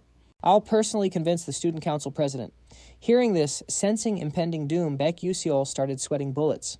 Not knowing what else to do, a helpless smile stretched across his lips. What the hell has she been yapping about this whole time? Time flew by. Specific blue diagrams were being sketched out. It was a variation created by some professor. This was the exam on interpreting magic protocols. The students down below started their written test. Naturally, some of them started complaining. I don't understand a single thing. Can I even finish this today? However, standing out among them, someone stood up and left their seat. It was Baek Yu-seol putting on his encyclopedia glasses. His knowledge now surpassed all the academy professors combined. I'm turning in my paper. The proctor took the sheet from him. A bit confused. It's only been 20 minutes. Are you ditching the test? Is that it? Baek Yu-seol turned back as he walked away. No, I finished it, sounding absurd. The proctor looked down at his answers. What you mean? And then from confusion, it turned into pure shock. This is tucking his glasses into his shirt. Baek Yu-seol walked away calmly. I didn't study at all. But finishing that felt refreshing. However, things started getting complicated when he had to stop and look in a certain direction, hearing whispers about himself. Is that Baek Yu-seol heard he's just a newbie but dared to talk back to Asmon Atalek? Looks like he's about to get schooled, huh? Standing there dazed, he knew bad luck was coming his way again. Guess the whole school knows. His eyes drooped, and now Dion had to show up with that special training for juniors thing. Basically, it's where seniors can directly challenge juniors they want to teach. In Stella's duels, seniors are banned from insulting or hitting juniors. But in this training, seniors can legally punish juniors under the guise of a challenge. But really, it's just seniors using magic to beat up juniors. That's why it needs approval from the student council president to prevent abuse. However, S-class students can propose it directly to the council. I was just planning to kneel and get it over with. But then it turned into this mess. Remembering that moment, whatever, I'll just kneel quick and go sleep. On the way back to his room, a box was opened. Inside was a special item looked like a teddy bear, holding it in his hand. A confident smirk played on his lips. If he couldn't dodge it, might as well sit back and enjoy the show. Cutting to the Stella Student Council meeting room. Inside, someone was reviewing documents, but noticed the commotion out front. This student is the Stella Student Council President, second year, S-Class, Esmiro Yun. And sure enough, the guy who chatted up Baek Yu-seol earlier had already arrived. Looking deadly serious, the president shot a quick question. Dion, what brings you here? Without wasting a single second, Dion slapped a paper down on the chairman's desk. Her voice softened up a bit, though. I'm requesting approval for special training for a junior. The target is Baek Yu-seol, the Class S rookie. The chairman sounded surprised. I thought you hated ridiculous stuff like this. Why the sudden change of heart? Expressionless Dion replied, I'm doing it because I hate it. Since this was a serious matter, the chairman gave a warning. I don't know what you're plotting, but listen, no matter how talented he is, a rookie can't beat a second-year student. Experience creates a gap that raw stats just can't bridge. And yet, you still want to open a training squad. Waving the paper in her hand, Dion smiled. If you want to know why, just watch. It's going to be fun. Seeing her sudden mood switch, the chairman narrowed his eyes and sighed. Seriously, what are you scheming? Just then, the sound of someone approaching came from outside. Oh, student Miro Yun, the one who oversaw Baek Yu-seol's test earlier, walked into the room holding a document. Could you take a look at this report? It's a thesis submitted by a student. Recognizing the visitor, the chairman greeted him. Professor Jarian, welcome. You showed up for this exam too. Is this thesis worthy of the academy? He hid his dissatisfaction, though. The last one you brought wasn't exactly up to par. But the professor insisted. Just take a look. The chairman was confused before, but now he was even more baffled. Then the chairman realized why. What is this? Isn't this Professor Prokid's stacked circuit design model? This is impressive. It shortened the reverse model resolution loop formula by half. And with such a simple formula, too. Looking closer, the concept utilized stacked circuits perfectly. Countless scholars have already perfected this, yet this pushes it even further. This is pure genius. I can't wait any longer. The chairman asked the big question. Who wrote this? Raising a hand, the professor smiled. Student Baek Yu-seol. With this level of skill, he could be invited to the Aslan conference. But now isn't the time for that. I need to report this to the vice principal immediately. The room suddenly went strangely silent. Holding the paper, the chairman stood there stunned. Two major events happening at once, both involving the same student. The chairman made up his mind. Baek Yu-seol, he's way more interesting than I thought. Professor Jarian took Baek Yu-seol's paper. He went straight to the vice principal. The document landed on the desk, and the vice principal frowned, leaning on his hands. Are you planning to recommend student Baek Yu-seol for the Aslan conference? Professor Jarian replied happily. Yes, as you can see, this is truly amazing. However, the vice principal's deep voice cut him off. That's going to be difficult and very troublesome, Professor Jarian. The professor blinked, confused. Excuse me. The vice principal composed himself. Then he began to explain. Stella currently has plenty of registered candidates besides him. Especially this year's freshmen. They are promising candidates who would stand out anywhere. For an academy, the maximum number of students allowed to join Aslan is limited. We only have 2 fixed spots. And you want to nominate Baek Yu-seol, a magic warrior. Who can't even use magic? That is an insult to all mages. Professor Jarian. Jarian stood frozen, closing his eyes as the vice principal continued his tirade. If you understand, leave immediately. I will absolutely not allow Baek Yu-seol to go to Aslan. I understand. Jarian left the office defeated. Meanwhile, the vice principal frowned deeply at the exam paper left on his desk. Without even reading it, he crumpled it up. Who would let a bug like that into Aslan? Not a chance. With a cold face, he incinerated the paper instantly. Time passed quietly. The second round of exams ended, and the rankings were posted. Baek Yu-seol blended into the crowd.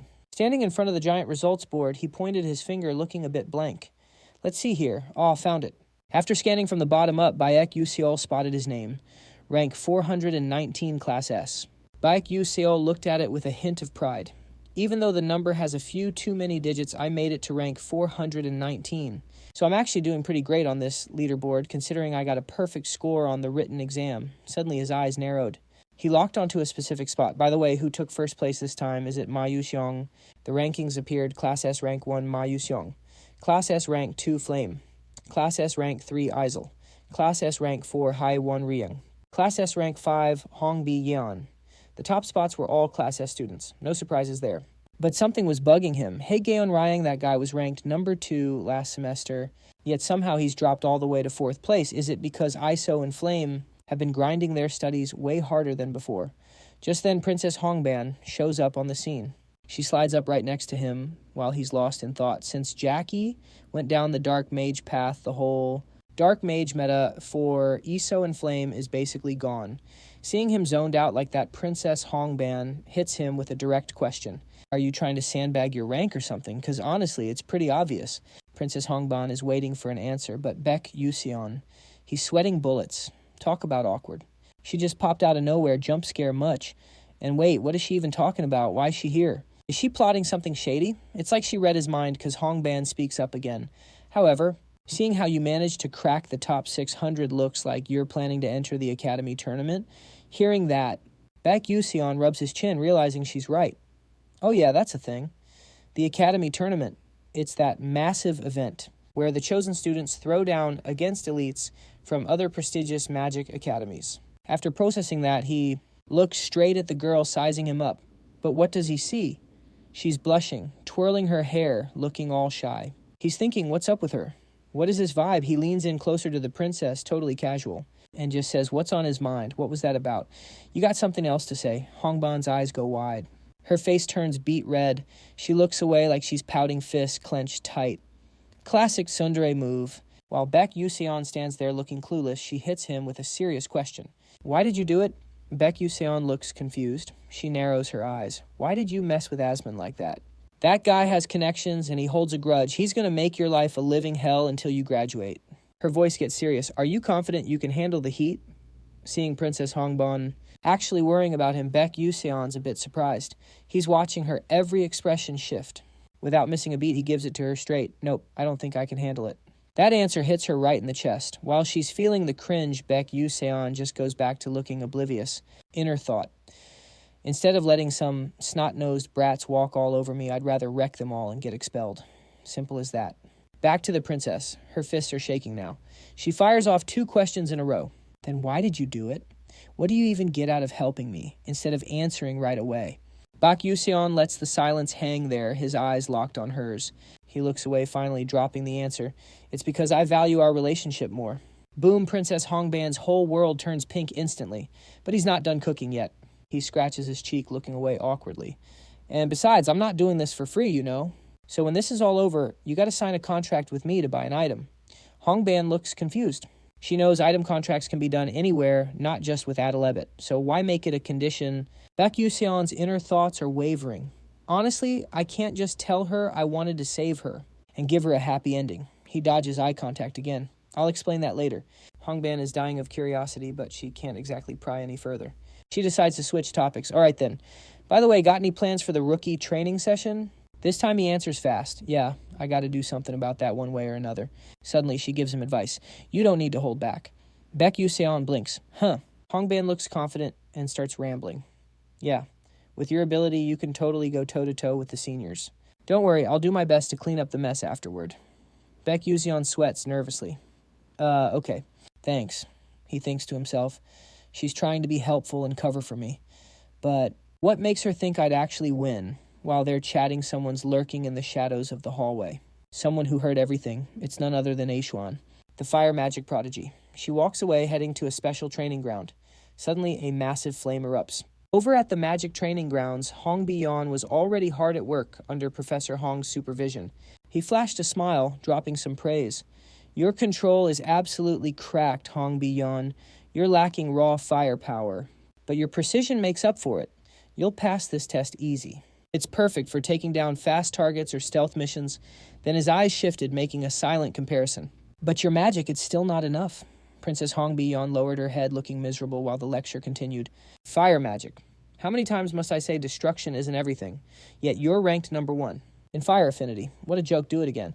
Hongbi-yeon tried to ignore the criticism, but you could see the frustration written all over her face. Flames erupted from her hands, blazing brighter. The training dummies got absolutely torched, consumed by the violent fire. Hongbi-yeon spammed her signature fire spells nonstop. However, she still looked pissed. I lost again. I worked harder than anyone, so why isn't it working? She dropped her staff, staring at the wreckage she had caused. Hongbi-yeon just couldn't figure out why she couldn't win. Meanwhile, back with ISEL, she overheard some students gossiping nearby. Wait, thinking about it, isn't that today? I'm talking about the duel between the first and second years. Should we go watch? ISEL kept quiet, but she was thinking, is this about Baek Yu-seol? I missed my chance to talk to him. Princess Hongbi-yeon stole him away first. A sad look crossed her face. Whatever. Not like it matters to me. I still have to go to class. ISEL started walking away looking lonely. But honestly, she was hesitating hard. She stopped in her tracks, smiled, and hyped herself up. I finally made it. ISEL looked at the person next to her. Oh, you're here too. It was a girl with brown hair and smiling green eyes. Rumor has it Baek Yu-seol has a crush on you. That was Hair in Class B. She sat down next to ISEL, without hesitating, grinning like she knew something. Be real with me. You two are low-key dating, right? That's why you're here, isn't it? ISEL was already shy, but hearing that made her turn tomato red. No way, it's not like that, she stammered, totally flustered. Baek Yu-seol and I aren't. She couldn't even finish the sentence. Heron just kept smiling, analyzing her. Wow, I always wondered what the trader's daughter would actually be like. But she's actually kind of cute, isn't she? She decided not to push it. Then Heron realized something. Oh wait, this intro's a bit late, huh? I'm Heron from Class B. Nice to meet you. ISEL blinked a bit dazed. Yeah, nice to meet you too. Suddenly the crowd went wild, grabbing their attention. They looked over, it was starting. Down in the massive arena, Baek Yu-seol was just standing there like a statue, backpack still on his shoulder. The crowd was getting loud, all eyes on him. He looked totally zoned out. Why are there so many people here? And then a senior, Doc Go-gwang, yelled from the stands, Yo, brave kid, I don't know the full story. But go easy on him, all right? Hearing the sarcastic hype, Baek Yu-seol paused. Wait, aren't I the one getting jumped here? Why should I go easy? Meanwhile, Dion, standing next to him, was weirdly chill. But aside from Dion, the other students were loving this. They were hyped to see a beatdown. That loser, Baek Yu-seol, is finally going to get wrecked. Bro thinks he's the main character just because he's a commoner. Deserved once a senior targets you. It's game over. Suddenly the guy froze.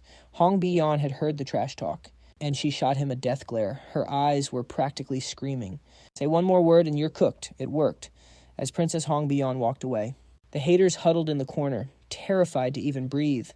Just like everyone else, Hongbi-yeon grabbed a good spot to watch the fight, but when she looked at him, her eyes narrowed.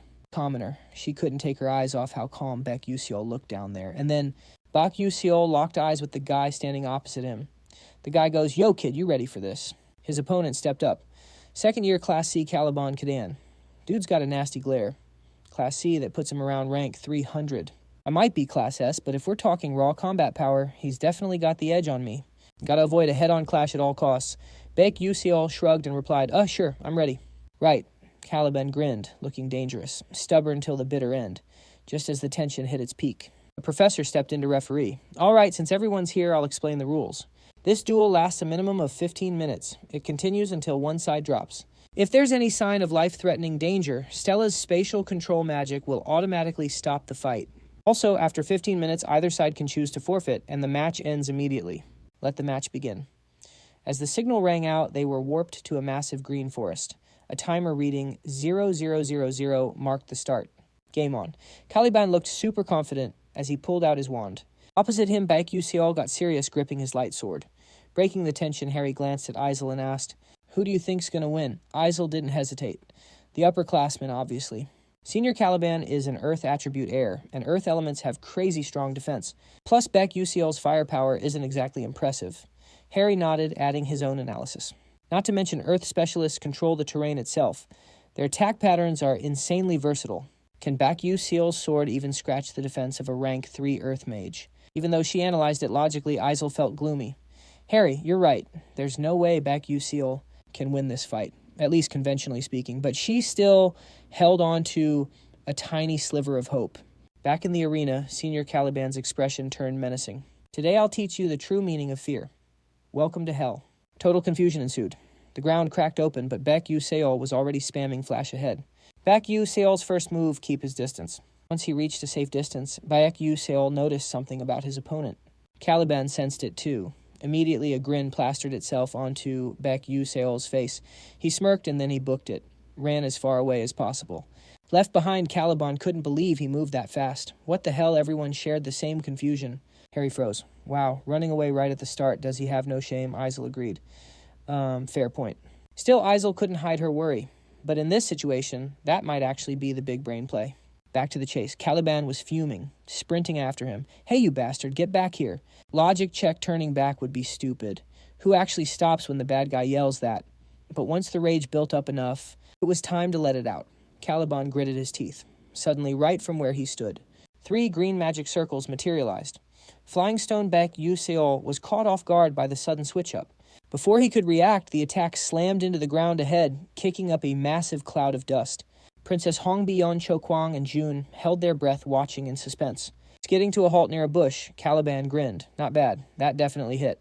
But the higher the ego, the harder the fall. Caliban froze. What the right in front of his face was a monkey hanging upside down by its tail, just swinging there.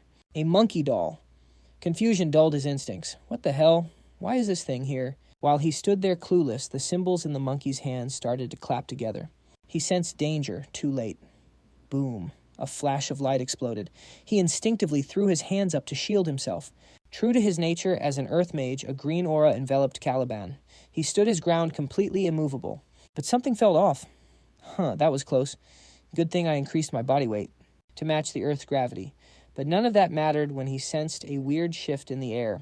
An earth shield instantly formed behind his back, and just as he predicted the sound of cutting wind, Baek Yu-seol had teleported right there, swinging his light sword in a vicious arc. Crack. But tough luck, the sword couldn't pierce through. Caliban turned around, wearing a smug grin, raising his wand high. Die Stone Breaker. The earth barrier he created himself vanished in a blink, replaced by the energy of a new explosion about to form. Caliban knew for sure he wouldn't miss again this time, but the humiliation was slowly changing his perspective right where the explosion was forming. There was absolutely nothing, not even a trace of anything strange, nothing at all. Caliban scanned the area. Hey, freshman brat is running away. All you know how to do all that talk about. Chivalry being empty words, or what he got slapped by reality again when he stepped on something weird. Good Lord, his body suddenly reacted strangely. It was heavy as a rock before, but now he was being lifted into the air. Unstable. Why is my body so stiff? Losing his balance, he stumbled to the side. His eyes locked onto the front. From a distance, hiding in the bushes, Baek Yu-seol was watching everything intently. A smile boosting his own confidence, but in Caliban's eyes it looked like a provocation. Yeah, that brat is he laughing, summoning all his strength to cast magic. Caliban hunched over and gritted his teeth. Earth gravity. His wand pointed straight where the boy was before, but he had vanished. Frustrated. So freaking annoying. Caliban had to look around to find him again. You damn brat, you want to play hide and seek? Come out now. Not sure if he aimed or not, but another weird object like a tennis ball was flying in from a distance. Detecting the movement, Caliban dodged to the side and used his wand to slice it in half. Stop with these cheap parlor tricks. From where the ball was sliced, a bright light burst out. Instead of an explosion, it was a smoke bomb. Yeah, just like that, Caliban was temporarily blinded. Tears fell game over, but no Caliban was still standing there. But he looked a bit rough. Cough cough, is this a CS gas grenade? Even though he didn't take much damage. His attention was accidentally caught by a stun grenade, wobbling on the ground that he hadn't noticed before. And what had to happen, happened. That light flashed for everyone to see, instead of just affecting Caliban in the fight. It affected everyone watching outside too. Harry wondered, what the hell is that? Isel squinted and replied, it looks like a flashbang blocking vision and hearing temporarily. From CS gas to the flash attack, this second-year senior seems totally disoriented. Princess Hong stood in a corner, pouted, and made her own judgment. It's over. Now, if he approaches slowly and deals the finishing blow, that commoner will be the winner. Suddenly, something changed, making the princess widen her eyes. Look down there. What now? Down below, Baek Yu-seol casually took out more round objects ready to throw. Bingo. The first one hit the side of his face and warped, followed by pain. Spreading out. He couldn't waste the rest either. Baek Yu-seol continuously used his flash skill to change his attack angle. Attacking from a different angle, Senior Doko Kwang and Senior Dijuen expressed their doubts. Is it CS gas again? Looks like there's just some simple smoke mixed in. What should I say now? Baek Yu-seol's attacks aren't exactly lethal. Well, he did cause some minor injuries, though. Instead of just tears flowing like before now, there was drool too. Cursing was the only way to vent his anger temporarily. Baek Yu-seol, you bastard. Channeling most of his mana, Caliban seized the earth beneath his feet and pulled a massive chunk straight up into the sky. Down below, Baek Yu-seol was shocked by this impact. Was the cursing earlier not enough? Caliban raised his voice for his next words. Forget about this so-called training. I don't need it anymore. I'm going to fight you seriously right here, right now. Baek Yu-seol knew what was coming, so he couldn't help but look dumbfounded. A giant green magic circle with countless characters stacked on top of each other covered the entire area. From his blank look, Baek Yu-seol froze stiff, a fresh drop of sweat falling. Still isn't a meteor shower a bit too much for a freshman? He was already tilted and pissed, and now he's hearing things he shouldn't. Caliban's eyes turned red teeth, grinding audibly. Are you out of your mind? I don't know about others, but you shouldn't say that. Both Doko Kwang and Dijuen sympathized with those words. True right. When words can't change anything, that was when small, sharp stone pillars started protruding from the magic circle. The countdown began. 14 minutes and 47 seconds. 14 minutes and 49 seconds. Caliban's arm holding the wand was raised high, preparing to strike. As soon as his arm came down, pointing straight ahead, he poured more power into it and shouted, Die, you bastard! Time keeps ticking away. 14 minutes, 55 seconds. The sky is completely choked by a massive meteor shower. It's closing in on Baek Yu-seol. The clock hits 14 minutes, 57 seconds, and he's still just standing there, not even flinching or prepping to dodge. And get this, Baek Yu-seol looks like he's sleepwalking. His eyelids are literally drooping. Time is dragging now. 14 minutes, 58 seconds, 14 minutes, 59 seconds. Boom. The critical moment hits, 15 minutes flat. A smirk slowly creeps across his face. Right as those earth spikes are inches from his face, Baek Yu-seol throws his hand up. I forfeit. Just like that. And instantly the Stella system kills all the magic. The entire arena goes dead silent. You could hear a pin drop. Nobody can believe what just happened. Did he really just say that right at the climax? And honestly, the guy looking the most pathetic right now is Caliban. From the start, he's been the only one getting absolutely cooked, just stumbling around. Eyes stinging, coughing his lungs out, taking L after L. It took him a hot minute just to remember where he was. The match end notification blasts out. Reality snaps back and they're standing face to face. Class S first year Baek Yu-seol has forfeited. Therefore, the winner is Caliban second year Class C. Man, Caliban can't even process it. That's it, it's over. Meanwhile, Baek Yu-seol looks totally relieved, feeling light as a feather. Finally, I survived. Poor guy's just frozen there, listening to the announcer wrap up the special training match. His body starts shaking uncontrollably, and then a scream of pure frustration echoes through the whole arena. The match ended exactly how everyone predicted. The second year took the W. Outside, the crowd is buzzing. Whoa, did you see that second year's face? Dude looked like he was about to lose it, right? If that were me, I'd be swinging on someone. Regardless of the score. You're right, though. On the surface, that first year basically owned the second year. It's got everyone at Stella analyzing his fighting style now. But seriously, what was that gear Baek Yu-seol was using? Was that some new item? They just developed. Baek Yu-seol was good, but honestly, I was more hyped about his gadgets. Senior Dean is listening in, caught up in the chatter. Just as I thought. Is it because he prefers magic tools? Usually alchemists fight by exploiting the terrain. But Baek Yu-seol, he mapped out his gadget placement from start to finish. With his insane movement speed, he basically built his own advantage by setting up items all over the zone. He really is something else. Suddenly, Senior Dako Guang cuts in, interrupting your train of thought. Oh, Ma Yu-song mentioned you asked for this specific training match, didn't he? So did you get the results you wanted? Deanne glances around the crowd. The results I wanted, Well, the second years won't be bullying the first years so easily anymore, right? Just because they're seniors doesn't mean they can't get wrecked by a freshman. The students' whispers get louder. I'm in a bad mood now. I really wanted to see that first-year trash get humiliated. Whatever happened to punishing arrogance, what a waste. Same here. Dean wraps it up. Well, at this rate, I guess this is pretty much the outcome I was looking for. Things are getting really interesting. Everything's going according to plan. Meanwhile, at the Red Hawk Club room. Slam. Asmodeus punches the desk face, twisted in rage. Caliban, you absolute moron. Not far from him. Princess Hong Biyan is sitting there reading a paper. It's got an article about the teaching assistant alchemist Altarisha, something about developing future magic tech. But while everyone outside is gossiping about Baek Yu-seol, Hong Bion is deep in thought, replaying the battle in her head. Was surrendering really the only option? Did he just let him win? For that entire 15-minute duel, Baek Yu-seol didn't even use his sword properly. He just toyed with that senior. He relied entirely on gadgets. In other words, if he actually wanted to win, he could have ended it whenever he wanted.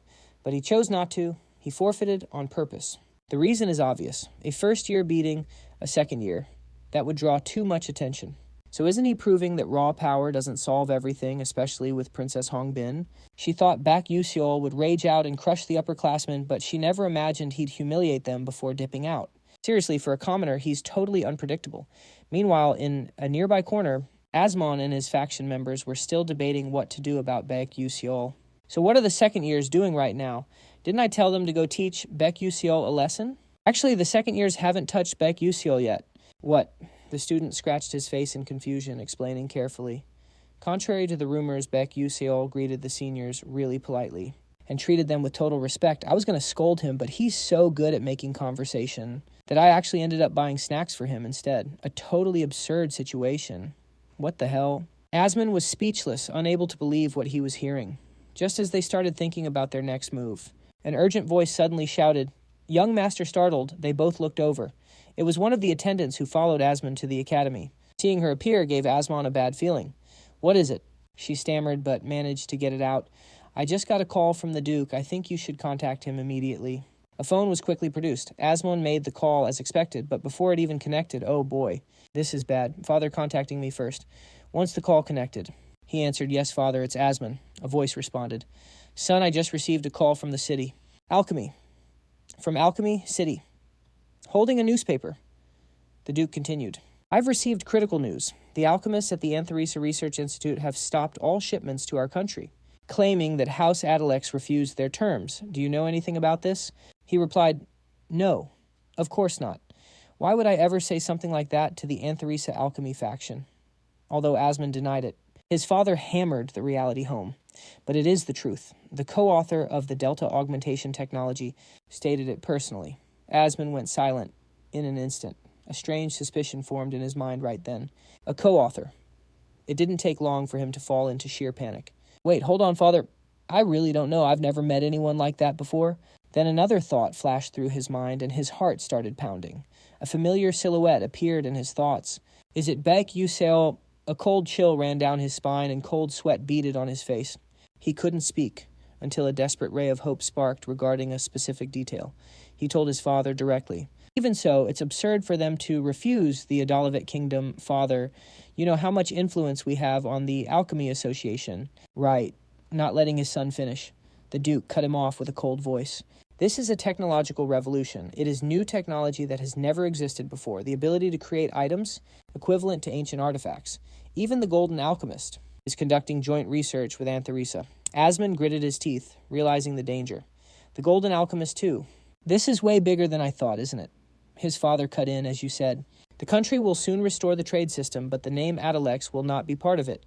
He got serious about the issues raised earlier. I will ask one more time. Are you involved in this incident? Asmon had no answer, and that silence was answer enough. Back to Princess Hongbin. She was surprised when someone called her name. Hongbin. The only person who would dare address her like that was none other than Asmon Atalex.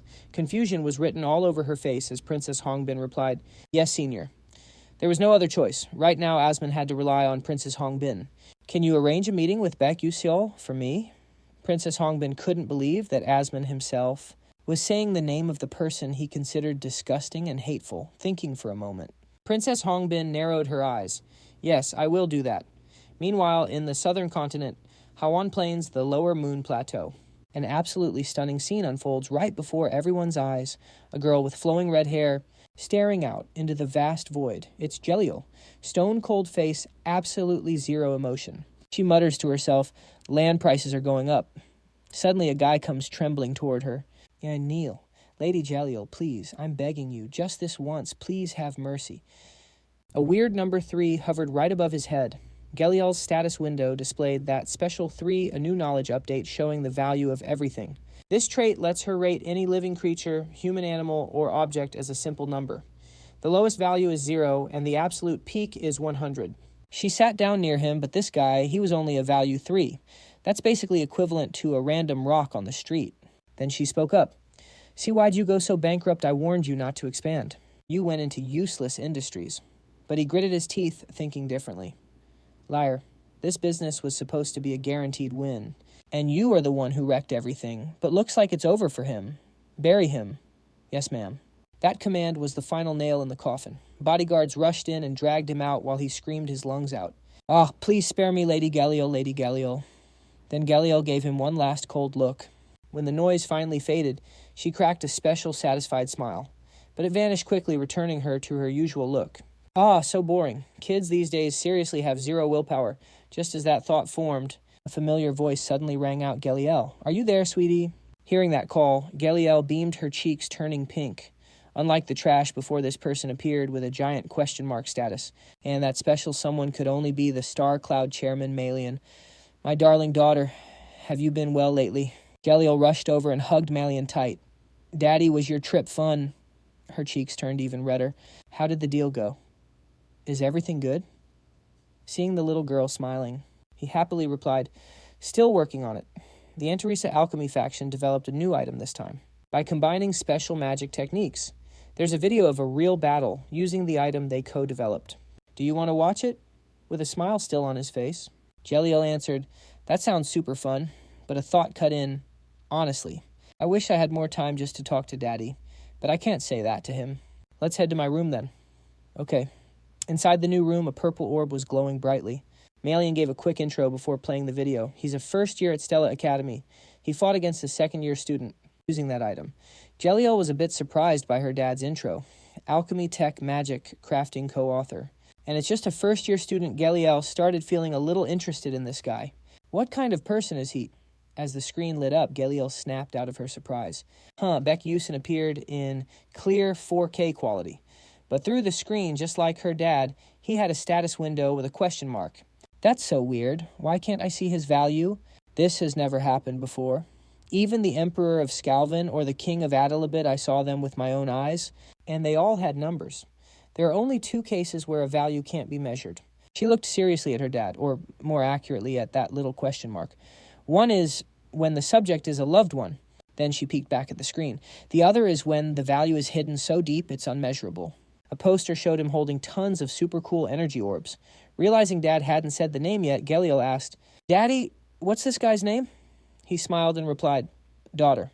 His name is Baek Yu-seol. Make sure you remember it.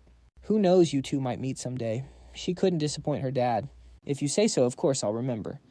They chatted a bit more. By the way, Daddy, before you head back, do you want to play a game of Sanchez with me? Maybe, huh? Tapping her fingers, Galliel stopped thinking about the boy. He has a value I can't measure. A cold expression overlaid Baek Yu-seol's face. I'll remember that name. Back at Stella Academy, specifically with the guy who was just on someone's mind, Baek Yu-seol. He was holding a glass cup and seriously drinking some dark coffee. Opposite him, Asmon Atalek looked totally awkward, fidgeting and stuttering. Not wanting to waste time in silence, Beck spoke first as he set the cup down. I finished my coffee. If you've got nothing to say, I'm out. Asmon couldn't believe he was so decisive and blunt. Okay, wait. Not daring to look him in the eye, Asmon said, I feel terrible about what happened earlier. That was my fault. I deeply regret looking down on you, and I've reflected on it. Just because you're a commoner. So please, I'm begging you, forget what I said before. And can we take back those words? Is that okay? Beck remained totally indifferent while the guy kept talking. Memorize that expression. What kind of deep meaning are you reading into this actually? Saying sorry or whatever doesn't really matter, but to dodge Princess Hong-Biyon's tragic bad ending as much as possible. I need to strip Asmon of his political power. To do that, Asmon was totally shook. When my voice went unusually cold. I don't want to do that. With you right now, playing hard to get is the move. So what should I do? Let's see. Baek Yu-seol reached into his coat. How about this? A paper with writing on it. Side note, this isn't normal paper, it's magic paper. A mystery paper where anything you draw can magically become real. Baek Yu-seol kept going. This is a magic oath written on magic paper. Make a bet with me. Asmon looked confused. Bet, explain that. But nothing changed. The game is zone chess. If I lose here, I take back everything I said. I will only supply items to the Adalevit Kingdom. Through the Adalex clan, Asmon wanted to double-check. Zone chess. He added a reverse condition, but only if I win. Please hand over your ticket to the annual Aslan seminar.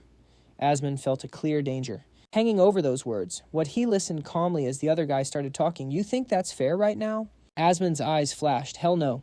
The Aslan seminar is a public forum where members of famous magic families gather to hold academic group discussions. Only families with real prestige in the magic elite can participate. And there are 3 conditions to attend. You must have attended last year and presented an outstanding thesis. To be approved for the next year, have a paper ready to present at Aslan, or be one of the 12 rising stars of this generation.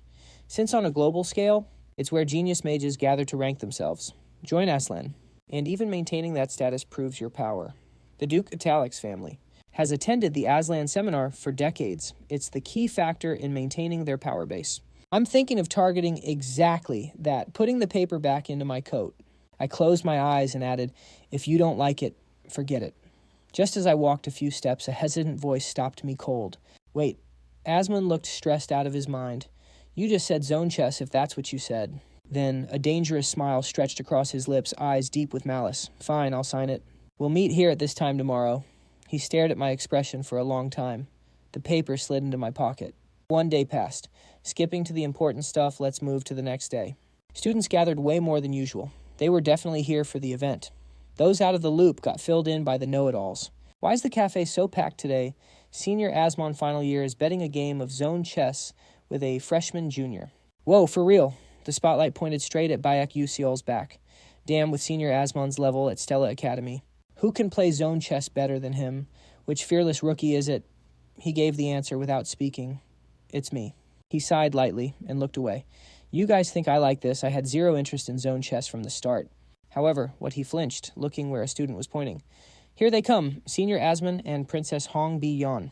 There was another student carrying something with them. Confident that he was the main character today, Asmon Adalex arrived. He cared about that sort of image. Sure enough, he dragged Princess Hong Bi-yeon along.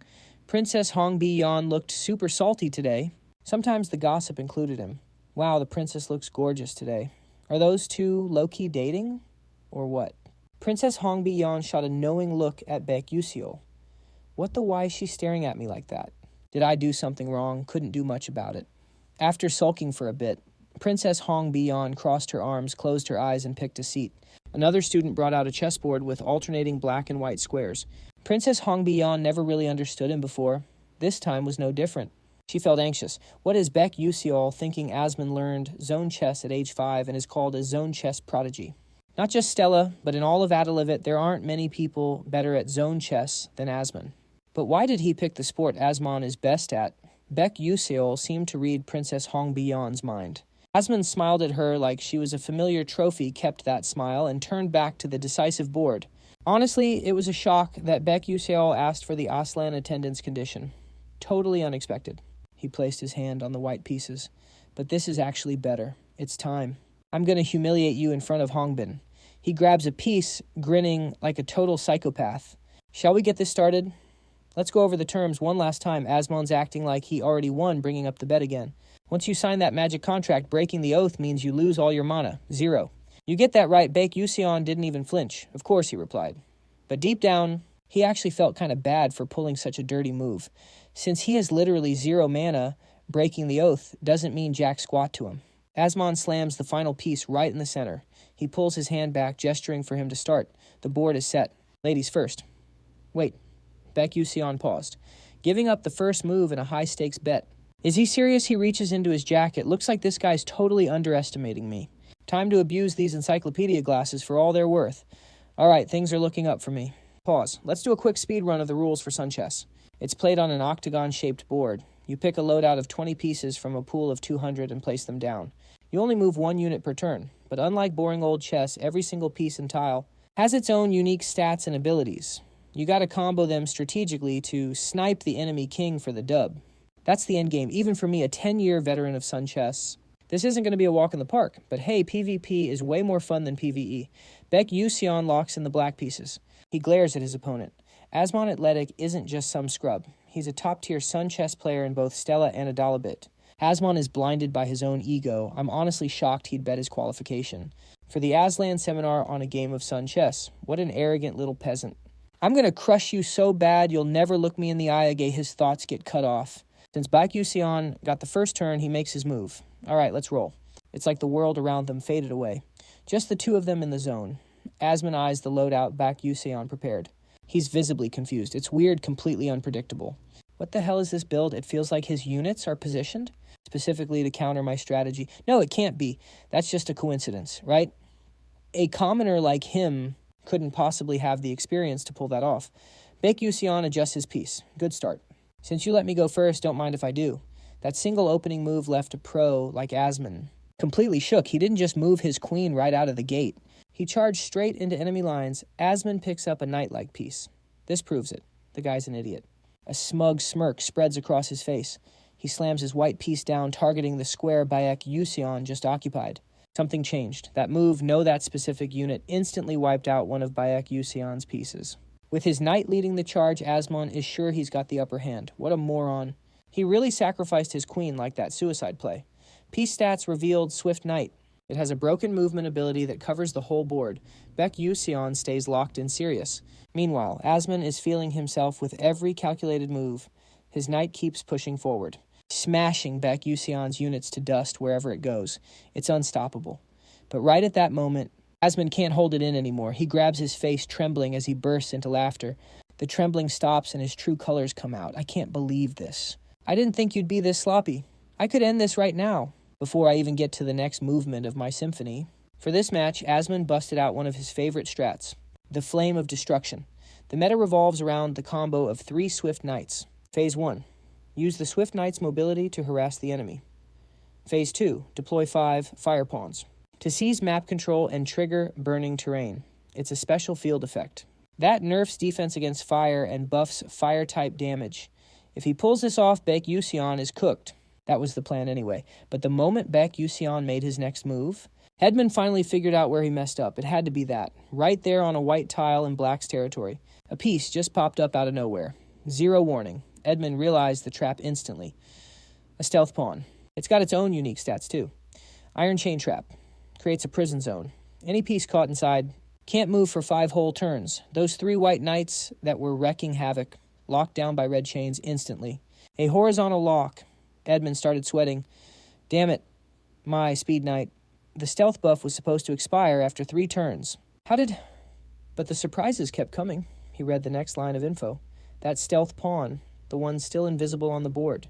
Stealth usually ends after 3 turns, but if the queen dies before the timer runs out, the effect gets extended for another 7 turns. A drop of sweat rolled down Edmund's face, but then a nasty grin crept up. That bastard! He sacrificed his queen early on purpose just to trigger this. Edmund's hands froze up. Whatever. That debuff only lasts 5 more turns anyway. Plus, this is my turn. Time to activate. Scorched Earth Domain. He slammed a white piece onto a black tile. Boom. Flames engulfed the entire board. Scorched Earth Domain. All non-fire units get their defense shredded by 30%. Fire units, 200% damage boost. It's the perfect setup wrecking the enemy's defense while supercharging his own fire attacks. Pulling this off is insane. You gotta hold 5 different control points, but once it's done, it's a complete stomp. Edmund glared at Baek Yu-seol. How do you like that, Baek Yu-seol? My domain is live. Next turn, you're cooked, but Yu-seol totally chill. He just made another move. Sudden panic hit Edmund. He stared, trying to figure out the play. Another stealth pawn, you sneaky rat. Doesn't matter what he plays. Once this turn ends, but Edmund missed it. He didn't see Yu-seol's setup coming. The piece landed. Clack. Edmund froze. His brain just went, huh. He didn't see it until it was too late.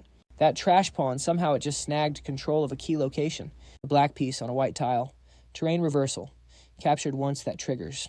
If the enemy's terrain is active, you get the inversion effect. In other words, that blazing, scorched earth instantly turned into a frozen wasteland. Ice pillars shot up, crushing the flames. Edmund lost control. Thanks to the inversion, ice elemental damage just spiked by 200%. Hidden condition unlocked. Extra turn. 2 moves, 2 simple pieces. 3 knights and his domain gone. Wasted. Edmund tried to hype himself back up, clinging to his ego. What the hell, did he read my entire strategy? Edmund looked up, staring him down. No way. Can't be. Just a coincidence.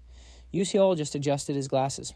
but Edmund saw it. Yu-seol had him dancing in the palm of his hand. He's a monster. Edmund's face went pale. His jaw dropped. It's a coincidence, right? I've still got one white knight left. Get a grip. He doesn't own me. Edmund clutched his pants, trembling. He looked pathetic. Another drop of sweat. Edmund bit his lip hard. I've beaten tons of guys like him before. Just gotta survive until the next turn, then I can flip the script. Just hold on and I win. He gulped. His face went stiff. That's all I need. The hope in his eyes was dying out fast. I can win this. But he didn't believe it. Despair was already dragging him into the abyss. Can I actually beat him? Will I even get another turn in? Yu-seol moved his piece. Zero hesitation. Edmund felt tiny next to him. Yu-seol just sat there, arms crossed, locking in. He finally decided to get serious. He even had a few nice thoughts about his opponent. Edmund's skills weren't bad. Actually, he was cracked. Beating him at soul chess was always considered an impossible quest, but after 10 years, the sweaty tryhard showed up, and Yu-seol, he's a total lunatic. A veteran player who ground out thousands of matches against Edmund just to write the perfect guide. No point hiding it anymore. Yu-seol grinned. That entire walkthrough, it was displayed right there on his status glasses. In other words, I'm playing soul chess with a full cheat sheet right in front of my face. He slammed the next black piece onto a black tile. This wasn't a normal unit. Lightning Bishop attack. Lightning deals double damage to frozen enemies. And if the frozen targets are linked, it chains the damage. Under the hood, the piece glowed. A yellow bolt symbol. Energy started charging up for the kill. The blue ice covering the board completely morphed into gold lightning bolts. Iman just froze, staring in total despair at how fast everything flipped. One hit. The entire white army gone. Only the black pieces were left standing. Ha ha ha. That cold, cool look of his twisted into a pout real quick. Iman had to swallow the bitter pill and admit the truth with his own mouth. I lost. Baek Yu-seol wrapped it up with a calm voice. Yeah, thanks for the game. The room went dead silent. Nothing but pure darkness remained on that board. And then the whispers started exploding among the students, spreading like wildfire. One guy finally built up the guts to speak out loud. Wait, hold on. Groups started forming, totally freaking out. Is he insane? Did you see that? No way Senior Iman actually lost, right? How did that even happen? Was that a legit strat, or is he trolling? Is his brain actually that cracked? Iman just sat there, frozen, not moving an inch, ignoring all the noise. It was his first time facing an opponent who played so coldly, so logically. That playstyle completely broke the arrogant Iman, leaving him totally hollow. And then his worst nightmare came true. Hong Bi-yon was standing there talking to him. Thoughts kept spinning in Iman's head. I lost me. And at Sorchester Chess, he couldn't accept reality. As the two walked away, I lost the product contract. I even lost my ticket to the Aslan conference. His hands started shaking. His mind spiraling out of control. What do I do? What do I do if my father finds out about this? Is my life just overdone? The student cleaning up the board noticed Senior Iman acting weird. Bam! Iman smashed his fist down on the table. Surprisingly, the board stayed in one piece, despite the dangerous impact. All that suppressed rage just exploded. Damn it! Damn it all, because he snapped like that, the students nearby didn't dare get involved. They just scrambled to get the hell out of there before things got ugly. Soon the room was empty, just Iman covering his face, trembling in the silence. What am I supposed to do now? Just when he thought he was completely cooked, a familiar voice cut through the air, loosening the knot in his chest. Senior, lift your head up. Iman wasn't wrong. It was Hong Bi-yon. Once she had his attention, she composed herself and spoke in the calmest voice possible. I'll try to persuade that commoner myself. On your behalf, we'll secure the distribution rights. And I'll have him retract the statement he made regarding the Duke Adalek's family. Iman couldn't believe his ears. A wave of excitement washed over him, making him blurt out, Wait, really? Is that actually true? Thank you, Hong Bi-yon. Thank you so much. How can I ever repay you for this? The princess's soft voice cut him off. Repay me. You realize I was born to be the queen, right roller coaster of emotions. Iman instantly crashed back to that same feeling of defeat he had against Baek Yu-seol. It had been a long time since Hong Bi-yon showed such a dangerous expression. So naturally it is my duty to look after those who will become my vassals. Hong Bi-yon turned and walked away coldly. Now I'm going to meet Baek Yu-seol. Iman's voice dropped to a whisper. I'm a vassal. She hadn't even gone far when Iman's gut-wrenching scream shattered the final silence.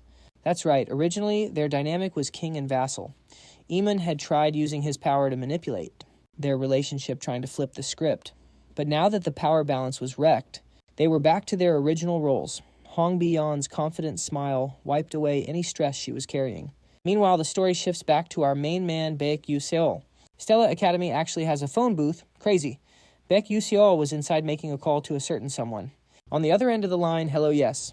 Please suspend all transactions with the merchants in Adolivit for the next month. He smiled, pivoting to plan B. Currently, we're planning to distribute exclusively through the royal family. Is that doable? The answer came back instantly.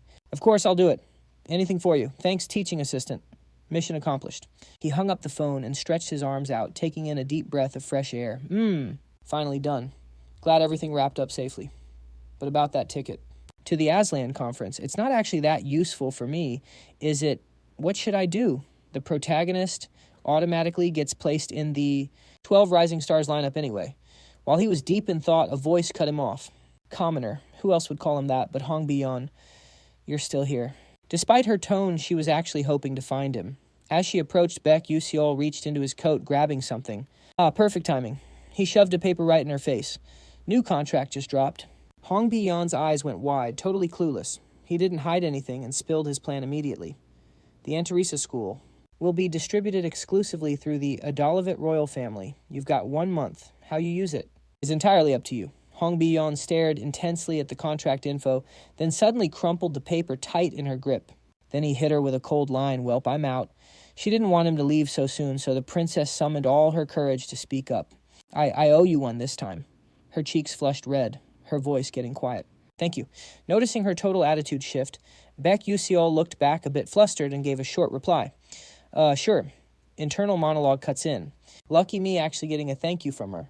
Knowing she wasn't great at controlling her emotions, Hong Bi-yon acted shy but was way more careful with her words. About this, you mentioned it before that there would be a price for helping me. If you tell me what that price is, I'll pay it right now. Seems like Baek Yu-seol hadn't actually planned for this. He scratched his cheek and looked away. The price, huh? Actually what Baek Yu-seol wanted was pretty simple. He stared right at Hong Bi-yon. It was obvious. He wanted Hong Bi-yon to stay uncorrupted by evil, to choose the right path instead, and build the best possible happy ending with him. Now it was Hong Bi-yon who couldn't dare to look him in the eye. Seeing the princess like that, he couldn't say it out loud, so he kept it to himself. He couldn't just suddenly say, I hope you become a good person, so relying on his 29 years of life experience, he came up with the most appropriate and model answer for this situation. Hong Bi-yon turned back waiting for his answer. The vibe was actually kind of cute. Buy me a meal. Excuse me. Rubbing his belly. He smiled innocently. Just treat me to a meal. I want to stuff my face until I burst on the princess's dime. Hong Bi-yon was stunned. She never expected his price to be so weird. She stood there frozen for a long moment, before a small smile appeared, her cheeks flushing red again. All right then, follow me. Baek Yu-seol stepped forward and the scene changed.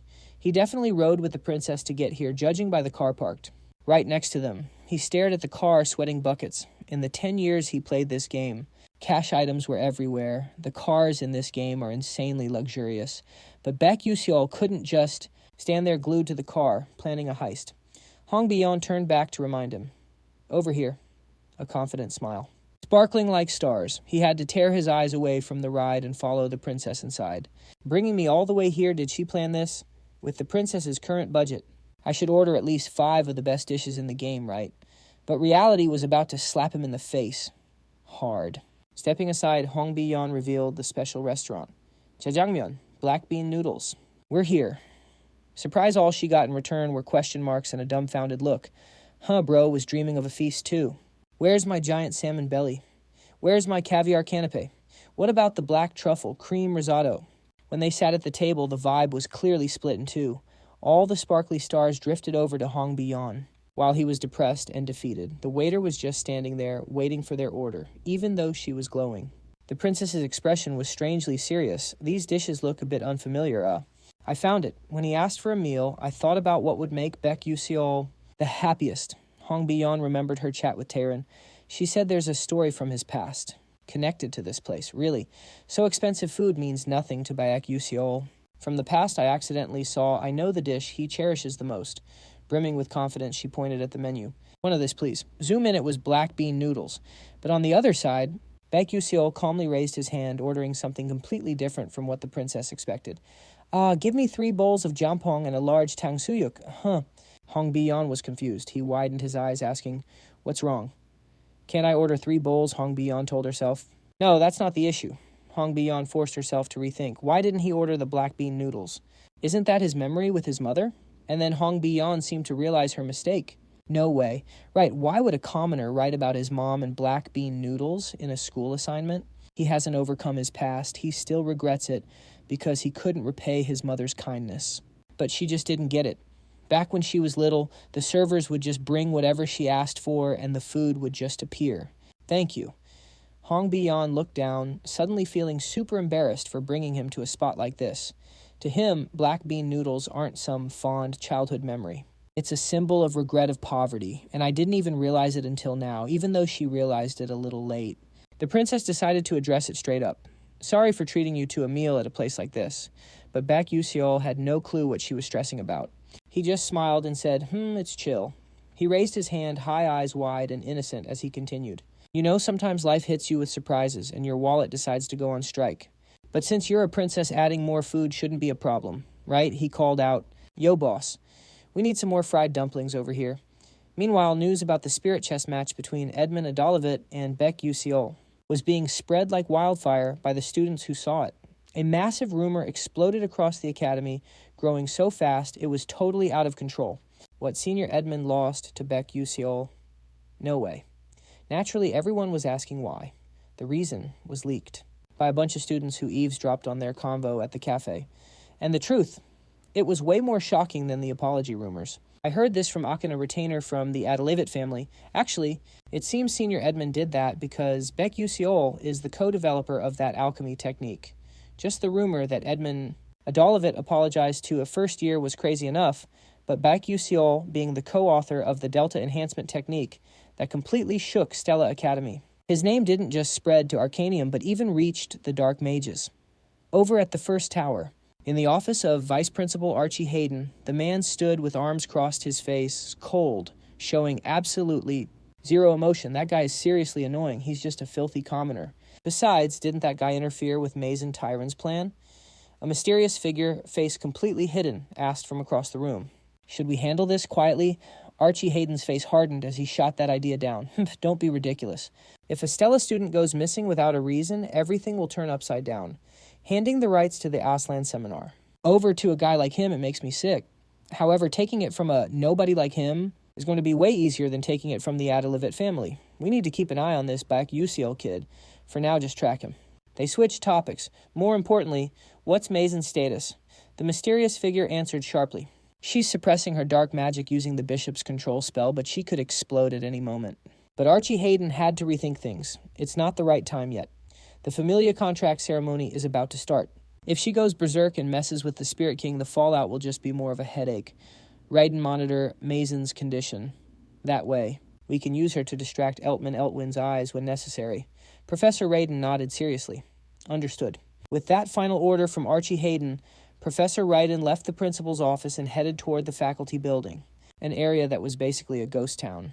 Inside, the lights were out, turning the lab into a dark, gloomy mess. Glass trays were shattered, and lab equipment, even the microscopes, had been ripped apart and left in a pathetic state.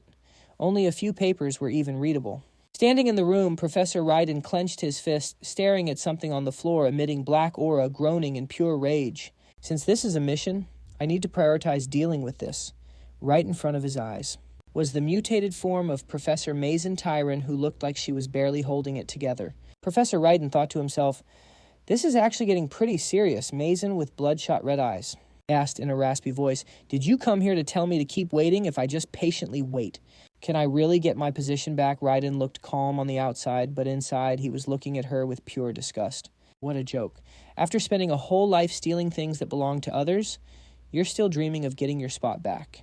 Was it ever really yours? However, Raiden decided to show a tiny bit of mercy. Your usefulness is over.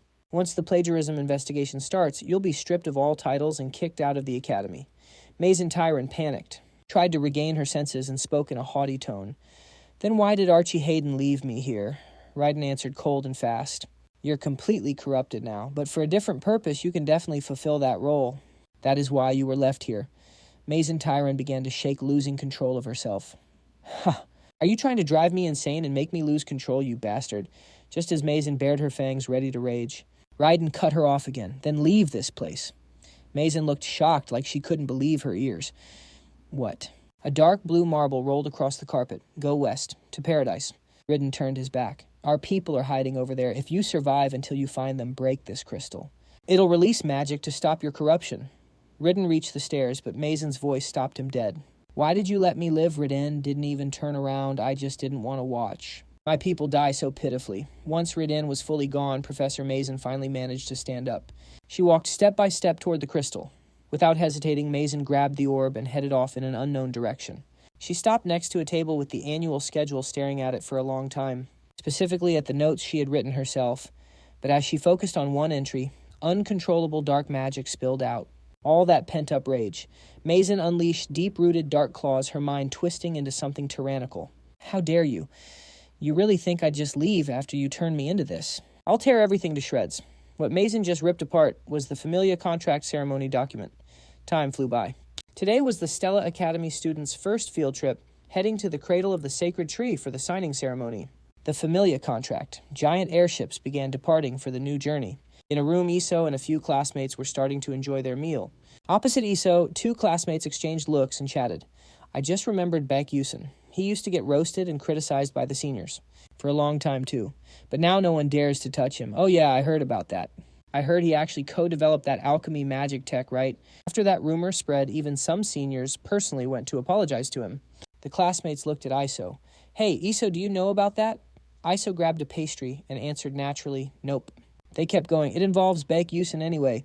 Really? Iso took a small bite of the pastry. Iso was deep in thought. I've been thinking about him a bit. Is it just my mood? I don't get it. I feel like the distance between me and Baek Yu-seol just keeps growing. It feels kind of lonely. But the classmates didn't think so. One laughed and said, honestly, I totally thought Baek Yu-seol and Iso were a thing. Before she could even chew, Iso spat everything out. Seeing Iso react like that, her friends got concerned. Iso, you okay? Here's water. Thanks. He seems really close to Princess Hong Bi-yeon lately. Right, but seriously, did a commoner actually pull the princess? Iso drank the water, listening. But the way the princess looks at Baek Yu-seol lately, definitely not normal. This time, Iso started coughing uncontrollably. Iso drank slowly. Nearby, Flame noticed them, is that Iso was being fussed over by the others. Flame paused, thinking about something, but decided to keep walking. Still, she couldn't help but care. Iso seems to be fitting in well. Normally, Baek would be here alone arguing with Hong Bi-yeon. Did something change without me knowing? Is this all Baek Yu-seol's influence too? Speak of the devil. Been looking for you. Hey, can you do me a favor? Flame jumped at his sudden presence. Gah. You scared the hell out of me. Who expects him to pop up like that? Keeping her cool, Flame asked, what is it? He brought something out, leaving her totally confused. Pick me a flower here. A hanbaram, a windflower. Flame paused. A hanbaram flower, the kind that always faces one direction. You think I'm a flower vending machine. Even though she said that and thought it, her hand was already reaching for the soil box he held out. A moment later, Flame's magic activated. Emerald light quickly painted a spot. In the box, a beautiful, shimmering white 5-petaled flower bloomed. Baek Yu-seol smiled so hard his eyes turned into crescents. Getting what he wanted, he said, thanks. Flame crossed her arms, sensing something off. What are you actually planning to do with that? As soon as she said it, Flame vaguely realized something. She shot a direct question at him. Hey, don't tell me you're planning to go down to the 4th floor. Baek Yu-seol was surprised she figured it out. Of course I am. Why else would I get this? Flame couldn't help but say, watch your back. Otherwise, this time she cut herself off. Question marks practically floated above his head. Knowing she slipped up, Flame quickly looked away. No, nothing. But she flinched when Baek Yu-seol suddenly asked, what about you? Are you okay? Confused? She asked, what do you mean? He put the flower in his bag, beaming. I just thought you looked a bit gloomy. After the Persona Gate practice. Flame turned her face away. That's not it. Ugh, you're so extra. Your face is burning up and you can't even hide it. Even if you're worried about me, don't expect a thank you. Baek Yu-seol just looked back with a little smirk. But from way back in the shadows, someone was totally peeping on their little exchange. You look like you're thanking me, though. I said I'm not. Wow, so dishonest. Oh, give me my flower back. Meanwhile, right now, at the Men in Tower Zone, 2 figures decked out in outfits looking like Division 13 were staring at the lights ahead. The dwelling of Mezentyran, the one who vanished under the name Stella, was unknown now. Starting today, the first-year research majors are kicking off their extracurriculars. Men in Tower Division 13, Commander Kan, special ops related to dark magic, are starting right there. There's a chance Megan might show up, so stay sharp. The isolated space and all that news just faded away fast, bringing them back to the endless plains. Quick info drop. Spatial teleportation. It's a unique technique of Minnan Tower, allowing fast travel over long distances. It's the kind of magic only top-tier masters in the world can use. But even with that insane magic, the two of them just started walking without any big flashy signs. And then standing next to the commander was Vice Commander Hajin Macaron, who was currently complaining her head off about the news. Oh my god, why is the master of the Ivory Tower so obsessed with Stella Commander Can wasn't vibing with her tone? So he corrected his voice seriously. The Ivory Tower Master has the power of prophecy. Stop standing there yapping and follow me. Vice Commander Hajin Macaron wasn't going to take that tone. She threw a huge tantrum face and snapped back, yeah, write a prophecy. More than half of them are always wrong, even though she was right, Can stood his ground. In most cases, it's because we solve the problem before the disaster even happens. Or maybe it was stopped by other factors before we even got there. Hajin Macaron just gave up at that point. Light magic appeared in her hand. Anyway, our captain is way too obsessed with the master of the magic tower. And it looks like you're struggling with those words, too. Can didn't want to waste any more time. Arguing back and forth here. All right, let's move fast. Instantly connecting magic circles formed.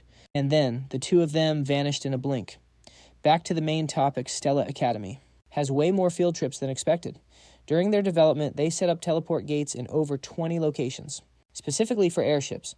One of the most notable examples is the Cradle of the Heavenly Spirit Tree, also where cloudflowers are nurtured. This time, homeroom teacher Lee gathered the students in a pretty wide area. His voice carried a sense of responsibility. Listen up, everyone. After the World Tree's birthday ceremony, the Familia signing ceremony will be signed and started tomorrow. Relax and make good use of your time until assembly. 12 students shouted in unison, "Yes, sir." With no strict time or space limits anymore, every student split up to do their own thing. And this time the spotlight was on Flame. She was looking around like she was hunting for something, glancing at the lush green canopy. Flame shook off her stress and cracked a smile. Maybe, because I'm surrounded by nature, I'm feeling super relaxed. But then Flame's target appeared when she shifted her gaze. And who else would she be targeting but Baek Yu-seol? Flame was locked in on Baek Yu-seol, but he didn't notice at all. Flame felt kind of let down by that. But she didn't plan to go over there, just watched his back as he walked further and further away. Is he wandering around all by himself? Lost in thought, Flame didn't notice someone approaching at all. Jeremy Scanvin smiled, practically glowing hello Flame. Immediately, Flame's face scrunched up in disgust. She was obviously super annoyed. She walked past him smoothly, not even looking at that handsome, smiling face. Jeremy kept that expression, even though he just got totally ignored. Just as Flame was about to leave, Jeremy quickly stopped her with his words, "You aren't going to show me that face you just made again." Poking the bear while she's mad. Flame looked back confused. "What are you even talking about?" Jeremy stepped closer. "Bit by bit, if you have time. Could you go with me for a bit?" Flame stood still. "I don't have time." Awkward silence loading. But quickly, Jeremy totally revealed his true colors, definitely not a good boy. More accurately, he looked like a killer who didn't get what he wanted again. "Why don't you think about it some more?" Flame stood there stunned, unable to believe that Jeremy could have that kind of vibe right now. It quickly clicked in her mind. This guy is actually dangerous. Jeremy didn't just want a simple walk. In a situation where she didn't know what to do, suddenly someone else stepped in to block him for Flame. Flame couldn't believe it. The guy who showed up was Haiwan Riang. He totally helped Flame untie this knot. "Prince, that's enough. Don't you know you're being rude and pushy?" Jeremy smirked, mocking him. "Wow, why wouldn't I know that?" As Jeremy spoke with a smile, normal people would naturally turn away and avoid him. However, that doesn't work on someone standing at the peak of the magic world, as the successor of the Water Magic Tower. While the two boys stared each other down, Flame stood in the middle, sweating bullets. Oh God. What kind of situation is this? Now that they've clashed, you could see a scheme brewing in every one of Jeremy's expressions. Leaving one serious guy and one confused girl, Jeremy walked off and waved like things were back to normal. Seems like your friend got the wrong idea about something. So I'll head back for today. See you next time, okay? And just like that, Jeremy completely left, leaving the two of them there. Even though things seemed to turn out okay, Flame felt totally uneasy. She immediately shouted, kind of blaming the guy who stayed, "Hey, Wan Riang, what the hell are you thinking? You actually blocked Jeremy's path? You think beefing with the Scanvin family is a smart move?" Wan Riang didn't seem to care about her criticism. "Flame, you're the one who needs to be careful. The prince is dangerous. If he wants something, he won't hesitate to do anything to get it. And right now, you've become the thing he wants most. Flame knew that better than anyone, so she was trying to figure out what to do. However, a new perspective from Haiwan Ryang confused her. Or maybe do you actually trust him? Flame never expected Haiwan Ryang to say that. Surprised, she asked him back. Who are you talking about? Haiwan Ryang staggered. From where he stood, he turned his back and tried to walk away fast. Sorry, slipped my tongue. Flame looked at him totally suspicious. Hey, who is he? Haiwan Ryang suddenly realized his body was losing control because of something very strange. He grabbed his forehead and dropped to one knee. Flame knew it was bad and rushed to call his name. Haiwan Ryang. Flame rushed over, worried. Are you okay? But Haiwan Ryang put his hand up to stop her. The headache came back, but he stood up and kept walking. I'm fine. How could Flame believe that fine you call that fine? As he walked away just like Baek Yu-seol did before Flame tried to stop him. Wait, Haiwan Ryang. But it was no use. Even after he left, Flame still had no clue what was going on. Haiwan Ryang. Anxiety took over her bad mood again. Something's off. She tried to leave too. Haiwan Ryang moved into a quiet alley to avoid attention and leaned against the wall. He propped himself up, analyzing his mind. Since when did these unknown symptoms get this bad? His vision blurred.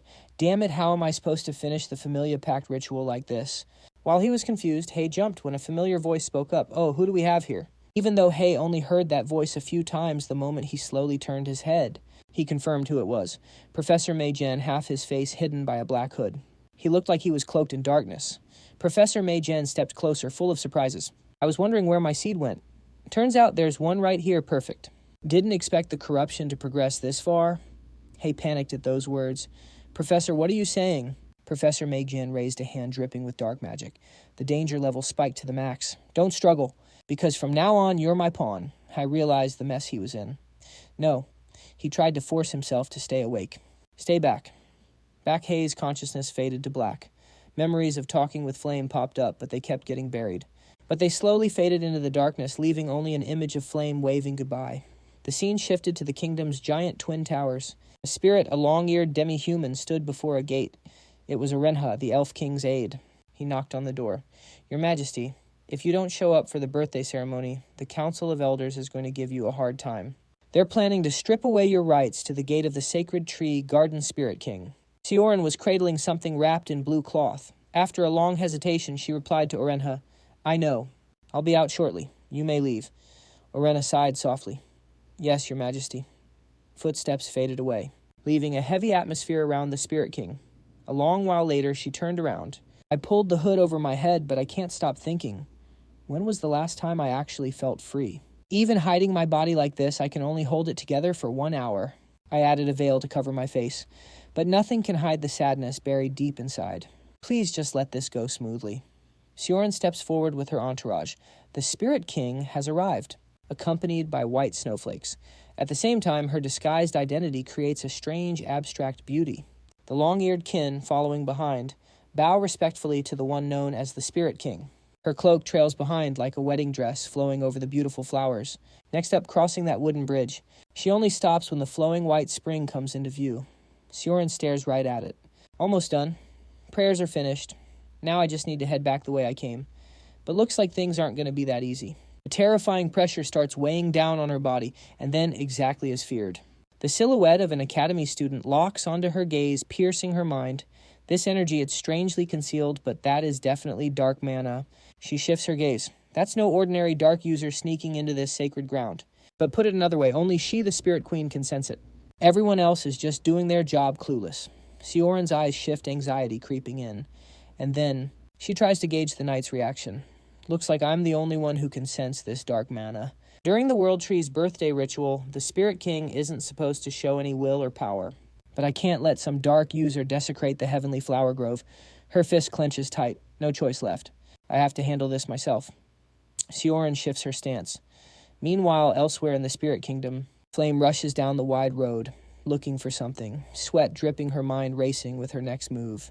Haiwan Ryang was acting so weird I had to follow him. Where the heck did he go? Flame scans the area, she lost him. But suddenly, from an alleyway, a deep voice shouts her name. Flame. Flame flinches, and stepping out, it's him. The guy she was looking for, Haiwan Ryang. A heavy pressure radiates from his body. Flame stammers, Haiwan Ryang. Her heart pounds, pupils dilating in shock. She tries to process this. This ominous aura, could it be dark mana? From this angle, Hei's eyes have changed. A mysterious deep black has swallowed his snow-white irises. Damn it, I don't know what's happening, but luckily Haiwan Riang's corruption isn't complete yet. I can still bring him back. Just as she thinks that, Flame screams at him, "Hey, snap out of it. Haiwan Riang, calm down. Listen to me, all those feelings, those emotions you're feeling right now, they're not yours. You hate losing, don't you? So don't lose to the darkness." Haiwan Riang stays silent. He doesn't say a word. Instead, he just slumps over. Suddenly, thump, thump, a heartbeat echoes endlessly. And then, the dark pressure explodes outward. Flame can't shake off the tension. It's getting worse by the second. And just as she feared, Haiwan Riang locks eyes with her. He asks, "Why have you been avoiding me?" Flame answers on instinct. Huh, what? What is he talking about? The situation is spiraling and Flame's face goes pale. She takes a step back, looking for an escape route. But then the corruption drags his hidden darkness into the light. "Do you hate me? Am I not good enough for you?" He looks so confused. Her mouth drops open. Flame shouts, "No, please don't think like that." Suddenly a white light laced with purple shoots out from behind Flame. That indescribable pressure and the pounding sound return. The dark mana hits its peak. A bolt of black lightning crashes down. Boom! A massive explosion. That light was someone moving at God speed, someone who jumped in to shield Flame from the blast. Blinking through the dust, Flame tries to compose herself. She looks up to see who saved her. No way, it's a student she knows. She screams his name, Ma Yusong. His eyes glowing red, he turns back to Flame. "You good?" Instead of answering, Flame threw a question back about that black lightning just now. Ma Yusong just laughed it off and cut her off. Apologized fast, like, "Forget it, please." Haiwan Riang's body. Ryang up ahead stumbled, staring at the ground. Ma Yusong got serious. "Yo, why aren't you fighting back?" "You almost died, bro." Flame calmly replied, "I tried to solve it by talking." Ma Yusong looked at Flame differently, just totally blank. Talking. And honestly, he was even more shook when Flame confirmed it. Yeah, talking. She didn't say why, just looked away, couldn't even meet Ma Yusong's eyes. Instead, she was spiraling in her head. One, according to the ISO principle, only used dialogue to purify countless dark mages. And she used to be called the Saintess of Absolution, so she thought maybe she could bring Haiwan Riang back too. With my power, can I really not save anyone? Ma Yusong realized she wasn't going to say more, so he turned his eyes to the guy turning into a dark mage right in front of them. "I don't know what your plan is, but first you gotta fight. You can do that, right?" Flame bit her lip. A bead of sweat rolled down her face. The Azure Mystic Staff. The magic Flame saw as her weapon came out. "Yeah, I got this." A thought rushed in. "I will not let him die like Jackie this time." "I'm definitely saving you, Haiwan Riang." Flame wasn't sure how she got into this mess, but at least things looked hopeful. Because Flame's fighting right beside Ma Yusong, the guy with main character energy. But on the flip side, Haiwan Riang was totally consumed by dark mana. One hand turned into a demon claw face, went pitch black. Not wanting to get jumped, 2 lightning bolts shot out from Ma Yusong's wand, blasting a beam of light. Actually, it was blinding lightning. From right there, he blinked forward in a way Flame had never seen before. Still doing it all himself. The mana was getting way thicker. Instead of rushing straight in, Ma Yusong hugged the wall and popped up right above Haiwan Riang. The energy was basically perfect. Huge lightning arced everywhere. Magic activated Ma Yusong's wand, pointed straight at Haiwan Riang. Whip of the Earth hijacked the green decorative vines. They morphed and locked onto the target. Big plot twist coming fast. Haiwan Riang's corrupted eyes looked straight up at that attack. And boom! A shockwave hit right there, kicking up dust and debris. Moving faster than Ma Yusong. Haiwan Riang circled right behind him. Look at that shock. Haiwan Riang countered, and just like that, Ma Yusong dodged and landed back in front of Flame. Under that creeping white smoke, both of them were ready to crash into each other again. Like they never even stopped. Feeling a bit sidelined, Flame wasn't having it, and started casting a binding light spell. Countless beams targeted Haiwan Riang's 0 gaps. The tide of battle shifted. Looking good for Flame and Ma Yusong. Her azure staff was shaking a bit, but Flame gripped that thing tight. Haiwan Riang tried to break free. His own voice automatically called out a name. Flame took the shot. Ma Yusong blinked and appeared right behind him. Flaming fist summoned. Ma Yusong's pupils shrank down. Wham! A strike slammed down. The fist impact threw sparks, and the recoil sent Haiwan Riang flying way back. The two regrouped to prep for the next move. And obviously, they had to be serious. Up ahead, Haiwan Riang was sitting right there. The shockwave cracked the wall behind him. Pain washed over Haiwan Riang, making him groan. Noticing that, Flame turned to Ma Yusong, speaking for him. "Now we have to do it," but Ma Yusong cut her off. "It ain't over yet." Since Ma Yuxiang kept staring, Flame quickly looked in that direction too. Panic started rising in Flame's chest. She couldn't believe things were going south like this. Up ahead, his joints were twisting in totally unnatural ways. Haewon Ryang stood up. But the darkness made him something not human.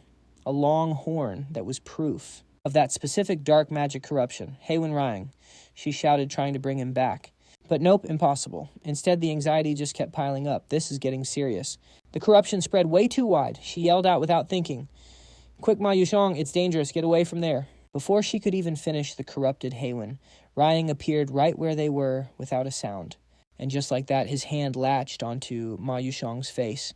In that split second of shock, power exploded. Haewon Ryang let go and Ma Yuxiang went flying, smashing into the building. Dust chaos again, instead of calling Hae like before.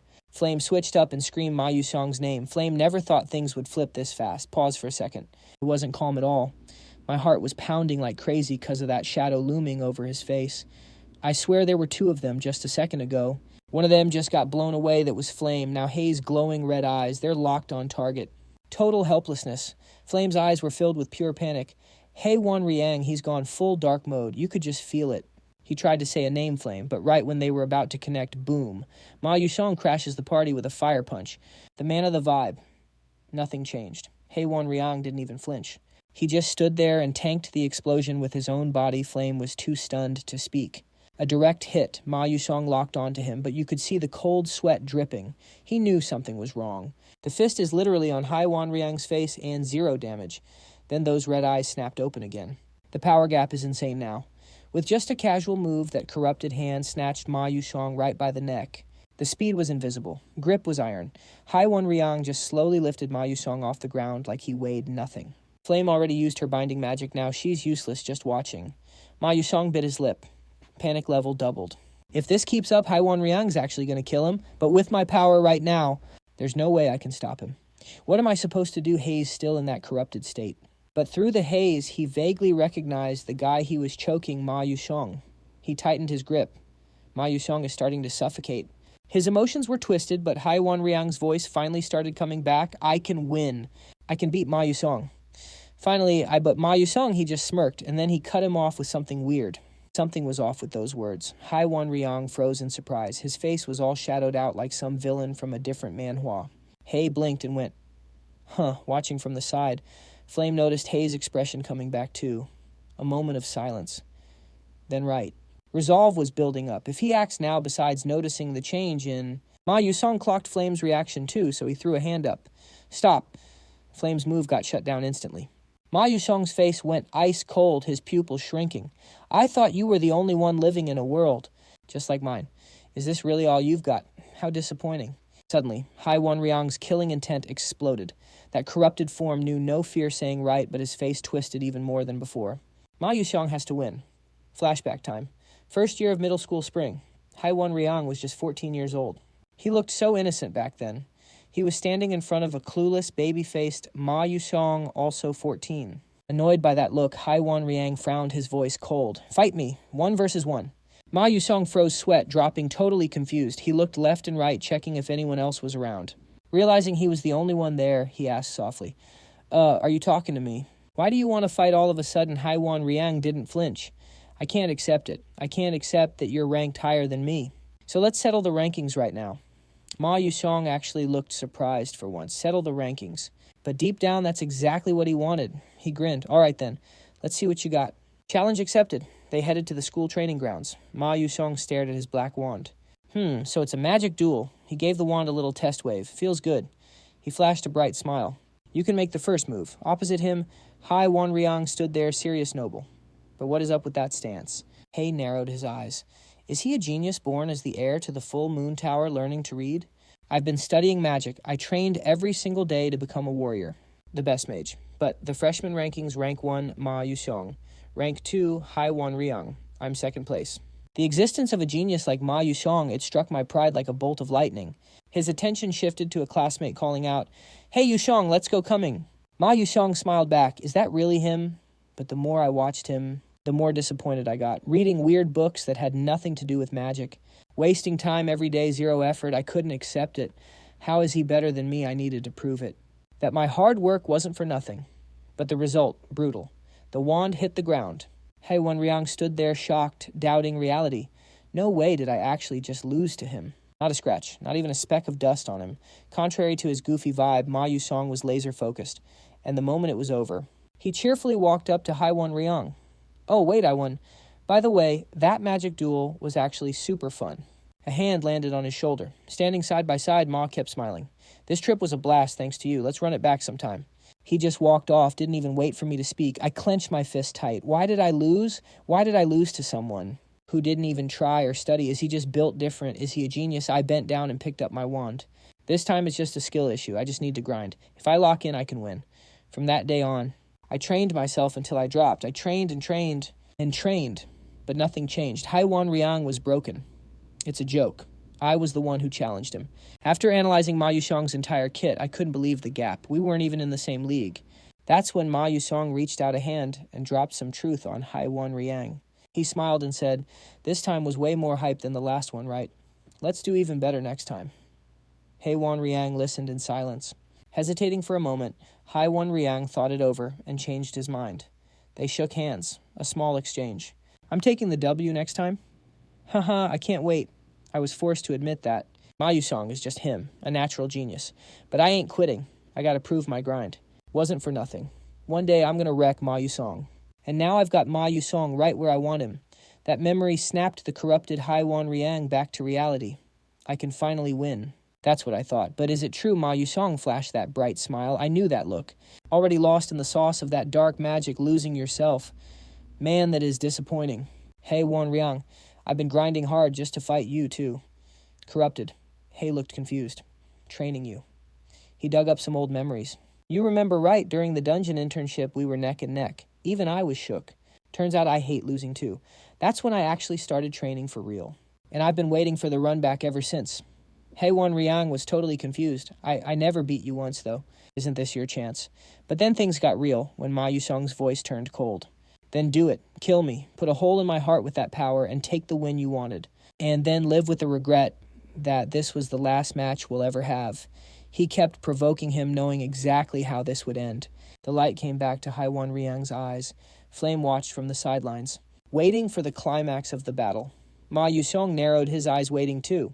The marks on Ma's neck were visible. Corrupted Hay had let him go. Haewon-ryang snapped out of it, looking defeated. I won't kill you. Because winning like this, it's like spitting on all my hard work.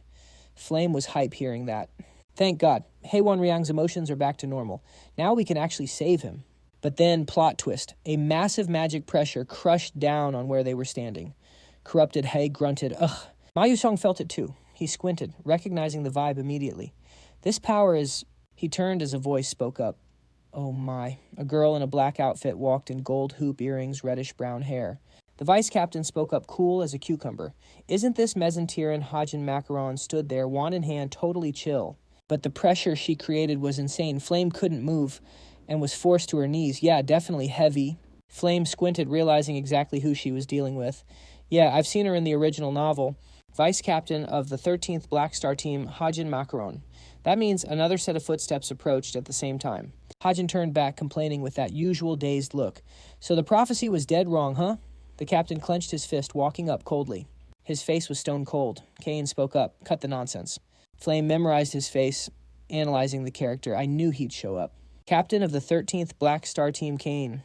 The two of them stood side by side, staring down the corrupted target. Haewon-ryang and his opponent, Ma Yusong. Without a word, Kane quietly activated a spell, scanning for dark energy signatures. Hajin's gravity magic was flawless, completely locking them down. Kane commented on the opponent. The energy signature is faint. Surprising he can output this much power. Hajin nodded. True. What's the plan? Kane nodded. Pulled his wand from a spatial pocket voice. Cold. Target confirmed. Eliminating immediately. His target. The corrupted one who just got his sanity back. Haewon-ryang, Ma Yusong, and Flame are in a tight spot again.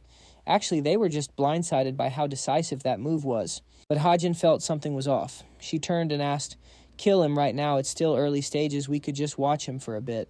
But Kane shut that down instantly, standing his ground. If he's leaking that kind of power at this level, then once he goes rogue, it's going to be a total disaster. Wiping him out now is the only right call. Kane's logic wasn't wrong, though. Once someone's tainted by dark magic even once, they're prone to getting corrupted a second or third time Even with a temporary cleanse, the rot is still there. Eventually, they'll get consumed by the darkness and go on a rampage. The decision was made. Execution time, right, now. But plot twist, one guy wasn't having it. Stop, Hajin noticed the voice. Whoa, hold on. While they were talking, Ma Yuxiong actually used the last of his strength to stand up. Vice Captain Hajin was genuinely shook. A freshman enduring this kind of pressure. Your Stella's Ma Yuxiong top freshman really is cracked. But Hajin's face went dark. That look was nasty. Snap Ma Yuxiong felt the pressure spike, crushing his body. Just as Ma Yuxiong tried to lift himself up, Hajin snapped her fingers. Slam. He collapsed again. Zero mercy. Be a good boy and stay down a little longer, okay? Don't get in Big Sis's way. Ugh, the power gap was absolute. Ma Yuxiong was about to kiss the dirt. Flame was in better shape since the gravity wasn't hitting her, but she was stressing out big time. She grit her teeth, realizing the truth. No way Ma Yuxiong's condition, it's way different from the novel. I know that spell just now was dark mana. If he burns through all his blue mana, the dark mana is going to leak right in front of them. If Hei Wan Ryang fights back, I gotta throw hands too. She gripped her staff tight. I can't lose them here. Please, please, just move. Come on. Guilt washed over her. These guys had such bright futures. And then Kane pointed his wand straight at Hei Wan Ryang's head. It's wraps. Hei looked like he accepted his fate. But Flame was praying for a miracle, eyes shut tight. Somebody help, mana exploded from her wand. Kane didn't hesitate. Die, Dark Mage. Hold it. Kane froze. That voice sounded kind of familiar. He turned to look. The only guy who could flip this script, just a side character from the novel Baek Yu-seol. Kane vaguely remembered that face. You are rewind 10 minutes. Baek Yu-seol was head-patting an elf kid. He just wanted to buy snacks, but the kid was too cute not to pat before dipping. He flashed a friendly smile. Hope you sell out today. The middle-aged lady loved the vibe. Thanks, student. As soon as he walked away. Ding ding. The familiar system sound ripped through his mind. 2 reports popped up, variable detected in episode. Episode 8, Hei Wan Ryang's corruption arc has started. Baek Yu-seol froze. Say what? Pure confusion. The hell is this? Didn't the corruption arc end after clearing the route? Is he corrupted already? In the OG game, a total of 3 students get hit by dark corruption, thanks to Professor Mason. Among them, Hei Wan Ryang's route has a 99% probability of a bad ending. The difficulty is absolute trash. Baek Yu-seol hesitated. Should he stop this or let it play out? No time to think. Baek Yu-seol shoved the food he just bought at another elf. Yo, this is fire. You eat it. The guy was confused. But he took it as Baek Yu-seol bolted. His choice. He's interfering. Can't just watch a bad ending. Go down. Back to the present. Massive pressure was crushing the 2 main characters, Hei Wan Ryang and Ma Yuxiong. Flame let out a breath. Thank God backup arrived. Baek Yu-seol showed up still worrying about his classmates. Still breathing clutch, but so what? Kane was still ice cold. Hajin got the message and cracked a smile. She stepped forward. Got it. Leave the kid to me. Her wand looked like a mini scythe. Click-clack. Gentle steps. She stopped at the perfect spot, looking cheerful, but the vibe shifted. She made an offer. I'll show you a beautiful illusion, too. Conqueror's Hockey Activate. Hajin's special illusion wasn't just for show. It was powerful magic, capable of dealing direct damage to the target. It slammed into Baek Yu-seol instantly, but nothing happened. 0 damage. Just goes to show when a special attack hits a special guy, it becomes totally basic. A black cat trotted by as Hajin's eyes went wide. She muttered to herself, She couldn't believe it. She waved her wand frantically. Whoa, okay, this time it actually did something. It made Baek Yu-seol look at her with pure side-eye. Hajin couldn't figure it out. She turned to her superior captain. That kid, I don't think the illusion's working on him. Karen didn't buy it, though. She looked annoyed and threw shade immediately. Quit messing around and do it properly. Hajin. But Hajin hadn't changed a thing. What was going on? I'm not joking, I'm being serious. She looked back at Baek Yu-seol, but he was still standing there like a statue. She needed to analyze this. Illusion magic works by disrupting the opponent's mana. All I do is stir up their mana to create an illusion of gravity crushing them. That's it. But for some reason, I can't feel a single drop of mana inside that guy. How do I put this? It feels like trying to put a slime in a joint lock. It's impossible. She frowned hard. Her magic was S-rank minimum. What kind of ability did this kid actually have? Kane stepped forward. Step aside, Vice Captain. His voice was cold. Wand ready in hand. Kane interrogated Baek Yu-seol. Reveal your identity. Baek Yu-seol answered instantly. Stella student. First year Class S Magic Combat Department. But Kane didn't want to hear what he already knew. Number 1, I mean your real identity. Baek Yu-seol was confused. He racked his brain trying to figure out what Kane meant. Real identity, I'm a student at Stella, isn't that right? He looked totally blank, like he genuinely didn't have another answer. Kane's eyebrow twitched. Fine, I guess you can't say it. A huge question mark popped up over Baek Yu-seol's head. Wait, what did I even say wrong? Since Kane couldn't get the info, he decided to cut to the chase. Kane changed his tone. I won't interfere with your connections or ask why you infiltrated Stella Academy. However, stay out of our business. Baek Yu-seol looked down. He locked eyes with Kane, his tone shifting. That might be a problem.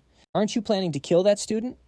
Karen didn't deny it. In fact, she let her killing intent flare up. That's right. We're going to kill him.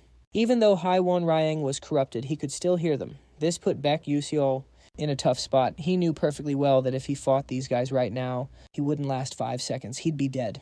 Still, he took a step forward and drew his weapon. But he's worth risking my life for. I can't lose him now. He spoke up. You're about to kill my classmate. So there's no way in hell I'm just going to stand by and watch. Kane stood there cold as ice and stated a fact. Or rather, he said exactly what Baek Yu-seol was thinking. If you fight us, you will die. But Baek Yu-seol had a plan. He kept a poker face and replied calmly, You two don't look like the type who want to be exposed. Should I make a scene, I'm pretty confident that even if I die, I can at least make a huge mess before I go. Karen realized something then. The person standing in front of her wasn't just some random kid. Kane, who had been silent, finally looked at him. What do you want? Baek Yu-seol didn't want to push it, so he made his demand. Just let her purify him. One time. Karen listened closely. She glanced at the corrupted Haiwon Ryang. Then, without hesitating, she pointed her wand at Baek Yu-seol. It's useless. Even if you purify the dark magic, his emotions won't come back.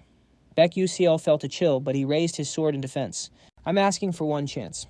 Her magic can restore emotions to their original state. Flame stared at Baek Yu-seol, sweat rolling down her face.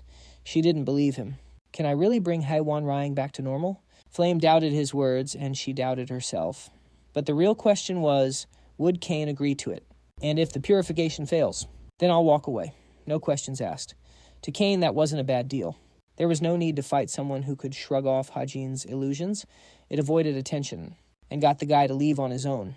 Stepping back now was the smartest move. He nodded. Fine, but if you break your word, I'll make sure your death is excruciating. Regardless of whether it caused a huge scene or not, Hajin stood there totally shook. He couldn't believe his captain actually said that. But Kane didn't care. He barked the order. Hajin dropped the illusion. Before following the captain's command, Hajin just had to ask, can we really trust what he says? The answer was ice cold. If it's a lie, it's not too late to kill the brat then. Slamming his staff hard against the ground. Same here. If the captain says so, I can't argue. Giving his mystic staff a shake, Hajin recalled the illusion. Both Ma Yuxiong and Haewon were finally free, gasping for air. Flame felt less pressure, but she was still barely holding on. Blinking her eyes open, Flame realized someone was standing right in front of her. Actually, it was Baek Yu-seol. He got close and crouched down, facing her. You know what state Haiwon Ryang is in right now, don't you? If it's you, you can bring him back to normal. But Flame had zero confidence. She lowered her head. I'm sorry we don't have that kind of ability. But Baek Yu-seol dug deeper into her trauma. Are you planning to repeat what happened to Jackie all over again? Flame flinched instantly. She shouted out what her heart really wanted. No, Baek. Yu-seol watched that shift in her attitude, and a smile wiped away the tension. Help Haiwon Ryang. You can do this. If anyone else had said it, Flame might not have believed it. But coming from Baek Yu-seol, that was different. Regaining her resolve and that familiar feeling, Flame picked up her mystic staff. If Baek Yu-seol said she could do it, then she could. She slowly walked over and stood before Haewon. A regressor like Baek Yu-seol confirmed it, which meant she really did possess that ability, but someone was still too close. Flame glanced over and warned, Back off a bit, Ma Yu-seol. When the prep was done, Flame looked back at the corrupting Haewon. The haunting memory of the moment Jackie turned dark came rushing back. Golden mana began to envelop her, and a new thought sparked in her mind. I won't just stand by helplessly like I did back then. Her eyes snapped open. Flame manifested a magic matrix shaped like angel wings. She poured her own hope into it. This time I'm definitely saving Haiwon Ryang with my own power. The angelic miracle manifested through her singing voice. Flame closed her eyes, merging herself with the mana flow. A blinding light erupted out of nowhere. Hajin, watching from the sidelines, turned to the person next to him. Captain, is that light magic without blinking? Kane replied. Correct. The suspicion grew. But isn't she not from the Holy Order? That power level looks on par with the Saintess herself. Kane seemed to recall something. I heard that among the freshmen entering Stella this year, there was someone who could wield angelic power with the light attribute. That must be her. The light began to pulse around Flame. Instantly, a radiance enveloped the dark gloom surrounding Haewon. A pillar of light crashed down, and Haewon writhed in pain as the conflicting attributes clashed within his body. But that wasn't enough to earn total trust. His thoughts shifted slightly. Using angelic power and removing the dark seed are two completely different things. At best, she can only suppress it. But Cain was fighting his own logic, because reality was currently slapping that assumption in the face. Cough, cough. The sound came from Haewon Ryang. The black shroud was gone, and his consciousness had returned. Haewon Ryang stared at his own hand. What? I almost kicked the bucket there, and right after that, Haewon Ryang heard a choked-up voice from the person standing in front of him. Thank goodness you're back to normal. A second later, Flame collapsed from mana depletion. Haewon Ryang, totally panicked, tried to reach out to her. However, Kane's sharp wand was already pointed right at his throat, stopping him cold. There was only one goal now. Let me verify this. Instantly, the three-person squad reacted, Ma, Yu-seol, and Baek. Yu-seol tended to Flame, while Kane and Hajin focused on Haewon. A moment later, Kane asked suspiciously, "What's the result?" stopping his inspection. Hajin looked over and replied, "Completely normal." He's so normal that I can't even believe he was undergoing a dark transformation. No, actually, it's like that emotion never existed in the first place. It feels like the emotion was forcibly inserted. Seems the host is pretty strong. Captain, what's the move? Kane turned away and stood up looking defeated. Hajin gathered his thoughts. Our captain looks totally shook. I mean, it makes sense. He's always been convinced that once someone starts the darks, transformation, there's no cure, so he just wiped them all out. And now these kids just completely debunked that theory. I'm so sorry. I'm fine, really. You're not worried about me. A smile appeared as the kids happily chatted. Before leaving, he gave Baek Yu-seol a quick wink. Anyway, kiddos, catch you next time. Whether he meant it for everyone was debatable, but saying that to Baek, Yu-seol, no way he'd dare. I don't want to see you guys ever again, got it. And just like that, everything came to an end. Darkness blanketed the whole spirit world. Moonlight hit a sweet corner of the path, but then someone shady came strolling through. Thank God it wasn't Professor Mezentirin. It was Sioran the Flower Fairy King. She was solo, but the confusion on her face was loud and clear. She looked around, thoughts racing. Weird. I definitely followed the trail of dark magic that I felt right then and there, but why are there 0 traces now? She stared at her hands, trying to figure out her next move. Finally, Sioran reached the empty clearing where the dark magic had popped off and closed her eyes. She opened her palm. "Oh, wind, bring me the memories and the scent of the past." It drifted around her nose and rushed into her mind. This is weight. She couldn't see anything. The wind's memories were just black and white static. She thought, did someone wipe these memories with magic on purpose? Deleted memories usually can't be recovered. Not even with high-tier magic, but Sioran, she's the Grandmaster, the GOAT. She wasn't going to fold. Not to some basic spell like this. Little lights flickered in the dark. Wind, I command you as the Fairy King. Whisper to me, tell me a bit more about the memories of all things. Sioran ran it back one more time. The earth, the wind, the flowers, trees, and rocks. Everything started whispering the situation to Sioran. Whoever did this scrubbed the memories clean, barely a trace left. But a few glitchy fragments were still hiding in the cracks. And Baek Yu-seol's shadow was massive, even if his face was blurry. That isn't that uniform from Stella. Suddenly, a weird feeling hit her brain right on cue. What's that smell? It was a scent she could never forget. No matter how hard she tried to deny it, that scent was definitely Iphanel's. But wait, didn't Iphanel fall into an eternal sleep in her own garden? Did someone break into the secret garden? Back then, is it connected? But as time passed, the memories started fading. Even worse. A headache slammed into her mind. Not good, I can't read any more memories, but with just that info, Sioran had to check her emotions and analyze a possibility. The person who entered the secret garden that day, and the name that stole Lee Hanwon's heart, are they the same person that would explain why the memories here were wiped? She clenched her fist, bottling up her rage. I will never forgive him. I'm going to pay him back for this debt exactly the same way. Scene shift. It's the next morning. After recovering and shaking off the darkness, Haewon Ryang had a peaceful sleep at the Flower Paradise Hospital. He opened his eyes and realized someone else was in the room. Haewon Ryang recognized Flame. She was smiling, peeling an apple. She looked at him and said, "Oh, you're finally up." Confused, Haewon Ryang looked around. "Where am I?" Flame sat in the chair, staring right at him. "This is the hospital. Do you remember what happened?" "Just vaguely." Hearing his answer, Flame sighed softly and handed him the plate of fruit she just cut. "Perfectly. I already talked to instructor Lee Han-won a bit. I also told Ma Yu-seol and Baek Yu-seol to keep it a secret, so don't worry about it. And about the usual contract ceremony, you can go if you want, but honestly, you should probably rest more." The side effects aren't totally gone yet. Haewon Rying just agreed to whatever Flame said. Yeah, if you say rest, I'll rest. That threw Flame off. What's up with you? Why are you actually listening to everything I say now? Not wanting to disturb his rest any longer, Flame decided to turn around and head out. She waved with a smile. I thought about it seriously, and this is way better than being hurt. Make sure you rest up from now on, okay? I gotta go meet everyone, so I'm heading out.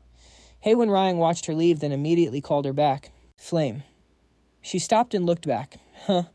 Haewon Rying looked like he was about to say something important, but he swallowed his words back down. After a long pause, he just stammered, No, never mind. It's nothing. Flame kept a poker face. What was that? So boring. But hey, keep smiling. When you get discharged, remember to treat me to a huge party. You're loaded, so get your wallet ready for that, got it? Haewon Rying stared at her, stunned. Flame just said that stuff, and she wasn't sad anymore, just a gentle smile. He shot back an answer. All right, you can look forward to it. As long as there's food, she stops overthinking. Flame brightened up. See you later, then. Haewon Rying. And then he was the only one left in the room. Flame was gone, and the room went quiet. But something made him look down at the plate of fruit. That Flame prepared. The apples were cut so evenly and beautifully he couldn't just leave them there. He picked up a slice. Delicious. Meanwhile, Instructor Lee had gathered all the students. Ice-cold face, serious tone. From now on, all of you will enter the roots of the sacred tree to form a divine pact. It's a type of space. A subspace where the environment hits different from reality. You guys get 1 week. You're allowed up to the 3rd floor. The 4th floor is blocked by a barrier, so don't even think about getting close. Good luck, then. After hearing Mr. Lee's little threat, the students lined up and marched into Gate 7 for the familiar contract ceremony. The space inside the tree opened up. Baek Yu-seol looked dazed, but his expression switched up fast. His cheeks instantly turned bright red. A lush green scene appeared before his eyes. And now it wasn't just basic green. If Baek Yu-seol had to describe it cheaply, it was like a space flooded with neon fluorescent green. After walking a while, a question mark appeared. He glanced at a corner and saw some sparkling green liquid near his feet. Squatting down, he poked it with his finger. Probably a 7-star spirit beast, so it definitely didn't give off scary vibes. Spirit beasts are ranked by stars. Lowest is 7, highest is 1, basically the stage right before becoming a divine beast. As the rank goes up, the beast's power skyrockets, but making the contract gets way harder too. What a hassle. Even for Stella students, only about 5% make the cut each year. But anyway, that's not my business. Still got a long way to go, so let's just take it slow.